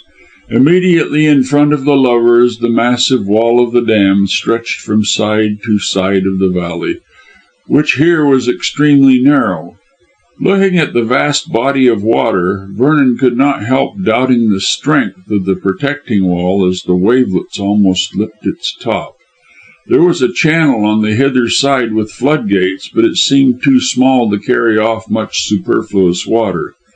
In summer time the dam was no doubt all that could be desired in the way of strength, but when the winter snows melted on the moorlands it appeared probable, at least Vernon, knowing nothing of engineering, thought so, that the water would overflow the dam. In that case it might break down the wall, and then the young man shuddered to think of what would happen. The whole contents of the lake, narrowed by the gorge, would shoot down the 3 odd miles of the valley with the force and condensation of a hose, and assuredly would sweep it clean from end to end. "To make things safe," said Vernon aloud in giving speech to his thoughts, "there should be 2 channels for waste water, each broader than the single one over there. I am sure there will be a catastrophe some winter or spring." "Oh," Lucy pouted again, "I speak of love, and you bother yourself over this silly old puddle." "It would prove to be anything but a puddle if the dam broke," said Vernon doubtfully. "I hope Towton will take steps to make things safer. Bowderstyke village and Gerby Hall would be smashed to pieces if this vast body of water discharged itself without leave." And he stared anxiously at the placid lake. Miss Corsoon, rather annoyed by his unlover-like conduct, rose quickly and consulted a tiny jewelled watch pinned to her blouse. "It's nearly luncheon time," she said with an affectation of indifference, "and I am so hungry." "Hungry?" Vernon caught her words. "When we are together?" "I can't live on love, and you keep talking of this stupid waterworks. We really must go home, Arthur, as Mamma will be wondering what has become of us. You don't wish to get me scolded." "I'll bear half of the scolding. Hullo! Who is this?" He shaded his eyes with his hand and looked across the reservoir to where a tall figure appeared on the broad parapet of the dam. The figure, it was that of a man, came swiftly across, but midway caught sight of the lovers. For 1 minute the stranger stared as if thunderstruck, and then retreated as quickly as he had appeared. Lucy caught hold of her lover's coat to prevent his following. "Where are you going, Arthur? Who is it?" "Hokar," said Vernon, greatly excited, but pausing for the moment. "It's the Hindu who tried to strangle me and the Colonel." "What?" Lucy's voice sounded so terrified that he turned at once to apologize and excuse himself. "Nothing, dear, nothing. But this Hokar is a dangerous native of India, whom I wish to get hold of. He went down into the valley on the other side, so I must—" "Don't leave me, don't leave me," wailed Lucy, desperately retaining him. "I wish you wouldn't frighten me, Arthur. Come home at once." "But I want to follow Hokar. It is necessary." "It is necessary to see me home," insisted Miss Corsoon firmly. I won't be left alone with wild Indians and strangling people." Vernon was torn between his desire to stay with Lucy and the feeling that it was his duty to follow Hokar. He wished to meet the Hindu face to face and force him to speak. As he was the servant of Maunders, masquerading as Diabella, he probably knew something, if not indeed a great deal, about Hest, and a few questions might intimate the villain's whereabouts. But the man had already vanished, and it would be difficult to trace him, although Vernon had a shrewd suspicion that he was to be found at Gerby Hall. For a moment the young man hesitated between duty and pleasure, then, under the reproachful gleam of Lucy's eyes, pleasure gained the victory. Vernon escorted Miss Corsoon back to the Grange, comforting himself with the reflection that it was necessary to consult Colonel Towton before taking any steps to bring Hokar to book. All the way home Lucy chatted in a lively manner, but preoccupied with his own thoughts, Vernon was somewhat absent-minded, a cause of offence to the girl. But how could any man give way to the ruling passion of love when one of the villains concerned in a dangerous conspiracy against society was in the neighbourhood? Vernon wondered how Hokar had come to these solitudes, and how Hest had succeeded in lulling his sister's suspicions, so that she might receive the man. For on the face of it, Hokar must be staying at Gerby Hall. After a merry luncheon, during which Lady Corsoon, bearing in mind her late conversation with her host, was very gracious to Vernon, the ladies departed to their boudoir, the mother to rest, and the daughter to write letters. Lucy, indeed, wished to call and see Ida, but Lady Corsoon refused to let her go alone, and again expressed her determination not to pay a visit until the next day. Lucy, always anxious to keep her parent in a good temper, was obliged to fall in with this arrangement, and followed Lady Corsoon out of the room.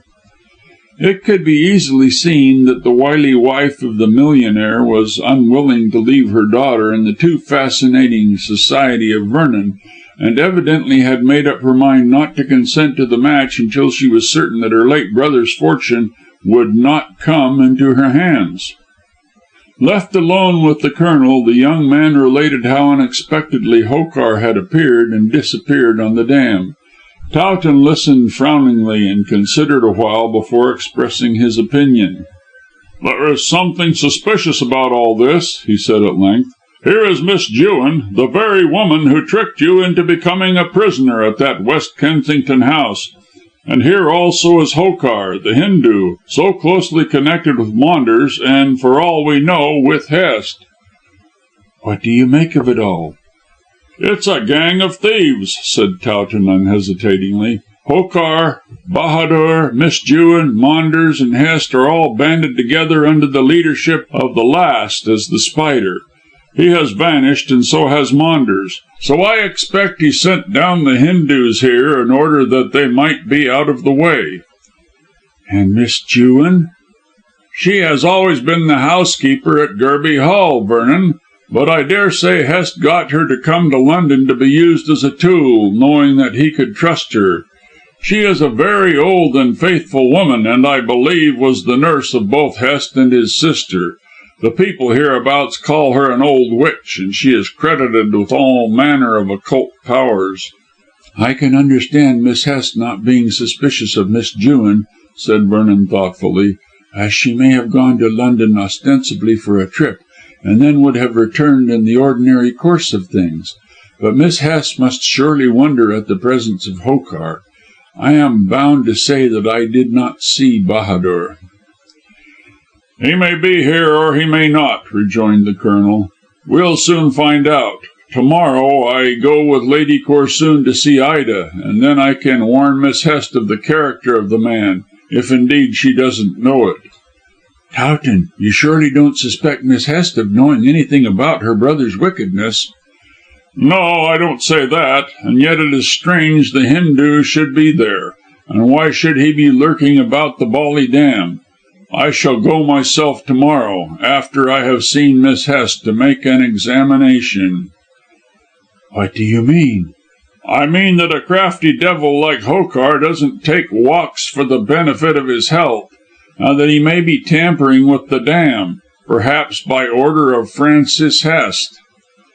"In that case, why not have the dam examined to day?" "There is no immediate hurry. Hokar will find it no easy task to break down that gigantic wall, if that is his aim. Besides, the vicar is calling this afternoon to pay respects to Lady Corsoon.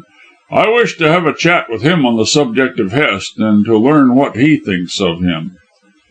"What can he think, but that Hest is a genuine philanthropist?" "I dare say Hest is one person here and another in London. However, it will do no harm to collect what information we can concerning him. Tomorrow you can come with Lady Corsoon and her daughter to see Ida, and I shall go also. Afterwards you can inspect the dam." "Won't you come too?" asked Vernon. "No, the fact is I intend to ride to Gatehead tomorrow afternoon. I shall leave you and the ladies at Gerby Hall. My steward wants to see me about some property which requires looking after in one of the near villages. It will be easy for me to ride there and look into the matter myself. I can trust you to amuse my guests." Thus it was arranged, and Vernon put all questions concerning Hokar and Bolly Dam out of his head. Lucy managed to evade the watchfulness of her mother when that good lady fell asleep, and the lovers had a stolen half hour all to themselves until the arrival of the vicar. After that came tea and gossip, and a very pleasant afternoon ended gleefully. But the most important event of the next 12 hours happened after dinner, when the Colonel was called out of the drawing room to see a visitor. He left Vernon to amuse Lady Corsoon and her daughter, and took his way to the library, where the visitor, who had not sent in any name, was waiting for him. To Towton's surprise, the stranger proved to be Francis Hest. "My dear lady, why did you not join us in the drawing room?" he asked hospitably. "I am sure the surprise would be a pleasant one." "Not to Lady Corsoon," said Francis quietly. "She is not over fond of me. Besides, I have come to see you privately on a most important matter." "Ida!" cried the Colonel anxiously. "Is she ill?" "No, no. Set your mind at rest about Ida. She has not changed since you saw her yesterday. She doesn't know that I am here, nor does anyone else. Not even your servant, as I gave no name when I was admitted. Is the door closed?" And she cast a searching, nervous look around. "This room is perfectly private," said Towton, noting that she looked anxious and haggard. "Nothing mentioned here can be heard. I hope nothing is wrong." Frances sat down and sighed heavily.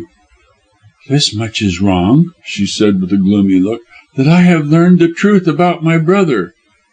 "The truth?" "What you told me yesterday is the truth," said Miss Hest bitterly. "He is a scoundrel and, as it seems probable, a murderer. Yet I had no suspicions of him, not even when he sent that Indian down here." "Hokar?" said Towton, secretly pleased that his doubts on this point were about to be resolved. "Yes. Some time ago he came here with a letter from Francis, saying that he was to remain here for a time. I gave him house room, and did not pay much attention to the man, as I thought it was only another of my brother's philanthropic schemes. But from what you said yesterday, this Hokar is connected with Mr. Maunders and my brother in their wickedness. Oh," Frances struck the table with her clenched hands, "to think that our name should be so disgraced by my brother." "What have you discovered?" "That he is the Spider. Yes, there can be no doubt of that. See." She took a long blue envelope from her pocket and opened it to display a paper. "This is a mortgage on Gerby Hall and on all the property," she explained. "The deed of gift to me is worth nothing. Interest is due on the mortgage, and unless it is paid, the man to whom the money is owing will foreclose. No wonder Francis presented me with the estates. They are worth nothing, and less than nothing. I am actually a pauper." "Oh, I am extremely sorry to hear that, Miss Hest. But how does this paper prove that your brother is the Spider?" "It proves that I am a pauper and nothing more. But I discovered amongst my brother's papers the will of poor Dimsdale." Towton started to his feet. "What? Is there a will?"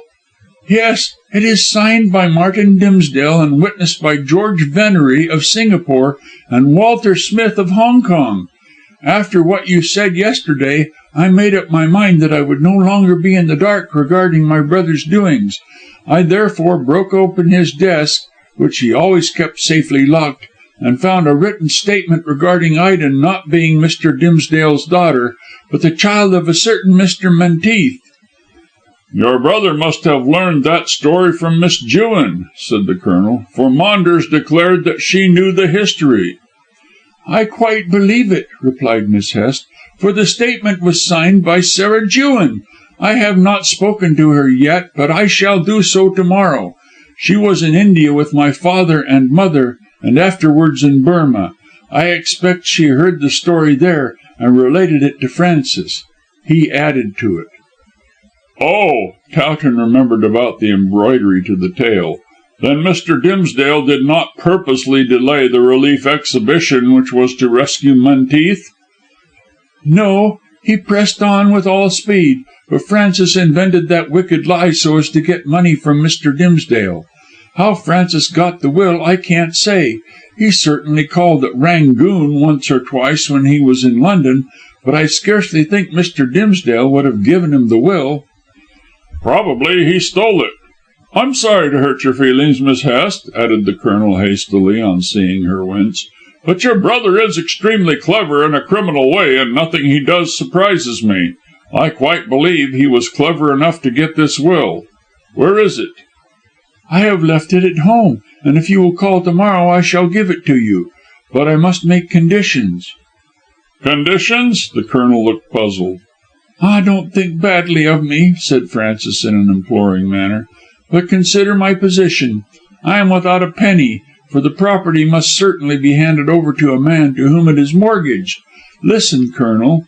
This will states that Ida is not the testator's daughter, and leaves everything to Ida Menteith, so there can be no doubt that she inherits. Now, Ida loves you, and although I wished her to marry my brother or Mr. Maunders, she always desired to be your wife. I am glad now that she did not yield to my persuasions, since both Francis and Constantine are criminals and exiles. So I want you to take her away to morrow, and marry her, and enter into possession of the Dimsdale property." "You are very good, Miss Hest," said Towton, who could not but acknowledge that she was acting most generously. "But your condition?" "It is scarcely that, Colonel, merely a suggestion. I shall give you the will if you can arrange with Ida to give me £8 or £9 or £10,000, so that I can have something to live on." Towton hesitated at this bold offer. "I can't say anything about that. It is for Miss Dimsdale to decide." "Colonel, if I choose, Ida would remain with me altogether, as she loves me." "Say rather," said Towton somewhat unjustly, "that you have a great influence over her, Miss Hest." "And if I have," cried Frances, rising to the height of her tall figure, "has that influence been used for otherwise but good? Instead of misusing it as I could, to keep Ida beside me and retain command of her money, I wish her to marry you and take her fortune entirely to yourself. All I ask is for a sum to save me from begging my bread in the street. Think of my position, and do not be too hard on me, Colonel." "I admit that you do have some claim," said the Colonel politely, "and doubtless Miss Dimsdale will consent to your demand. But I can say nothing. It will be better to wait." "Until when?" "Until to morrow. Then with Ida we can talk over the matter." Miss Hest's lip curled. "You are a strange man, Colonel. I offer you a pretty wife and a handsome fortune, yet you hesitate to do me justice." "I see no justice in giving you £10,000, retorted Towton sharply. "Well," said Frances, suppressing her rising anger, for she felt that she was acting generously and the Colonel churlishly, "perhaps justice is not quite the word which should be used. But you spoke now of my influence over Ida as being great, and you spoke truly. She is very fond of me, and I am perfectly well able to induce her to give up all idea of becoming your wife, and to get her to remain with me. Then I should handle the sum I ask for every year, instead of only once, for Ida knows nothing of business." "See here, Miss Hest," said Towton roundly, "I love Ida, and I wish her to be my wife, but she shall accept me of her own free will and without being pressed in any way. Your influence can scarcely be so great as you think, since Ida declined both to marry Maunders or your brother, although, as you admit, you urged her to do so. I am coming to morrow with Lady Corsoon and her daughter to see Ida, and I hope Miss Dimsdale will return with her aunt to this house." "Not if I can prevent it," said Frances, her colour rising as she hastily wrapped her cloak around her and moved towards the door. "Ida remains with me as a hostage until I get this money to which I am entitled." "I fail to see that." "Because you have an ungenerous nature," she retorted. "Were I in possession of an unencumbered estate, I should ask nothing. But as it is, I must have money, and if you are wise you will buy this will and your wife with a sincere promise. I do not even ask for it to be in writing, so confident am I in your honour, to give me £10,000 on the wedding day." But Towton was singularly obstinate. "Wait until tomorrow," he said dourly. "What Ida says I hold by." "In that case, I have the money," retorted Frances, and left the room promptly with a dry smile and a light step, fully satisfied that she had won. Chapter 20. Gerby Hall. Contrary to his usual custom, Colonel Towton did not mention the conversation or the visit of Miss Hest to his co-worker, and he observed this reticence for two reasons. Firstly, he noted that Vernon was too much engrossed in the society of Lucy to give undivided attention to those anxious matters dealing with The Spider and his machinations. Secondly, the offer of Francis particularly concerned himself and Ida, therefore it was useless to ask advice which probably would not be taken. As Vernon had always supported Miss Hest, he undoubtedly would urge that she should be paid if she fulfilled the conditions which she herself had laid down. 9 men out of 10 would have clinched the matter at the price, so that the Gordian knot might be cut instead of unravelled. But Towton was no Alexander to adopt so hasty a course, and did not see his way to surrender a large sum for help which, in his opinion, should be freely rendered. Moreover, as he scrupulously regarded Ida's fortune as belonging entirely to herself, Towton infinitely preferred to leave the decision to her judgment. In spite of the triumphant smile with which Frances had terminated her visit, the Colonel did not feel sure that she would gain her ends, and suspected that her boasted influence over Miss Dimsdale was less powerful than she pretended it to be. If she could twist Ida around her finger, and she intimated as much, there was no need for her to apply to Towton in any way, as all she had to do was to give the will to Ida, and receive in turn a cheque for the ensuing year's income. But this she had not done, and her very action in seeking him made Towton suspect that she felt her influence with Ida to be waning. The girl, therefore, would no doubt be glad to leave Gerby Hall and come to the Grange, and it might be, but the Colonel could not be certain on this point, that Francis was detaining her by threats, although what such threats might be Towton could not conjecture. And certainly, judging by the visit of the previous day, Ida was fondly attached to Francis, and was remaining of her own free will under the gloomy roof of her friend. Towton was perplexed how to reconcile Ida's evident desire to remain at the Hall with the unnecessary visit of Miss Hest. "I can come to no decision about the matter until I have seen Ida by herself," thought the Colonel when he returned to the drawing room.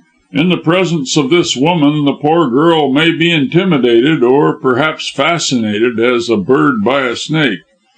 When we are alone she will open her heart to me, as I know that she loves me, in spite of what Miss Hest says. Tomorrow, if she refuses to return with Lady Corsoon, I shall remain behind when the others have taken their departure, and perhaps may get a word or two alone with Ida. I wish I could remove her from the society of that woman. I am sure it is harmful." When rejoining his guests, Towton merely intimated that his visitor had come on business, and gave the company to understand that it was of small consequence. Then he proceeded to make himself agreeable to Lady Corsoon, so that Vernon and Lucy could have each other's company without the uncomfortable presence of a third party. He taught his elderly guest a new game of patience, but as this proved to be somewhat dull, the young couple were called in to form a bridge party.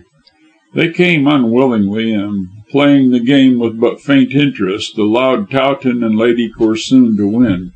As the latter individual retired to bed the winner of a moderate sum, she was in high good humour, and refrained from scolding Lucy for her philandering with the undesirable lover. And undesirable he was, so long as Lady Corsoon hoped to obtain the fortune of her niece. If Maunders failed to fulfil his promise, then the scheming wife of the financier was perfectly willing to permit her daughter to marry Sir Arthur Vernon, it being of course understood that he was to have the title before becoming Lucy's bridegroom. Certainly she would have preferred her daughter to be Lady Stratham, but as Lady Vernon, with her husband's rank and her father's money, she would shine, no inconsiderable planet amongst the stars of London society, and Lady Corsoon would bask in the reflected glory. Finally, as the ambitious mother fell asleep, she reflected that Lucy being rather obstinate, it was just as well to humour her in this instance, as she was quite capable of running away with the man of her choice if permission were refused. Lady Corsoon would not have been particularly astonished had she heard that Lucy had already made the audacious proposal of flight. Next morning, however, to enhance the value of the prize, she kept her daughter beside her, and remained in her own room on the plea of looking after certain matters connected with feminine adornment. Towton, on his part, had to attend to his correspondence, so Vernon was left to his own devices. He thought that he could not occupy his time better than by taking a walk to the Bolly Dam, in the hope of stumbling on Hokar. For this purpose he strolled leisurely along the moorland path, enjoying the bright sunshine and the keen freshness of the morning air. It was a perfect day, and had Lucy been prattling by his side it would have been more perfect still. But his beloved was absent, so Vernon could only feed his hungry heart by recalling details of the delicious conversation which had taken place between them on the previous day. He duly arrived at the dam, but could see no sign of the Hindoo. It was still early, however, so Vernon sat down on the massive stonework of the wall to wait for his possible arrival. While in this position he became aware to his astonishment that he could hear sounds extremely plainly from the mile distant village. The clacking of the mills, the subdued murmur of the torrent tumbling under the arched bridge, the lowing of cattle, and even, but more faintly, the shrill cries of children at play. All these struck on his ear with amazing clearness, considering the distance.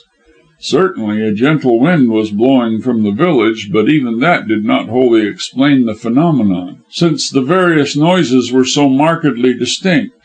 Finally, Vernon concluded, and no doubt was correct in his conjecture, that the narrow gorge acted as a kind of telephone, which, with the aid of the steady wind blowing up its length, conducted the sounds accurately.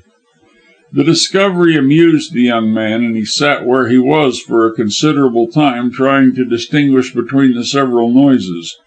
Later in the day he decided to get Lucy to sit on the dam, and then from the bottom of the gorge a mile away call out and see if she could understand what he was saying. The experiment would be both scientific and interesting. For quite an hour Vernon waited, but no Hokar put in an appearance. He then spent another hour in walking slowly around the reservoir, and finally, without having seen a single person, he returned to luncheon. At the meal, Colonel Towton mentioned that he had written a note to Miss Hest stating that the visit would be paid at 3:00. "And I have given orders for a room to be got ready for Ida next to yours, Lady Corsoon," said the Colonel. "I doubt if Ida will come," sighed his guest. "She is singularly obstinate in having her own way. What she can see in that woman is a puzzle to me." "Miss Hest is very clever," remarked Lucy, "but there is something about her that I do not like." "For instance?" queried Vernon, bending forward. "I can hardly say," said the girl thoughtfully. "She is clever and agreeable and quite well bred. Yet she seems to be dangerous." "I think that word applies more to Maunders than to Miss Hest," observed Towton, "although I am bound to say that Miss Hest does not satisfy me in many ways. She is too masterful. Dangerous? No, I should not describe her as dangerous, Miss Corsoon." "I should, and I do, Colonel. I may be wrong, but the first time I met Miss Hest at Rangoon she gave me that impression." "One should never go against impressions," said Vernon gravely. "They are the instincts of the soul." "Nonsense," contradicted Lady Corsoon vigorously. "I am sure when I first met my husband I could not bear him, and my mother had simply to drive me to the altar.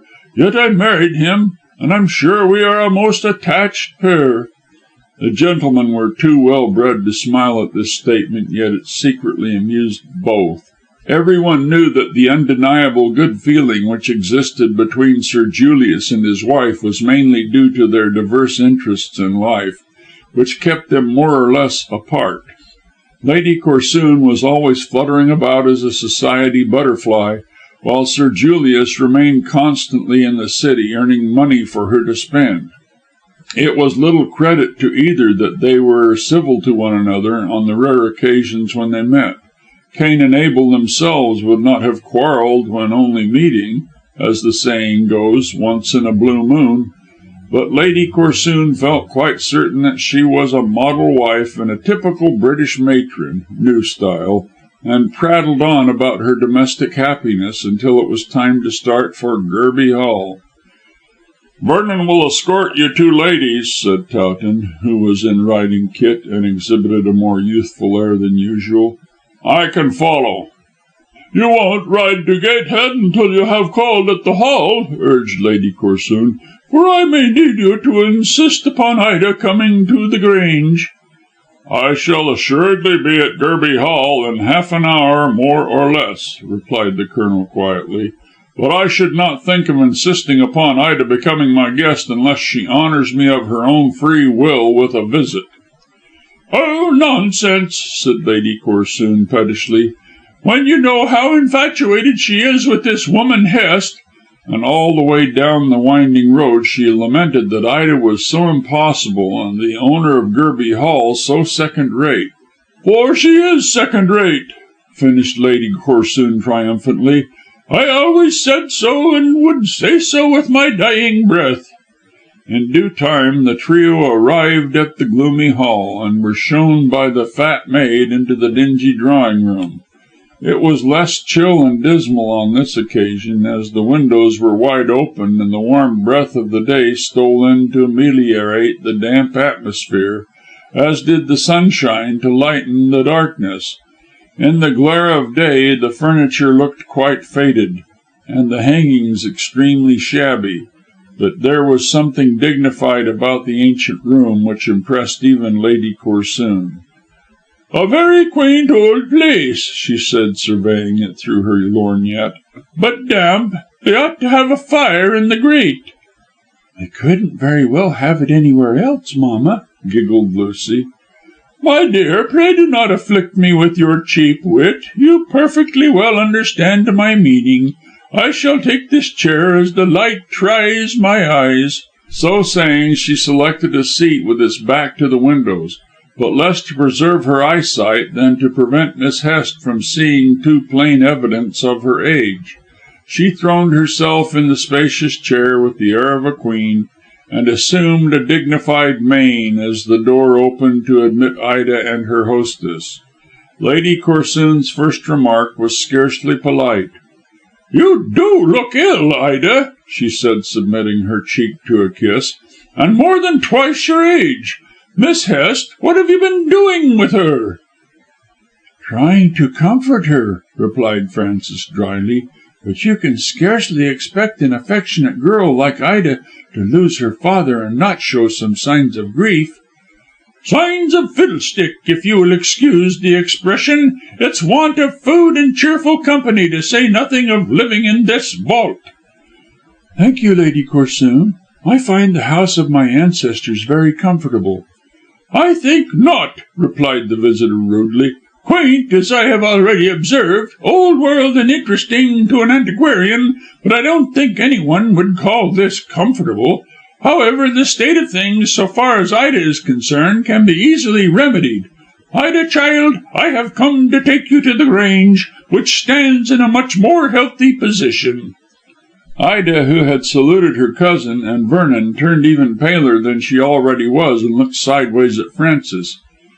"I think that I prefer to remain in this house," she said timidly. "Oh, you must not burden Miss Hest any longer," said her aunt coolly. "Ida's company is no burden to me," snapped Miss Hest, who seemed to be trying to keep her temper.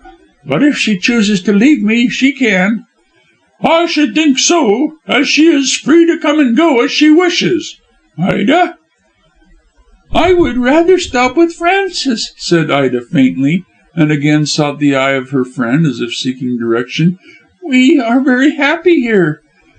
"Miss Hest, I appeal to you," cried Lady Corsoon, looking important.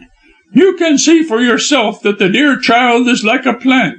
She wants air and sunlight and every attention." "Ida is free to go and come as she chooses," repeated Frances with a stealthy glance at the girl, "and perhaps it is just as well she should go. I am returning to London in a week or so." "Frances!" Ida started to her feet, and a faint hue tinged her cheek. "You never told me this." "I never arrived at my decision until last night," replied Frances coldly, removing the arm which the girl had thrown fondly round her neck. "But a search amongst my brother's papers has shown me that my position, financially speaking, is not so secure as I thought it was. As it is necessary for me to earn my living, I must go back to Professor Gale's at Isleworth, and probably I shall agree to his proposal that I should appear on the stage." "But, Frances, I have plenty of money. Share with me." "Ida," said Lady Corsoon sharply, "you must let older and wiser heads guide you as regards the disposition of your fortune. Besides, it may not be so secure as you think." "What?" Ida turned to face her aunts. "Then you already know that I am not Mr. Dimsdale's daughter." "I know something about it," said Lady Corsoon, concealing her exact knowledge and determined to appear surprised at nothing. "I received a letter stating that on certain conditions I could get the money of my brother. Whether you are my niece or not I can't say, but assuredly if the money is mine I must enter into possession of it. Of course, you may rely on my doing my best to help you." "I want nothing," said Ida proudly, lifting her head. "If the money is yours you shall certainly have it. Am I not right, Frances?" "Perfectly right. But Lady Corsoon's fortune, to use her own words with regard to you, may not be so secure as she thinks." "If Ida is not Martin's daughter, and there is no will, I should certainly inherit," cried Lady Corsoon quite fiercely, "and I confess that I am surprised to hear that my brother is not the father of the girl I have always supposed to be my niece. I should like an explanation." "You shall have one to morrow," said Miss Hest coolly.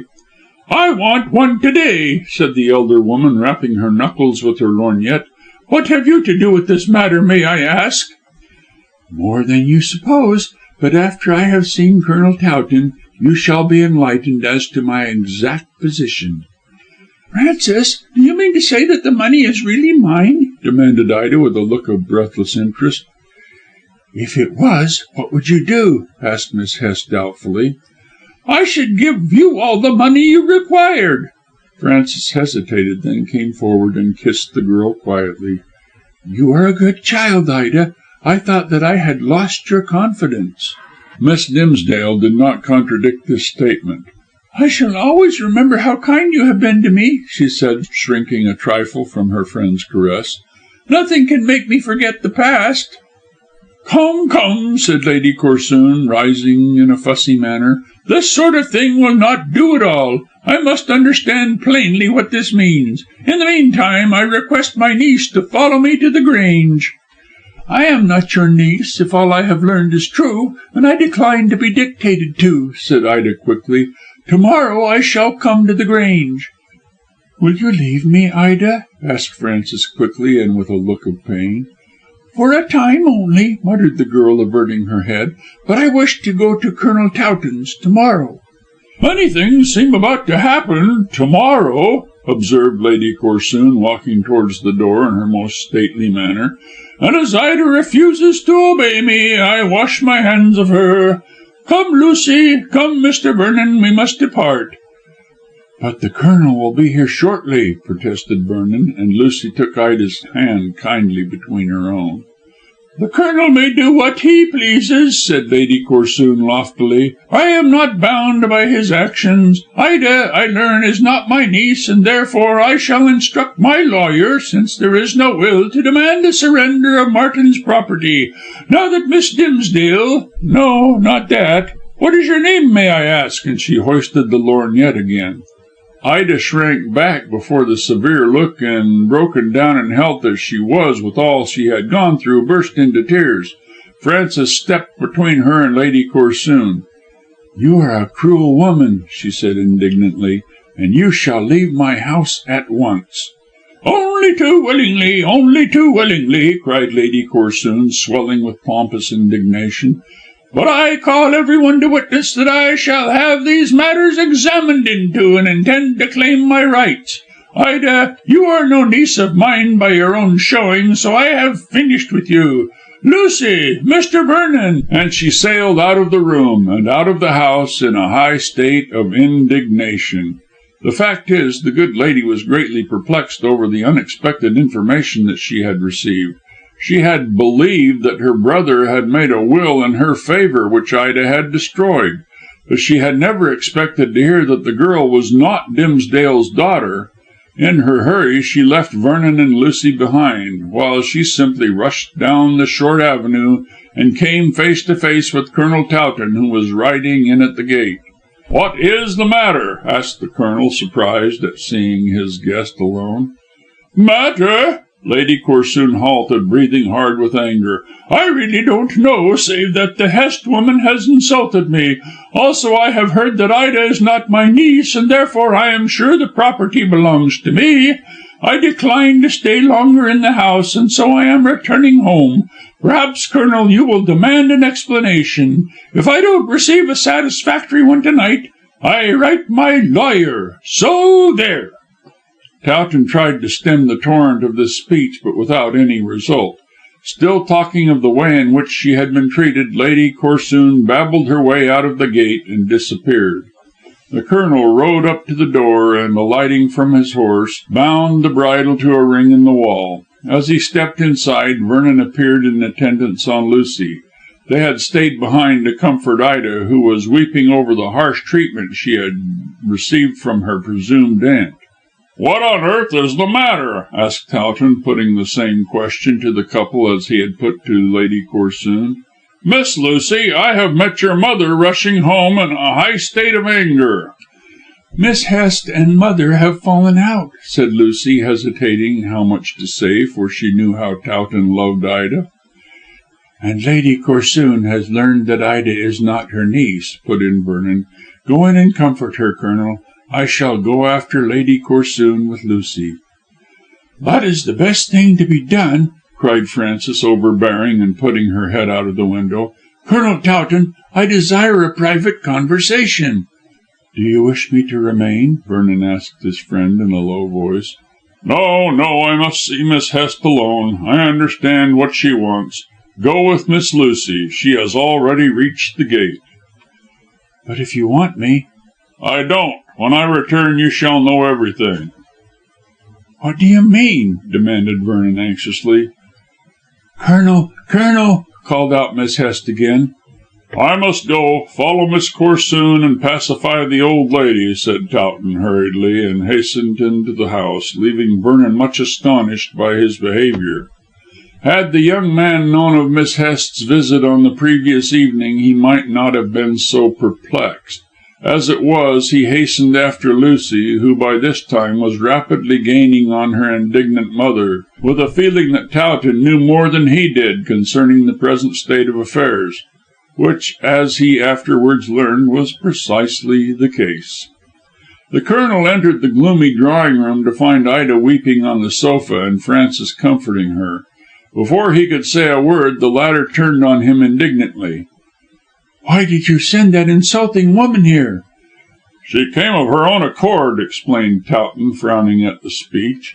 "And surely Lady Corsoon has not insulted Ida." "And me. She has insulted us both," cried Miss Hest angrily. "I should have had her turned out of the house had she not gone." "It was my fault by telling her that I was not her niece," said Ida in an agitated tone. "As if I could help that. But I won't trouble her in any way. She has never been kind to me. I shall not set eyes on her again." "But Ida," said Towton, taking her hand and striving to speak cheerfully, "I want you to come to the Grange." "Not while Lady Corsoon is there, Richard."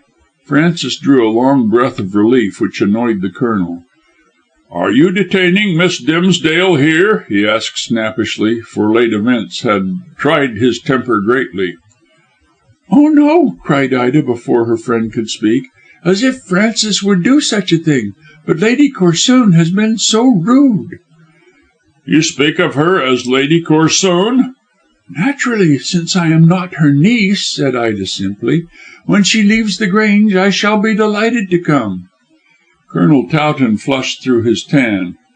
"I am a bachelor, Ida," he said in stiff tones. "You can't come to my house without a lady staying there.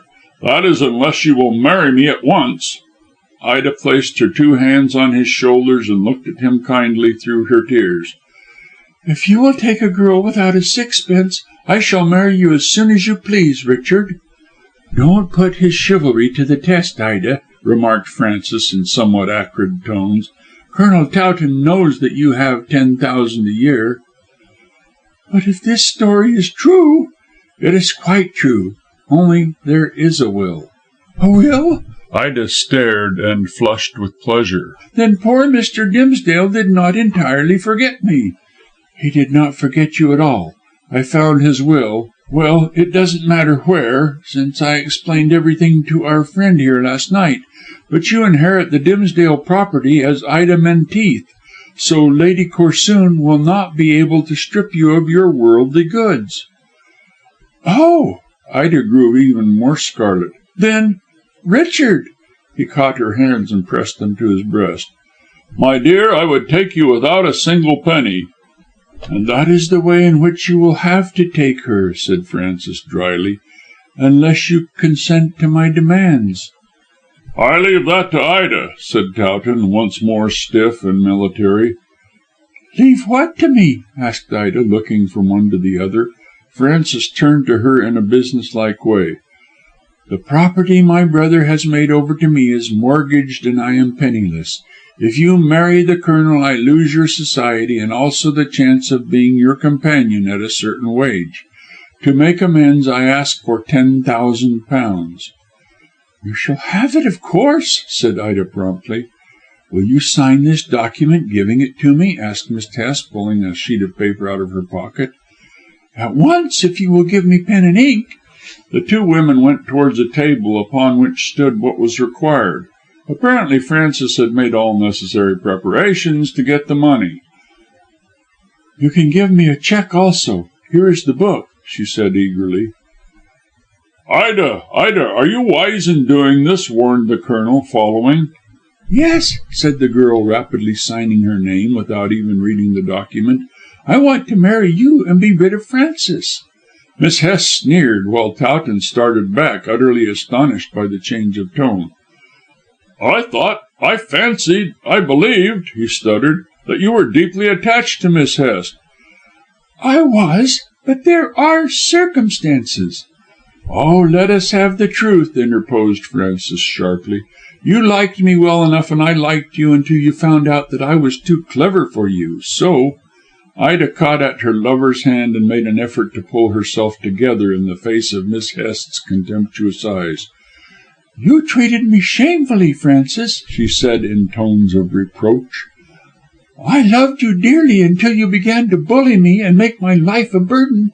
You got me down here in order to gain possession of my money, and have been trying to influence me into giving up not only my property, but Richard also. I saw what you were ever since we came to this house, but to deceive you I played my part, and led you to believe that I still loved—" "Oh, rubbish," said Miss Hest, whose eyes were hard as jade. "You played your part very badly. I saw through your weak tricks. You were afraid of me. You know you were." "Yes, I was," said Ida, clinging to the amazed Colonel, "because I believe if you could have got me to sign away my property, that you would have killed me. I am willing to give you £10,000, as I once had some affection for you, but now that you have got your pound of flesh, I shall leave this house with Richard." "To go to Lady Corsoon?" "Richard will protect me, and heaven help me," said Ida, putting her hand to her head piteously. "I feel so dazed that I scarcely know what I am saying." "You are not too dazed to sign a cheque." Ida, without a word, stepped to the table and began to write in the cheque book. Towton protested. "You shall not do this," he declared. "While I fancied you loved Miss Hest, I was willing you should make her a present of this large sum, but since she has treated you badly—" "If Ida does not sign the cheque, she does not get the will," said Frances imperiously. "You can save your breath, Colonel." "You may hand over a false will?" "If I did that, I should not get the £10,000, retorted Frances. "Don't be a fool. I am acting straightforwardly enough." "Here is the money," said Ida, tearing out the signed cheque and passing it to her quondam friend. "And here is the will," replied Miss Hest, offering a paper which Ida took and gave to the Colonel. Towton glanced rapidly at the document. It certainly seemed to be a genuine will signed by Martin Dimsdale and also by Venery and Smith. He felt sure that there was no trickery about the paper, since Miss Hest, now that Lady Corsoon knew the truth, would not be able to get the money unless the testament of Martin Dimsdale was above reproach. "That's all right," he remarked, slipping the precious paper into the breast pocket of his coat. "But you, Miss Hest, are a little else than a blackmailer. You are the worthy sister of your confounded brother." The woman laughed after a critical glance at the cheque and signed document to make sure that both were in order. "I am able to bear all your hard names since I have secured the money, but that Ida refused to obey me and kicked over the traces, you would never have had the will." "I thought that the money did not belong to me," protested Ida, sheltering herself under the wing of her lover, "and wanted to return it to Lady Corsoon."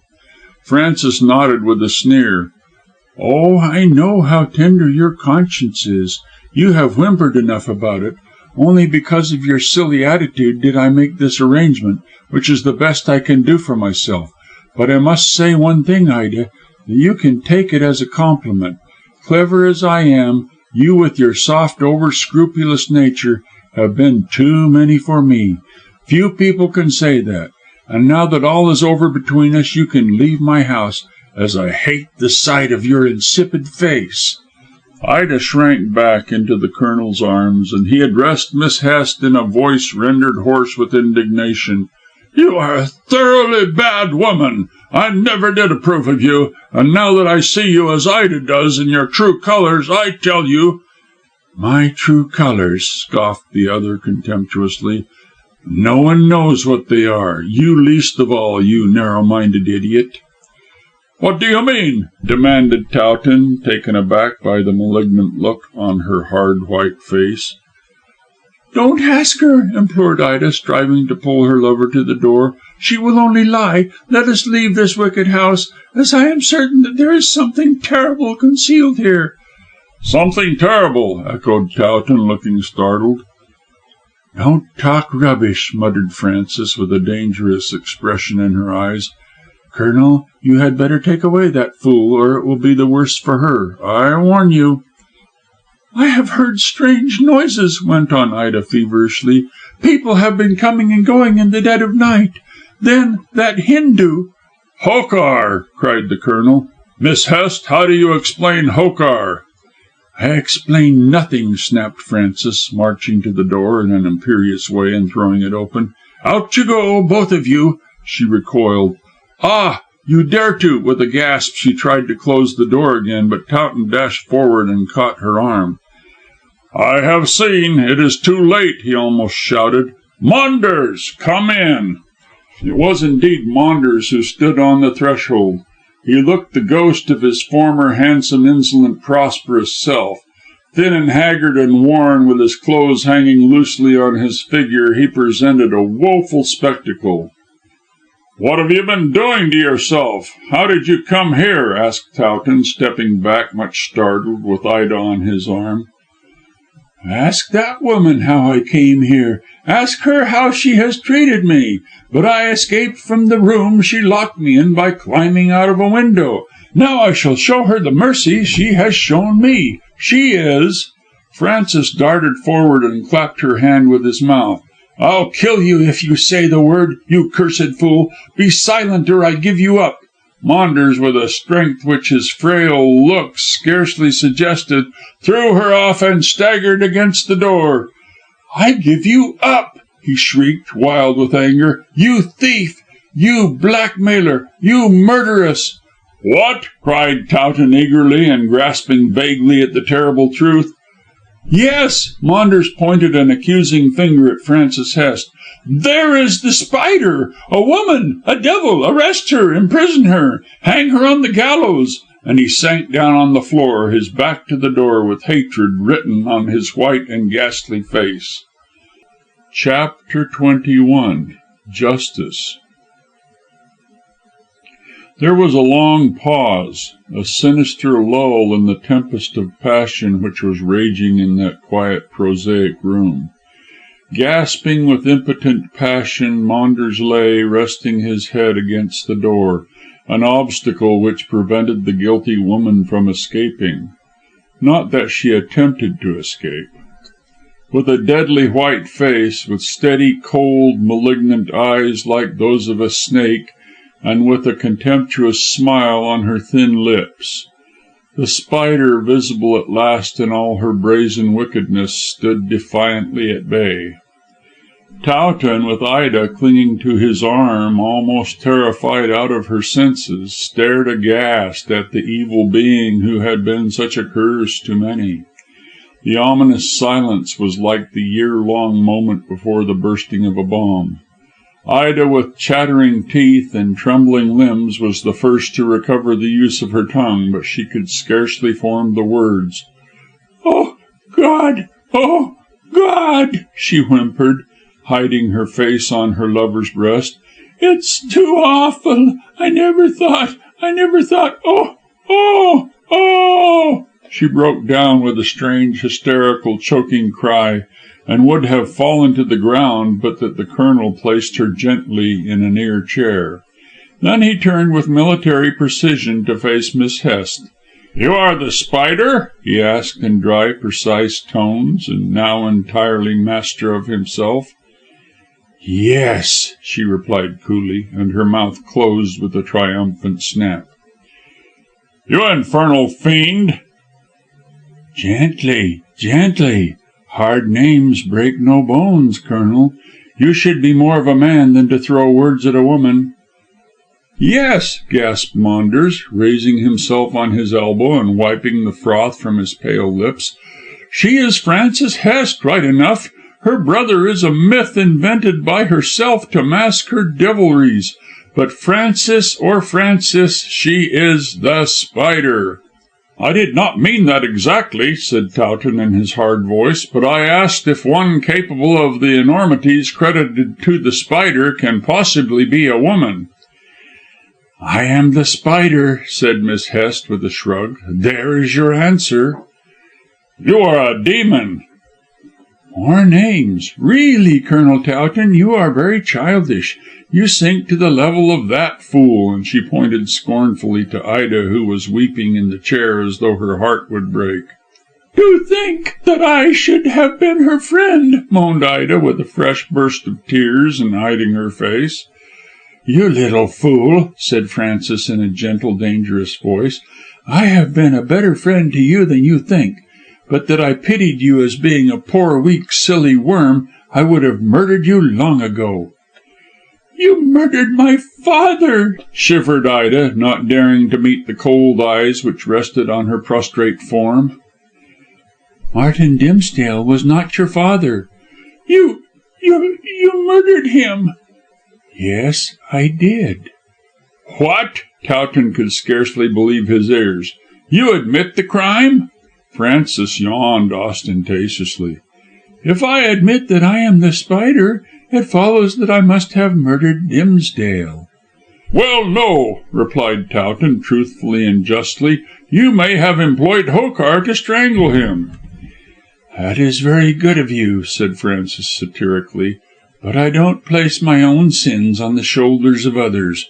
Hokar taught me how to strangle in the thug fashion, certainly, but he did not kill Dimsdale. I did." "Still, I don't believe that the murder was premeditated," insisted Towton. "Upon my word," said Miss Hest good humouredly and as coolly as though she were gossiping over a cup of tea, "one would think you were counsel for the defence. No, you are right. I did not intend to murder Dimsdale. Having got you out of the way—" "You mean that you got Vernon out of the way?" "Of course," assented Frances, sitting down and crossing her legs in a gentlemanly fashion. "But you must excuse my bad memory, as I have so much to think of. I got Vernon out of the way, as I overheard, and Maunders there overheard the arrangement for a trap. We were both on the verandah." "And I was with you," wailed Ida, shivering again. "So you were," said Miss Hest, raising her eyebrows, "but you heard nothing. Maunders caught a word or two through the open window of the library, and warned me. While you, my dear Ida, were talking to him, I stole round the corner and listened. Knowing all about the trap, I had Vernon decoyed to the Kensington house, and at the appointed time I went into the library masked and cloaked, as were the other guests at the ball. Dimsdale was waiting for me. I stole up behind him and slipped a handkerchief around his neck." "Oh!" The Colonel was revolted. "And you say that the crime was not premeditated?"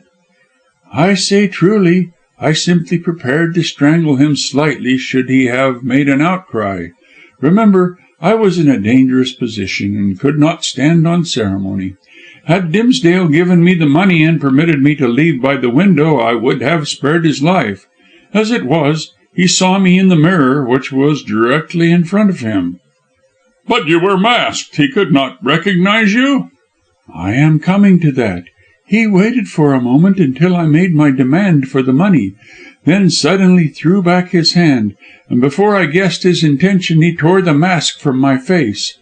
When he recognized me, I was obliged, for my own safety, to strangle him. As the handkerchief was in position, I simply tightened it, and he was soon dead. Then I searched for the money, but not being able to find it, I resumed my mask and returned to the ballroom. Maunders, of course, was with me all the time and awaited my return." "I did not know that you had committed a murder," said Maunders gloomily. "No, I did not tell you at the time. It would have spoilt your pleasure. But when Ida learned the truth by entering the library, you guessed what had taken place. I kept you with me for your own sake, to provide an alibi should you be suspected. As I feared Vernon might be clever enough to guess that you had something to do with it. As a matter of fact, He did hint at it when he called many days later, but I was enabled to say that you were with me all the time, and so he was put off the scent." "I remember," murmured the Colonel to himself, but not so low as not to be overheard by Miss Hest's marvellously sharp ears. "Vernon was quite satisfied when you provided the alibi for Maunders. He never suspected you." "No one ever suspected me," said Frances coolly. "There is no need for me to speak of my own cleverness. Anyone who can baffle the police as I have done has no need to boast." "But why, in heaven's name, with your abilities, did you embark on such an evil course?" asked Towton, amazed at her sang-froid. "Fate, fortune, destiny, what name you will," said Miss Hest carelessly. "But you have tried to exonerate me, Colonel, and because of that you shall hear the whole story." And leaning forward she pulled the bell rope. "Remember, I shall repeat all you say to the police," warned Towton. "I am not afraid of the police," retorted Frances with a shrug. "All my plans are made to escape, as that fool," she pointed to Maunders lying sullenly on the floor, "has betrayed me twice. I give him to you as a sacrifice. But I shall never stand in the dock, you may be sure." "Will you kill yourself?" cried Ida, terrified at this strength of mind. "No, my dear, I am too much in love with life. You shall know my plan presently. Meantime, you shall hear how I came to be a blackmailer, as you have already heard why I murdered Dimsdale, to my misfortune." "To your misfortune, indeed, sharply." "You may well say so, Colonel. I never intended to soil my hands with blood, least of all with that of a man whom I liked and who was kind to me. Don't sigh, Ida. After all, I did not shed his blood, as I merely strangled him. But that death brought you and Vernon in chase of me, Colonel, so I am hunted down. Still, had Maunders been true, I should have been safe. You knew Francis Hest as the criminal, thanks to Maunders. I merged the brother and the sister and made everything safe. Now," she shrugged her shoulders, "I must flit." "You shall go to prison with me," panted Maunders furiously. "I think not," rejoined Miss Hest contemptuously. "Don't you know me well enough yet to be aware that I provide against all contingencies? Come in," she added, raising her voice, and when the door opened looked at Towton. "I shall ask my old nurse, Miss Jewin, to relate the beginning of my career. At a later time I can take up the tale, and then our tumbled-down friend yonder can finish the story. Sarah, enter and close the door." Miss Sarah Jewin was peaked-faced and white, with thin lips, scanty grey hair, and cold grey eyes. She was thin and bony and very tall, so that in her plain black dress she looked like a line, length without breadth. As she entered, Maunders, with a groan, hoisted himself into a chair. Miss Jewin had already pushed him aside when she entered the room, and, in place of replying to her mistress, stood looking at his scowling, haggard face with a look of consternation. Maunders replied with a look of petty triumph. "Yes, I got out," he said, rubbing the ragged beard which disfigured his well-moulded chin. "I wrenched a bar out of the window and climbed down by the ivy. Now the murder's out, and you and your hellish mistress are about to be brought to book." "Don't mind him, Sarah," said Frances lazily, and leaning back in her chair to light a cigarette. "You are safe, and so am I. Let the fool talk. In the meantime, tell Colonel Towton here how I came to England, and how you knew that Ida was merely Dimsdale's adopted daughter." "I thought you wanted these things kept secret," said Miss Jewin in dismay, and turning pale with dread at the situation in which she found herself. "The time for secrets is past, Sarah. Shortly, thanks to your having allowed Maunders to escape and to Colonel Towton's sense of justice, the hue and cry will be out against the whole of us. Is Hokar at his post?" "Yes, he went away when you gave orders." "That's all right. I'll escape sure enough, and so will you. We'll leave Maunders behind to face justice. He can declare himself to be the Spider instead of me if he chooses." "Oh!" Miss Jewin started back, looking terrified. Do they know?" "Maunders has told them, you dear old idiot. But there's no time to be lost, Sarah. Tell your story." "And be frank," broke in the Colonel, who was truly amazed at Miss Hest's cool composure. "If you turn King's evidence, you may receive a short sentence for your complicity." Sarah Jewin folded her arms primly. "Begging your pardon, sir, but I won't receive any sentence at all. I am quite sure that Miss Frances will save me from going to prison."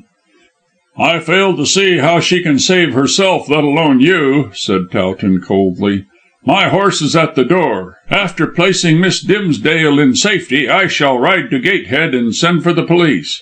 You needn't chuckle, Miss Hest, and think you will escape meantime. I shall raise the village, and you will be carefully watched." "You can act as you please," said Frances coolly. "I am not the Spider for nothing, and I shall baffle you as I have baffled others. Meantime, since you were so just to me, I shall satisfy your curiosity, which I am sure is very great. Sarah, tell your story." "One moment," said Towton, turning to the prim woman. "You lured Vernon into the kitchen of that empty Kensington house?" She dropped an ironical curtsy. "Yes, sir. Miss Frances was pleased that I managed so cleverly." Ida stared wide-eyed at the shameless looks and speech of the housekeeper, and Towton frowned. That these creatures should so audaciously confess their crimes when they knew he would shortly summon the police puzzled him greatly. Also, remembering the wonderful craft of the Spider, he felt uneasy as to what might happen, but he could not conjecture in what way she could extricate herself and her accomplice from the trap in which they were safely caught. However, he made no comment on Miss Jewin's insolence, but merely ordered her to proceed.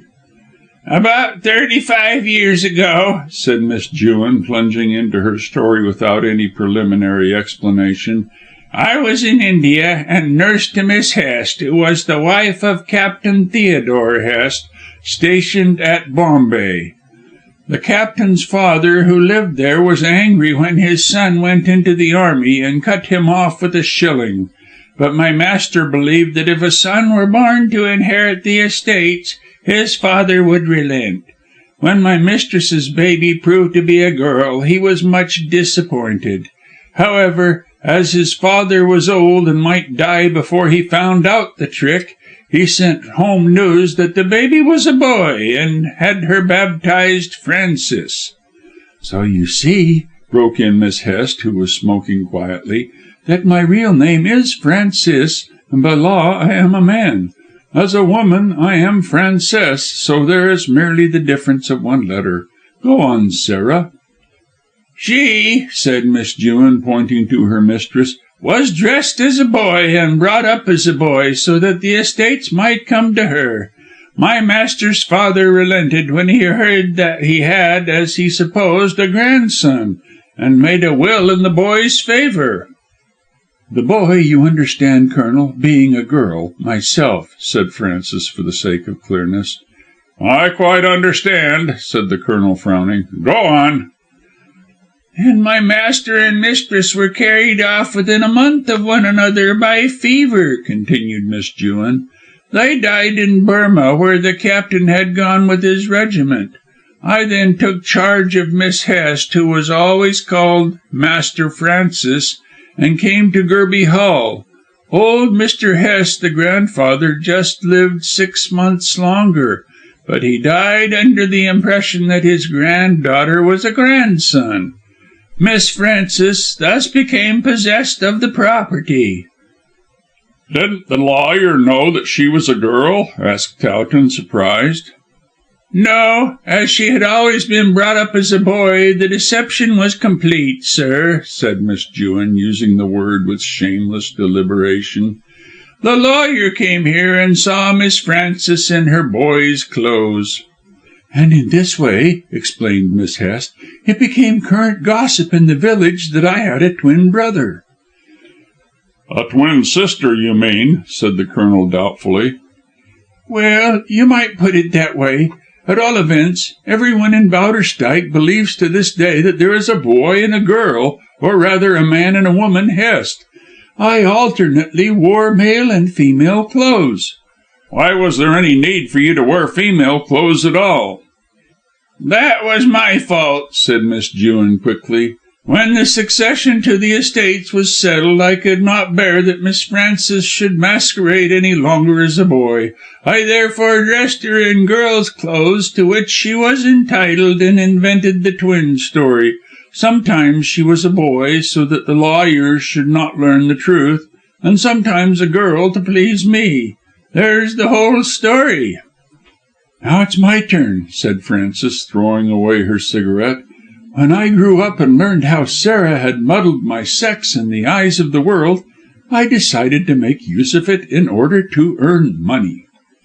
"Why did you need money when you had the estates?" asked Towton briefly. "Oh, those were mortgaged up to the hilt, my dear sir. I wanted to be rich and to restore the Hest family to their old position.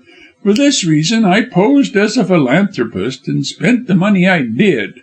What with the sums I have given in charity, and the buildings I have constructed, and the dam, which is my work, I think, Colonel, that the Hests can hold their own with the Towtons. I hated to think that my family was down while yours was up." "Oh," said the Colonel with contempt, "so it's a case of jealousy merely. All your philanthropy was a fraud?" For the first time Frances coloured and rose out of her chair to reply with more emphasis. "No, you must not say that. I really have a mixed nature, and like to help people. My good qualities are the outcome of my evil ones. I wanted to aggrandize the Hests, certainly, since they were lords of Bowderstyke Valley, until your family robbed them of their property. But also I really wished to do good and help people. I think I succeeded." "At the cost of murder," said Ida resentfully. "That was a mistake," replied Frances glibly, "as I never intended to murder Dimsdale. When I went to London in my women's dress, with very little money in my pocket, I simply intended to earn my fortune on the stage, and by reciting, to make Frances Hest, my other self, who is supposed to live here, wealthy and proper. I found that the reciting did not pay, and cast about for some better means of making money. Alternately I lived in London as Francis and Bowderstyke as Francis, but I could not gain my ends by honest means, and so was obliged to take to dishonest ways. If you wish to know the devil who tempted me to eat of the tree of knowledge, he is before you," and she pointed deliberately to Constantine. "It's a lie!" cried Maunders, starting to his feet with a fine appearance of indignation. "I met you 3 or 4 years ago in London, and you discovered that I earned my living by telling fortunes as Diabella. That was all, except," he added scowling, "that you blackmailed me." "Quite so," said Miss Hest quietly. "I tried my prentice hand on you, and the means of making money in this way was so easy that I took it up as a trade and adopted you as a partner. Go on, Maunders, you tell the rest of the story so that everything may be made clear." "There's nothing to tell," said Maunders doggedly, and casting down his eyes as he met Ida's sorrowful look, for he was not so entirely lost to all sense of shame as were the other 2 lawbreakers. "You made me find out all manner of secrets from my clients by hinting at things and asking questions, and by—" "I know," interrupted Towton, waving his hand. "I am aware of how fortune tellers hint at a possibility, and so find out the actual truth from their too credulous clients. No wonder the Spider learned so much that people would fain have kept to themselves. Who told you about Dimsdale?" "You know," said Maunders sullenly, "that woman there." "Yes," said Miss Jewin, still prim and shameless. "When in Burma with my master, I heard about Mr. Dimsdale's love for Mrs. Menteith, and how when her husband died he adopted the child. But I never said that Mr. Dimsdale delayed any expedition so as to get Mr. Menteith killed." "No, I invented that, and made Maunders tell it to you, Ida, and to you, Colonel, with the additions," put in Miss Hest with great coolness. "Also, on finding out that Ida was not Dimsdale's daughter, I became alarmed as to the disposition of the property.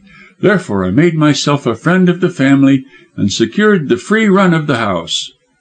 "You intended to get my money?" asked Ida reproachfully. "Certainly, my dear," replied Frances, raising her eyebrows. "$10,000 a year was far too much for a chit like you to handle. I intended to get command of the whole lot. First I hunted in the dead of night for the will, and found it in the library desk. Then I made Maunders tell you that you were not Dimsdale's daughter, after the murder, so that you might be dependent on me, since I knew a secret which could rob you of the money. I had the secret told also to the Colonel, so that he might learn he would only have a penniless wife should he marry you, my dear Ida." "Did you think so meanly of me as that?" demanded Towton, colouring indignantly. Miss Hest raised her eyebrows. "My dear sir, my experience of human nature has shown me that there is no mean trick which the majority of men will not commit for money. You, however, were in the minority, and so was Ida, as you both were honest. This upset my calculations, as I could not provide against the unseen in human nature. You, Colonel, still insisted upon marrying Ida, and she wished to hand over the money to Lady Corsoon.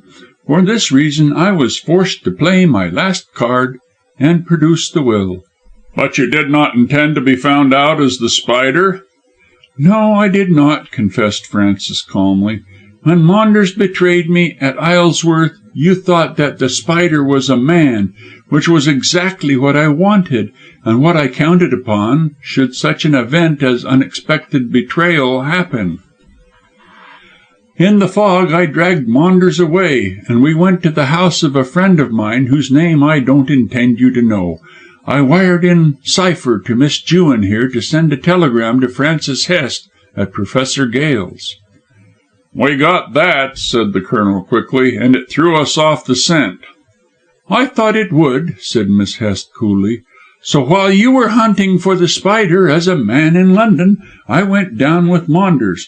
He was disguised as an old gentleman, and I resumed my womanly dress. Then I wrote you on the plea of talking about Ida, and asked after my pretended brother to still further puzzle you." "You certainly succeeded," retorted Towton, trying to conceal his wonder at all this clever trickery. "But Ida was here, and must have known that you were absent from the house as Francis." "Oh, no. I reappeared before her twice in this room, which is, as you see, not very well lighted, in my male disguise and with the painted scar on my face. She was entirely taken in."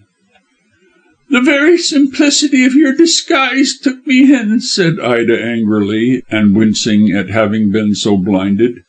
"Had you worn a beard or a wig, I should have recognised you." "I think not," said Miss Hest quietly and with an amused smile. "As the man, I wore my hair somewhat long." "I noted that," said the Colonel quickly. "How clever of you. Well, then, as a woman I merely knitted in false hair. I couldn't wear false hair as a man, since Ida would have then been sharp enough to have recognised me. But plenty of women wear false plates, so I was safe on that score. She never suspected me. My sole disguise was the cicatrice, skilfully painted, and the success of the whole business lay, as Ida has submitted, in its boldness, and in the belief that I had a twin brother. I have always found," added Miss Hest musingly, "that the bolder one is, the safer it is. Audacity always scores. At all events, I so closely resembled my own true self that no one thought I was anyone else but what I represented myself to be. As Francis, I told Ida that I was taking my sister away for a week, and so slipped up to London to meet Vernon at Lady Corsoon's, and to be nearly trapped at Isleworth." "What about Hokar and Bahadur?" asked the Colonel abruptly.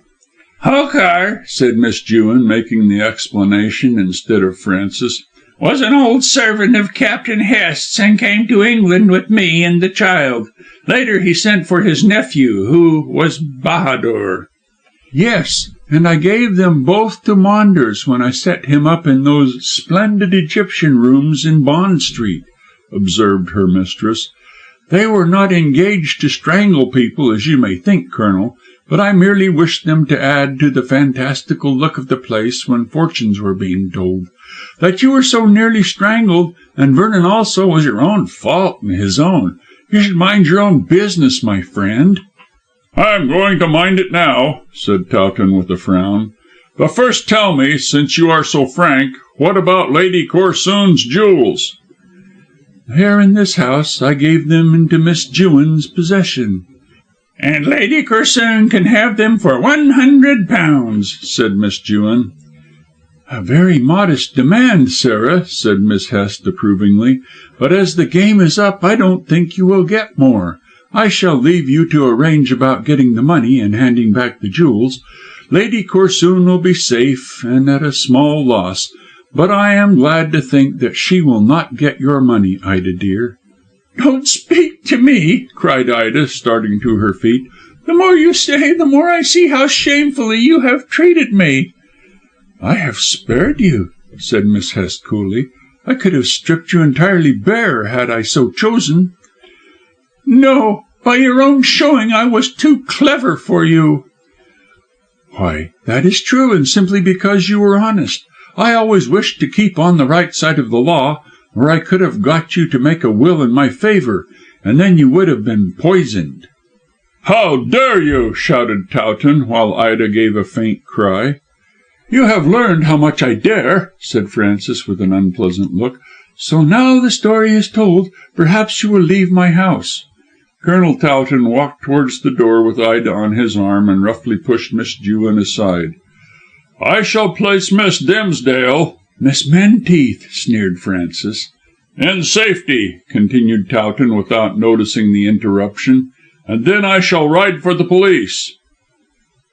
"I shall come too," cried Maunders, starting to his feet. "She will lock me up again and perhaps may kill me." "Stay where you are," commanded Francis sharply. "I intend to—" Maunders did not wait to hear the end of the sentence. Seeing that Towton and Ida blocked the door, he made a rush at the nearest window and sprang out of it with a dexterity begotten of sheer fear.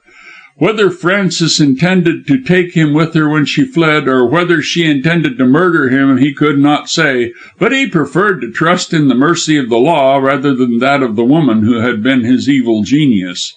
Crazy with terror, he tumbled to the ground, and Towton, along with Ida, ran to the front door to see him speeding across the grass. A moment later, and Frances, with a revolver in her hand, leaped from the window in pursuit. From the expression on her face, she evidently intended nothing less than murder. Towton hastily unbuckled the bridle from the ring and flung himself on his horse. "Place your foot on my toe, Ida," he commanded. "Up you go. There," he added, gathering up the reins as she sat on his saddle bow and placed her arms around his neck. "Now let us alarm the village. That poor devil will be shot if this fiendish woman is not arrested," and he rode forward at a moderately fast pace. "She'll catch him," chuckled Sarah Jewin, who had come to the door and was looking out from under the palm of her hand. "Shoot, Miss Frances, shoot!" Maunders, finding that he was being chased, could not make directly for the gate, and dodged behind some shrubs. Francis sighted him and fired a shot. It winged him, for he gave a yell of fear and ran directly towards her in the open. She fired another shot which struck him in the breast, and he pitched forward at her feet. Just as she fired a third shot into his prostrate body, there came a noise like thunder and a terrible cry from Miss Jewin. "The signal! The signal! The dam's burst!" and she bolted into the house. In a flash Towton comprehended it and set spurs to his horse. Frances strove to fly, but Maunders, with a last effort, caught at her foot, and she fell heavily, fighting for freedom like a wild cat. The next moment he had her by the throat, and in the distance a mighty roaring struck the ears of all as the flood came down gigantically. Chapter 22. The End of It All. Towton could not quite understand the situation, as there was no time to consider matters. All he knew was that the Bolly Dam had burst, and even had Miss June not spoke, the appalling noise would have informed him of the catastrophe. With Ida in his arms, he spurred his horse frantically out of the gate and across the village bridge. He found the crooked street filled with people, called out by the unexpected thunder. "The dam's burst! Get on the high ground!" shouted Towton, and with a yell of fear men, women and children began running wildly in the direction of the gorge and to disappear amongst the houses in the hope of gaining some level beyond the height of the downcoming flood. But there was scanty time for safety. The hollow, booming sound of the waters plunging through the narrows sounded ever nearer and nearer with terrible distinctness. It seemed as though the waters were bellowing for their prey. In a moment the Colonel comprehended that it was too late to skirt the village and gain the winding road where they would be safe. Ida gave a cry of alarm as he wrenched round the now startled horse and clattered through the village street on his way down the valley. It seemed the only chance. "I'll save you yet, my darling," muttered Towton, setting his teeth. "We must make for Gatehead," and he drove his spurs into the animal, which now was becoming unmanageable with the roaring of the flood. Ida, almost insensible with terror, clung to her lover's neck, and the horse, making no more of the double burden than if it had been a feather, tore at top speed along the road between the torrent and the precipice.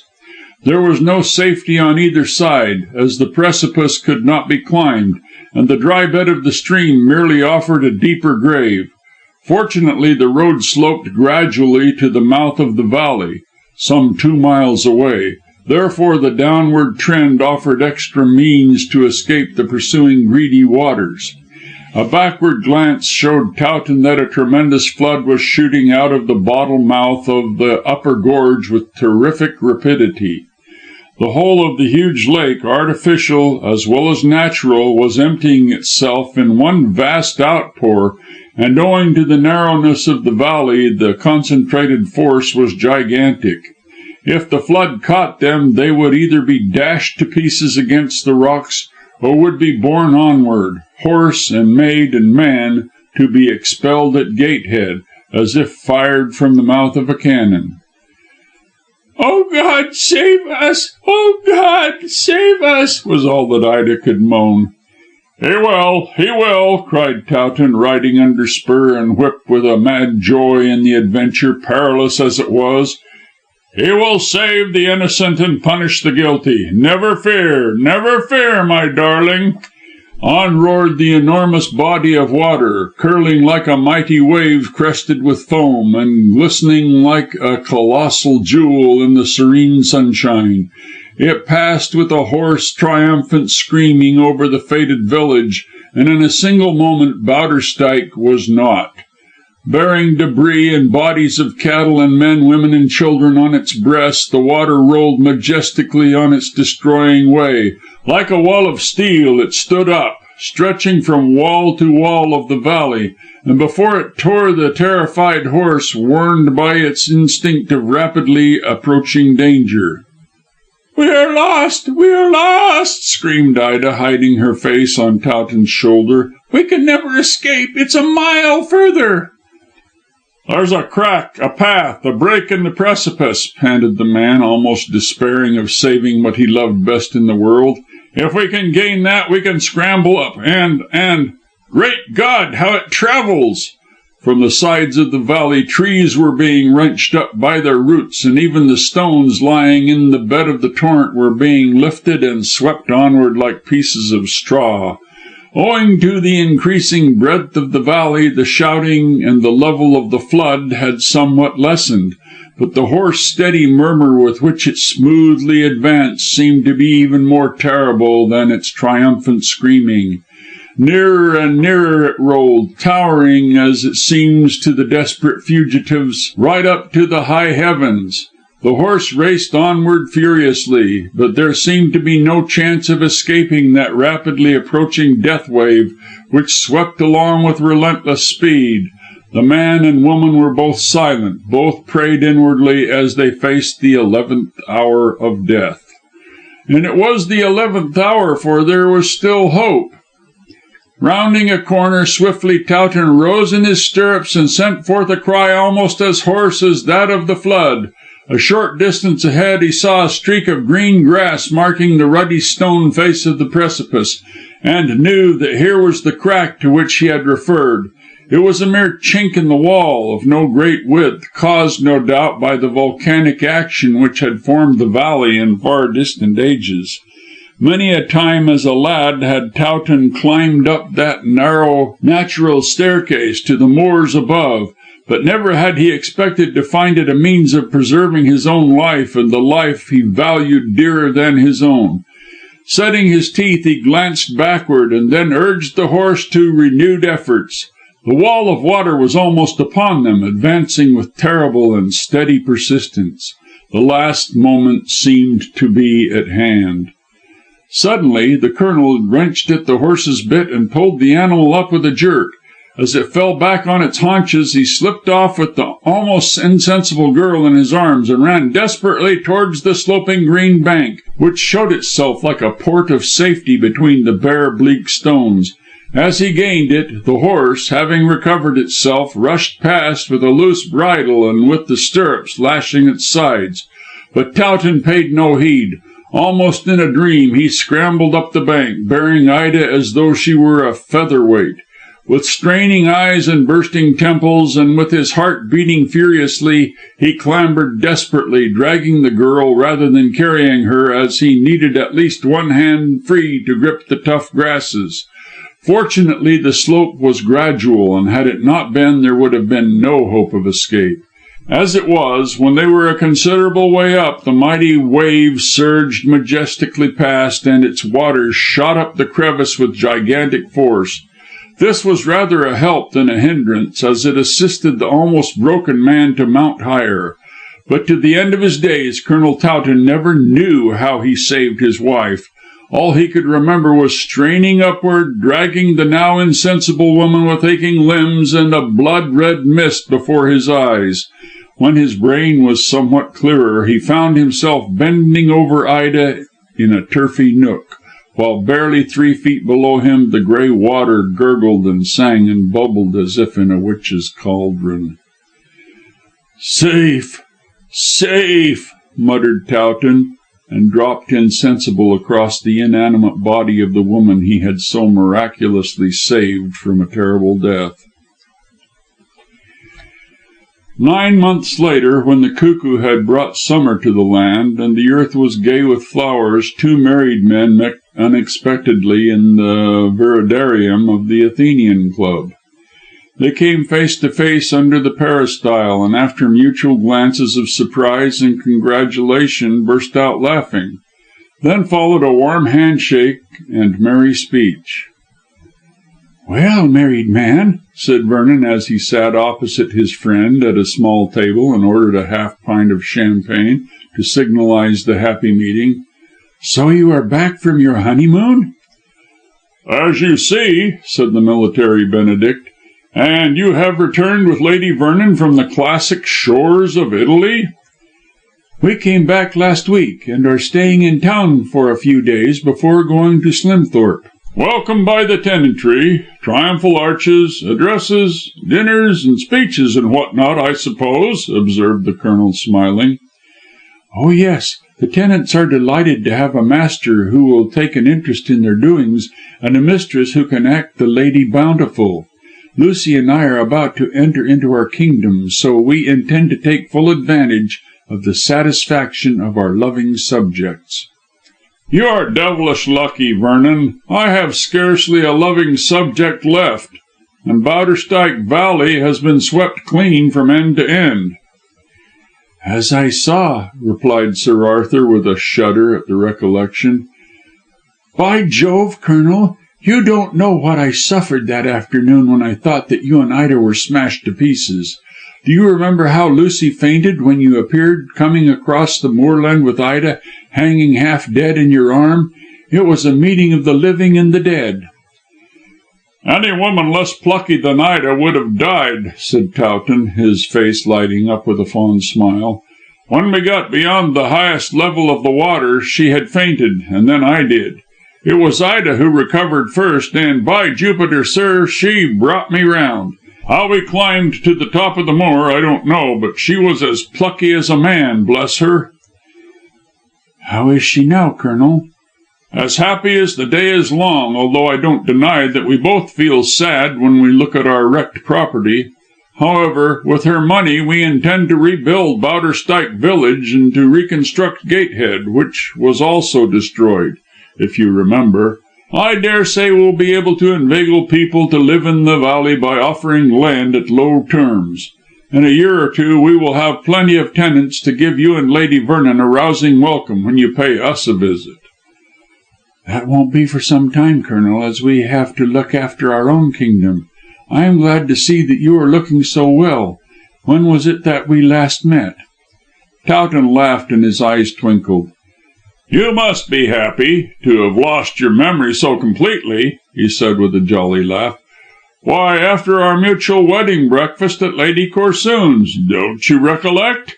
Weren't we married in great style on the same day, and didn't you go to Italy and Greece for a honeymoon while Ida and I returned to the Grange?"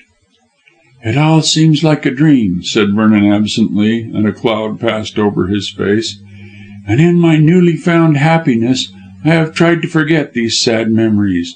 We never had an exhaustive talk over things, Colonel, and now that our wives are not here I should like to ask a few questions." "Ask away. It's just as well we are alone. Ida doesn't care to talk of that dreadful day or of her association with Miss Hest." "Nor does Lucy. That dreadful woman, what a daredevil she was, and as clever as they make them." "She was a sight too clever," replied Towton drily, "as she burnt her fingers at the last. I suppose you know that Miss Jewin was caught?" "You wrote me something about it." "Didn't Lady Corsoon tell you anything?" "No. Why should she?" said Vernon with a look of surprise. "Well, as you knew the secret of her pawning those jewels, I thought she would have told you of their recovery." "What? They were recovered? Who had them?" "Miss Jewin. She escaped, but Drench caught her. She sent for me before she committed suicide." Vernon looked horrified. "Did she kill herself? Poor wretch." "Yes, she hanged herself by her garters in her cell. I expect she knew that she would get a long term of imprisonment, and so preferred to get out of the world. But as I said, she sent for me and told me where the jewels were. She also threw a light on the catastrophe of the Bolly Dam breaking." "We knew that Hokar exploded a charge of dynamite," said Vernon, looking inquiringly at his friend. "Don't you remember how he could not get away in time, and confessed when dying that he had been ordered by Miss Hest to blow up the dam when she gave the signal by firing a revolver?" "Oh, yes, I remember that, as it all came out in the papers," said Towton with a shrug. "And that's just the point. Listen, here's the wine." Vernon sent away the waiter after he filled their glasses, and the two gentlemen drank to their dear wives and to a happy future for themselves as married men. When this ceremony was ended, the Colonel related what he had learned from the unfortunate Miss Jewin before she passed away. "It seemed that Miss Hest, furious at Maunders' treachery, dragged him down in disguise to Gerby Hall, and there locked him in an upper room. Miss Jewin acted as jailer, but in spite of her vigilance, the wretched man managed to break one of his prison bars and escape. He then appeared in the drawing room and denounced Miss Hest. Always prepared for further treachery on the part of Maunders, and never being in the habit of leaving anything to chance, Francis had arranged that she should have the dam broken down in event of the police coming to arrest her, and so they would be destroyed." "But she would be destroyed with them," said Vernon at this point. "As a matter of fact, she was. Don't you remember how her body and that of Maunders, clutching one another in a death grip, were found when the flood subsided? She anticipated her death." "She did nothing of the sort, sir, as Miss Jewin told me. The betrayal of her identity with Francis Hest and with the Spider came unexpectedly because of Maunders' escape. But, always making things sure, she had already posted Hokar at the dam, where he had placed a charge of dynamite under the wall. Miss Hest didn't expect much trouble, as she thought she had thrown dust in my eyes by the clever way in which she had acted." "I think she did, Colonel, and very successfully," remarked Vernon, smiling. "I admit it. She was a wonderfully clever woman and extremely unscrupulous. However, on the chance that some danger might come along, she posted Hokar at Bolly Dam and told him to fire the charge when he heard the report of a revolver." Vernon nodded. "I remember on that day how the wind was blowing up the gorge, and how clearly the sounds came up from the village. Hokar heard the shots very easily." "He heard 2 or 3 and might have guessed that his infernal mistress was not giving the agreed signal. She was shooting Maunders, if you remember. It was her intention, after we left, to have escaped by a similar crack up the side of the precipice behind Gerby Hall to that which saved Ida and myself. But she didn't intend to give the signal until she was on the upward journey with Miss Jewin. Maunders was to be left behind to drown in the house. But Miss Hest forgot for the moment and let her temper get the better of her. By firing the shots she gave the signal, and Hokar blew up the dam prematurely." "I see. But if Miss Jewin escaped, why didn't Miss Hest?" "Ah, there's where her nemesis came in. Maunders caught her by the leg and toppled her over. Then he gripped her throat, and they were both drowned." "Serve her right, and him also," said Vernon coolly. "I agree with you. They were a dangerous couple, and it seems like retributive justice that Maunders should bring all her carefully laid plans of escape to grief. Miss Jewin, at the first alarm, caught up the box of Lady Corsoon's jewels and fled out of the back way and up the crevice, as arranged. She concealed herself for a time, and was warned by the exhaustive reports in the papers of what was going on." "That's the worst of those papers," said Vernon with disgust. "As I found out when I was a detective, they warn the criminals of everything. I suppose Miss Jewin saw how the story of the spider was set forth, and appreciated the sensation it caused." "Of course she did. I was angry at the papers myself, for the Grange was simply infested with reporters and journalists and photographers. However, after the inquest the sensation died away. Everybody has more or less forgotten the matter by this time. It's just as well, as neither I nor you, Vernon, wish to be bothered with questions." "Quite so. That was why I remained abroad with my wife for such a time." "And that was why I went back with Ida to Bowderstyke," said the Colonel. "However, to continue, Drench caught Miss Jewin, and she hanged herself in her cell, as I have told you. I found the box of jewels and returned them to your mother-in-law. Thus her husband has never found out how she pawned them, so that's all right." "I hope it has been a lesson to her." "Not a bit of it. I dined with her a week ago, and so did Ida. Afterwards we went to a bridge drive, and Lady Corsoon played furiously. She's a born gambler. But Sir Julius does not know, and will never know, how she pawned his much prized family jewels." "I wonder Miss Jewin didn't sell them." "She had enough money to live on in a small way, and of course lived plainly to avert suspicion. The jewels she kept as a peace offering in case she should be arrested. She hoped to make terms by threatening to denounce Lady Corsoon. However, her heart failed her, and she handed them over to me." "Poor woman. By the way, Colonel, what was your wife's real opinion of Miss Hest? I could never quite understand." Towton was silent for a few minutes. "It is hard to say. Ida told me that she really liked Miss Hest for a long time, and thought that she was a genuine friend. But Miss Hest showed the cloven foot by trying to get Ida married to Maunders, and—" "Why to Maunders?" "Because he was under Miss Hest's thumb, and if he obtained possession of Ida's fortune by marriage, Miss Hest undoubtedly would have had the spending of it."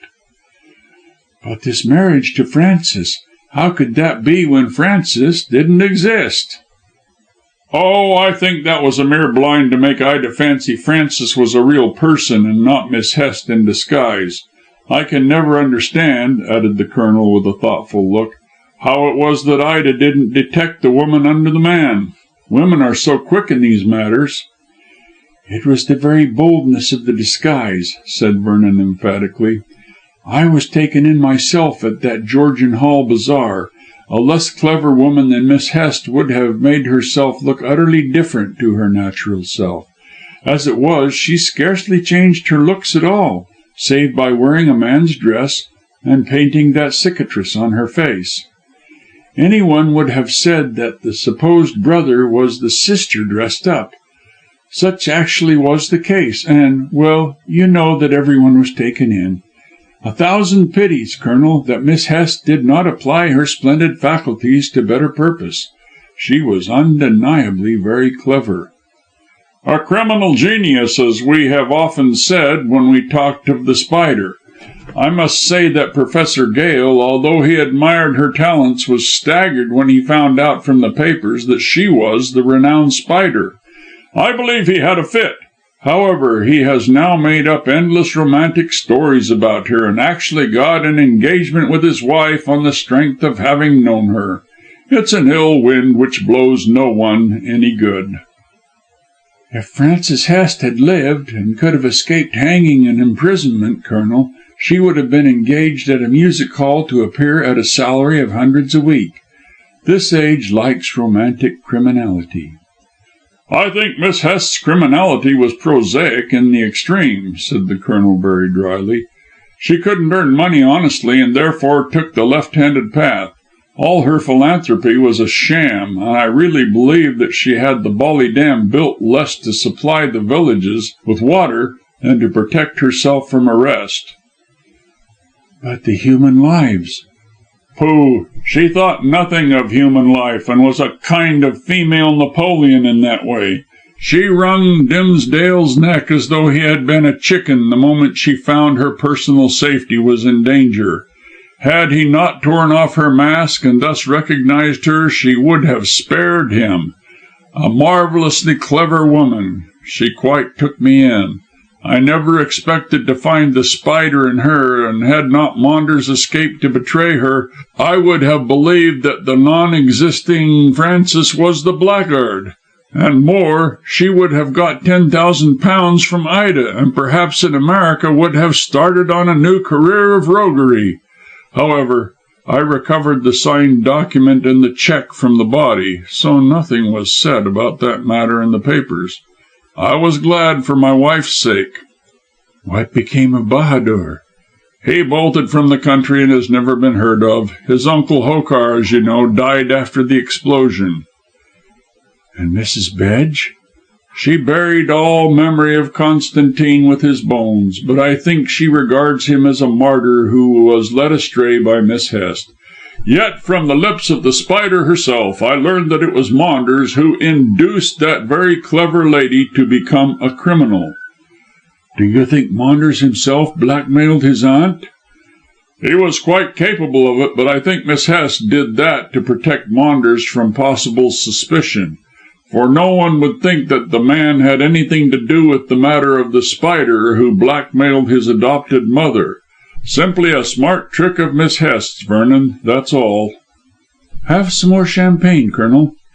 "Thank you, no more. Come along and see my wife." "I have to meet Lucy at Swan and Edgar's," said Vernon, glancing at his watch. "I'll go with you there first, and then we can have afternoon tea together." "Right you are, Colonel, on condition that you dine with Lucy and myself at our hotel, and come to the theatre afterwards." Towton nodded. "Well, Ida and I are up in town for a frolic, so we'll come." "When do you return to Bowderstyke?" "In 2 or 3 days. I'm seeing about the rebuilding of the Bolly Dam." "Isn't that dangerous?" asked Vernon as they left the club. "No, I am arranging for large channels to carry off the water. Besides, had not the dam been blown up by that Indian beast, the catastrophe would not have taken place. Any more questions?" "No," said Sir Arthur after a pause. "I think you have enlightened me on every point. We'll talk no more of the matter." Not in the presence of our wives, at all events," said the Colonel bluffly, and stepping out smartly along Pall Mall. "But when I think of all the mystery and devilish cantrips we have had to do with, and how narrowly Ida and I escaped a dreadful death, I can only thank God that we are happily married. There's one small domestic animal, if it can be called so, Vernon, on which I can never look without a shudder." "What's that?" asked Arthur, not following his friend's train of thought. "What, sir? What, have you forgotten the past already?" "Oh!" Vernon laughed, but somewhat seriously. "You mean a spider." "Yes," snapped the Colonel sharply. "I mean a spider." End of chapter 22. End of the Spider, by Fergus Hume.